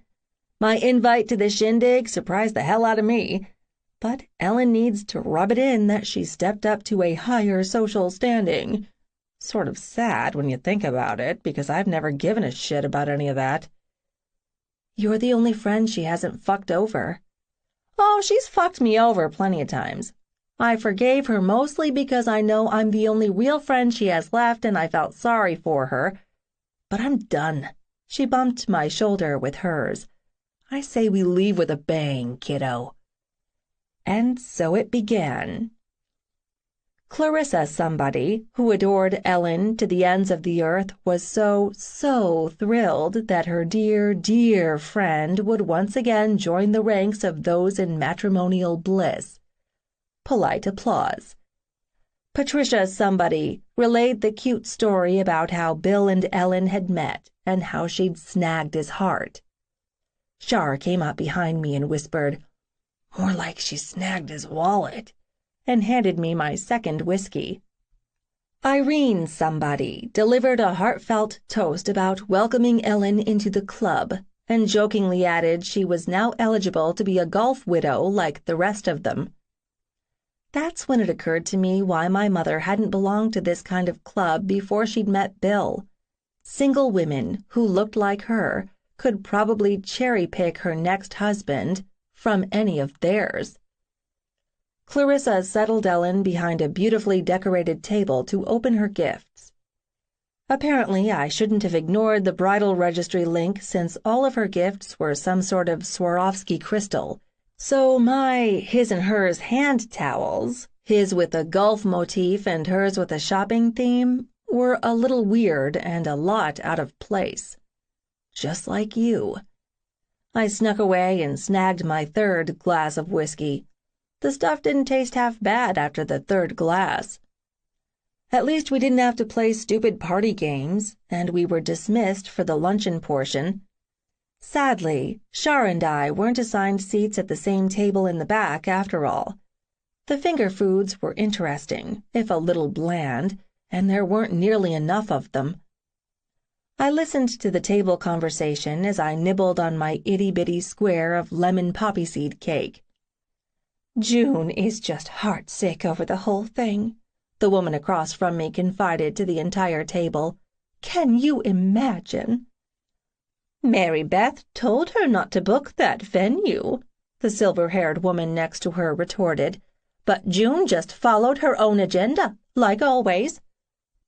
"Does the postponement of this fundraiser mean June is being reassigned to something else? Because I will take issue with that if Clarissa foists her off on me," a woman my mother's age groused.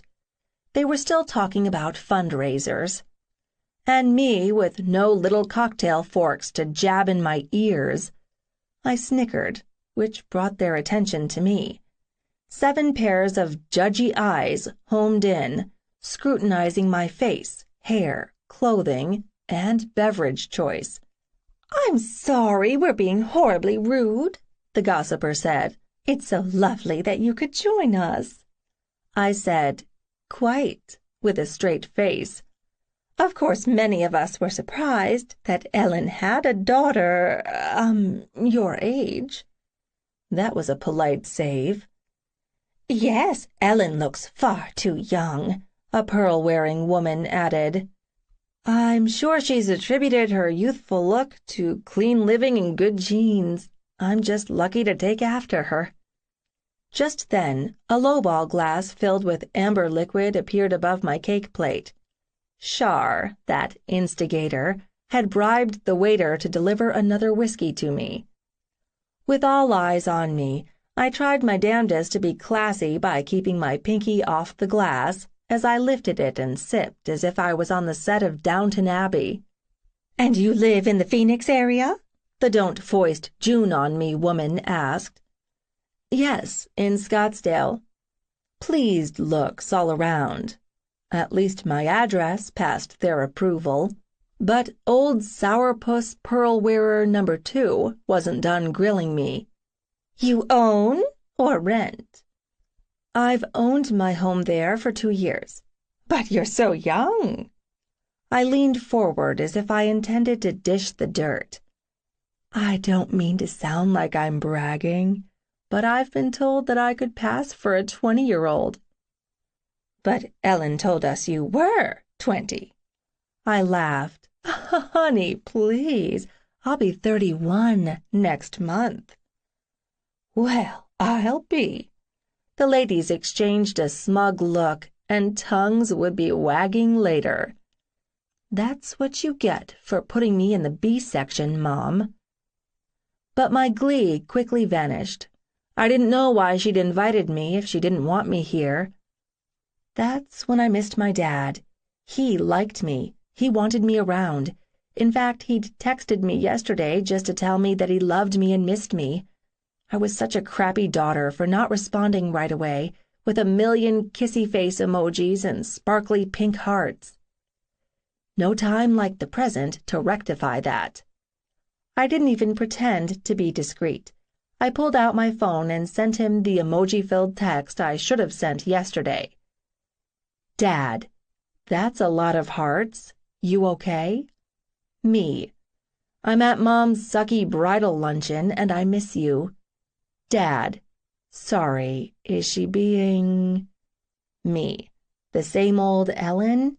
Yes, except she wears pearls when she ignores me now. Dad. I love that you have a sense of humor about this, sweetheart. Me. Only because I know I have you in my corner, no matter what. Dad. That's sweet. I appreciate it. So, how much have you been drinking? LOL. Me. Eyeing Drinky Poo number 5. This lousy country club doesn't even have Crown. Dad. The horror. Get out of there right now. Clearly, it's totally sketch. I laughed out loud. Literally. My dad was such a dork sometimes. I glanced up to see if anyone had noticed. The entire table was watching me. And hooray, my mother chose that moment to look over. She glared at me, then she glared at my phone. Defiantly, I held it up higher and sent another text. Me. Uh-oh. Busted texting at the table by the bride-to-be. Gotta go. Love you. Dad. Love you too. You have a DD, Miss Drinky Poo number 5, at 2 o'clock on a Saturday afternoon? Shit. No, I didn't. But I would. Me. I'll figure something out. Seriously, I've gotta go. Her deadly glare is heating up the plastic on my phone, and it's melting to my hand. Dad. Ha. Text me later so I know you got home safely. XO. I looked up and, yep, Mom's eyes fired daggers at me. I made a show of pocketing my phone and excusing myself before I headed to the bar. Drink number 5 went down smoothly. Probably not good to drink on an empty stomach. I wandered over to the cake table. If I put 4 mini squares together, it might actually make a normal-sized piece of cake. I did that and carried my spoils back to the table. Damn, no fork. Well, they called it finger food for a reason, right? My table mates appeared uncomfortable with the fact I was, eating. Their discomfort turned to judgy silence when Char dropped off drink number 6. I was feeling pretty mellow and wanted to leave on a high note, but driving was a no-go. Boone hated texting, but I couldn't exactly call him and say, "Hey, babe, I've knocked back 6 drinks just to make it through this stupid party and now I'm tipsy, so can you please haul that hot ass of yours over here and pick me up?" I snickered. That's exactly what I texted him. B-dub. OMW. Me. Cool. Oh, and can you pick up a bucket of fried chicken on the way? The food here sucks. B-dub. No. Me. Damn it, I can't find the emoji sticking its tongue out, so imagine that, Kay. B-dub. Stop dernkign. I squinted at his text. Stupid autocorrect. But that's when I realized autocorrect hadn't fixed it. I was seeing what Boone struggled with every day. That configuration of letters probably looked right to him. No wonder he didn't like to text. No wonder I was falling in love with him, the man who trusted me enough to share his vulnerability. Great. Now the I love you man phase had kicked in. Another text popped up from my assistant, Nikki. NZ. The quarterly reports for the Prestwood expansion are not where they're supposed to be. Me, there's nothing on the checkout sheet about who might have them? NZ, no, I didn't misplace or misfile them. Damn you, Greg, for not owning up to your fuck-ups and putting every assistant in the company on edge. Me, I'd never accuse you. If you can't find them, they're gone. NZ, I hate to bring this up, but I think someone in the office is trying to sabotage you. You need that data to compile your report. No data, no report, and you look incompetent. I briefly closed my eyes. Damn it, the words were blurring. Me, whoever took it is an idiot to think I wouldn't make backup copies. I scanned everything and sent a copy to the secure server as well as my personal cloud for this type of situation.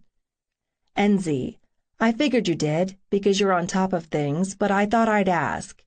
Do you need me to do anything else? Me, you know the next 2 projects on tap, so see if the files containing that data are missing. Make a list, and we'll discuss on Monday. NZ, will do. Thanks, boss. Smiley face. When I glanced up from my phone and saw the distasteful looks, I offered a benign smile. I'm sorry, you probably think I'm being horribly rude, but I'm not. See, I wasn't initially invited to this event, and being the boss, I do work on Saturdays, so being out of touch isn't an option. They blinked as if work was a foreign word. Do any of you have jobs outside the home? When no one answered, the whiskey started talking. None of you wanted a career outside of whatever it is you do all day? You're content to boss the servants around, have lunch at the club, and brainstorm ways to help the less fortunate? No offense, but that kind of life would drive me batshit crazy. I didn't graduate from college and gain all this knowledge so I could support my husband behind the scenes and run a household. I run a company, a multi-million-dollar corporation. I have employees who rely on me. I have bosses who rely on me. And since I've reached this level of responsibility, I can't just politely pocket my cell phone in my twin set and ignore my business just because it's the weekend. I'll bet none of your husbands left their cell phones in their lockers this morning before they strutted onto the golf course. 2 of the women looked surprised, 2 looked defiant, 2 looked embarrassed, and 1 woman looked annoyed. My drinky poos caught up with me. I excused myself from the table to search for a bathroom. Upon exiting the ladies' room, I saw my mother across the narrow hallway, pretending to study the photos on the wall, but I knew she'd been waiting to pounce. She faced me. Her eyes had the nasty glint that promised this ass-chewing would be a doozy. Are you happy now that you've humiliated me in front of my friends on what's supposed to be my big special day? How exactly have I humiliated you? Where would you like me to start? By getting drunk? By shoving cake in your mouth as if you were food deprived? I am food deprived. You can't have an open bar at noon and then skimp on appetizers. She adopted a patronizing expression. I wasn't aware an open bar was an open invitation to get drunk. No one else seems to have taken advantage of free booze or taken issue with the food. I'm sure none of your friends noticed, as they were too busy gossiping. You certainly presented something for them to focus on with that embarrassing and tacky gift you passed off to me. My cheeks heated, more from anger than embarrassment.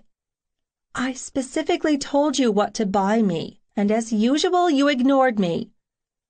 Newsflash, it's called a gift for a reason. You don't get to dictate what gift I buy you.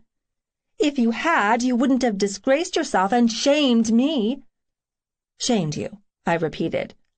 No, that's what you're doing to me right now, barely acknowledging my existence, putting me at a table with a bunch of pearl-clutching do-gooders whose only purpose are their pet charities. Yeah, no wonder I was drinking. But I suppose it was too much to hope that I might have had a seat at your table for your big special day, After all, I'm your only daughter." Her lips curled into a sneer. "Grow up, Sierra. You've always been such a brat if you're not the center of attention." Same old shit, different day. I didn't know why I bothered with her. "Not to mention your complete and utter disrespect for me when you had your cell phone out and were texting during the entire event. How does that make me look? Like I raised a rude child with zero manners." If I pointed out Dad raised me, then she could pass the blame on to him, so I said nothing. "Now I have to worry that you'll employ that same humiliate my mother tactic at my wedding." "Wrong. It won't be an issue because I'm not coming to your wedding." She rolled her eyes, again with the bratty, threatening behavior. So, with that, I'm done. I turned away. Boone was striding toward me. With each step he got closer, that hollow space inside me shrunk. Then his strong arms were around me. He kissed me squarely on the mouth. Not a sweet lover's peck, but a quick reminder of his possession and his passion for me. He peered into my eyes, and whatever he saw there had him concerned. "What happened?" "Nothing. I wasn't expecting. Can we—" "Who exactly are you?" my mother demanded. Boone held his hand in front of my mom's face, but he never looked away from me when he said to her, "Hush, I was talking to her." "Can we just go? I parked—" "You don't get to hush me." "Don't interrupt Sierra again," he warned in a low, menacing tone. Out of the corner of my eye, I saw her jaw drop. No one ever spoke to her that way. But my man did. "How did you get here so fast?" "Raj drove me. We left right after your dad called. He wanted to make sure I knew—" "Gavin called you?" my mom interrupted. Boone stood straight, shoulders back, his big body facing the threat, every inch of him a soldier. He flicked a dismissive glance at her. "Don't interrupt me again. I don't give a damn who you are. You're just being rude." "Now you know where Sierra gets it," she shot back. Oh, no, she didn't. And Mom just kept poking his buttons. "How do you know Gavin?" "I've known him for years, but you don't have a clue who I am, do you? So what does that say about you?" He glared at her. "Oh, so now you're not going to interrupt me when I ask you a direct question?" I choked back a laugh. "It says that what's going on in your daughter's life doesn't matter to you. Guess what? It matters to Gavin, and it matters to me. So I won't bother introducing myself." He threaded his fingers through mine and led me away. Chapter 22. Boone. "You're my hero, Boone, seriously." Gavin Daniels was my hero for putting up with Sierra's bitch of a mother and managing to raise such a beautiful, caring, smart, kind daughter. Christ, that woman was a nasty piece of work. "The only thing that would have made it better? If you'd marched in wearing your army uniform." Sierra actually swooned against me. Or maybe the whiskey had kicked in. "But then she would have known your name, right? Because you're labeled with it on the front." "Yes, there's a name patch on the right side of my uniform. My rank is on the left side in both sleeves." I stopped for a moment and scanned the area. It seemed every other car in this parking lot was a Mercedes. I pressed the horn alarm on her key fob to save time. She'd parked in the back row as far from the building as possible. That was telling. I let the horn blare and didn't care if it was a dick move. The golfers teeing off at the first hole could deal with it for another minute. Although I could admit disappointment, a "Quiet Please" sign didn't pop up over the perfectly manicured hedge. Sierra laughed. "I have to use the horn button thingy all the time. I never remember where I park, especially in parking garages. I mean, who pays attention to that stuff?" "You should always be aware of your surroundings." Says Army soldier guy who always checks the perimeter. Am I right? She bumped her hip into mine and stumbled. I caught her around the waist. Careful. She twined her arms around my neck.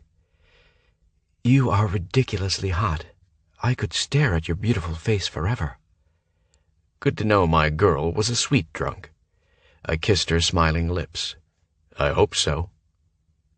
Can I tell you a secret? Sure. My feet hurt, and I think I have blisters. I hate these stupid, ugly shoes.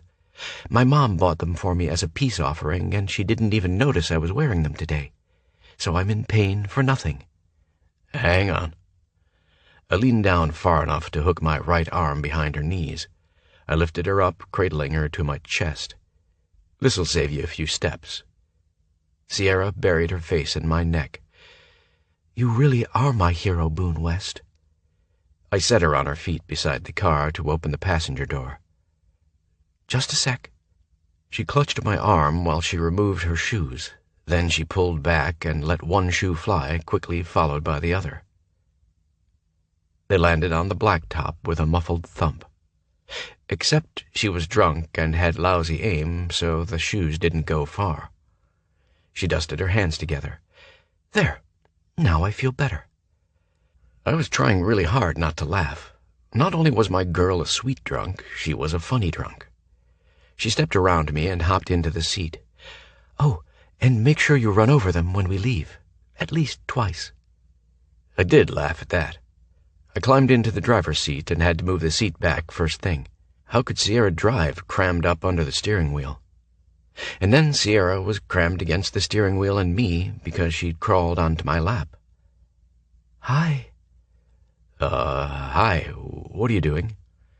Seducing you. She hit the lever that lowered the back of the seat to the horizontal position. Fuck. She'd hiked her dress to her hips, exposing those smooth thighs I loved to be between. My hands immediately sought contact with her skin. Warm lips landed on mine. I could detect the flavor of whiskey. I got the full taste of it when Sierra shoved her tongue past my teeth. Stop this. Pull back. Easier said than done when the woman was pulling out all the stops. Her hands gripping my hair, that hungry mouth feeding me hot, wet, deep kisses, her lithe body writhing on mine. Then she started that teasing pelvis roll that drove me crazy. She backed up to get a better angle, and her ass bumped into the horn. She broke the kiss with a laugh. Oops! But that allowed me to regain my senses. We can't do this. Yes, we can. I've wanted to do it in a car with you since I was 16.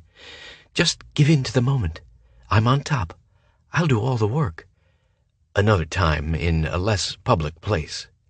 I didn't tack on when you're not drunk. Boone? Stop. I clamped my hands on the backs of her legs. I don't want these creepy country club dudes seeing this hot ass bouncing up and down, okay? That caught her attention. She sighed and kissed the hollow of my throat. Okay, but promise me we'll do it in a car. In a kinky role-playing game where you're wearing your uniform and you pull me over. I tell you, if I have another ticket violation, I'll lose my license, so I'll do anything not to get that ticket. I groaned. Have you been watching porn? She giggled. They're full of really great ideas. I slapped her ass. Get back in your seat and behave. Yes, sir, officer. Smartass. Once we were both buckled up, I peeled out of the parking spot and ran over her shoes. Then I put it in reverse and backed over them. Sierra laughed hysterically. Then she asked me where I'd hidden the fried chicken because she was starved. Next time I glanced over at her, like 2 minutes later, she'd conked out. She didn't stir when I lifted her out of the car or when I carried her into the house. I settled her on the couch instead of the bedroom so I could keep an eye on her.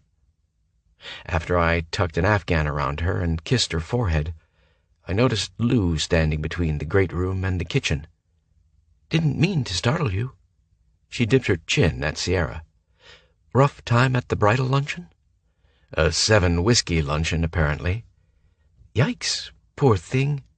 She returned to the kitchen. I followed her, wondering what she was doing here. She's Sierra's roommate. She lives here. Raj fell into bed after he came back from dropping you off. I'm letting him sleep. She scanned me head to toe. You're wiped, dude. Midnight to noon shifts suck, which is why I mainline caffeine. I gestured to the groceries strewn across the counter. What are you up to? Cooking. Living in this house with Sierra and this dream kitchen has spoiled me. So I'm making Raj dinner. Shish kebabs, mushroom risotto, arugula salad, and angel food cake. I whistled. Lucky man, but I know it's not his birthday. I wanted to do something nice for him. He'll appreciate it. Neither one of us is a great cook. She started chopping something green. So I'll let you get to it.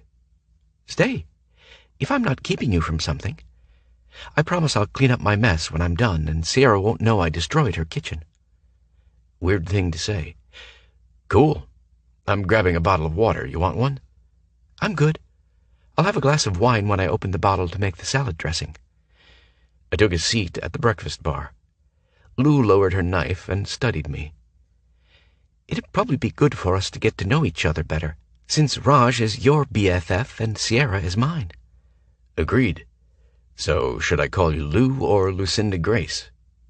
Lou. She scraped the greens off the cutting board into a small bowl. Sierra called you to rescue her from luncheon hell? Her dad called me first. Apparently they'd been texting during the event, and she told him how much she'd been drinking. Gavin has your phone number? He insisted on having it when I was in Wyoming. She smirked. Of course he did. He usually calls me because he frets about Sierra being around her mom, with good reason. She paused. If you know Gavin, then do you know Ellen, too? I shook my head. Sierra didn't talk about her that much when we were in high school. Today was the first time we crossed paths. And your first impression?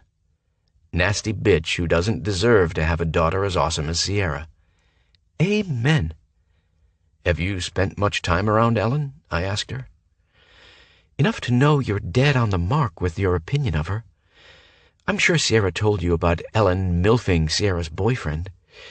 I was around for that fun situation, as well as Ellen groveling for a few weeks, followed by her extreme nastiness when Sierra wouldn't have anything to do with her. She shuddered. The ugly things she said to her own daughter shocked the hell out of me. You get along with your parents? Of course. They're awesome. How about yours? I doubted Raj had shared my story. My mother makes Ellen look like a dream. My dad was around as little as possible, which is why it sucks that I agreed to meet him in Flagstaff the day Ellen gets married. I fiddled with the cap of my water. Did Sierra ask you to go to the wedding with her since I can't? Nope. Ellen is not my biggest fan. She disappeared for a while, maybe 9 months to a year. She didn't come to Sierra's college graduation. Then she popped back up with her new boyfriend, Barnacle Bill. I raised an eyebrow. Barnacle Bill? Lou laughed. Now Sierra has me calling him that. She is gonna totally fuck up and call him that to his face one of these days. Where'd the name come from? Sierra came up with it when she was drunk after Ellen bragged about Bill's big fishing boat business. Sierra was funny as hell today after I picked her up. Is she always that way when she's been drinking? Just when she's drunk. Not after, 2 drinks. There's a difference. She doesn't do it very often, but yeah. She's funny when she's around the right people. So you've never seen her slam-a-lammered before? I swigged my water. Once, at a party in high school, and it was far from a funny situation. Huh. What? I forgot that you've known her that long. A timer dinged. Lou used oven mitts to pull a pan from the oven. A curl of sweet-scented steam teased me as she set the pan on a wire rack. That smells great. It's not surprising you've been roommates for so long since you both like to bake. Lou rolled her eyes. I bake because I like it. Sierra bakes when she has something on her mind or if she's upset. I went still, but my brain sifted back through the times I'd sampled her baked goods. I'd noticed she had cookies on her desk the day before I'd shown up at her office for my Phoenix tour. A result of seeing me the day before? She'd brought the elaborate brownie coma dessert to McJock Central. Because she'd found out I'd lied about how long I planned to be in Phoenix? The morning after our first night together, she'd whipped up a loaf of banana bread. In response to everything I'd told her about how fucked up I was? The night we were at the bar and I'd dealt with Oakley, she'd made cupcakes after we returned home. Due to her crappy day and work and dealing with her mother? Christ, why hadn't I seen the pattern? I wondered what she'd whip up after her mother's luncheon from hell. "She talked about you sometimes," Lou said, interrupting my thoughts. My gut tightened. She did? "The first time she mentioned you was after the Ellen Milfing incident. She said she was glad Ellen had picked a douche she didn't really care about, and not you, because she would have committed murder." Lou smirked. "But, to be fair, she didn't clarify whether she meant she'd kill her mother or kill you." I forced a laugh. I deserve to be sliced and diced if I ever hurt Sierra like that. I'd hand her the fucking knife. "So what happened in your past that had her swearing she'd never get involved with you again? Then, 2 weeks later, you're living with her. And now Mr. Overprotective Daniels calls you to rescue her instead of me." No offense, Lou, but if Sierra hasn't told you, I won't either. Jerk. So infidelity wasn't an issue between you two. A fuck and run encounter wasn't it either. I'll point out while you're pointing that knife at me that infidelity will never be an issue between Sierra and me. I paused. I spent years hoping for another chance with her. The last thing I'd ever do is fuck her over. That's a relief, because Raj would miss you if I was forced to kill you. She thwacked a clove of garlic on the cutting board, and I jumped. Jesus. Keep in mind that, as a landscaper, I know where to bury the bodies and how deep. Good talk. I patted the counter and said, I'll just go run in traffic where it's safer. Her maniacal laughter followed me out of the kitchen. Seeing Sierra curled up on the couch, I just wanted to pull the covers over us and hide away in our cocoon for a while. I scooped her up and carried her to the bedroom. I stripped to my underwear, closed the blinds, locked the door, and slipped between the cool sheets. Sierra still wore her dress. I'd left it on, not wanting to wake her up even when I craved feeling her bare skin against mine. Wednesday night, when I'd been in a piss-poor mood prowling around the house, I'd hated the hollow feeling of falling asleep alone on the couch. I brushed my lips across the back of her head and breathed in the sweet perfume of her skin, a scent that calmed and aroused me. She shifted, rolling over and finding her spot on my chest. I automatically adjusted until we were positioned how we fell asleep every night. Closing my eyes, I kissed the top of her head. She said, my hero, I love you. Being in love with you is better than just being all fucking in." I didn't move. Drunk talk, my subconscious scoffed. She won't remember when she wakes up. But I would. Holy shit, would I ever. I doubted I'd think about anything else all day. White spots danced behind my eyelids. I forced myself to breathe. I love you. Being in love with you is better than just being all fucking in. Those words repeated on a loop in my head at least a dozen times. What did I say to her when she woke up? I couldn't ignore that she'd put herself out there. We hadn't hit the 3-little-word stage, not that I knew what the fuck that meant. I'd heard them talk about it on TV and in the movies like it was some magical higher level in a relationship. I loved Sierra. I'd probably always loved her, even back when I didn't know what love felt like. And you know that now, after 2 weeks with her? Yes. I'd been ready to blurt out my feelings for her in the kitchen the morning after we'd spent the night together the first time. But I figured she'd be skeptical and confused if I said, I don't know how to love, but I'm in love with you. Or else she'd believe the best sex of my life had spurred the confession. Why are you wrestling with this? If you're sure you love her, act sure. Man the fuck up and tell her. My heart raced like a motherfucker when I said, I love you too. I held my breath as I waited for her to react. She didn't. That's because she's passed out and she won't remember this dumbass. That negative thought could piss off. I'd said it once. I'd say it again now that I knew I could say it. I fell asleep with a smile on my face. A warm, wet mouth surrounded my cock. Nails scoring the tops of my thighs, followed by the swish of silky hair across the sensitized flesh. Soft sucking and swirling licks. Fuck, that felt good. Talk about a realistic dream. Fingers rolled my balls as that suctioning mouth glided up and down my shaft, now fully erect and hard as steel. I groaned. God, yes. Boone. I blinked and lifted my head off the pillow. Sierra? She pushed herself upright and glared at me. You were expecting someone else, fuckface? No, I thought I was dreaming about a blowjob. I scrambled up so we were almost face to face. How long had I been out?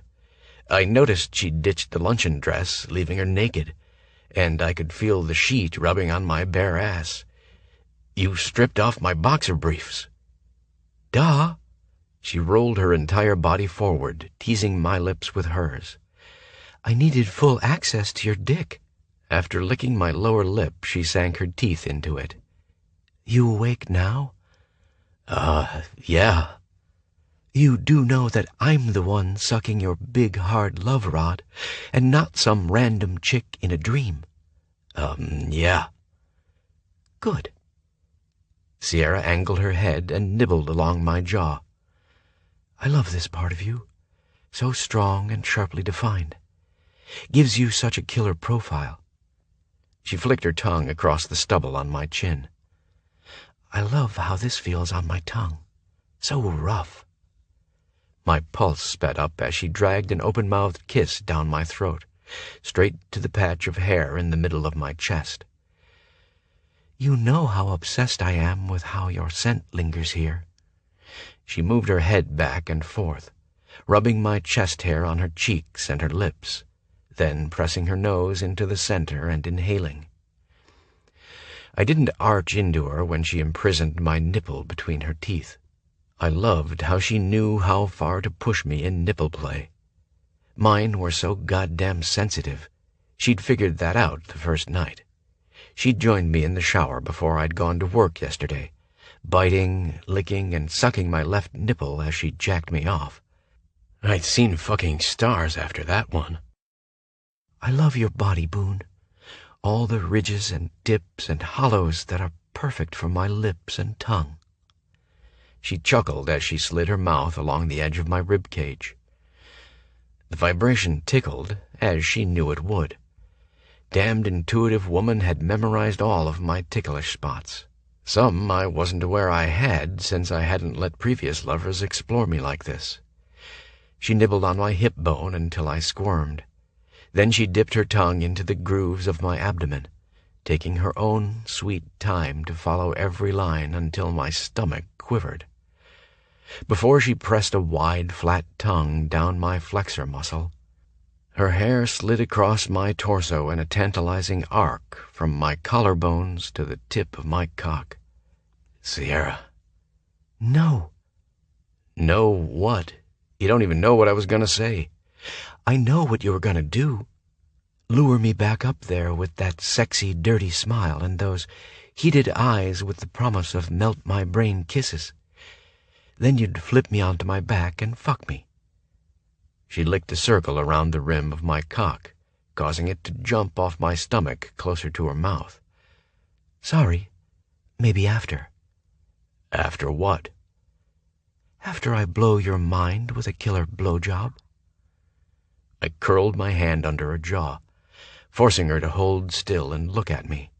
I wasn't going to do anything. I wanted to tell you something. What? My heart sped up. That I love you. Her jaw would have dropped if I hadn't held on to it. After I tucked us in, you told me you loved me. You said that being in love with me was better than being all fucking in. I swept my thumb over the sensitive skin beneath her jawline. The way her eyes darkened gave me the answer I needed. That wasn't drunk talk. You meant it, didn't you? Yes. Why tell me then? If you would have bailed after you heard me say it, then I would have blamed it on drunk talk. But I heard you say it back to me. I didn't dream that, right? You didn't dream it. And I didn't say it back to you as if we were just exchanging compliments. I said it back to you because I fucking mean it, Sierra. I love you. Her eyes shone with tears, and that was so not like her. Moon. I dropped my hand from her face and growled, "Come here." Then her mouth was on mine. We kissed slowly, steadily, softly. In between the drugging kisses, we whispered lovers' confessions and promises of devotion. It ranked right up there as one of the best moments of my life. I eventually rolled Sierra onto her back. I rested my forehead to hers. I need you like this, looking in your eyes as I tell you how much I love you. She murmured, "Yes." Things started out with tender intentions, at least on my part. I loved having her hands mapping my shoulders and chest and hips as I drove in and out of her. I loved the sensual glide of her lips and her tongue in my mouth and on my throat. I loved that a leisurely roll of my pelvis as I thrust into her wet heat caused her to arch into me, mashing her soft breasts against my chest. I loved the sting of her nails digging into my ass, sent chills up my spine, down my legs, and across my arms. I loved how the sound of my voice in her ear made her moan. I loved when she told me the time for sweet lovin' was over and demanded that I fuck her until she screamed. Our bodies were damp with sweat from the friction of hot skin on hot skin. We were breathing hard, kissing messily, pushing to reach that pinnacle where the intensity became throbbing, pulsing release. Sierra hit that peak first. She didn't scream, but it was damn close. I watched her as she came. Seeing her get off did it for me every fucking time, especially when her spasming sex clenched around my cock as I rocked against her to prolong her orgasm. I didn't have a fucking prayer of not coming like a damn geyser. I didn't stay lost in the post-orgasm white noise for long. Sierra slapped my ass hard and said, "I love you, but you're heavy. We're sticky, and I'm hungry." I pressed a lingering kiss to her mouth before I eased out of her and pushed back onto my knees.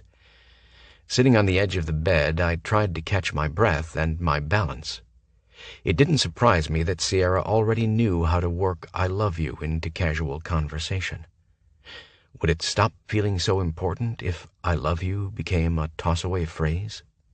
Right now it seemed monumental because I'd never said that to anyone before, not even in jest. Where was the line between being stingy with saying the words so they didn't lose impact and overusing them? Overthinking this much? Sierra straddled my lap. "No brooding allowed while I tickle you, because I know all of your ticklish spots now, West." I laughed. "You do?" She ran her fingers down the front of my throat as if she wanted to feel my joy. "You laugh so much more than you used to. You smile more, too." I have a lot more things to be happy about in my life now, Sierra. That makes me happy. She outlined my lips with the tip of her tongue. But I still think I ought to prove I know where all your ticklish spots are. Chapter 23. Sierra. After lunch on Monday afternoon, I bit the bullet and started a pros and cons list of taking the PCE job because I would see Phyllis at the weekly meeting the following night, when Nikki knocked. "You have a drop-in guest?" "No, it's not Sergeant West." The man loved his military title. I did too. "He or she?" "She. Her name is Mrs. Nash. That's all the info she'd give me." "Send her back, please." I'd cleaned my hands with antibacterial gel and downed 4 aspirin, suspecting I'd have a screaming headache by the end of the day. A woman who looked to be in her 70s entered my office. I said, "Come in and have a seat." She perched on the front edge of the chair, reminding me of how regally Mia's grandmother positioned herself in The Princess Diaries. "I feel like we've met." "We have, at your mother's luncheon. I'm Mrs. Nash." "Well, Mrs. Nash, what can I do for you?" "You can listen, for starters." She kept her hands folded in her lap, but her eyes nearly shot flames from beneath her glasses. "I overheard your conversation at the end of the luncheon, and I have to say it angered me very much. The more I thought about it, the more I realized that you are every bit as snobby and judgmental as you accused the luncheon attendees of being." I bristled, and my polite veneer started chipping off. What exactly did I say that was so offensive? Her mouth tightened. "You all but said that a country club was the last place you'd ever look for the type of women you needed as business mentors. Then you went on to point out that most of the women considered marrying well their greatest accomplishment. And these pearl clutchers had nothing useful to offer young women your age. That we were dinosaurs, holding on to a one-dimensional and superficial way of life. But if you ever needed advice on the proper way to pour tea or tableware arrangement or a list of caterers, florists, and dog walkers, you'd keep the group in mind." Stupid whiskey. I didn't recall saying all of that, yet I couldn't defend myself because it did sound like something I'd say. "Given that you're so proud of the time you spend volunteering at Phoenix Collegiate Entrepreneurs, I expected better." How had she heard of PCE? "What is it you want from me, Mrs. Nash? An apology?" She sniffed. "It wouldn't be sincere. The point of me coming here is to educate you." I hadn't been expecting that. "You're going to educate me?" "Yes. You call yourself a feminist, but do you truly know what that means? And I'm not looking for a definition in the historical context. You're proud to be a feminist, Ms. McKay. It'll surprise you to hear that I'm a proud feminist, too." She piqued my interest. "I'm listening." "Your generation is so determined to slap labels on everything. To declare this is definitively wrong and that is absolutely right. You all claim to be so open-minded, but the mind is only open to those women who are exactly like you. Anyone who isn't on the same path is antiqued." Are you talking in generalities, or specifically about the work I've done at PCE? "Both. But as far as PCE specifically, would you ask me to volunteer as a mentor?" I didn't quite mask my reaction fast enough. She shook her finger at me. "I couldn't possibly offer any usable skills because I'm helpless myself, right? As just the wife of the CEO of a multi-million-dollar brokerage, I have no skills to offer. I'm only in his shadow. I lunch at the club, I futz around in my garden, I walk my poodles. I have an old-fashioned poured and waiting for my husband when he arrives at the house cleaned by my staff. Is that an accurate assessment of what you imagine my life to be?" "So tell me I'm wrong." "You're wrong. Not entirely, I'll admit. I do futz around in my garden and walk my dog. I also organized a food drive for the no-kill animal shelter. I secured funding over a luncheon for a transitional home for women leaving prison. I sponsored a botany class for underprivileged children. She paused. That was what I accomplished last week. Holy crap. But what we, women like me who volunteer, do isn't seen on the same level as what you do because I don't earn a paycheck. We're not workers. We don't belong to the workforce. I suspected any argument I offered would be countered with a better one.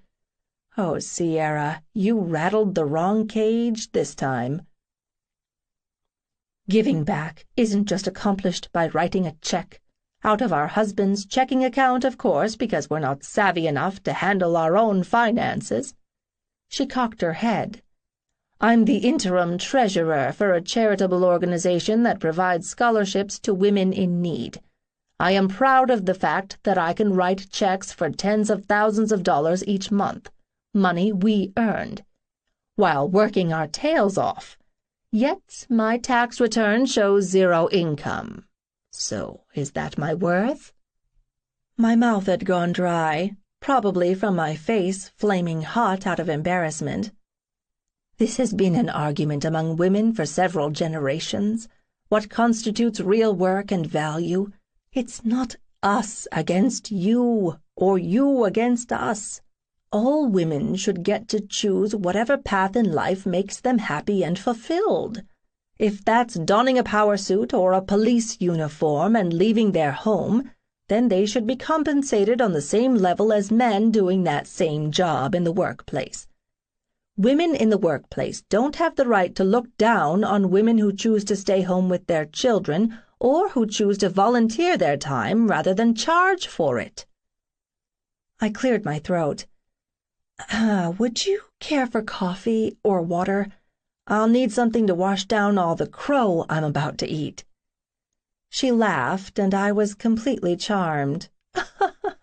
Got my point across, did I? And then some. Look, I'm sorry for the snap judgments and assumptions I made and erroneously pontificated about on Saturday. Your indignation is justified, and while I'm embarrassed, I'm also grateful that you had the guts to call me to task. Please, accept my sincerest apologies for offending you. She blinked at me. You are not reacting at all as I expected. I'm nothing like my mother, I said sharply. You don't have to tell me that, dear. Sorry, she is a touchy subject with me. I imagine. I'll phrase this as delicately as I can. But are Ellen's tendencies part of the reason you were so adamantly against anyone who might have surface similarities? I laughed. God, no. My opinion was based on ignorance and assumptions. No one can shoulder the blame for that except me. Miss McKay, I am delighted to hear that. No excuses, no qualifications. Just the admission that you messed up. I appreciate the apology. Would she leave now? I hoped not, because I wanted to pick that shrewd brain. I knew your grandmother Daniels. Mrs. Nash studied me. You did? Yes, actually I served on several boards with Grace for many years. I knew she volunteered a lot. I paused. And I'll phrase this as delicately as I can, but I gathered that her volunteerism stemmed from her unhappy marriage. You're not wrong, but neither did Grace fit the mold of the board socialite. Is your friendship with my grandmother why you decided to come here today? Partially. I wouldn't have pulled the "your grandmother would be so ashamed" card. I might have used her name to remind you that the things you were prejudiced against were in your own family history. She smiled. I'm so very glad it didn't come to that. Me too. Do you have time to get into this a little deeper with me? I held up my hand, not to argue, but I'd love to hear more about the executive side of your volunteerism. I'd like that. I buzzed Nikki and asked her to bring in coffee. Then I directed Mrs. Nash to the seating area, a less formal environment to continue our discussion. We spent the next hour talking, or rather she talked. I listened and took pages of notes. She seemed very interested in PCE's philosophy of providing capital to women starting home-based businesses. She seemed shocked when I inadvertently let it slip that that concept had come from me. As she rose to leave, I tossed out, "If you're free tomorrow night, I'd love to take you to the PCE mixer. I'll make time, but I do need to know if it'd be cliched if I wore pearls." I laughed. That was proof there's a little smartass in all of us. But after Mrs. Nash left, I felt completely unmoored. So much of what I thought I'd known had been flipped on its fucking head. I looked out the window in my office to the world beyond the glass, almost as if I was seeing it for the first time. The recriminations came immediately. What the hell did I know about anything? God, I was a baby in the world of business. Why had I believed I was qualified to run an organization like PCE? Moreover, why had Phyllis asked me? Because she knows you'll work yourself into the ground to make it successful. For other applicants, it'd just be a job. For you, it's so much more. Would I be better served to focus on my role at DPM, stop listening to excuses about why things never changed, and become proactive?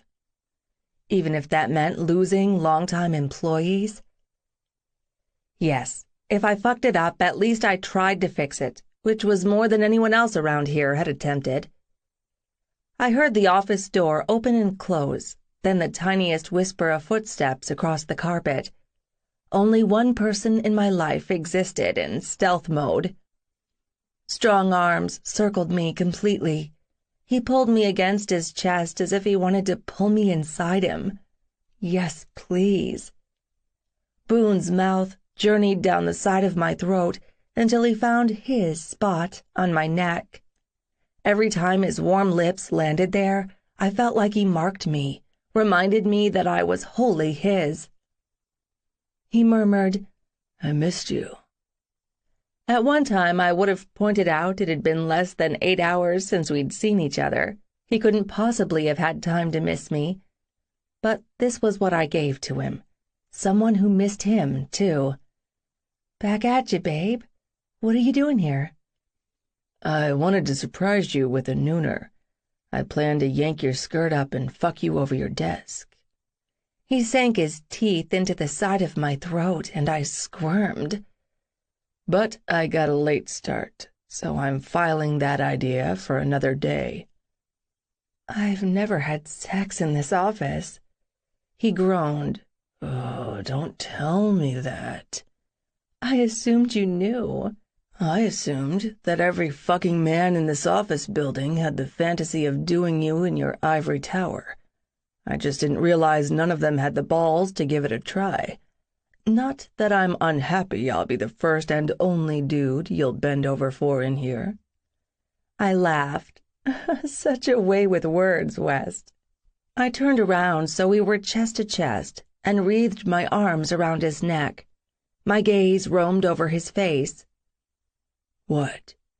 "Sometimes when I look at this gorgeous face I've only seen in my dreams the past few years, I can't believe you're really here." His sexy growl sent a curl of heat through me. He framed my face in his hands, giving me tender kisses. "Can you play hooky the rest of the day?" "What would we do? Spend it in bed?" "Yes. After I fucked you in the living room, maybe the kitchen, definitely the pool, and the shower. Then we'd hit the bed." His slumberous gaze rolled over me. "I kinda like having sex with you, McKay." I forced my eyes wide. "Really? Because I was starting to worry you didn't. I mean, you only had your wicked way with me twice yesterday and once this morning." His eyes clouded. "Boone, I was joking." "Promise me it'll always be like this between us." Hot and sexy and all the damn time? No. He paused and whispered, real. My heart and my lungs and my ovaries pretty much exploded right then. That's when I noticed he wasn't in civilian clothes. I eyed his scrubs, wondering if he had them custom-made to allow for those bulging biceps. Where's your stethoscope? I leave it in my locker. Beneath his name on his name tag was a bunch of letters. I ran my fingertip across his chest below the white rectangle. What do these mean? They're the medical areas I'm certified in. That's a lot. They're Army courses. The designation doesn't mean anything to anyone but me. If they weren't important, they wouldn't be listed, would they? Probably not. I glanced up at him. All traces of teasing Boone were gone. Something else going on? Did you hear from Oakley or your dad? I knew he worried his dad would flake on him. I talked to Oakley earlier. She says the electricity is back on. Rock is home and Mom has been decent. That's all good to hear, but something has put a wrinkle in your brow. Boone retreated and rubbed his hand across the top of his head. Me and Raj were called into the hospital early today, and were told all of our shifts this week had been canceled. No explanation. Our preceptor doesn't know what's going on either, and our liaison on base is out of the office for 2 weeks. Has this happened before? No. Boone started to pace. But it's not like I can poke around and ask questions of anyone else in that department. We're in a tight spot. Me and Raj working with a civilian medical program while we're still on active duty. It's so far out of the norm that there is no precedent. I'm confused. He muttered, Welcome to the club. There's some funky stuff going on with our transfer papers, or whatever they're calling it today. Christ, red tape is no joke. My stomach plunged. Something funky like they might demand you return to Fort Hood? I appreciated that he looked me in the eye when he said, I'm not sure. I wanted to yell, I just got you back. You can't leave again. But he could be yanked away from me at any moment. Clearly that was a real possibility if he was worried enough to mention it to me. I wandered over to the window. I'd intended to talk to him about the PCE offer tonight. After my discussion with Mrs. Nash, I realized that perceptions were always skewed. Everyone had a different way of looking at things, so maybe I needed Boone's take on this opportunity. But he had more than enough on his mind with the military stuff that was his career, so it appeared I'd continue to wrestle with the biggest decision of my adult life on my own. Boone moved in behind me. You okay? I've been better, to be honest. What can I do? This. Keep me wrapped up in you. Several long moments passed. We stayed like that, me resting against him, as we both gazed out the window. Finally, I said, My mom called today. Did she apologize? Sort of. My dad and I call it an Ellen apology, along the lines of, I'm sorry you made me yell at you. She asked if I was still mad or if I planned to attend the wedding, and if I had a +1, she needed to know your name so the wedding coordinator could add you to the seating chart.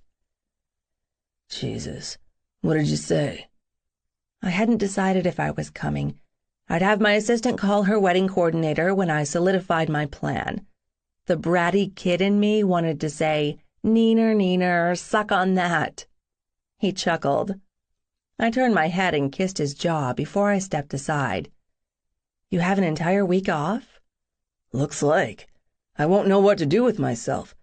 Since Raj is in the same boat, we'll figure something out. Just make sure you don't... Before I finished, the door banged open. Greg stormed in, Nikki hot on his heels, silently apologizing with her eyes. You want to explain this memo from personnel, which is total bullshit, but I expected no less from you. Greg's sneer became a leer when he saw Boone. "I see your secretary covers for you when you want to play grab-ass. Watch it," Boone said in that don't-fuck-with-me tone. Of course, Greg cowered. He also shut his mouth, which was the real bonus. "Nikki is my assistant, not my secretary. In the future, if my door is closed, do not barge in. That's a violation of privacy, which is spelled out in the employee handbook. Since we have a meeting in 10 minutes to discuss that memo, I'll ask Franny from personnel to bring a handbook for you so you can brush up on protocol." Greg acted like he wanted to argue, but for once he did the smart thing and left. "That's the little fucking weasel giving you grief?" "Yes." "Want me to beat him up for you?" I laughed. I'd love that, but I have to fight my own battles. "My money is on you, and you are smoking hot when you go all I'm in charge, get the fuck out, badass businesswoman." He kissed me. "See you at home, McKay." Chapter 24. Sierra. Wednesday night, I arrived home from work, hoping for the peace and quiet that used to exist in my house. But rap music booming from the stereo system greeted me as I passed through the laundry room into the kitchen. I paused in the doorway. Raj sat on the counter, his upper body bouncing to the beat. Boone stood at the stove with his back to me as if he was cooking. I snickered at that crazy thought. Beer bottles were scattered here and there, as were bags of groceries. Dishes remained piled in the sink, dishes that had been there since Monday. The door to the dishwasher was open, the full rack of clean dishes pulled out. I knew they were clean because I'd done a load Sunday night, and apparently I was the only one who knew how to run such a complicated machine. Snarky much, McKay? Now Boone's voice was chastising me inside my own head. For the past 4 days, I'd tried to roll with it, chill out, be cool, adopt the it's all good mindset, but it was becoming increasingly harder to do. Logically, I understood by inviting Boone to live with me that I'd essentially told him my house was his house. We'd both expected adjustments to sharing the same space. We'd even joked about it. But I guess my man thought I'd been joking when I told him to pick up after himself and return whatever space he'd used to the way he'd found it, meaning clean and clutter-free. I'm a neat freak. I wasn't always this way, especially as a teen, but by age 17, I'd tired of living in constant chaos and had a Mr. Clean epiphany. Lou accepted my need for neatness as a house rule and didn't pass it off as one of my personality quirks. She kept the common areas in the house up to my standards. I didn't give a damn if her bedroom, bathroom, and the extra room she used as a study were a mess. Those were her personal spaces. Plus, she could just shut the doors. Out of sight meant I didn't mind. But Boone, totally a dude, used to living with another dude. Evidently Raj was as messy as Boone. No wonder they were such compatible roommates. I shuddered, thinking about all the empty pizza boxes, carry-out containers, wadded-up paper products, bottles and cans that cluttered available horizontal space in their apartment. I had no problem imagining it because my house had started to look like a bachelor soldier's flop house. And this was one area. I hadn't even been in the great room since I'd cleaned up Sunday night. Boone had invited the McKay-Keteers, Mace and Raj, to watch the football game. It seemed Sunday nights were becoming a family night. I was cool with that. Boone needed a connection in Phoenix besides with me and Raj. Him having family and friends over, not the issue. The issue was his let's deal with this mess later attitude. Because as soon as we were alone, he had us both naked, sweaty, and fucking, like my pussy had an expiration date. Not that I was complaining. The newness of being red-hot lovers hadn't worn off. In fact, he'd ramped it up even more the past 4 days.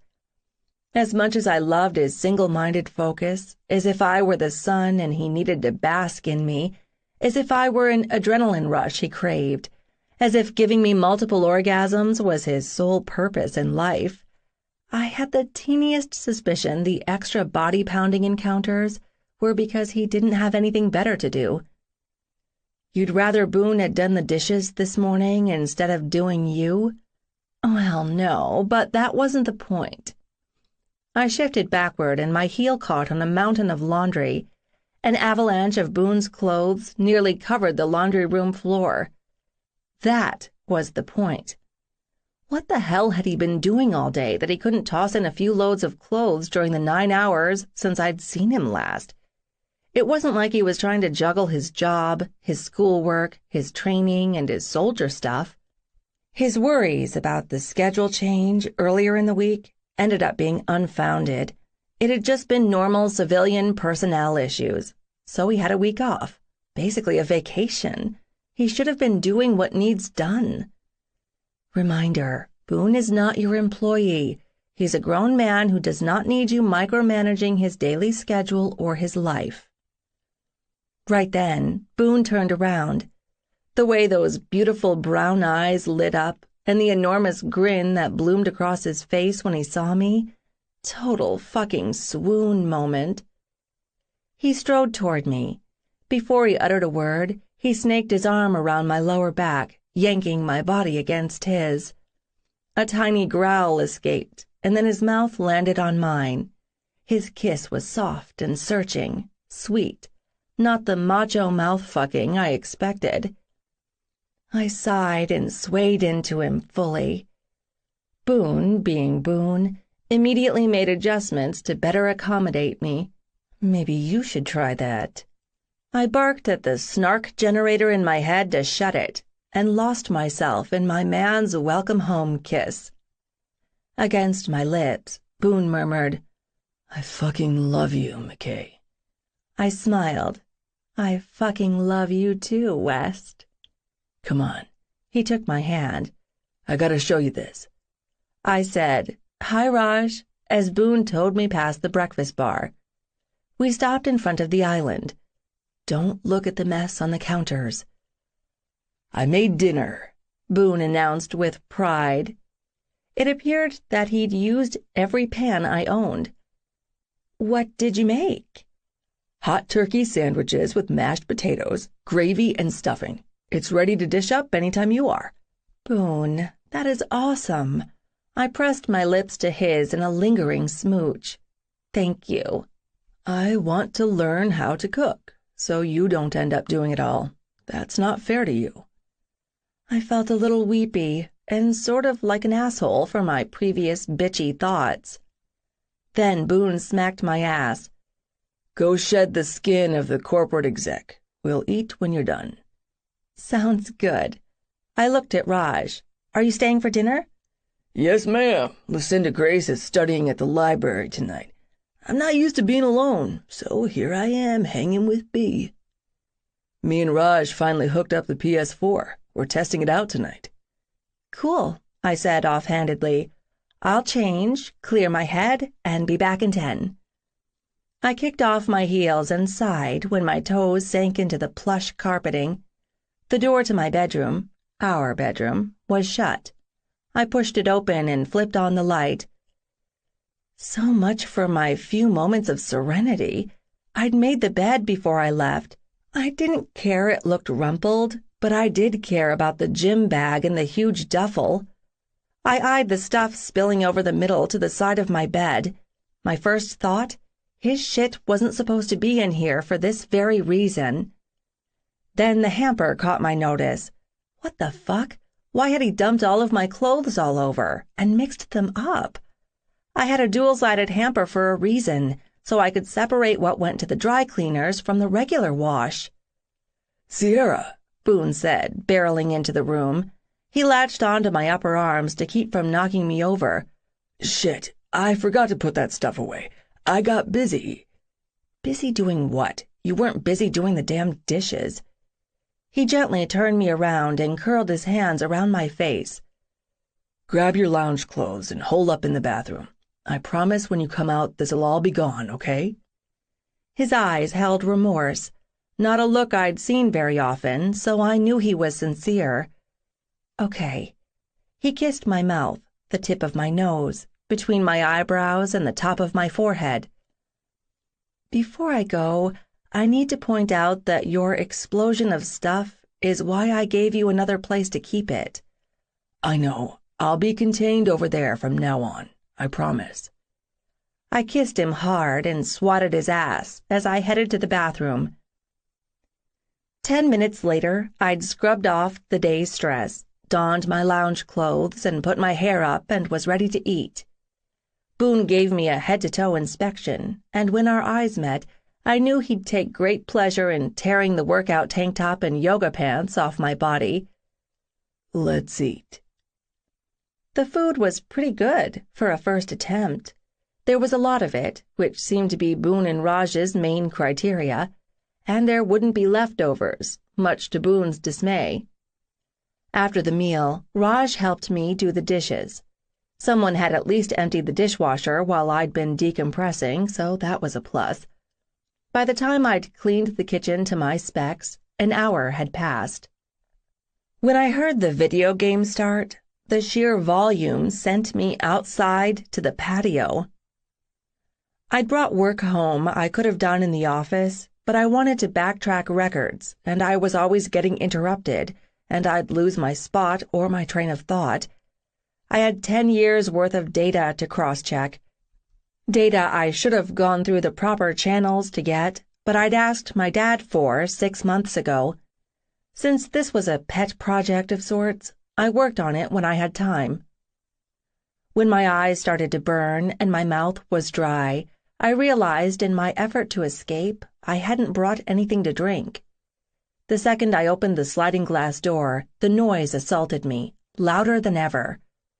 Enough. They weren't chasing me out of my own house with this. I marched into the living room and focused on the noise, not the huge fucking mess. "Guys," I yelled, "turn it down." Hang on a sec, Boone said, hand busy on the game controller, eyes wrapped on the screen. "Take that, motherfucker," Raj taunted. "You cocksucker, that was a total dick move. All's fair in Doom, baby." And they were ignoring me. Awesome. Hit pause. Right fucking now. I might have shrieked that. The noise ceased. "What?" Boone asked, a little testily. "Sorry I had to yell at you to get your attention away from a video game, asshole. Turn it down. You guys aren't the only ones in the house." They exchanged a "what's her problem, it ain't that loud" look. "It's echoing down the hallway." "Fine." Boone turned the game back on and pointed the remote control at the AV equipment. The volume dropped. "Wait! Fuck, I wasn't ready," Raj said. Boone hit pause again. "Quiet enough for you now?" "Peachy, dude." My sarcasm was lost on him, or lost in the loud fucking noises still pouring from the speakers. I poured myself 2 fingers of Crown and retired to my room, so I couldn't even watch TV to wind down. My eyes still burned from looking at computer screens all day, so I had zero interest in reading. I pulled out my phone and checked Facebook. Boring. Where did these people get the time to post so much stuff? Then I opened Snapchat. I clicked a shot of me holding the lowball glass of Crown over my head and pinged Lou. She responded immediately with an image of her face pressed into a textbook. My phone buzzed with a text message. "Lou, what's up?" Me, "I might need hearing aids or a machete." Lou, "Why?" Me, "R and B are playing a loud video game." Lou, "I wondered how you'd like that. You're right, it is loud." Me, "Is that why you weren't studying here?" Lou, smiley face. Me, "You suck. I miss you," frowny face. Lou, "Miss you too." Me, "Why are you at the library?" Lou, "In the BFF vault." Me, "Of course." Lou, "Needed break from Raj tonight. Me. Why? The dick don't fit anymore? Lou. LOL. No. Just too much togetherness. He's in my face all the freaking time or in my pants. I have school and a job. Me. I hear ya. I'm feeling very stabby with B. Lou. Why? Me. He's messy. Lou. How messy? Me. Like an F5 tornado messy. Lou. Ha ha ha ha ha. Me. Not funny. Third night I've come home to dishes in the sink. Stuff from Sunday is still in the great room. His dirty clothes all over the laundry room and bedroom. He even dumped out my hamper. As far as the kitchen, he cooked dinner. Yeah, he's trying. But then he left the fucking mess for me to clean up. Took an hour. That if you cook you don't have to clean up rule doesn't apply since I've cleaned up every fucking time. Lou. Ooh, all caps equals Mad Sierra. Me. Fuck yeah. Now loud video game and he acted annoyed when I asked them to turn it down. Fuckface asswipe. I can still hear it. Lou. Come to the library. It's quiet here. Me. Thanks, but I'll drink my crown and go to bed. Lou. Wish I could sleep. Big test tomorrow and Friday. Be a late one for me. Me. Sorry, hun. Miss you. Frowny face. Lou. Let's hang this weekend. Just us. No messy boys. Smiley face. Me. Deal. XOXOXO. I didn't feel like texting anyone else or scrolling through social media. I didn't even feel like popping in my earbuds to drown out the constant sounds of gunfire and explosions. Maybe you just want to be mad. No, I had legit complaints about the state of my house. Then talk to him about it instead of stomping around griping about it under your breath. That last helpful advice sounded like my dad's wife, Riel. I adored that woman. Not just because she loved my dad like he needed after the shit show he'd suffered through with my mom. Riel taught me real-life skills. She never treated me like her husband's bratty kid, although I'd certainly acted the part a few times during the years I'd lived with them. After downing the whiskey, I cut the lights and crawled between the sheets. I'd tuned out the game enough to drift off. Then I heard the sound of breaking glass, and that shot me straight out of bed. Shit, was someone trying to get into the house? I cracked open the door and listened. I heard that shattering glass sound again. It echoed from the great room. Stupid video game. I grabbed my favorite blanket and my cell phone. Boone could play his obnoxious video games at 1,000,000 decibels. I'd just sleep on the patio. Sierra. The voice startled me out of a deep sleep. I'm picking you up. Hang on. I pushed his arms away. Don't. I blinked and pulled the blanket around me. Why'd you wake me up? Boone loomed over me. Because I'm not letting you sleep in a fucking lawn chair the rest of the night. Jesus, it's bad enough that you've been out here this long. I yawned. Oh, what time is it? 3-something. Raj and I lost track of time. I went to bed and you weren't there. I searched the whole house and couldn't find you. Did you look under the gigantic pile of your dirty clothes in the laundry room? What? Never mind. I would have been fine out here. You should have let me sleep, since it took me so long to get to sleep. Fuck that. I can tell you're cold. Let's go inside and warm you up. It wasn't until we were in bed and he'd wrapped me in his warm body that I understood what he meant by warm you up. He'd drawn out his caresses and kept kissing my shoulder, each kiss a little closer to my neck. Let me make your body burn, he rasped in my ear. I pushed away from him. Just because you're wide awake at 3 a.m. doesn't mean I want to be your post-video game booty call. He stiffened. Booty call? What the hell? Yes, booty call. Wanting sex when you've got nothing better to do. It's bad enough I have to be up in 4 hours to go to work.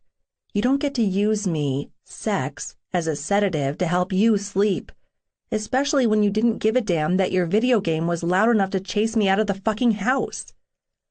"Whoa, you're pissed off about this." "I'm tired. I don't want to talk. I don't want to fuck. I just want to sleep. So good night." I rolled away from him to my side of the bed, giving him my back. Or the cold shoulder. I didn't wake him up the next morning before I went to work. I could claim I did it out of thoughtfulness, letting him sleep in. But the truth was, I didn't feel like rehashing our middle-of-the-night argument, and he'd insist on it. He'd insist on make-up sex, and, well, I didn't feel like that either. Hormonal much? Boone wasn't around when I got home from work. As I searched for a note in the kitchen, I saw the space hadn't gotten trashed since I'd scrubbed it last night. His laundry remained in a pile in front of the washer and dryer, but the family room had been tidied. I checked outside. Boone had cleaned off the patio, or maybe it had been the pool maintenance guy. So I followed my usual after-work routine. I changed into exercise clothes and hit the elliptical machine for 45 minutes. No sign of Boone after I finished. I showered. No sign of him after that, either.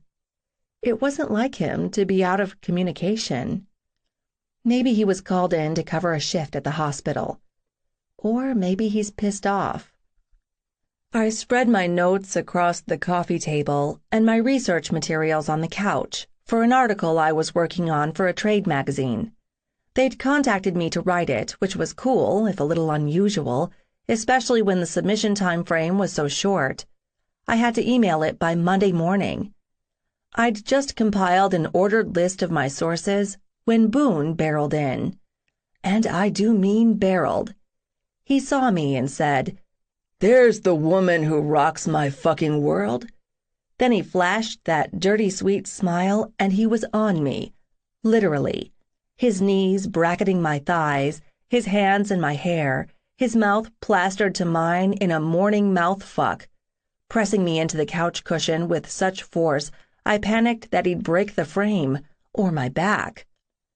But the man didn't release any part of me until he was damn good and ready. After he placed a soft kiss over my heart, he murmured, "I missed you today." Then he muttered that he needed a shower. He hopped off the couch and strode away, leaving everything in disarray, my notes, my papers, me.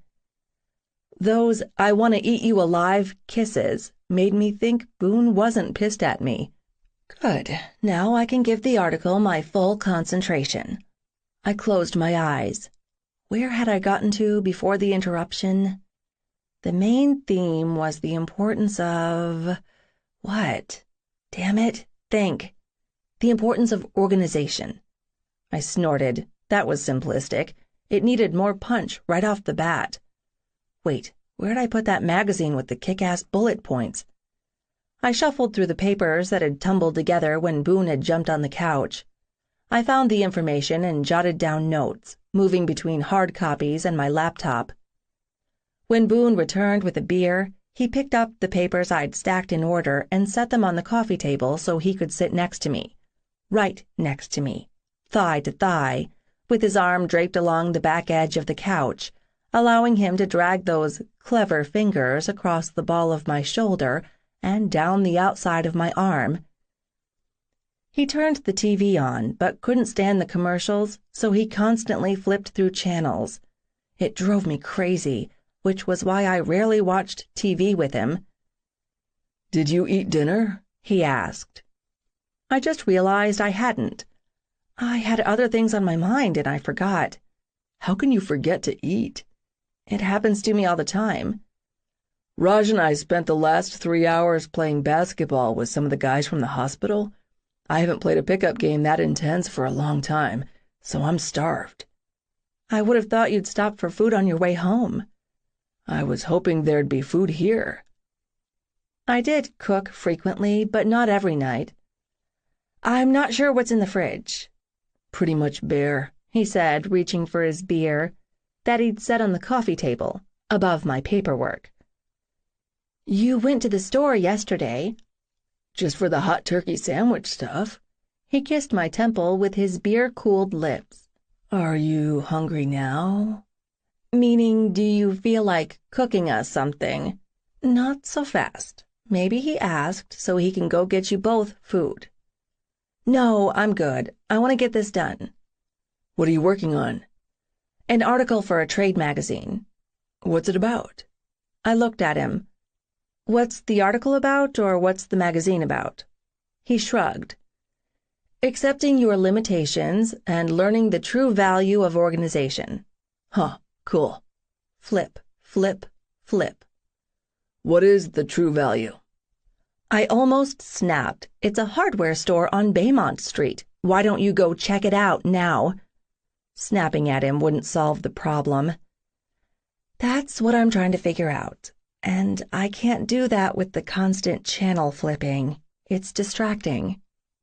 So much for not sniping at him. Immediately, he pulled away from me. "Maybe you should work in your office and not in the only room in the house with a TV. Or maybe you should go find something to eat, since you're starved and I can finish what I started where I set up to work first."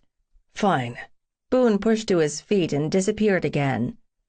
I heard cupboard doors banging, water running, pans clanking. Did he expect me to follow him and take over preparing his meal? Dream on, buddy. He annoyed me beyond words today. Now I was mad and distracted, so I needed to find a different location to work. I closed the lid on my laptop. I picked up my papers, stacking them crossways to keep them separated. Hugging it all to my chest, I hoofed it upstairs to the family room at the opposite end of the house from the great room.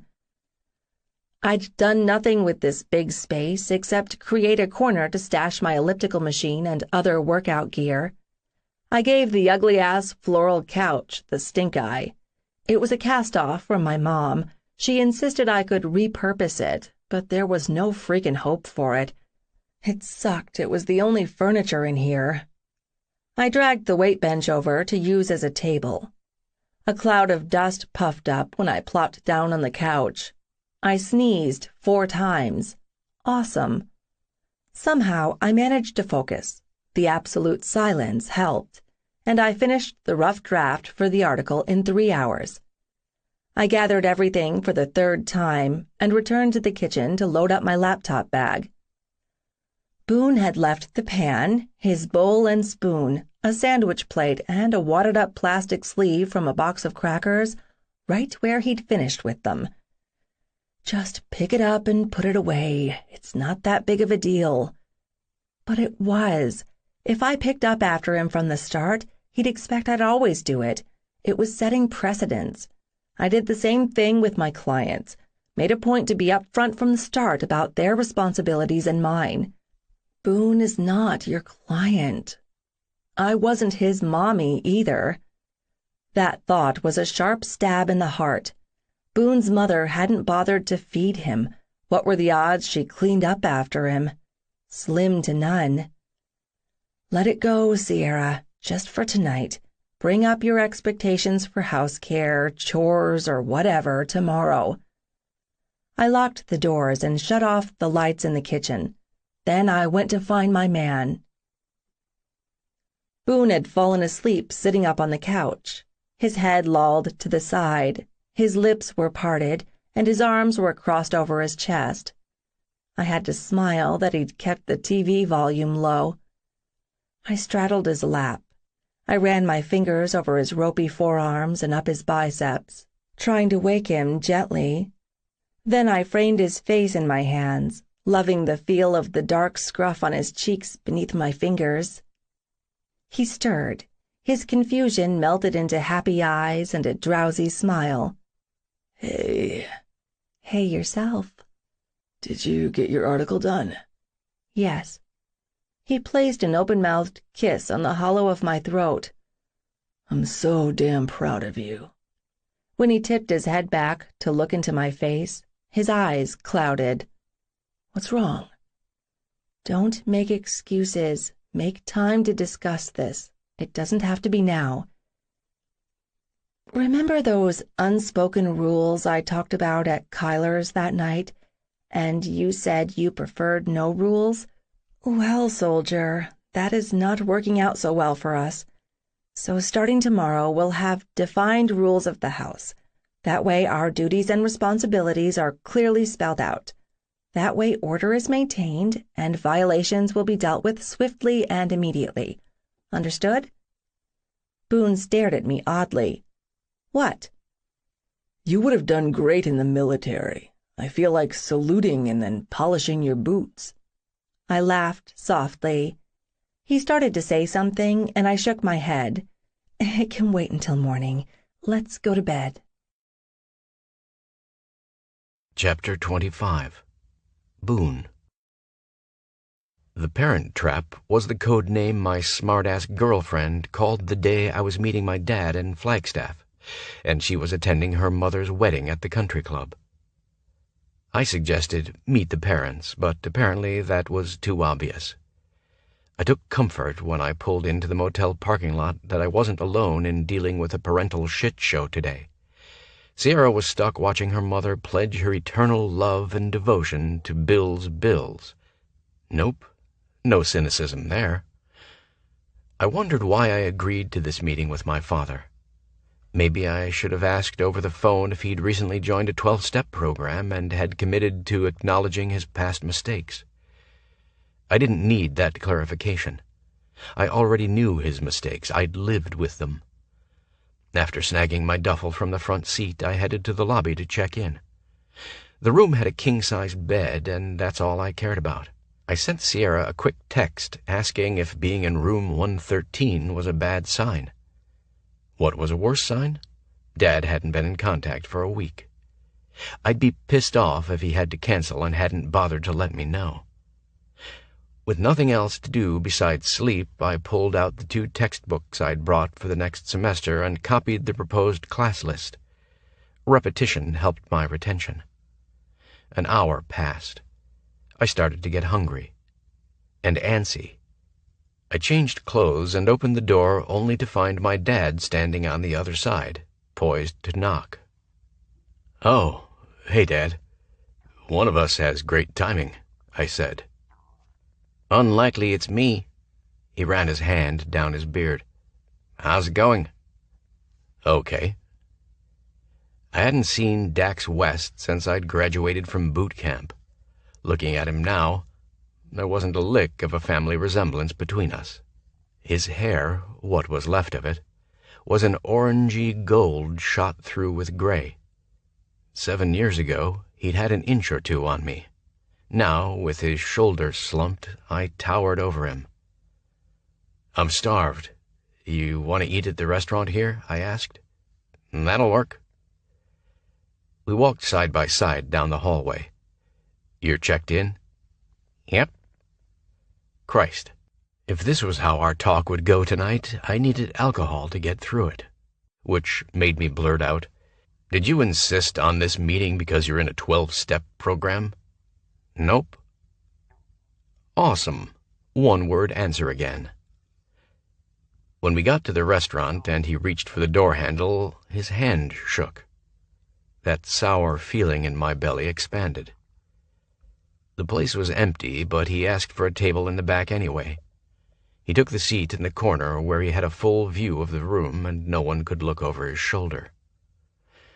I studied the menu without seeing it. I ordered beer. I glanced up at him. He aimed his gaze out the dark window. "How pathetic is it that I don't know if my 26-year-old son likes beer?" "I like beer just fine." He said nothing. The waitress poured the pale liquid, poorly, into glasses, leaving 3 inches of foam on top. Next round, I'd forego the glass. Yeah, I figured this would be a multiple beer conversation. We both ordered hot beef sandwiches. That was one meal that reminded me of him. The few times he'd taken me out to eat, it had always been to a truck-stop cafe because that's what he knew and where he usually ate. Neither of us was good at small talk, but we tried. While we're waiting on the food, you want to fill me in on what's going on in your life? I told him about being selected for the Army's experimental program with the VA that resulted in me being in Phoenix to attend school. I talked about Raj, but didn't mention hanging out with my McKay cousins or my relationship with Sierra. He'd mutter about McKays just because that's what the West family did. He talked about a few of the more unusual items he'd loaded and driven across the country. The food arrived. We each ordered another beer before we tucked in. I kept shooting glances across the table at him, searching for some familiarity. The harder I tried to rattle those memory banks, the more I realized there wasn't anything there. But I did notice he wasn't shoveling in food like I remembered. He pushed his potatoes around on his plate, set down his fork, swigged his beer. He's stalling. As much as I wanted him to get to the fucking point of this meeting, I wouldn't push him. Whatever he needed to say, he had to work up to it. That kicked those alarm bells in until my ears rang from them.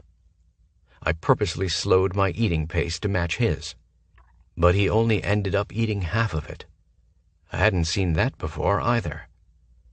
The waitress cleared our plates. Dad turned his focus to picking the soggy label off the previous bottle of beer. When he finally started to speak, his voice was so low I had to lean closer to hear him. I don't gotta tell you I've always been a loner. That's why long haul works well for me. So you asked me here to talk about your career as a truck driver? His eyes met mine. Sometimes I forgot I'd inherited the color and shape of his eyes, so it spooked me to see such wariness in them now. No. It's just, I don't know where to start with this. You talking in circles isn't the way to start. Just rip off the fucking bandage. You're right. Let me get through. He looked away and cleared his throat. The worst of it, before you start asking questions. Okay. Long pause. Then he said, when I was a kid, I was sexually abused. But being a kid, you don't really know that it's wrong if that's how it's always been. If it's just part of the day or night. He cleared his throat again. My first memory of it was when I was 3 years old. And it's not one of them false memories, where you see a picture and convince yourself that you were there when you weren't. I know how old I was because there are pictures of my birthday party. The only birthday party I ever had. A picture of me with the plastic truck someone gave me as a gift. I remember holding it tight that night as when I felt hot and cold, then that surreal sense of disbelief that accompanies shock. Like I said, I got a little older, and I figured what he did to me and expected in return was probably wrong, since it was only just the two of us, and he said I couldn't ever tell anyone. I managed to choke out one word. Who? My dad. My food threatened to come back up. I swallowed it back down, taking a healthy drink of beer, praying that helped. It went on until I was 12. Over the last couple of years, as I've started to deal with this, I tried to pinpoint why that's when it ended. Had my mother found out? Had I stopped looking like a child? I do know that's when my folks became born-again Christians. Was it the cause? Was it the effect? But it just stopped. I waited and watched him working through this in silence. This is where it's fucked up, son. So fucked up, I don't want to admit it, but you need to hear all of it. He fiddled with his beer bottle. After the abuse ended, I should have been relieved. But not only did the physical contact end, All contact ended. For my dad, it was like I ceased to exist. He ignored me. He wouldn't even look at me. I had no idea what I'd done wrong. No idea how to deal with such complete rejection. So I followed him out to the garage where all the stuff happened, and I tried. My father seemed to shrink before my very eyes. I felt so goddamn helpless. I reached out and put my hand on his arm and wasn't surprised when he flinched away from me. "It's okay. Take your time." He nodded. Keeping his eyes closed, he drained his beer. I signaled the waitress for 2 more. He finally leaned forward again. I followed him out to the garage and tried to do what he'd always made me do before. He hauled me up off my knees and backhanded me. He beat the hell out of me, calling me a sick little pervert, claiming I'd been possessed by evil, and he wasn't letting me lead him astray from the righteous path ever again. Rage immediately supplanted that sick feeling. He sexually abused me, and then he shunned me. We didn't have a normal conversation until I turned 15. Now, I can guess it was because I didn't look like a boy and the temptation was gone. And so, did you just block all of this out? Yeah, for a few years. Especially those years I lived at home. I left as soon as I graduated. In those days, if you passed the test for the commercial driver's license, then you could be trained on the road by a company that hired you and not have to go to vocational school. I started out a secondary driver for long haul. I intended to get a fresh start someplace else. He looked me in the eyes for the first time since he'd started talking. Then I found out about you. What to say to that? My birth had forced him to keep a residence in Wyoming, so he couldn't cut ties with his family. I'm a shitty dad, Boone, I know that. I've always known that. I took one look at you when you were a baby and I felt sorry for you. You had a fucked up mom and dad. I suggested adoption because you deserved better than you were going to get, but your mom, she had visions of us being a family, which I promptly crushed when I accepted jobs for logging hauls in Canada and didn't return to Wyoming until you were 7 months old. At first I sent money because I promised I'd support you, but I heard she'd started doing drugs again, so I stopped paying and let her take me to court. At least, with wage garnishment, there'd be a paper trail of the support I'd paid instead of it going up in smoke. He sipped his beer. During that time, she left you with her sister for a few months. I frowned. I don't remember that. That's because you were only 2 or something.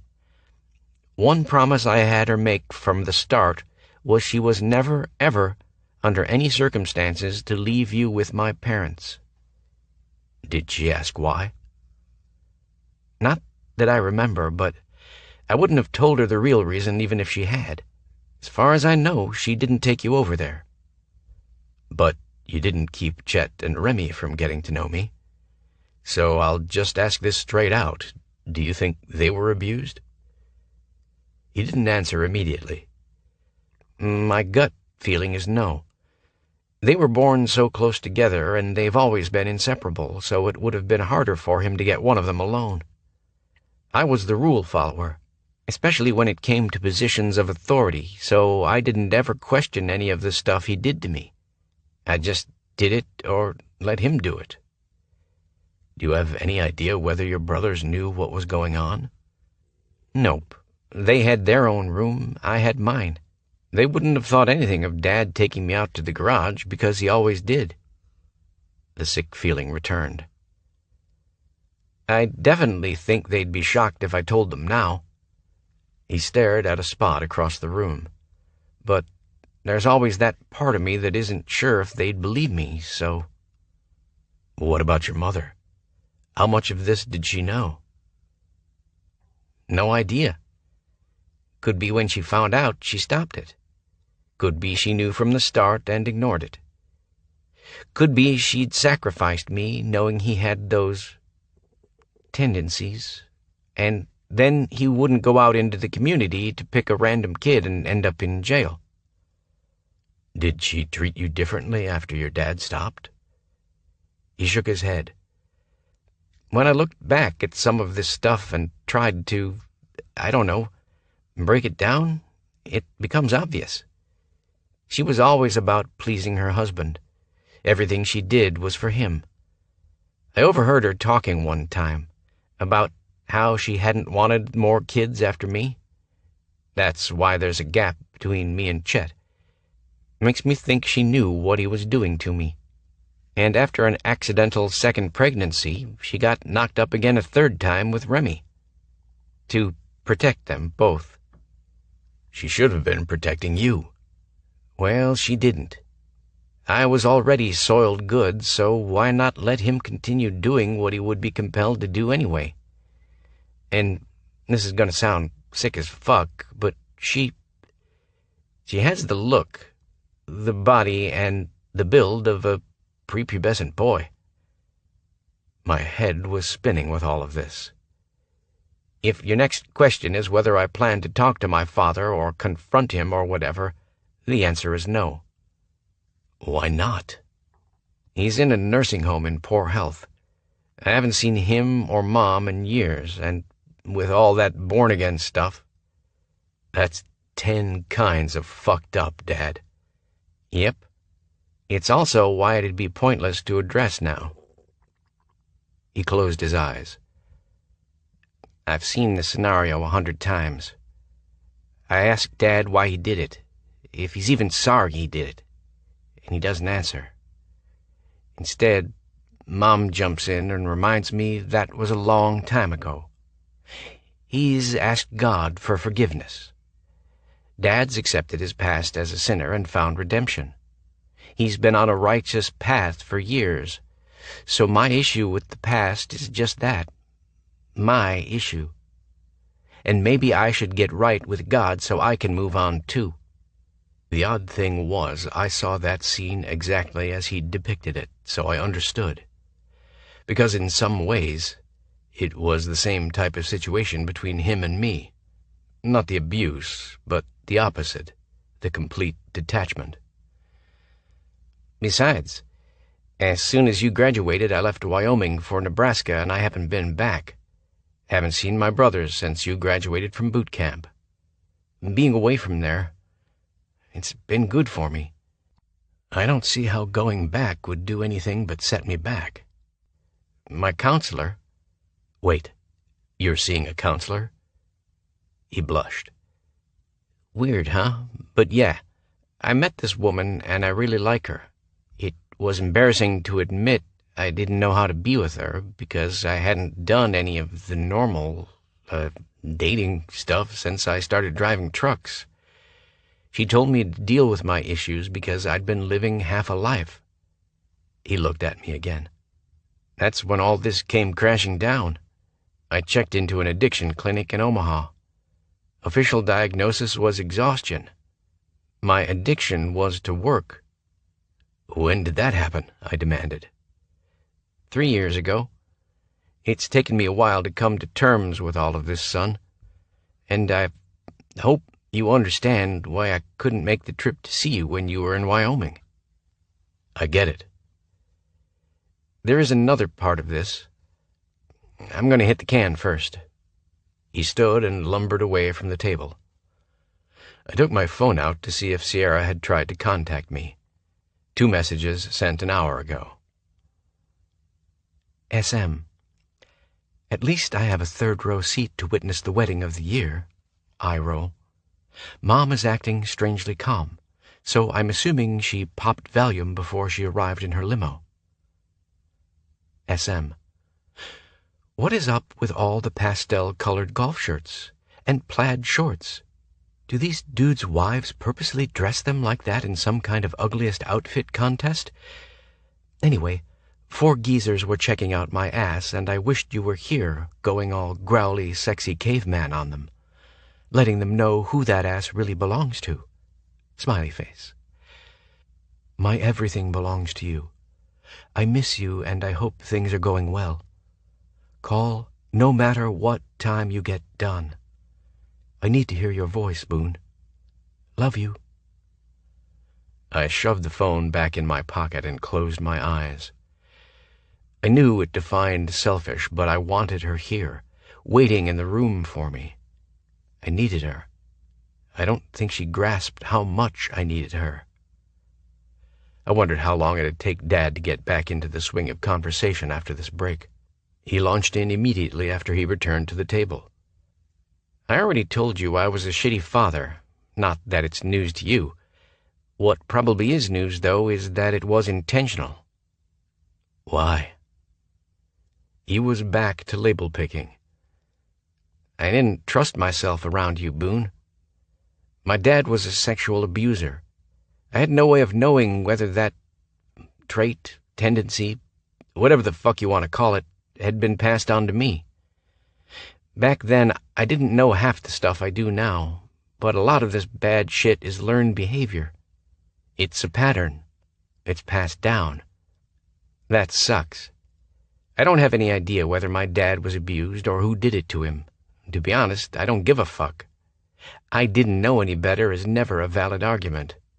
But one thing I did know, he looked at me with the most haunted eyes I've ever seen.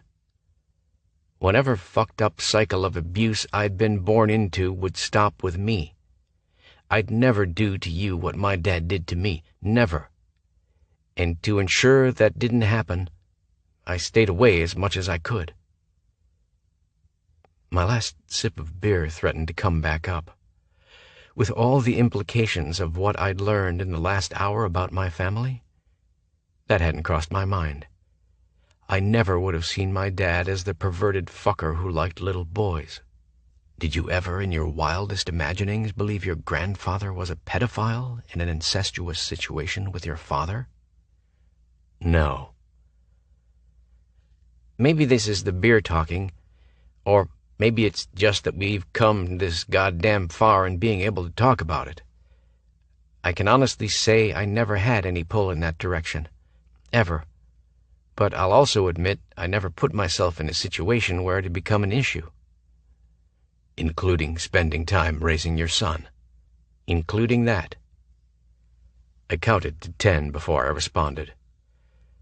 So, while you fought with your demons, trying to keep me safe from sexual abuse, my mother abused me and neglected me, starved me, tried her best to turn me into a feral animal. And that was somehow fucking better than you stepping up to the plate and saying, I gotta draw boundaries, but here's how we can do it? I know that now. I didn't know that then. Back when your mom wanted you to live with me full-time because she was pregnant, I couldn't do it. That makes me a shitty parent on a whole different level since I chose to leave you in what I knew was a bad situation. Yeah, you did. While I'm sorry that your past scarred you, now mine does too. That could have been prevented. His eyes took on a hard glint. Or you could be in therapy for the rest of your life after all the sick shit I did to you because I hadn't dealt with any of what had been done to me. Jesus, fuck, this was so messed up. I did eventually bring you to live with me. Why did you bother? I mean, you were never home. Chet and Remy ended up looking after me. You just went on, business as usual. Things didn't change a whole lot for me, except I didn't have my brother and sister underfoot, so I spent even more time alone. I still never had enough to eat. You never gave me money for anything. I had to get a fucking job at age 13. A job I had to walk 4 miles to. What lesson was the hardship supposed to teach me? It got the job done, didn't it? You're no worse for the wear. Look at all you've accomplished. I tuned him out. Fuck. I was tired of hearing that response. I was no worse for the wear now. I'd gone without then. That's what burned my ass. I was a child. I didn't have clothes that fit. I didn't have enough food or school supplies or gym shoes. Now, if I needed that stuff, I could get in my car that I paid for myself and buy what I needed with the money I earned. But being a 13-year-old boy, without transportation, without money, without supervision, no wonder I stole a dirt bike and drove into town, straight to the grocery store in Moorcroft, where I sat in the aisle and filled my hungry belly until the deputy came and hauled me away. Had my dad come and picked me up and paid for the food I'd consumed? No. Chet and Remy had.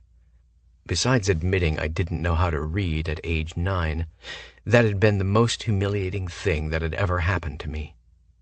The next day, my uncles took me to the local farm discount store where I ended up with jeans, gym shoes, work boots, t-shirts, socks, underwear, and winter gear. I'd hated that they'd had to buy it for me, even when I'd been so grateful to have it. That's when my uncles had started dragging me along to their job sites after school and on weekends. Keeping me out of trouble, they claimed, but mostly to make sure I wasn't starving and alone. Boone? I looked back at my father and didn't block the resentment from my eyes. Maybe he didn't need it, but he'd brought it up so he could just fucking deal with it. What? What were you thinking about just now? All of this, you, me, the big reveal. Me thinking back and trying like hell to find one decent father-son memory. I leaned forward. And I can't. Not one. You weren't a bad father. You weren't a father to me at all. You were this random guy who showed up sometimes.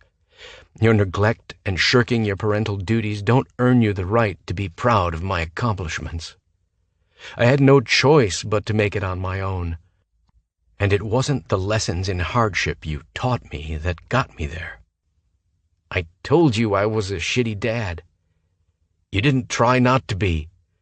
The casual way you're admitting lousy parenting is almost a point of pride with you. Maybe that attitude deserves an additional conversation with your counselor. I believe they call that a self-fulfilling prophecy. That startled him. I guzzled my remaining beer. 6 beers, in roughly an hour and a half. And that didn't seem like nearly enough. I didn't want things to end this way. But I guess it's better than you being disgusted. I am disgusted by what I've heard, but I'm not disgusted by you. Jesus, you were a kid and didn't have any control over the situation. I didn't know how you'd react, because I don't really know you, do I? I shook my head. Is there a chance we might change that someday?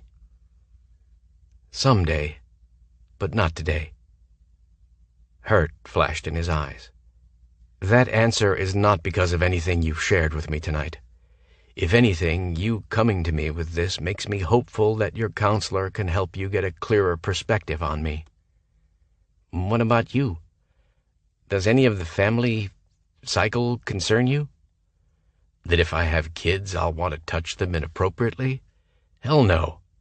I'm 100% sure of that right now. But knowing this about you will have me looking at the past with a different lens, maybe. The waitress brought another round. I might as well drink the damn thing since I wouldn't be driving anywhere tonight. And maybe if I had help easing into slumber, I wouldn't notice that gnawing need in my gut to have Sierra close, because that's the only time I felt whole. Chapter 26. Sierra. Ugh, I did not want to watch my mother feed her new husband cake. I turned away and heard laughter, which probably meant someone had a face full of frosting. I checked my messages and saw one had just come in from Boone. B-dub. Hey, back in room. Too many beers. Going to bed. I texted back. Me, are you okay? B-dub. No. My stomach pitched. Me, time for a call? B-dub. I want to talk in person, okay? Tomorrow. Me. You can wait? B-dub.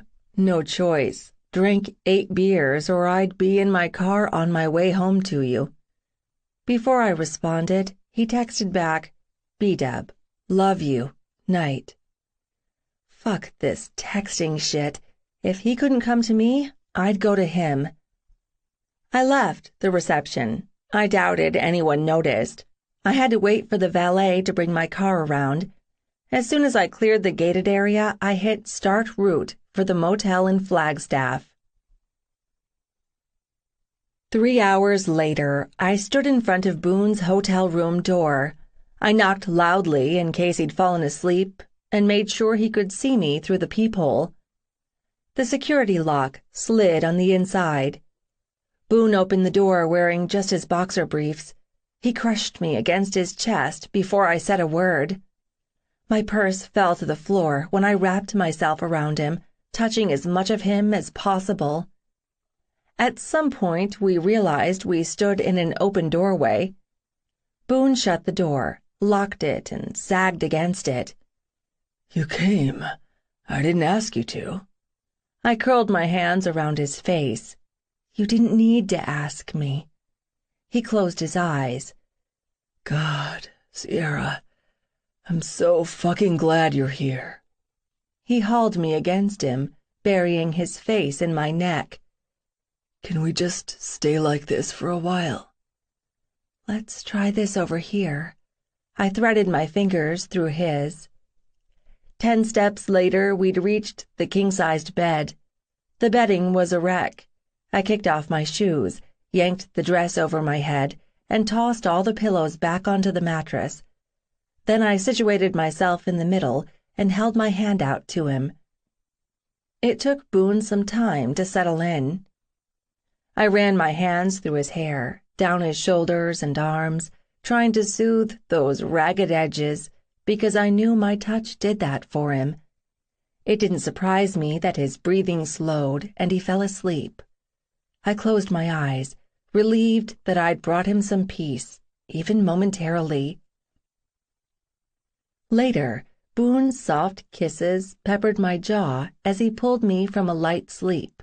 He whispered, "Be right back," as if he expected me to leave. Silly man. The toilet flushed. Water ran. He crawled back in bed, snuggling his body behind mine.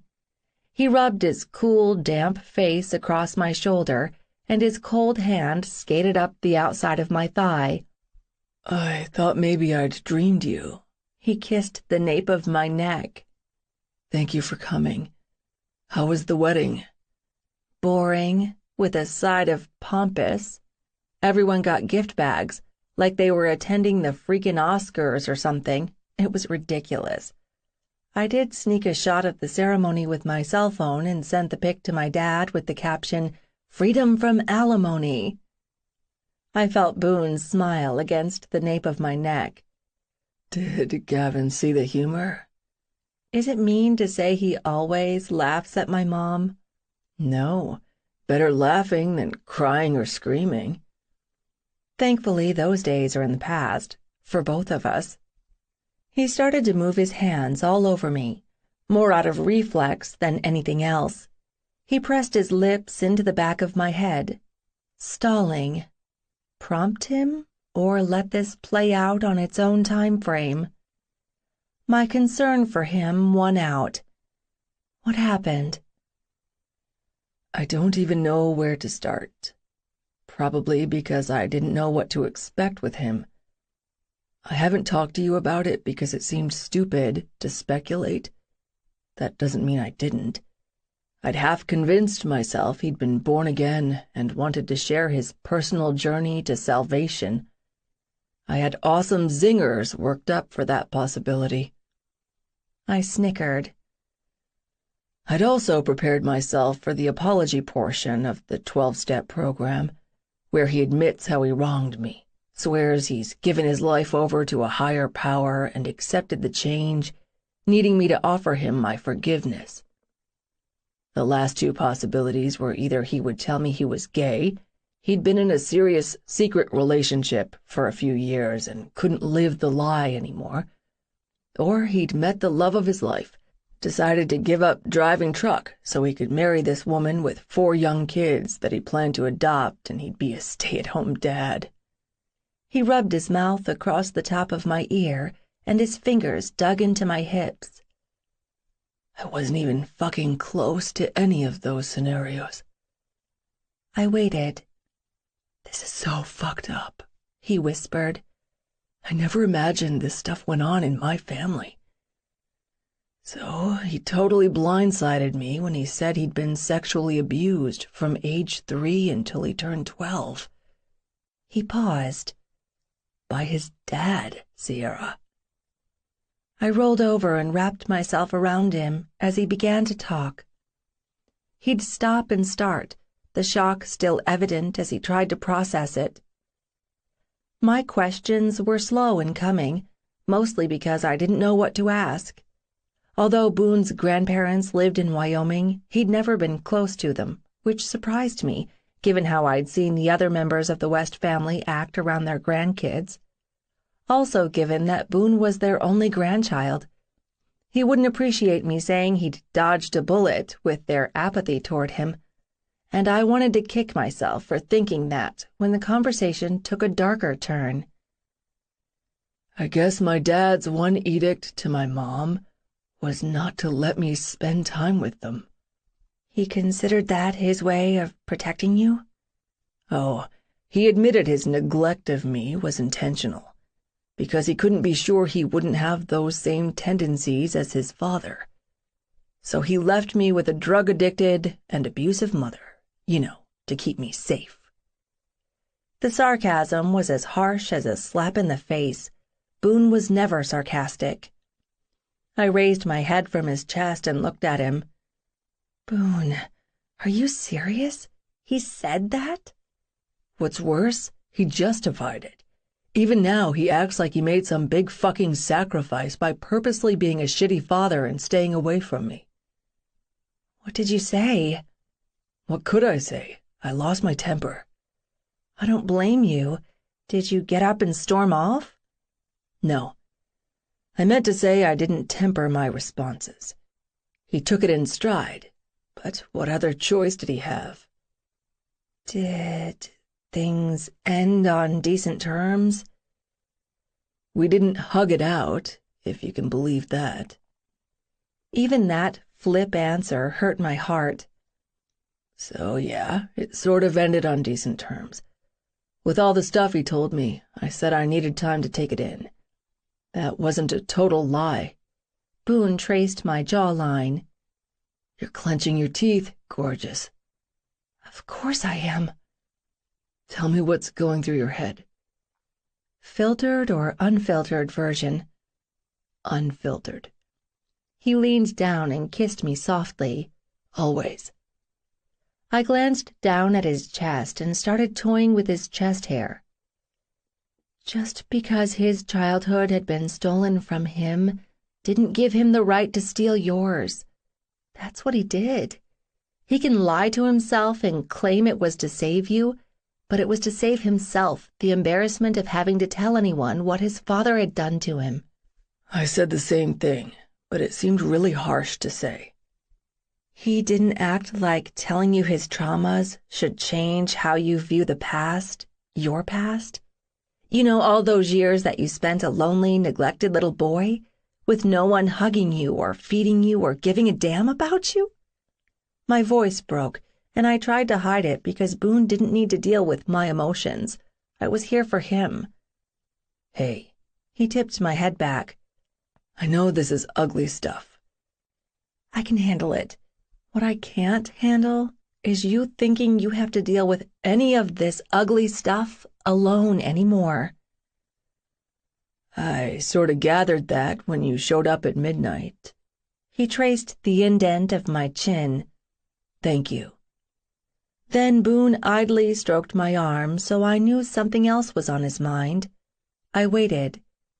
After a while, he said, Do you think love forgives everything?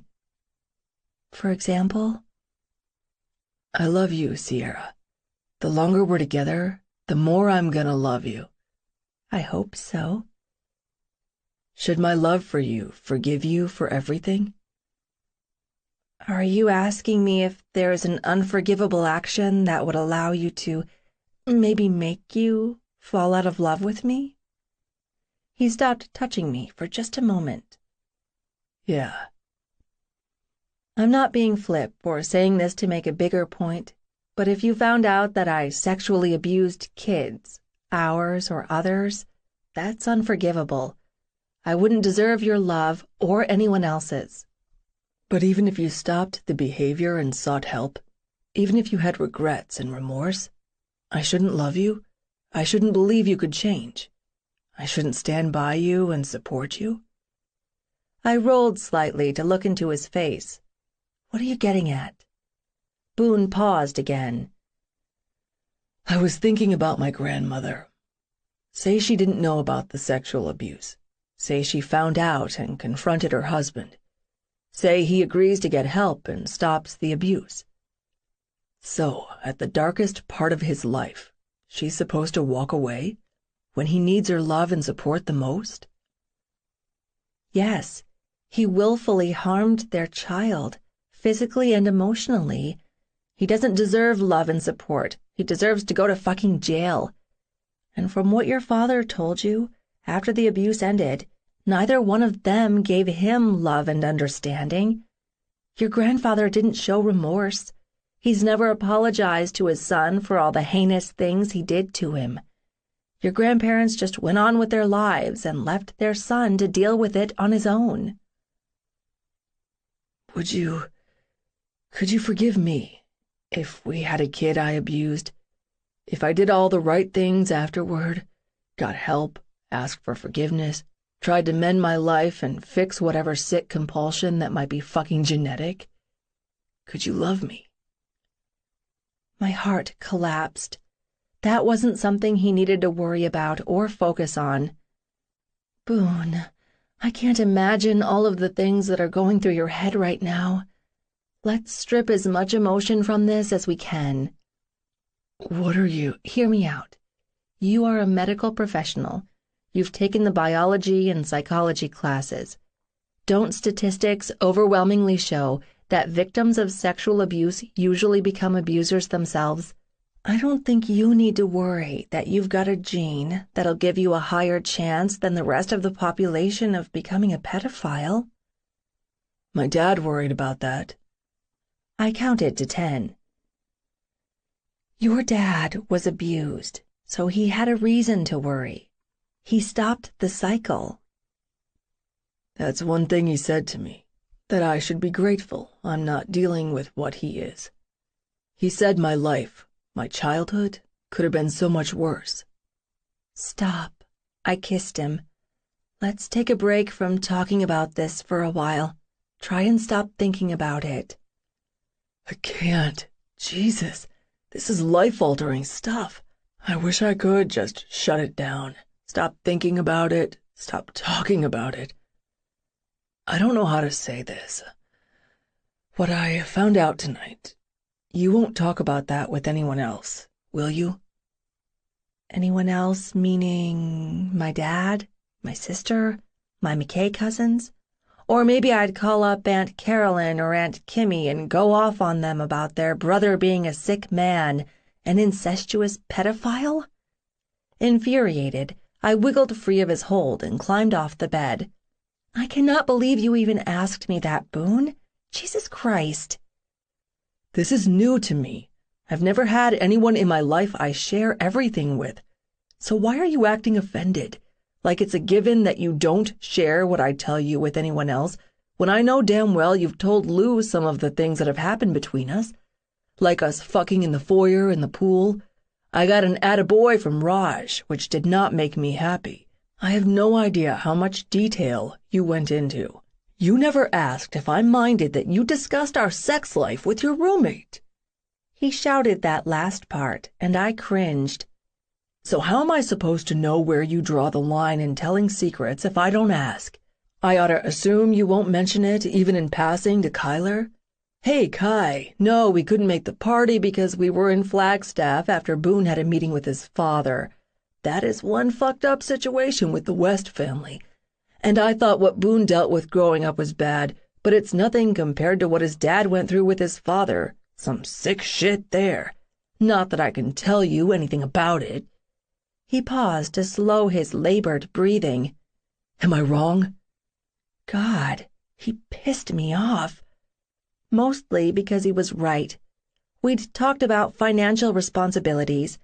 We'd talked about household responsibilities, but it had taken us a big goddamned fight to deal with that. I did never want to make a misstep and hurt him by my assumptions. Maybe I already had. I assumed because Lou and I joked around about sex that Boone and Raj did too. Had it been wrong to tell Lou that I'd finally christened the pool with Boone because it had been a topic of conversation between her and me since I'd bought the house? Had it been wrong to tell Lou that Boone was awesome in bed, even when I hadn't gone into details about our first time, except to tell her where it had happened and that it had been worth the 7-year wait? We hadn't set parameters for what was private between us as lovers, between us as a couple, and as each other's confidants. I'd never had anyone in my life that I'd bared all to either. I looked up and found my beautiful, brooding Boone staring at me, practically daring me to argue. "I'm sorry. You're right. We should add this to those relationship rules as something that needs discussion and defined parameters. But to put your mind at ease, I promise what you've told me tonight won't ever leave this room. I promise everything you told me about your childhood will always only stay between us. I'm sorry you even had to question me about it, but you had every right to." He blinked at me.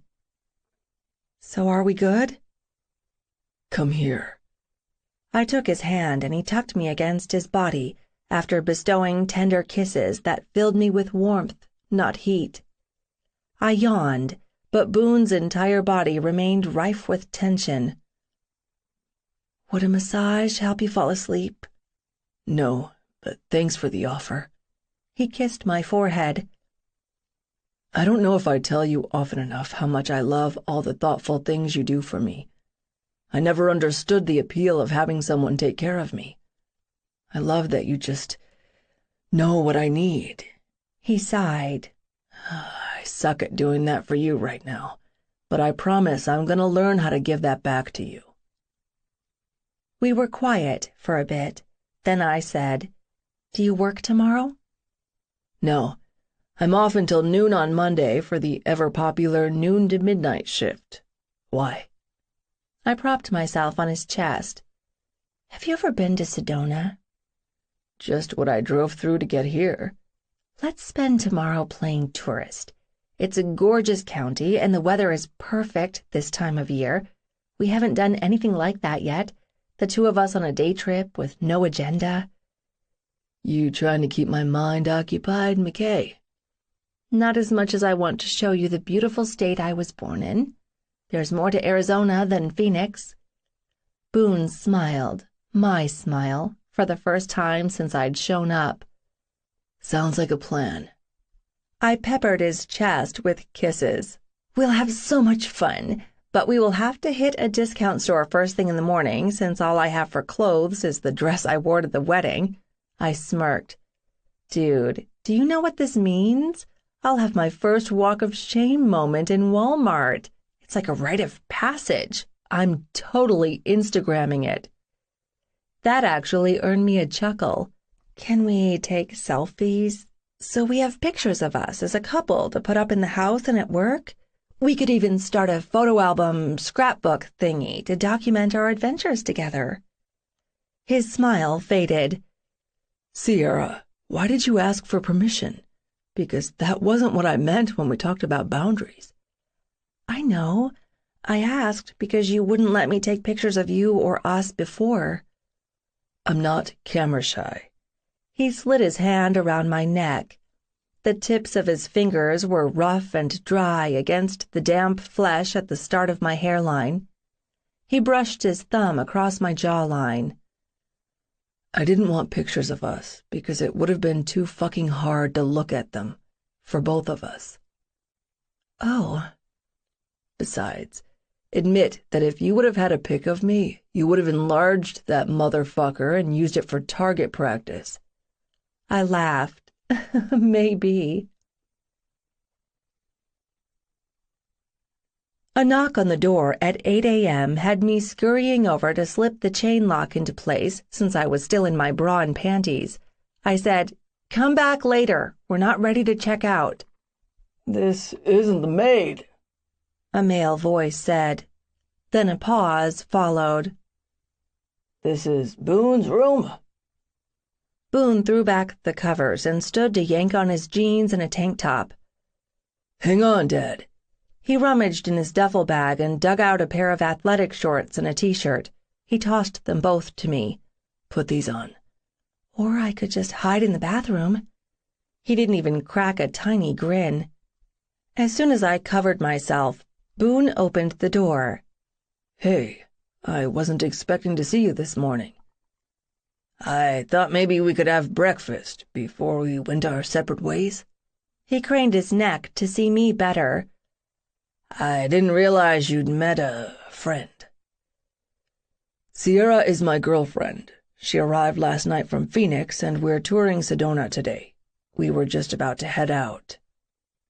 I didn't fault Boone for using sightseeing as an excuse to explain my presence. I waggled my fingers at Boone's dad and said, "Hi," knowing that'd be the extent of our interaction. I tried not to stare, but I didn't see a family resemblance, either between him and Boone or between him and his brothers, Chet and Remy. Boone's father put me under equal scrutiny, as if he should know me. That kicked me back to a memory I'd forgotten. I had seen Dax West one time. West Construction had been doing some remodel work for my dad. Because at 16 I was obsessed with all things Boone West, I watched the construction from the upstairs window, hoping for a glimpse of my crush. That day, a truck I hadn't seen before pulled in. The man opened the driver's side door and stood on the running board. Then he honked the horn twice and yelled something.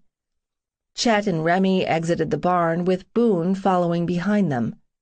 Boone of the slumped shoulders, with his hair obscuring his face, his hands shoved in his pockets, and his focus on the toes of his work boots. Boone's father pointed at his son, and then the passenger side of the truck. I remembered thinking how odd it was that he never actually addressed Boone. The entire terse conversation had happened between Dax and his brothers. Then he'd gotten back in his truck and sped off. So to watch this Boone, standing tall, looking his father in the eye and telling him no to breakfast because we had plans today, made me so freaking proud. Boone had become his own man. No thanks to this man. Boone said, "Safe travels," and shut the door. Then he faced me. "Better get your dress on for that walk of shame, baby." Sightseeing with Boone ruined me for sightseeing with anyone else. We spent the entire day exploring one part of the Red Rock Secret Mountain wilderness. He convinced me that instead of doing a drive-through and trying to see all of the famous rock formations in one day, we should concentrate on a specific section. Setting a limit also provided us with an excuse to return, because we'd barely scratched the surface of all the places to see. He fell in love with the area, just as I suspected he would. Although the topography, rock coloration, and vegetation was nothing like East Central Wyoming, I knew it reminded him of Sundance and Devil's Tower. We hiked the 8-mile Secret Canyon Trail to Maroon Mountain. The gorgeous vistas included a dazzling display of scarlet and gold foliage from the maple and oak trees that grew in the upper section of the canyon, where there was water year-round. I snapped tons of pictures with my phone and ended up with several great shots of us on our first day-trip adventure. By the time we were back in the city of Sedona, we were both tired. Boone booked our reservation for the night, and I didn't have any expectations. I just wanted a room with a shower and bed and him in it. So the luxury of l'auberge de Sedona stunned me. We had a corner room with a 4-poster canopy bed, a fireplace, a sitting area, and a balcony overlooking Oak Creek. After I showered, I slipped on the complimentary spa robe and wandered onto the balcony. I rested against the railing, watching the setting sun throwing light over the cathedral spires in the distance, when Boone came up behind me. He latched onto my hips and placed a kiss on the side of my neck. So, what do you think? His scent enveloped me, and I closed my eyes. I think everything about it is beautiful. You have excellent taste, West. Yes, I do. He swept my hair aside, using his teeth on my neck in that skillful and maddening way that weakened my knees. I know what I need to taste right now, he growled against my skin. Right here? I breathed. No, I want you naked, and no one gets to see you like that but me. Boone steered me into the room, his mouth never leaving my skin. Immediately, I noticed a warm, woodsy scent filling the space. I twisted away from his marauding mouth for a moment so I could pinpoint the source of that scent. Candles. Boone had lit the candles scattered throughout the room. Every surface glowed from the flickering flames, reflected in the mirrors, the glass coffee table, the polished wooden side tables, and glinted in the steel behind the mantel. The open balcony doors sent the sheer white canopy on the bed fluttering in the breeze. This fairy tale setting disproved his claim about not being romantic. My throat went tight. Boone, what is all this? Me, taking care of you. He untied the sash on my robe, purposely dragging the fluffy, nubby fabric across my skin as he peeled it off my body. Then he murmured, "Sit in the chair by the fireplace." 4 fast heartbeats after my ass landed in the chair, Boone was on his knees, his hands spreading my thighs, his mouth on me. I let my head fall back and surrendered to his hot, wet, erotic kiss that broadcast his hunger. The first time I came, it was fireworks and flames, colors exploding behind my lids in time to the pulsating in my clit. The second time I came was even better. Right after orgasm number 2, while my breathing remained ragged and my entire body quivered, Boone had me on my hands and knees on the rug in front of the fireplace. His legs shook as he caged me beneath him. He kept one hand between us, his fingers teasing my drenched sex as he guided himself inside me. He paused, his hardness buried to the hilt as he fought for control. Or else he was waiting to see how long I could hold out before I begged him to fuck me.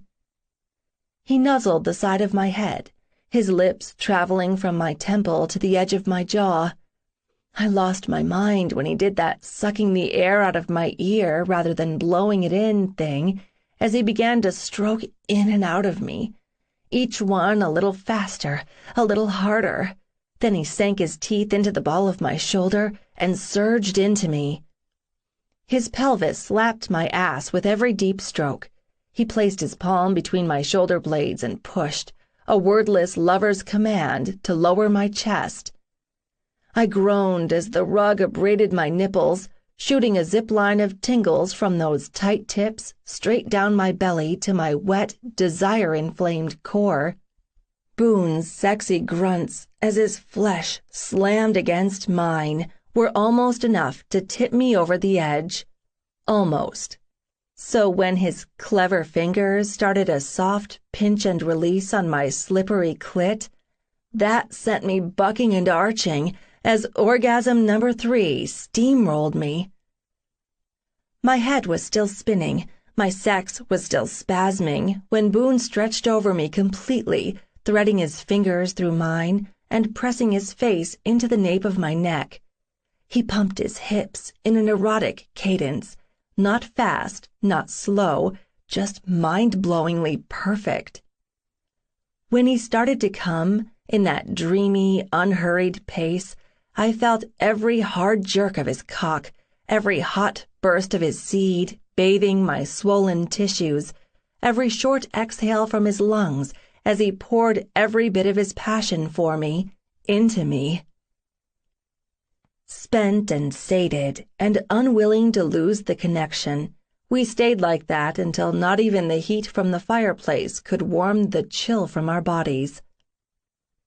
Boone retreated, planting kisses down my spine as he moved out of me. He lifted me into his arms and carried me to bed. We woke up 2 hours later, completely famished. Rather than leave our romantic love nest, Boone ordered room service. But in a place this classy, it wasn't food brought up on a tray. We had balcony service. A waiter arrived and set up the table with linens, a small bouquet of flowers, and gleaming tableware. After popping the cork on the bottle of champagne, he left us to enjoy our romantic dinner in our robes.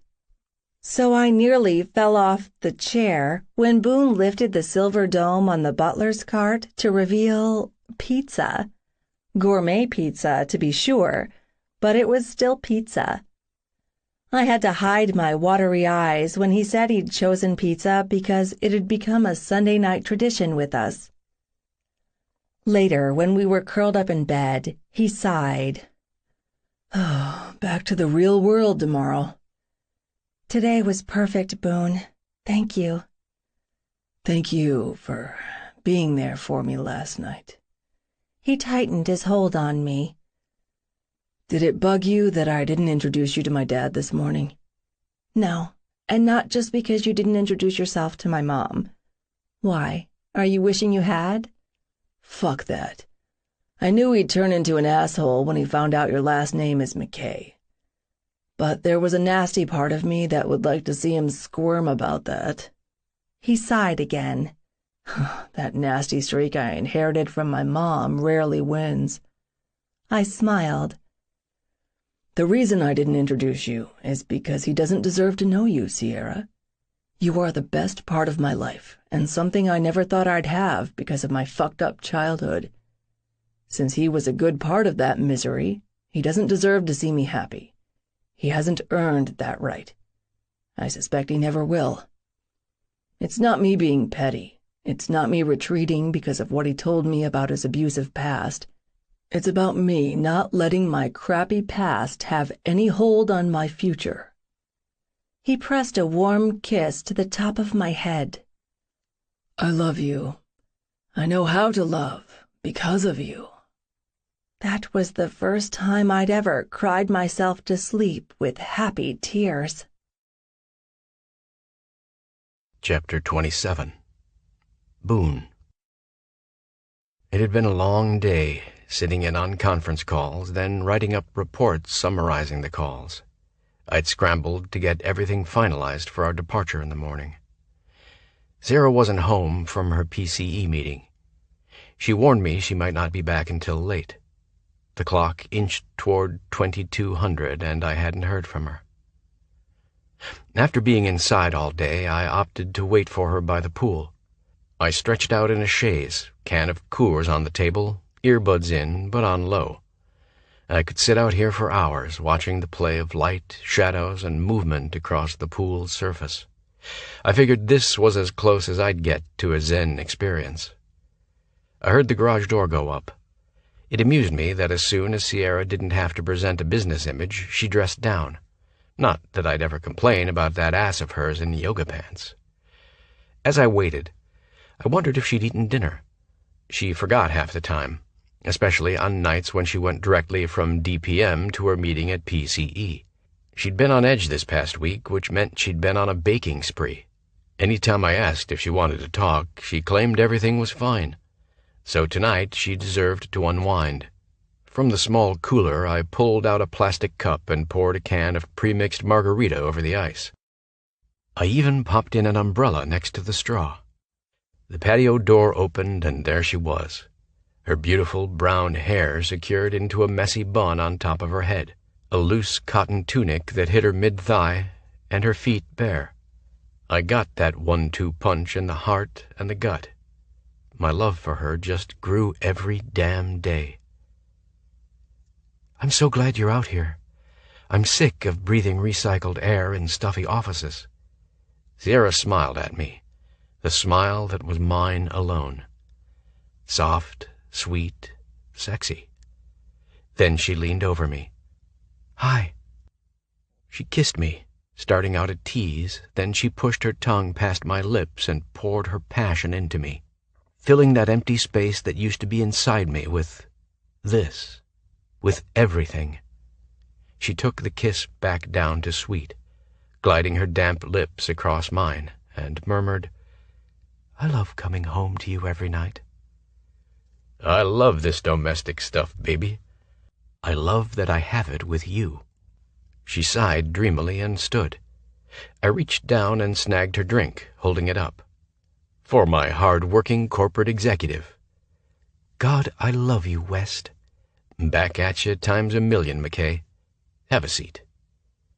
Sierra lowered herself into the chaise next to me on her front side, her head by my feet. She sipped her drink, and the dimple in her cheek popped out when she noticed the umbrella. Nice touch. Only the best for you. Thanks for the blanket, too. The first week we lived together, I learned that the fuzzy blue and white blanket belonged to Sierra, and she didn't share it. Ever. And the girl turned pissy if she suspected someone had been using it. I did not get her attachment to it, but I did respect it.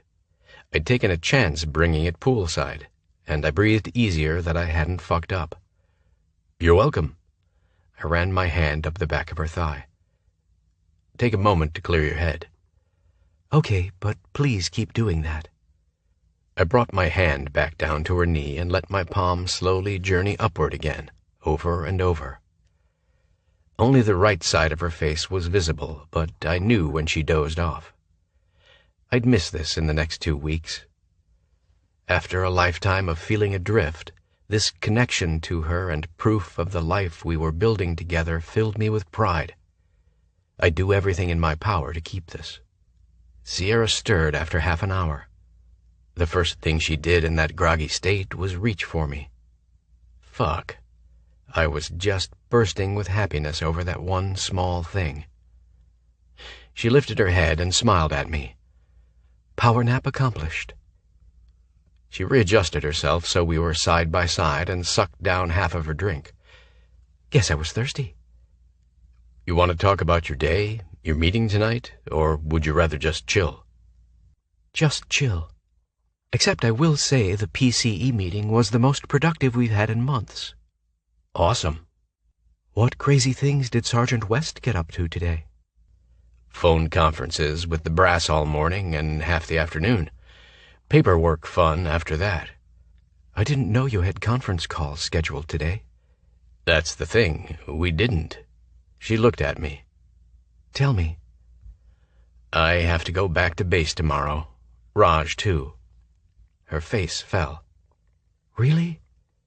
Yeah, it's just for 2 weeks. 2 weeks? I raised a brow at her. That's better than a month. I know that's supposed to put it in perspective, Boone, but damn it, 2 weeks without you? That sucks. I shifted my body, dropping my feet to the concrete and leaning over to touch her face. It's part of the deal with me, you know that. Doesn't mean I have to like it, she retorted. And if you say I should get used to it, I'm gonna punch you in the junk. I laughed. You're threatening to dick punch me when you won't see my dick for 2 weeks? Harsh. I lashed out. Sorry. She smirked and eyed my crotch. You know I'd never do anything to hurt our cock. Our cock? I repeated. Mm-hmm. It's just as much mine now as it is yours. She slurped her drink and held a piece of ice between her teeth, her eyes glittering with devilment as she crunched down on it. Fuck me. She'd tortured me with ice last week. I'd actually begged her to let me come. Besides, our cock likes me better because it knows that I make it feel good. I laughed again. That you do. So is it our pussy now, too? Nope, it's mine. Internal versus external thing that requires maintenance, that you, as a man, wouldn't have patience for. But you have unlimited lifetime usage rights to my pussy." She grinned. "I'll admit my pussy loves you way more than it loves me. Way more. So it'll expect a really long goodbye kiss before you take off. For 2 freaking weeks." "Deal."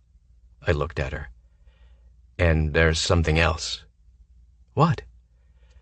"There's a retirement party a week from Saturday night." I scooped her onto my lap.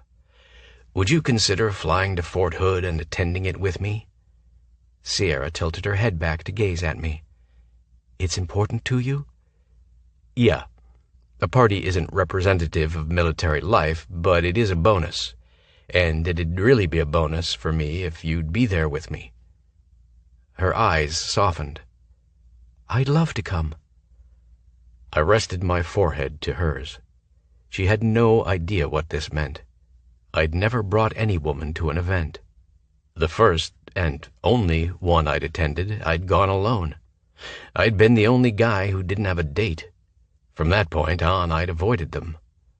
She leaned back. "So it's formal? Like I have to wear a long dress and you wear—" "My dress uniform." "I finally get to see you in uniform?" "Anytime you want to play soldier and spy, all you have to do is ask." My hands followed the outside curve of her thighs. "I've dreamed up a few interrogation methods that are all kinds of kinky." I opened my mouth on her throat and squeezed her ass. She arched back with a gasp. "Bed. Now." I wrapped her legs around my hips and stood, carrying her inside. Later, we were entwined together. I'd started to drift off when I felt her planting insistent kisses on my left pectoral. "Sierra, babe, after that last time I am wiped out.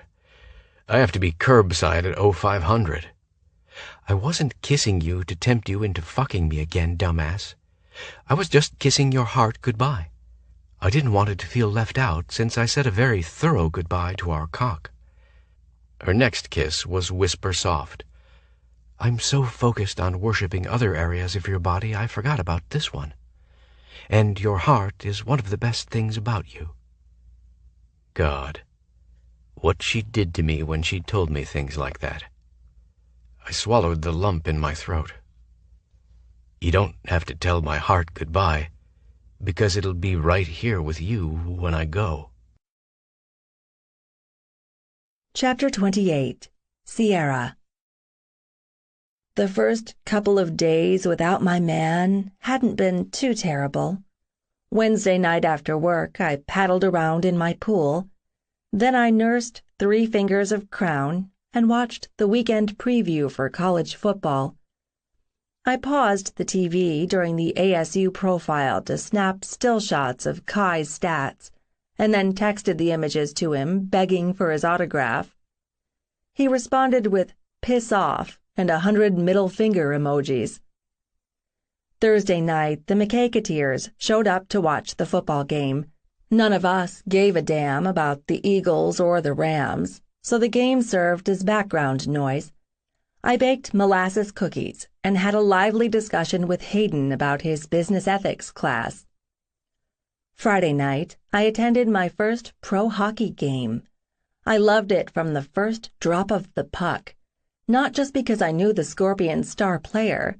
The atmosphere, infectious. The fans, maybe more rabid than football fans. Watching the players literally skating circles around each other was as entertaining as the fights. The first time I shot to my feet and yelled at the player from Minnesota for tripping Mace, Anton smirked at me and said they'd created a monster. But home alone at night, I missed Boone like crazy, more than I anticipated. Saturday, while Lou worked on her landscaping project, I watched the Sun Devils game on TV.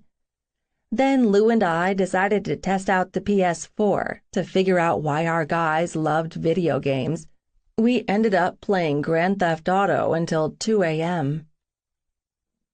I spent Sunday at McJock Central for football and Meat-topia. I'd baked 3 different desserts, which Mace almost single-handedly devoured. Despite the killer brisket, Anton seemed as preoccupied as I was. When my dad called Sunday night to recap the weekend games, I avoided talking to him. I hadn't told him about Boone returning to base, and I feared I'd blurt out the PCE offer just to gauge whether DPM would fight to keep me. That might make my decision easier. Or harder. Monday morning, I was dragging ass. Even Griff from legal mentioned I looked tired. Yes, I'm tired, damn it. I stayed up too late having phone sex with my kinky boyfriend. Totally worth it, though. Friday afternoon, Lou plopped next to me on the couch. She rested her head on my shoulder and sighed. Oh, I miss Raj. As much as I missed Boone, I realized I'd missed Lou, too. She and Raj were shacked up at his sister's place, so last weekend was the first time just the 2 of us had hung out in ages. I missed heckling our favorite crappy TV shows. She hadn't updated me in weeks on how far she'd gotten with her senior design project. And she had no idea that I was considering taking a new turn in my career. I loved her, but I couldn't chance confiding in her about the full-time PCE offer. If she slipped up and told Raj and Raj told Boone, Boone would go, "What the ever-lovin' fuck?" because I still hadn't said a freaking word about it to him. The timing had been off, especially after he'd dealt with his dad's stuff. Then he'd gotten recalled to base. After nearly 2 weeks apart, bringing it up this weekend wasn't a priority. With limited time together, banging the headboard held more appeal than talking. "What are you fretting about?" Lou asked. "If my dress for this gala thingy is too slut-tastic." Lou lifted her head and batted her lashes at me. "Skanky-ass hoe. Have you been shopping at the stripper's discount store without me again?" "You're the skanky-ass hoe." I shoved her with my shoulder. "I'm serious. I do not want to embarrass Sergeant West, slithering in wearing the latest in hoe-bag fashion, or looking as if an Amish stylist chose my frock."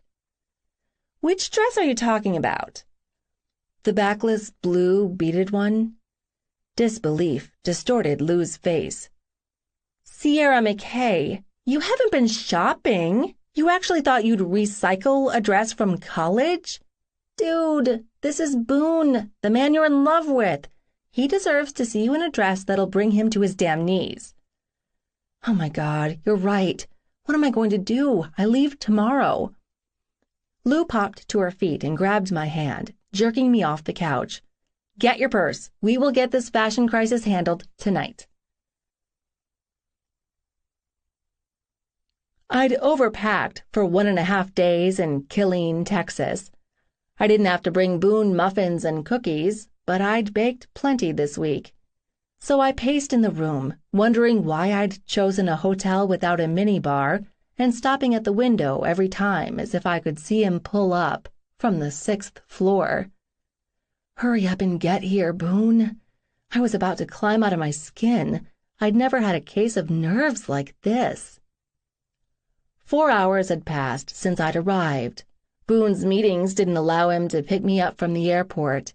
Hailing a cab to his place wasn't an option because he lived on base, and I didn't have an escort or a pass to get on a secure military installation. Boone had texted me 10 times, a new record for him. It ripped at his manhood that he couldn't fetch me from the airport. To kill time, I scrolled back through our text exchange. "B-Dub, you here? Me. I just got your text. I landed 15 minutes ago, and I'm waiting for my bag. B-Dub, it kills me not to be there. I'm sorry. Me. I know. I'm fine. Just take care of your stuff. B-Dub, I love you. Me. Back at ya." Then, half an hour later, B-Dub, hotel okay? Me. It's good. B-Dub, be there at 6:30. Me. I'll be ready. Will we have time for a quickie first? B-dub, you are micknag me hard. Micknag? What was that? Then I realized he'd transposed the letters. He was so anxious that he wasn't taking an eternity to type out a text. Me. I have to get ready. See you soon. B-dub. Can't wait. Love you. So sweet, that man of mine. Darkness had fallen, and I stared out at the city lights. Strange to think Boone lived here. He'd never mentioned loving it or hating it. Accepting it was more his way. Had he ever driven by the military family housing and imagined coming home to a wife and maybe a kid or two? If we hadn't reconnected, would he have settled for someone else? That seemed plausible, certainly more plausible than us ending up together. Then again, he'd come after me. The harder question was, would I have ever gone after him? When the word no echoed through my head, my heart and my stomach clenched with outrage. Now I couldn't imagine a life without him, but I could have easily gone the other way, ignoring Boone's attempts to start over. Thank heaven for the man's tenacity. Thank heaven for his faith in us, in this. 4 solid raps sounded on the door. I raced over and flung open the door without checking the peephole first. I thought... My brain stopped. My heart did, too. I had the vague sensation I'd abandoned that whole breathing thing when I got my first look at him. Boone was 100% polished, from the tips of his shiny shoes to his belt buckle to the brim of his hat. Talk about heart-stopping to see Boone West in that uniform.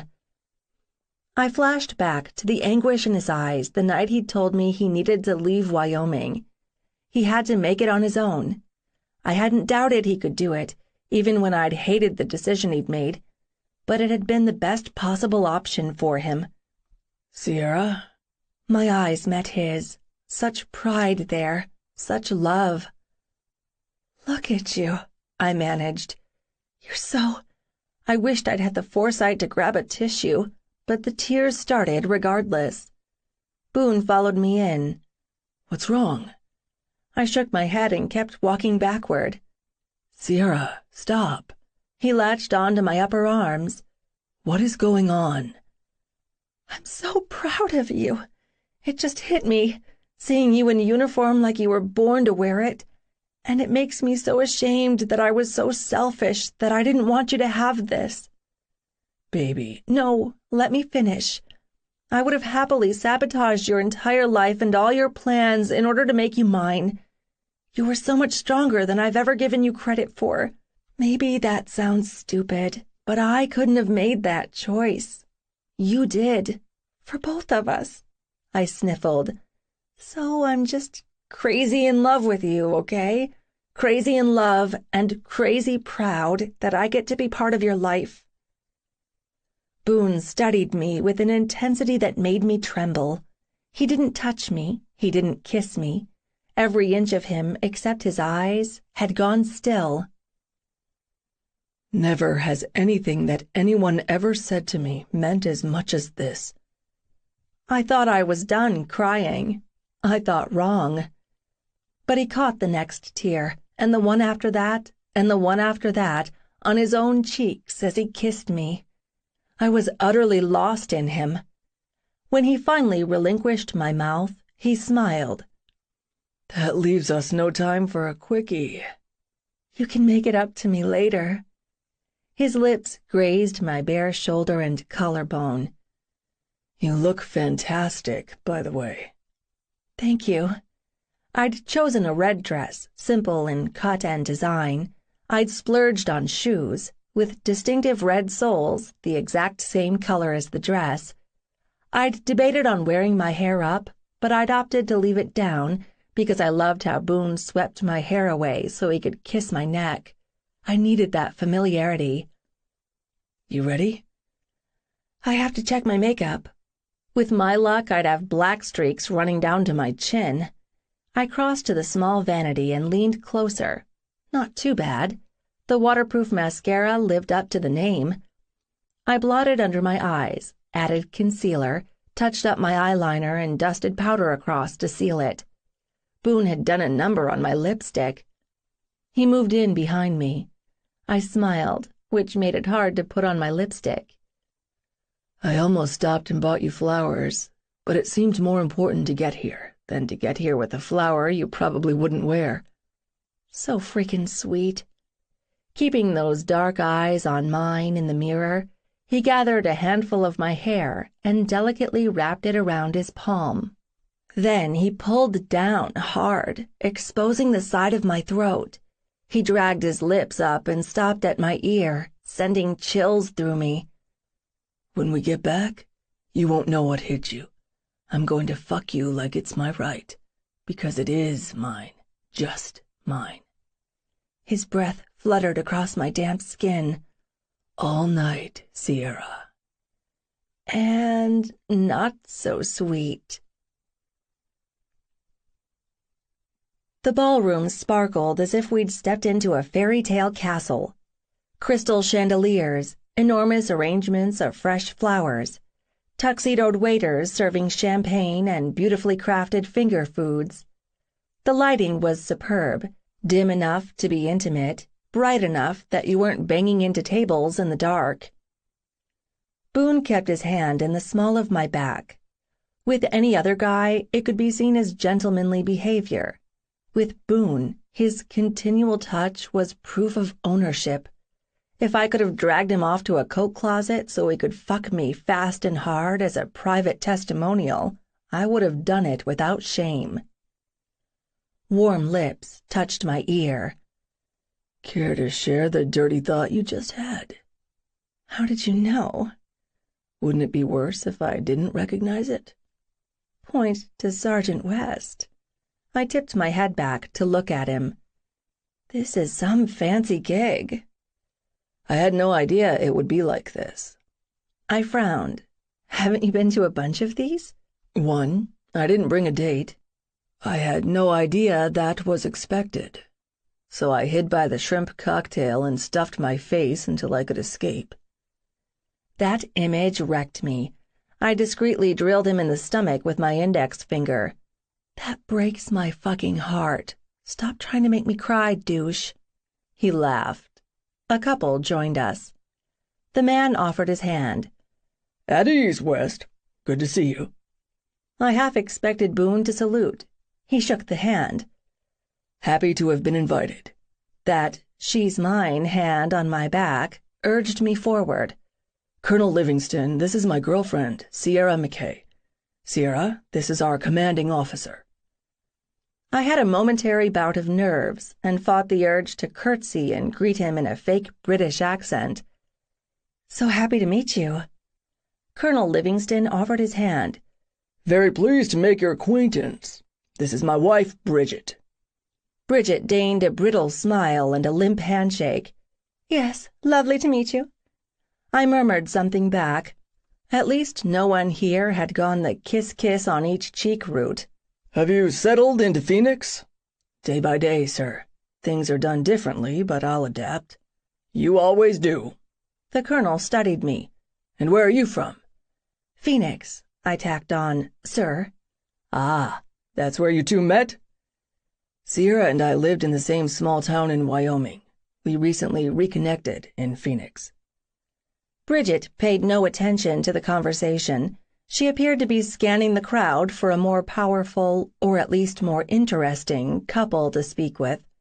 She touched her husband's arm. I see the Winchells have arrived. We should say hello. Of course. Enjoy the party, the colonel said. We will, sir. You also. Boone didn't breathe again until the man disappeared into the crowd. No one else would have noticed it, but I did. He seemed friendly. He is. Good man and great leader. He's your big boss or the semi-in-charge? Big boss. Come on, I need a drink. I'd been sipping the free champagne, but Boone ordered a beer. So where are we sitting and all that jazz? Assigned table numbers. At least I hope we sit with the guys from my unit. We wandered through the room. Boone stopped to speak with a lot of people whose names I didn't catch. We ran into his group, 4 guys and their dates, in the far back corner. "West, my man, why are you here?" I saw Boone stiffen, as if he feared the guy might do the half-hug, chest bump, back slap, bro hug. He shifted slightly, using me as a buffer. "I'm here to contribute to the destruction of more trees in the name of a metric shit-ton of paperwork." They all laughed. My man personified charm. "How are things in First?" Same old, same old." The stealth hugger cocked his head and smiled at me. "Sweetheart, what you doing with him? The man is boring. Work, work, work all the damn time. Gets off on making us all look like slackers." "You are slackers." "Wasn't talking to you, Sarge. I was asking your very beautiful date." "Sierra, this rude gearhead is D.T. Sharp. D.T., this is my girlfriend Sierra." "Girlfriend?" He whistled. "Man, you are coming up in the world." D.T. smiled at me. "Good to meet you. To say I'm shocked to meet you is an understatement." "And why is that, Mr. Sharp?" "Like I said, the man is all work. His off hours tend to be about short pursuits." Boone stiffened behind me. Then all eyes were on me to see how I'd react. "Really? I beg to differ. Boone is very specific in his long-term goals." He kissed my temple. "Besides, short is never a word I'd use to describe any part of him." Everyone laughed. Then the insults flew, and that loosened the tension. But military speak confused me, so I let my gaze wander. Even with all the men in uniform, none of them looked as good as Boone. He carried himself with confidence, and I loved seeing it since I knew it hadn't always been there. "I need a drink of water," I said to him. "I'll be right back." "I'll go with you." "No, stay. I won't get lost." At the hospitality table, I filled a crystal glass with ice water. Disappointing not to find snacks there, since the waitstaff had stopped circling with tidbits and I was starving. "So you're Boone's girlfriend?" I slowly faced the woman with the sneering tone. "Yes, I am. Who are you?" "Janelle. I'm here with Cody. These guys don't bother introducing their dates." But mine did. "Cody works with Boone?" "Only in the broadest sense. It's a little freaky to see them all in dress uniforms. Usually they resemble bums when we're hanging out at Spike's." The old, "I know them, I'm part of the group" tactic to make me feel like an outsider. Ha! Too late. I already felt as if I'd stepped onto a movie set, and it appeared I'd found the villain. "Boone hasn't mentioned Spike's." "That's weird. That's where I met him, at least a couple of years ago." Nice follow-up with the neener I've known him longer shot. I said nothing. So she kept on. "DT said they were all at Spike's earlier in the week. Boone went along, but he didn't say anything about a girlfriend, which was why DT was so surprised tonight." "Oh, right. When Boone called me Monday night, he did mention he'd gone out for a beer with the guys. He didn't specifically say DT was there, so I don't know what they talked about." "Did Boone mention Catherine being there, too? She's been pretty close to him." Why didn't she just hand me a list of the chicks Boone fucked? But now I was curious about her endgame, so I'd play dumb at first. "I just met DT. We didn't talk long enough for him to say anything about a Catherine, so I don't know how close they are." "I didn't mean DT and Catherine were close. I meant Catherine and Boone were close." "Ah," I nodded. "I wouldn't know that either because Boone doesn't talk about his work in Fort Hood or who he works with." I waited for steam to come out of her ears. "You're not the brightest bulb, are you?" she sneered. "I'm perfectly bright. Here's a thought. Since you want me to know that you fucked Boone and your friend Catherine fucked him too, just say it outright instead of adding in all of the bullshit and expecting me to dig through it." "Me and Catherine weren't the only ones," she retorted. Again, what is the point of this? To make me jealous? To make me mad? To get me to pick a fight with Boone about his past that has nothing to do with me? Why don't you just admit you're not Boone's girlfriend? That you're just some random chick he brought as his date to save face? Why would he need to save face? Her eyes lit with triumph. Because before he left for godforsaken Wyoming or wherever, he was complaining about having to attend this party because he'd been told by the colonel he couldn't skip it. He said he'd just pick some random chick off the street as his date. I'm betting that's you. I smiled with complete condescension. If I'm a random chick, you think you still have a shot at him? Really? With all that you've told me about how very many women he's close to? You don't know. Oh, yes, I think I do. Boone fucked you once. You wanted more, even when you were aware he's the quintessential one-and-done guy. Maybe you fantasized he'd ask you to this event. So it pissed you off that he admitted he'd rather show up with some random chick off the street than with you or any of the other base rats who've hit the one-and-done threshold. You think you're so smart, but you don't know shit. No, you don't know shit. So I'll let you in on a little secret, Janelle. I am Boone's girlfriend. I was his first girlfriend, and I'll also be his last girlfriend. See, we met in godforsaken Wyoming years ago. We lost track of each other, but we found our way back to each other. So I'll admit the irony that one and done applies to me too. But it's like this. I'm his only one, and he's done with everyone else. I don't care that you fucked him in the past, but I do care if you put your fucking hands on him now, because if I see you lay a single finger on him, I will come after you with everything I have because he is mine. Get that? Mine. Not so ballsy now, are you, Janelle? I got right in her face. Nod your head if you understand. Yeah, I get it.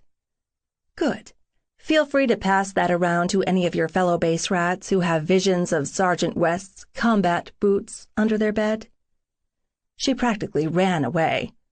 Right then I believed that blood could actually boil. Mine rushed hot and fast and angry. My lungs were heaving. My heart raced.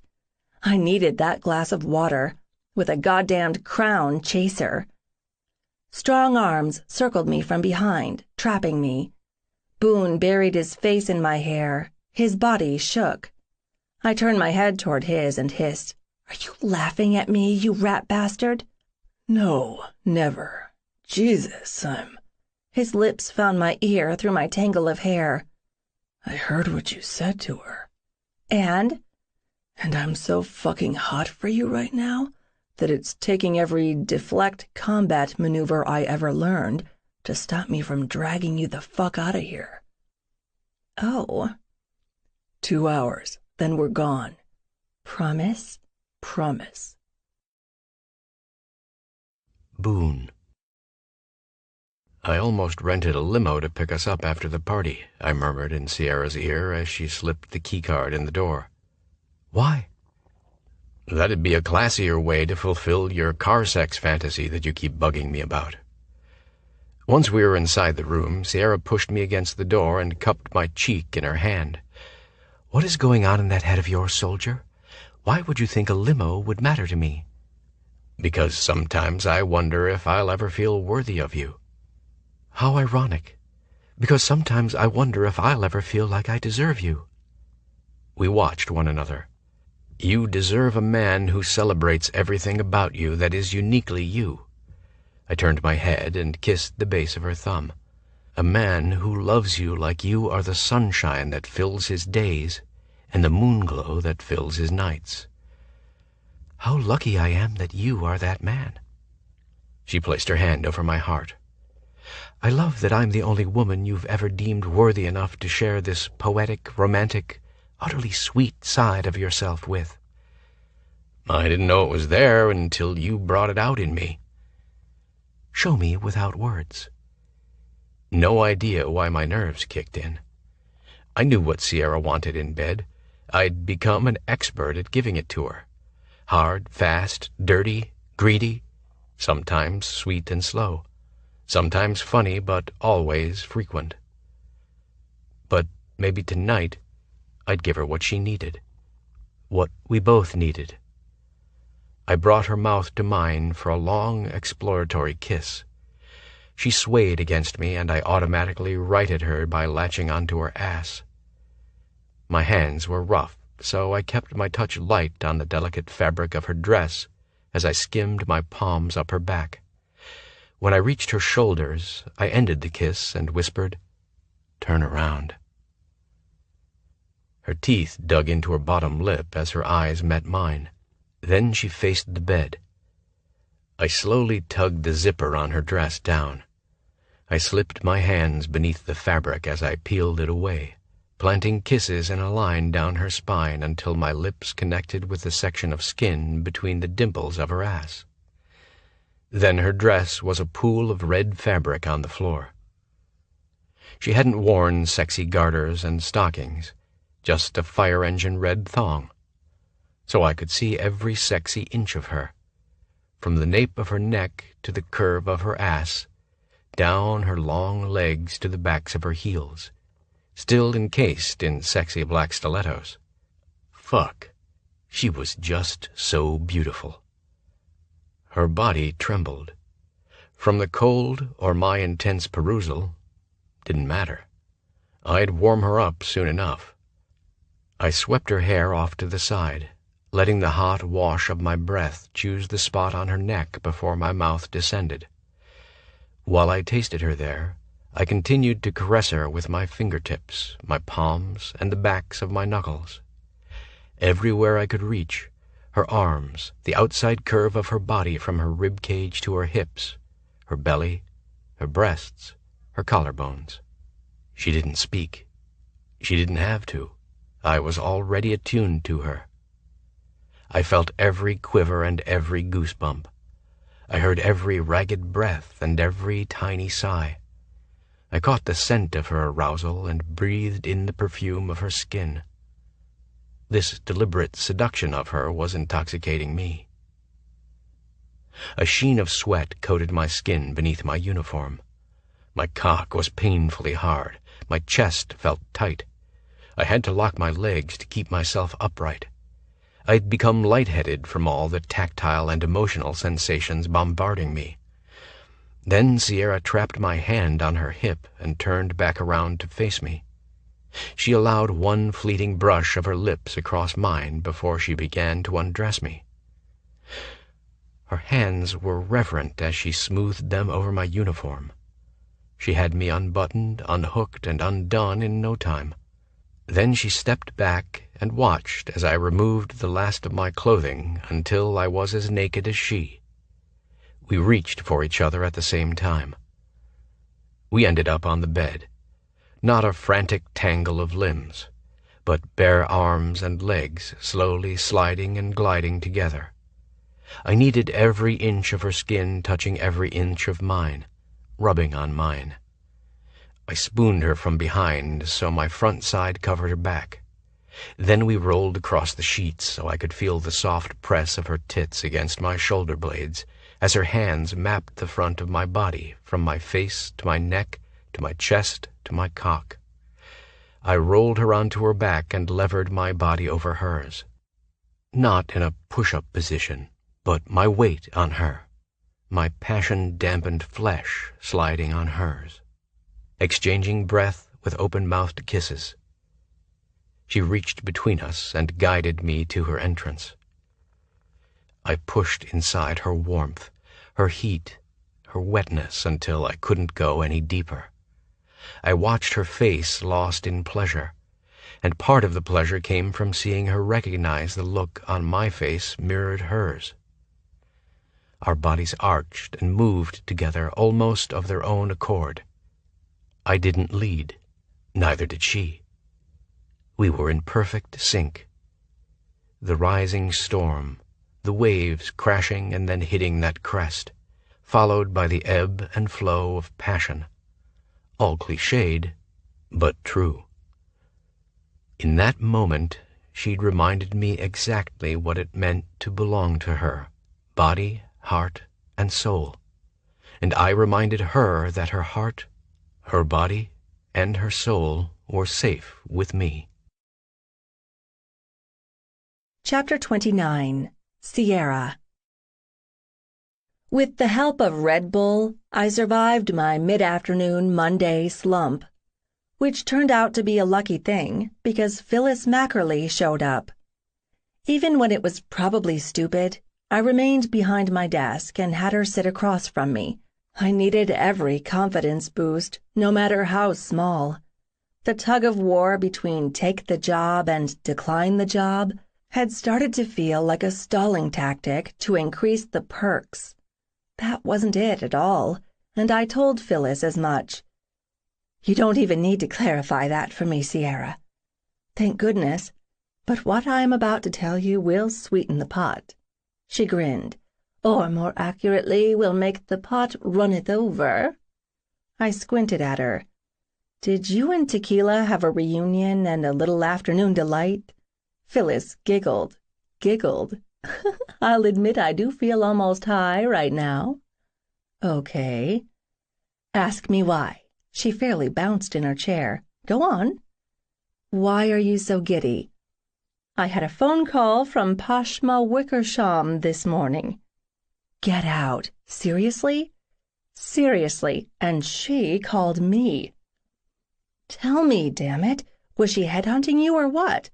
That wouldn't surprise me. Phyllis was brilliant and generous and exactly the type of leader that an organization like Women Entrepreneurs International, WEI, wanted on their roster. Pashma Wickersham, the president of WEI, had outstanding accomplishments in the decade she'd been at the helm of the organization. The founding members of PCE had used the WEI business model, and we'd embraced Pashma's philosophies for business and life.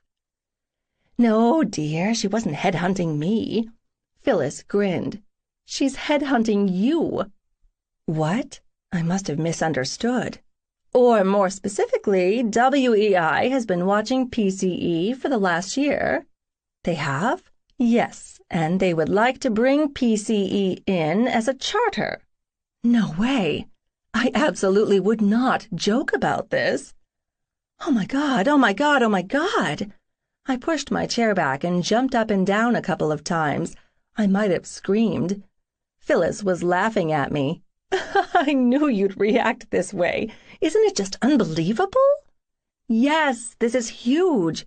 WEI doesn't have any charters in Arizona, and the cities that do have a WEI charter, the members have access to the WEI database, their speakers bureau, their conferences, not to mention the whole financial side and the worldwide networking. I know, I'm in shock. This is beyond anything I could have ever hoped for, Sierra. Me too.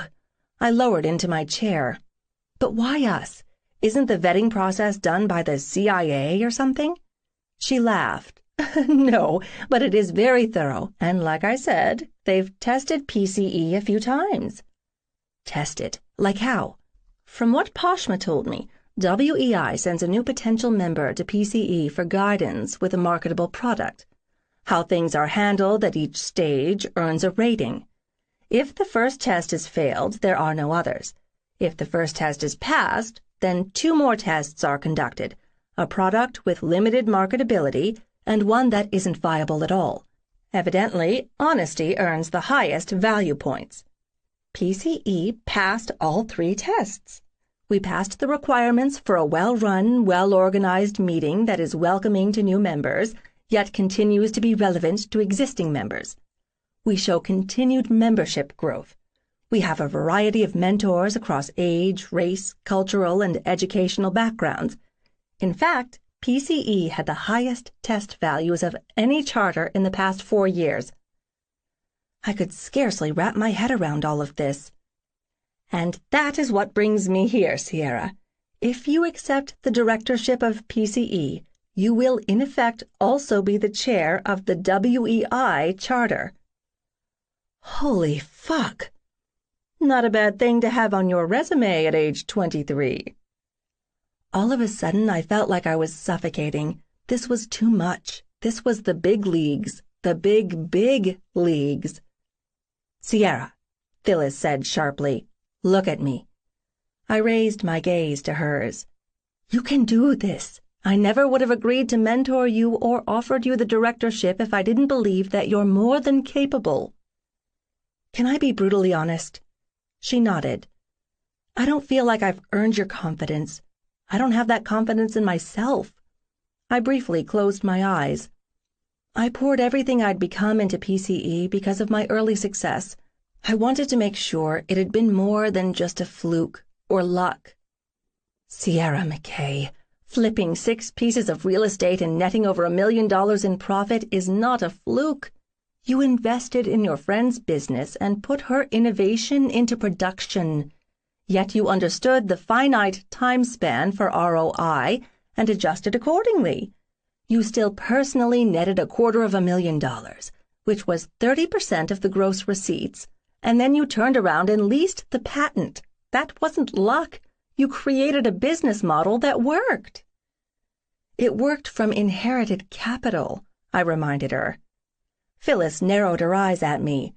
"Because you inherited the money, that somehow lessens the success you had increasing the principal?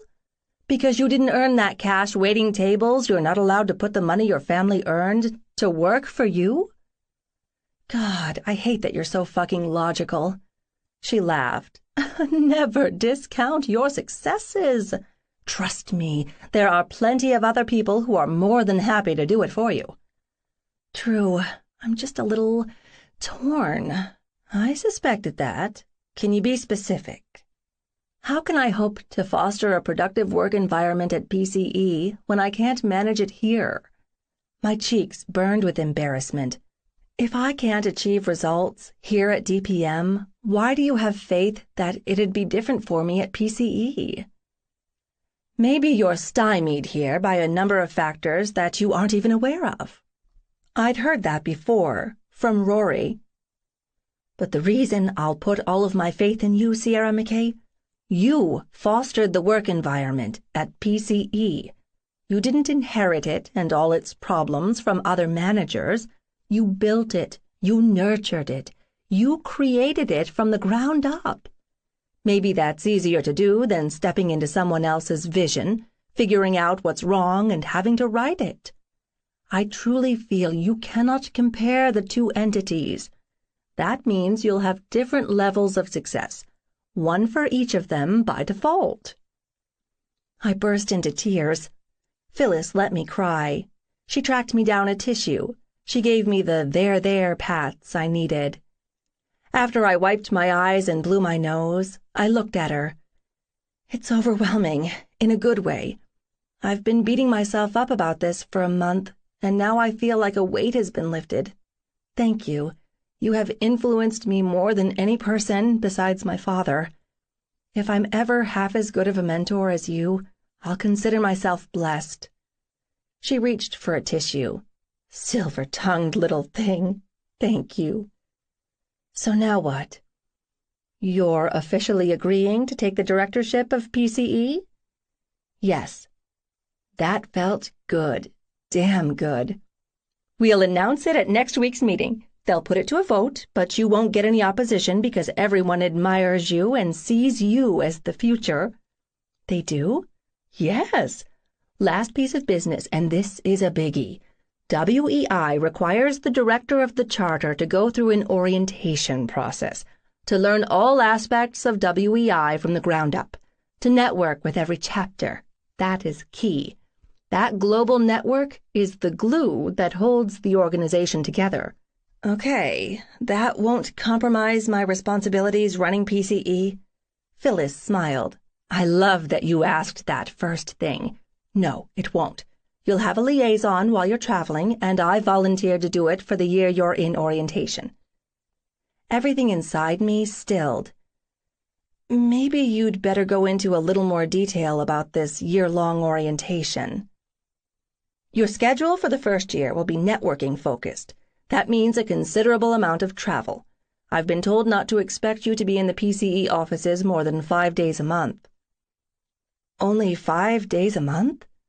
But just think where you'll be the other 25 days, anywhere from India to Pasadena. doing everything from listening to tips on securing international financing to giving seminars on finding your niche in the marketplace.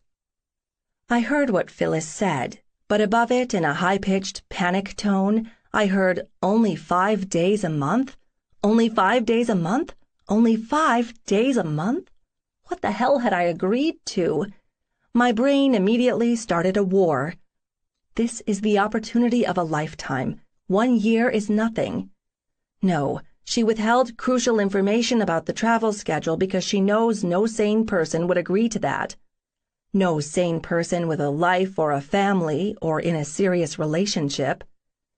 Then it sort of clicked. As far as Phyllis knew, I had none of those.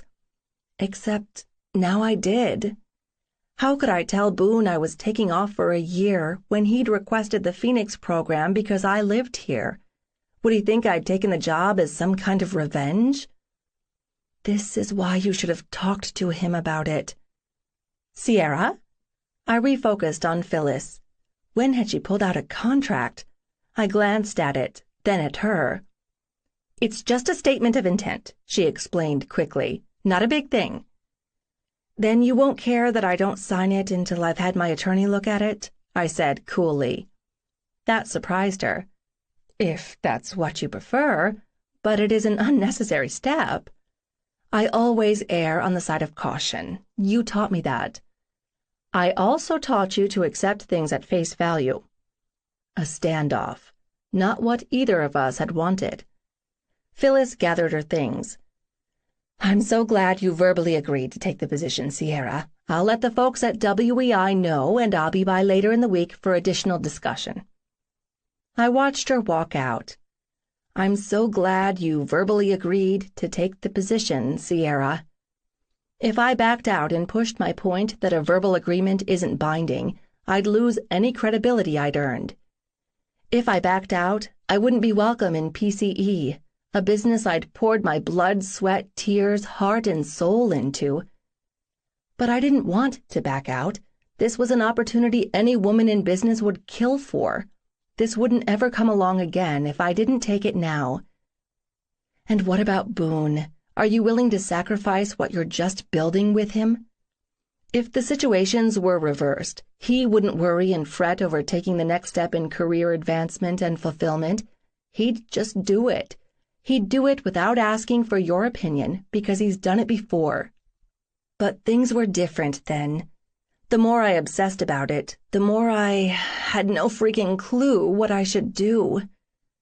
Eventually, I decided my only option was to talk to my dad. In person. I told myself I wasn't running from my problem when I booked a flight to Wyoming. Chapter 30. Boone. I hadn't heard from Sierra in 36 hours, and I'd started to get worried, especially since she'd acted weird and distracted the last time we'd spoken on the phone. Lou claimed she hadn't talked to her for 2 days either. I didn't want to worry her dad, so I didn't reach out to him. I just hoped her sister would answer a call at 7 a.m. from an unknown number. She picked up with, "This is Rory McKay." "Rory, this is Sergeant Boone West." "Oh, don't you sound all official and big-time Army guy. So why are you calling me Sergeant Boone West?"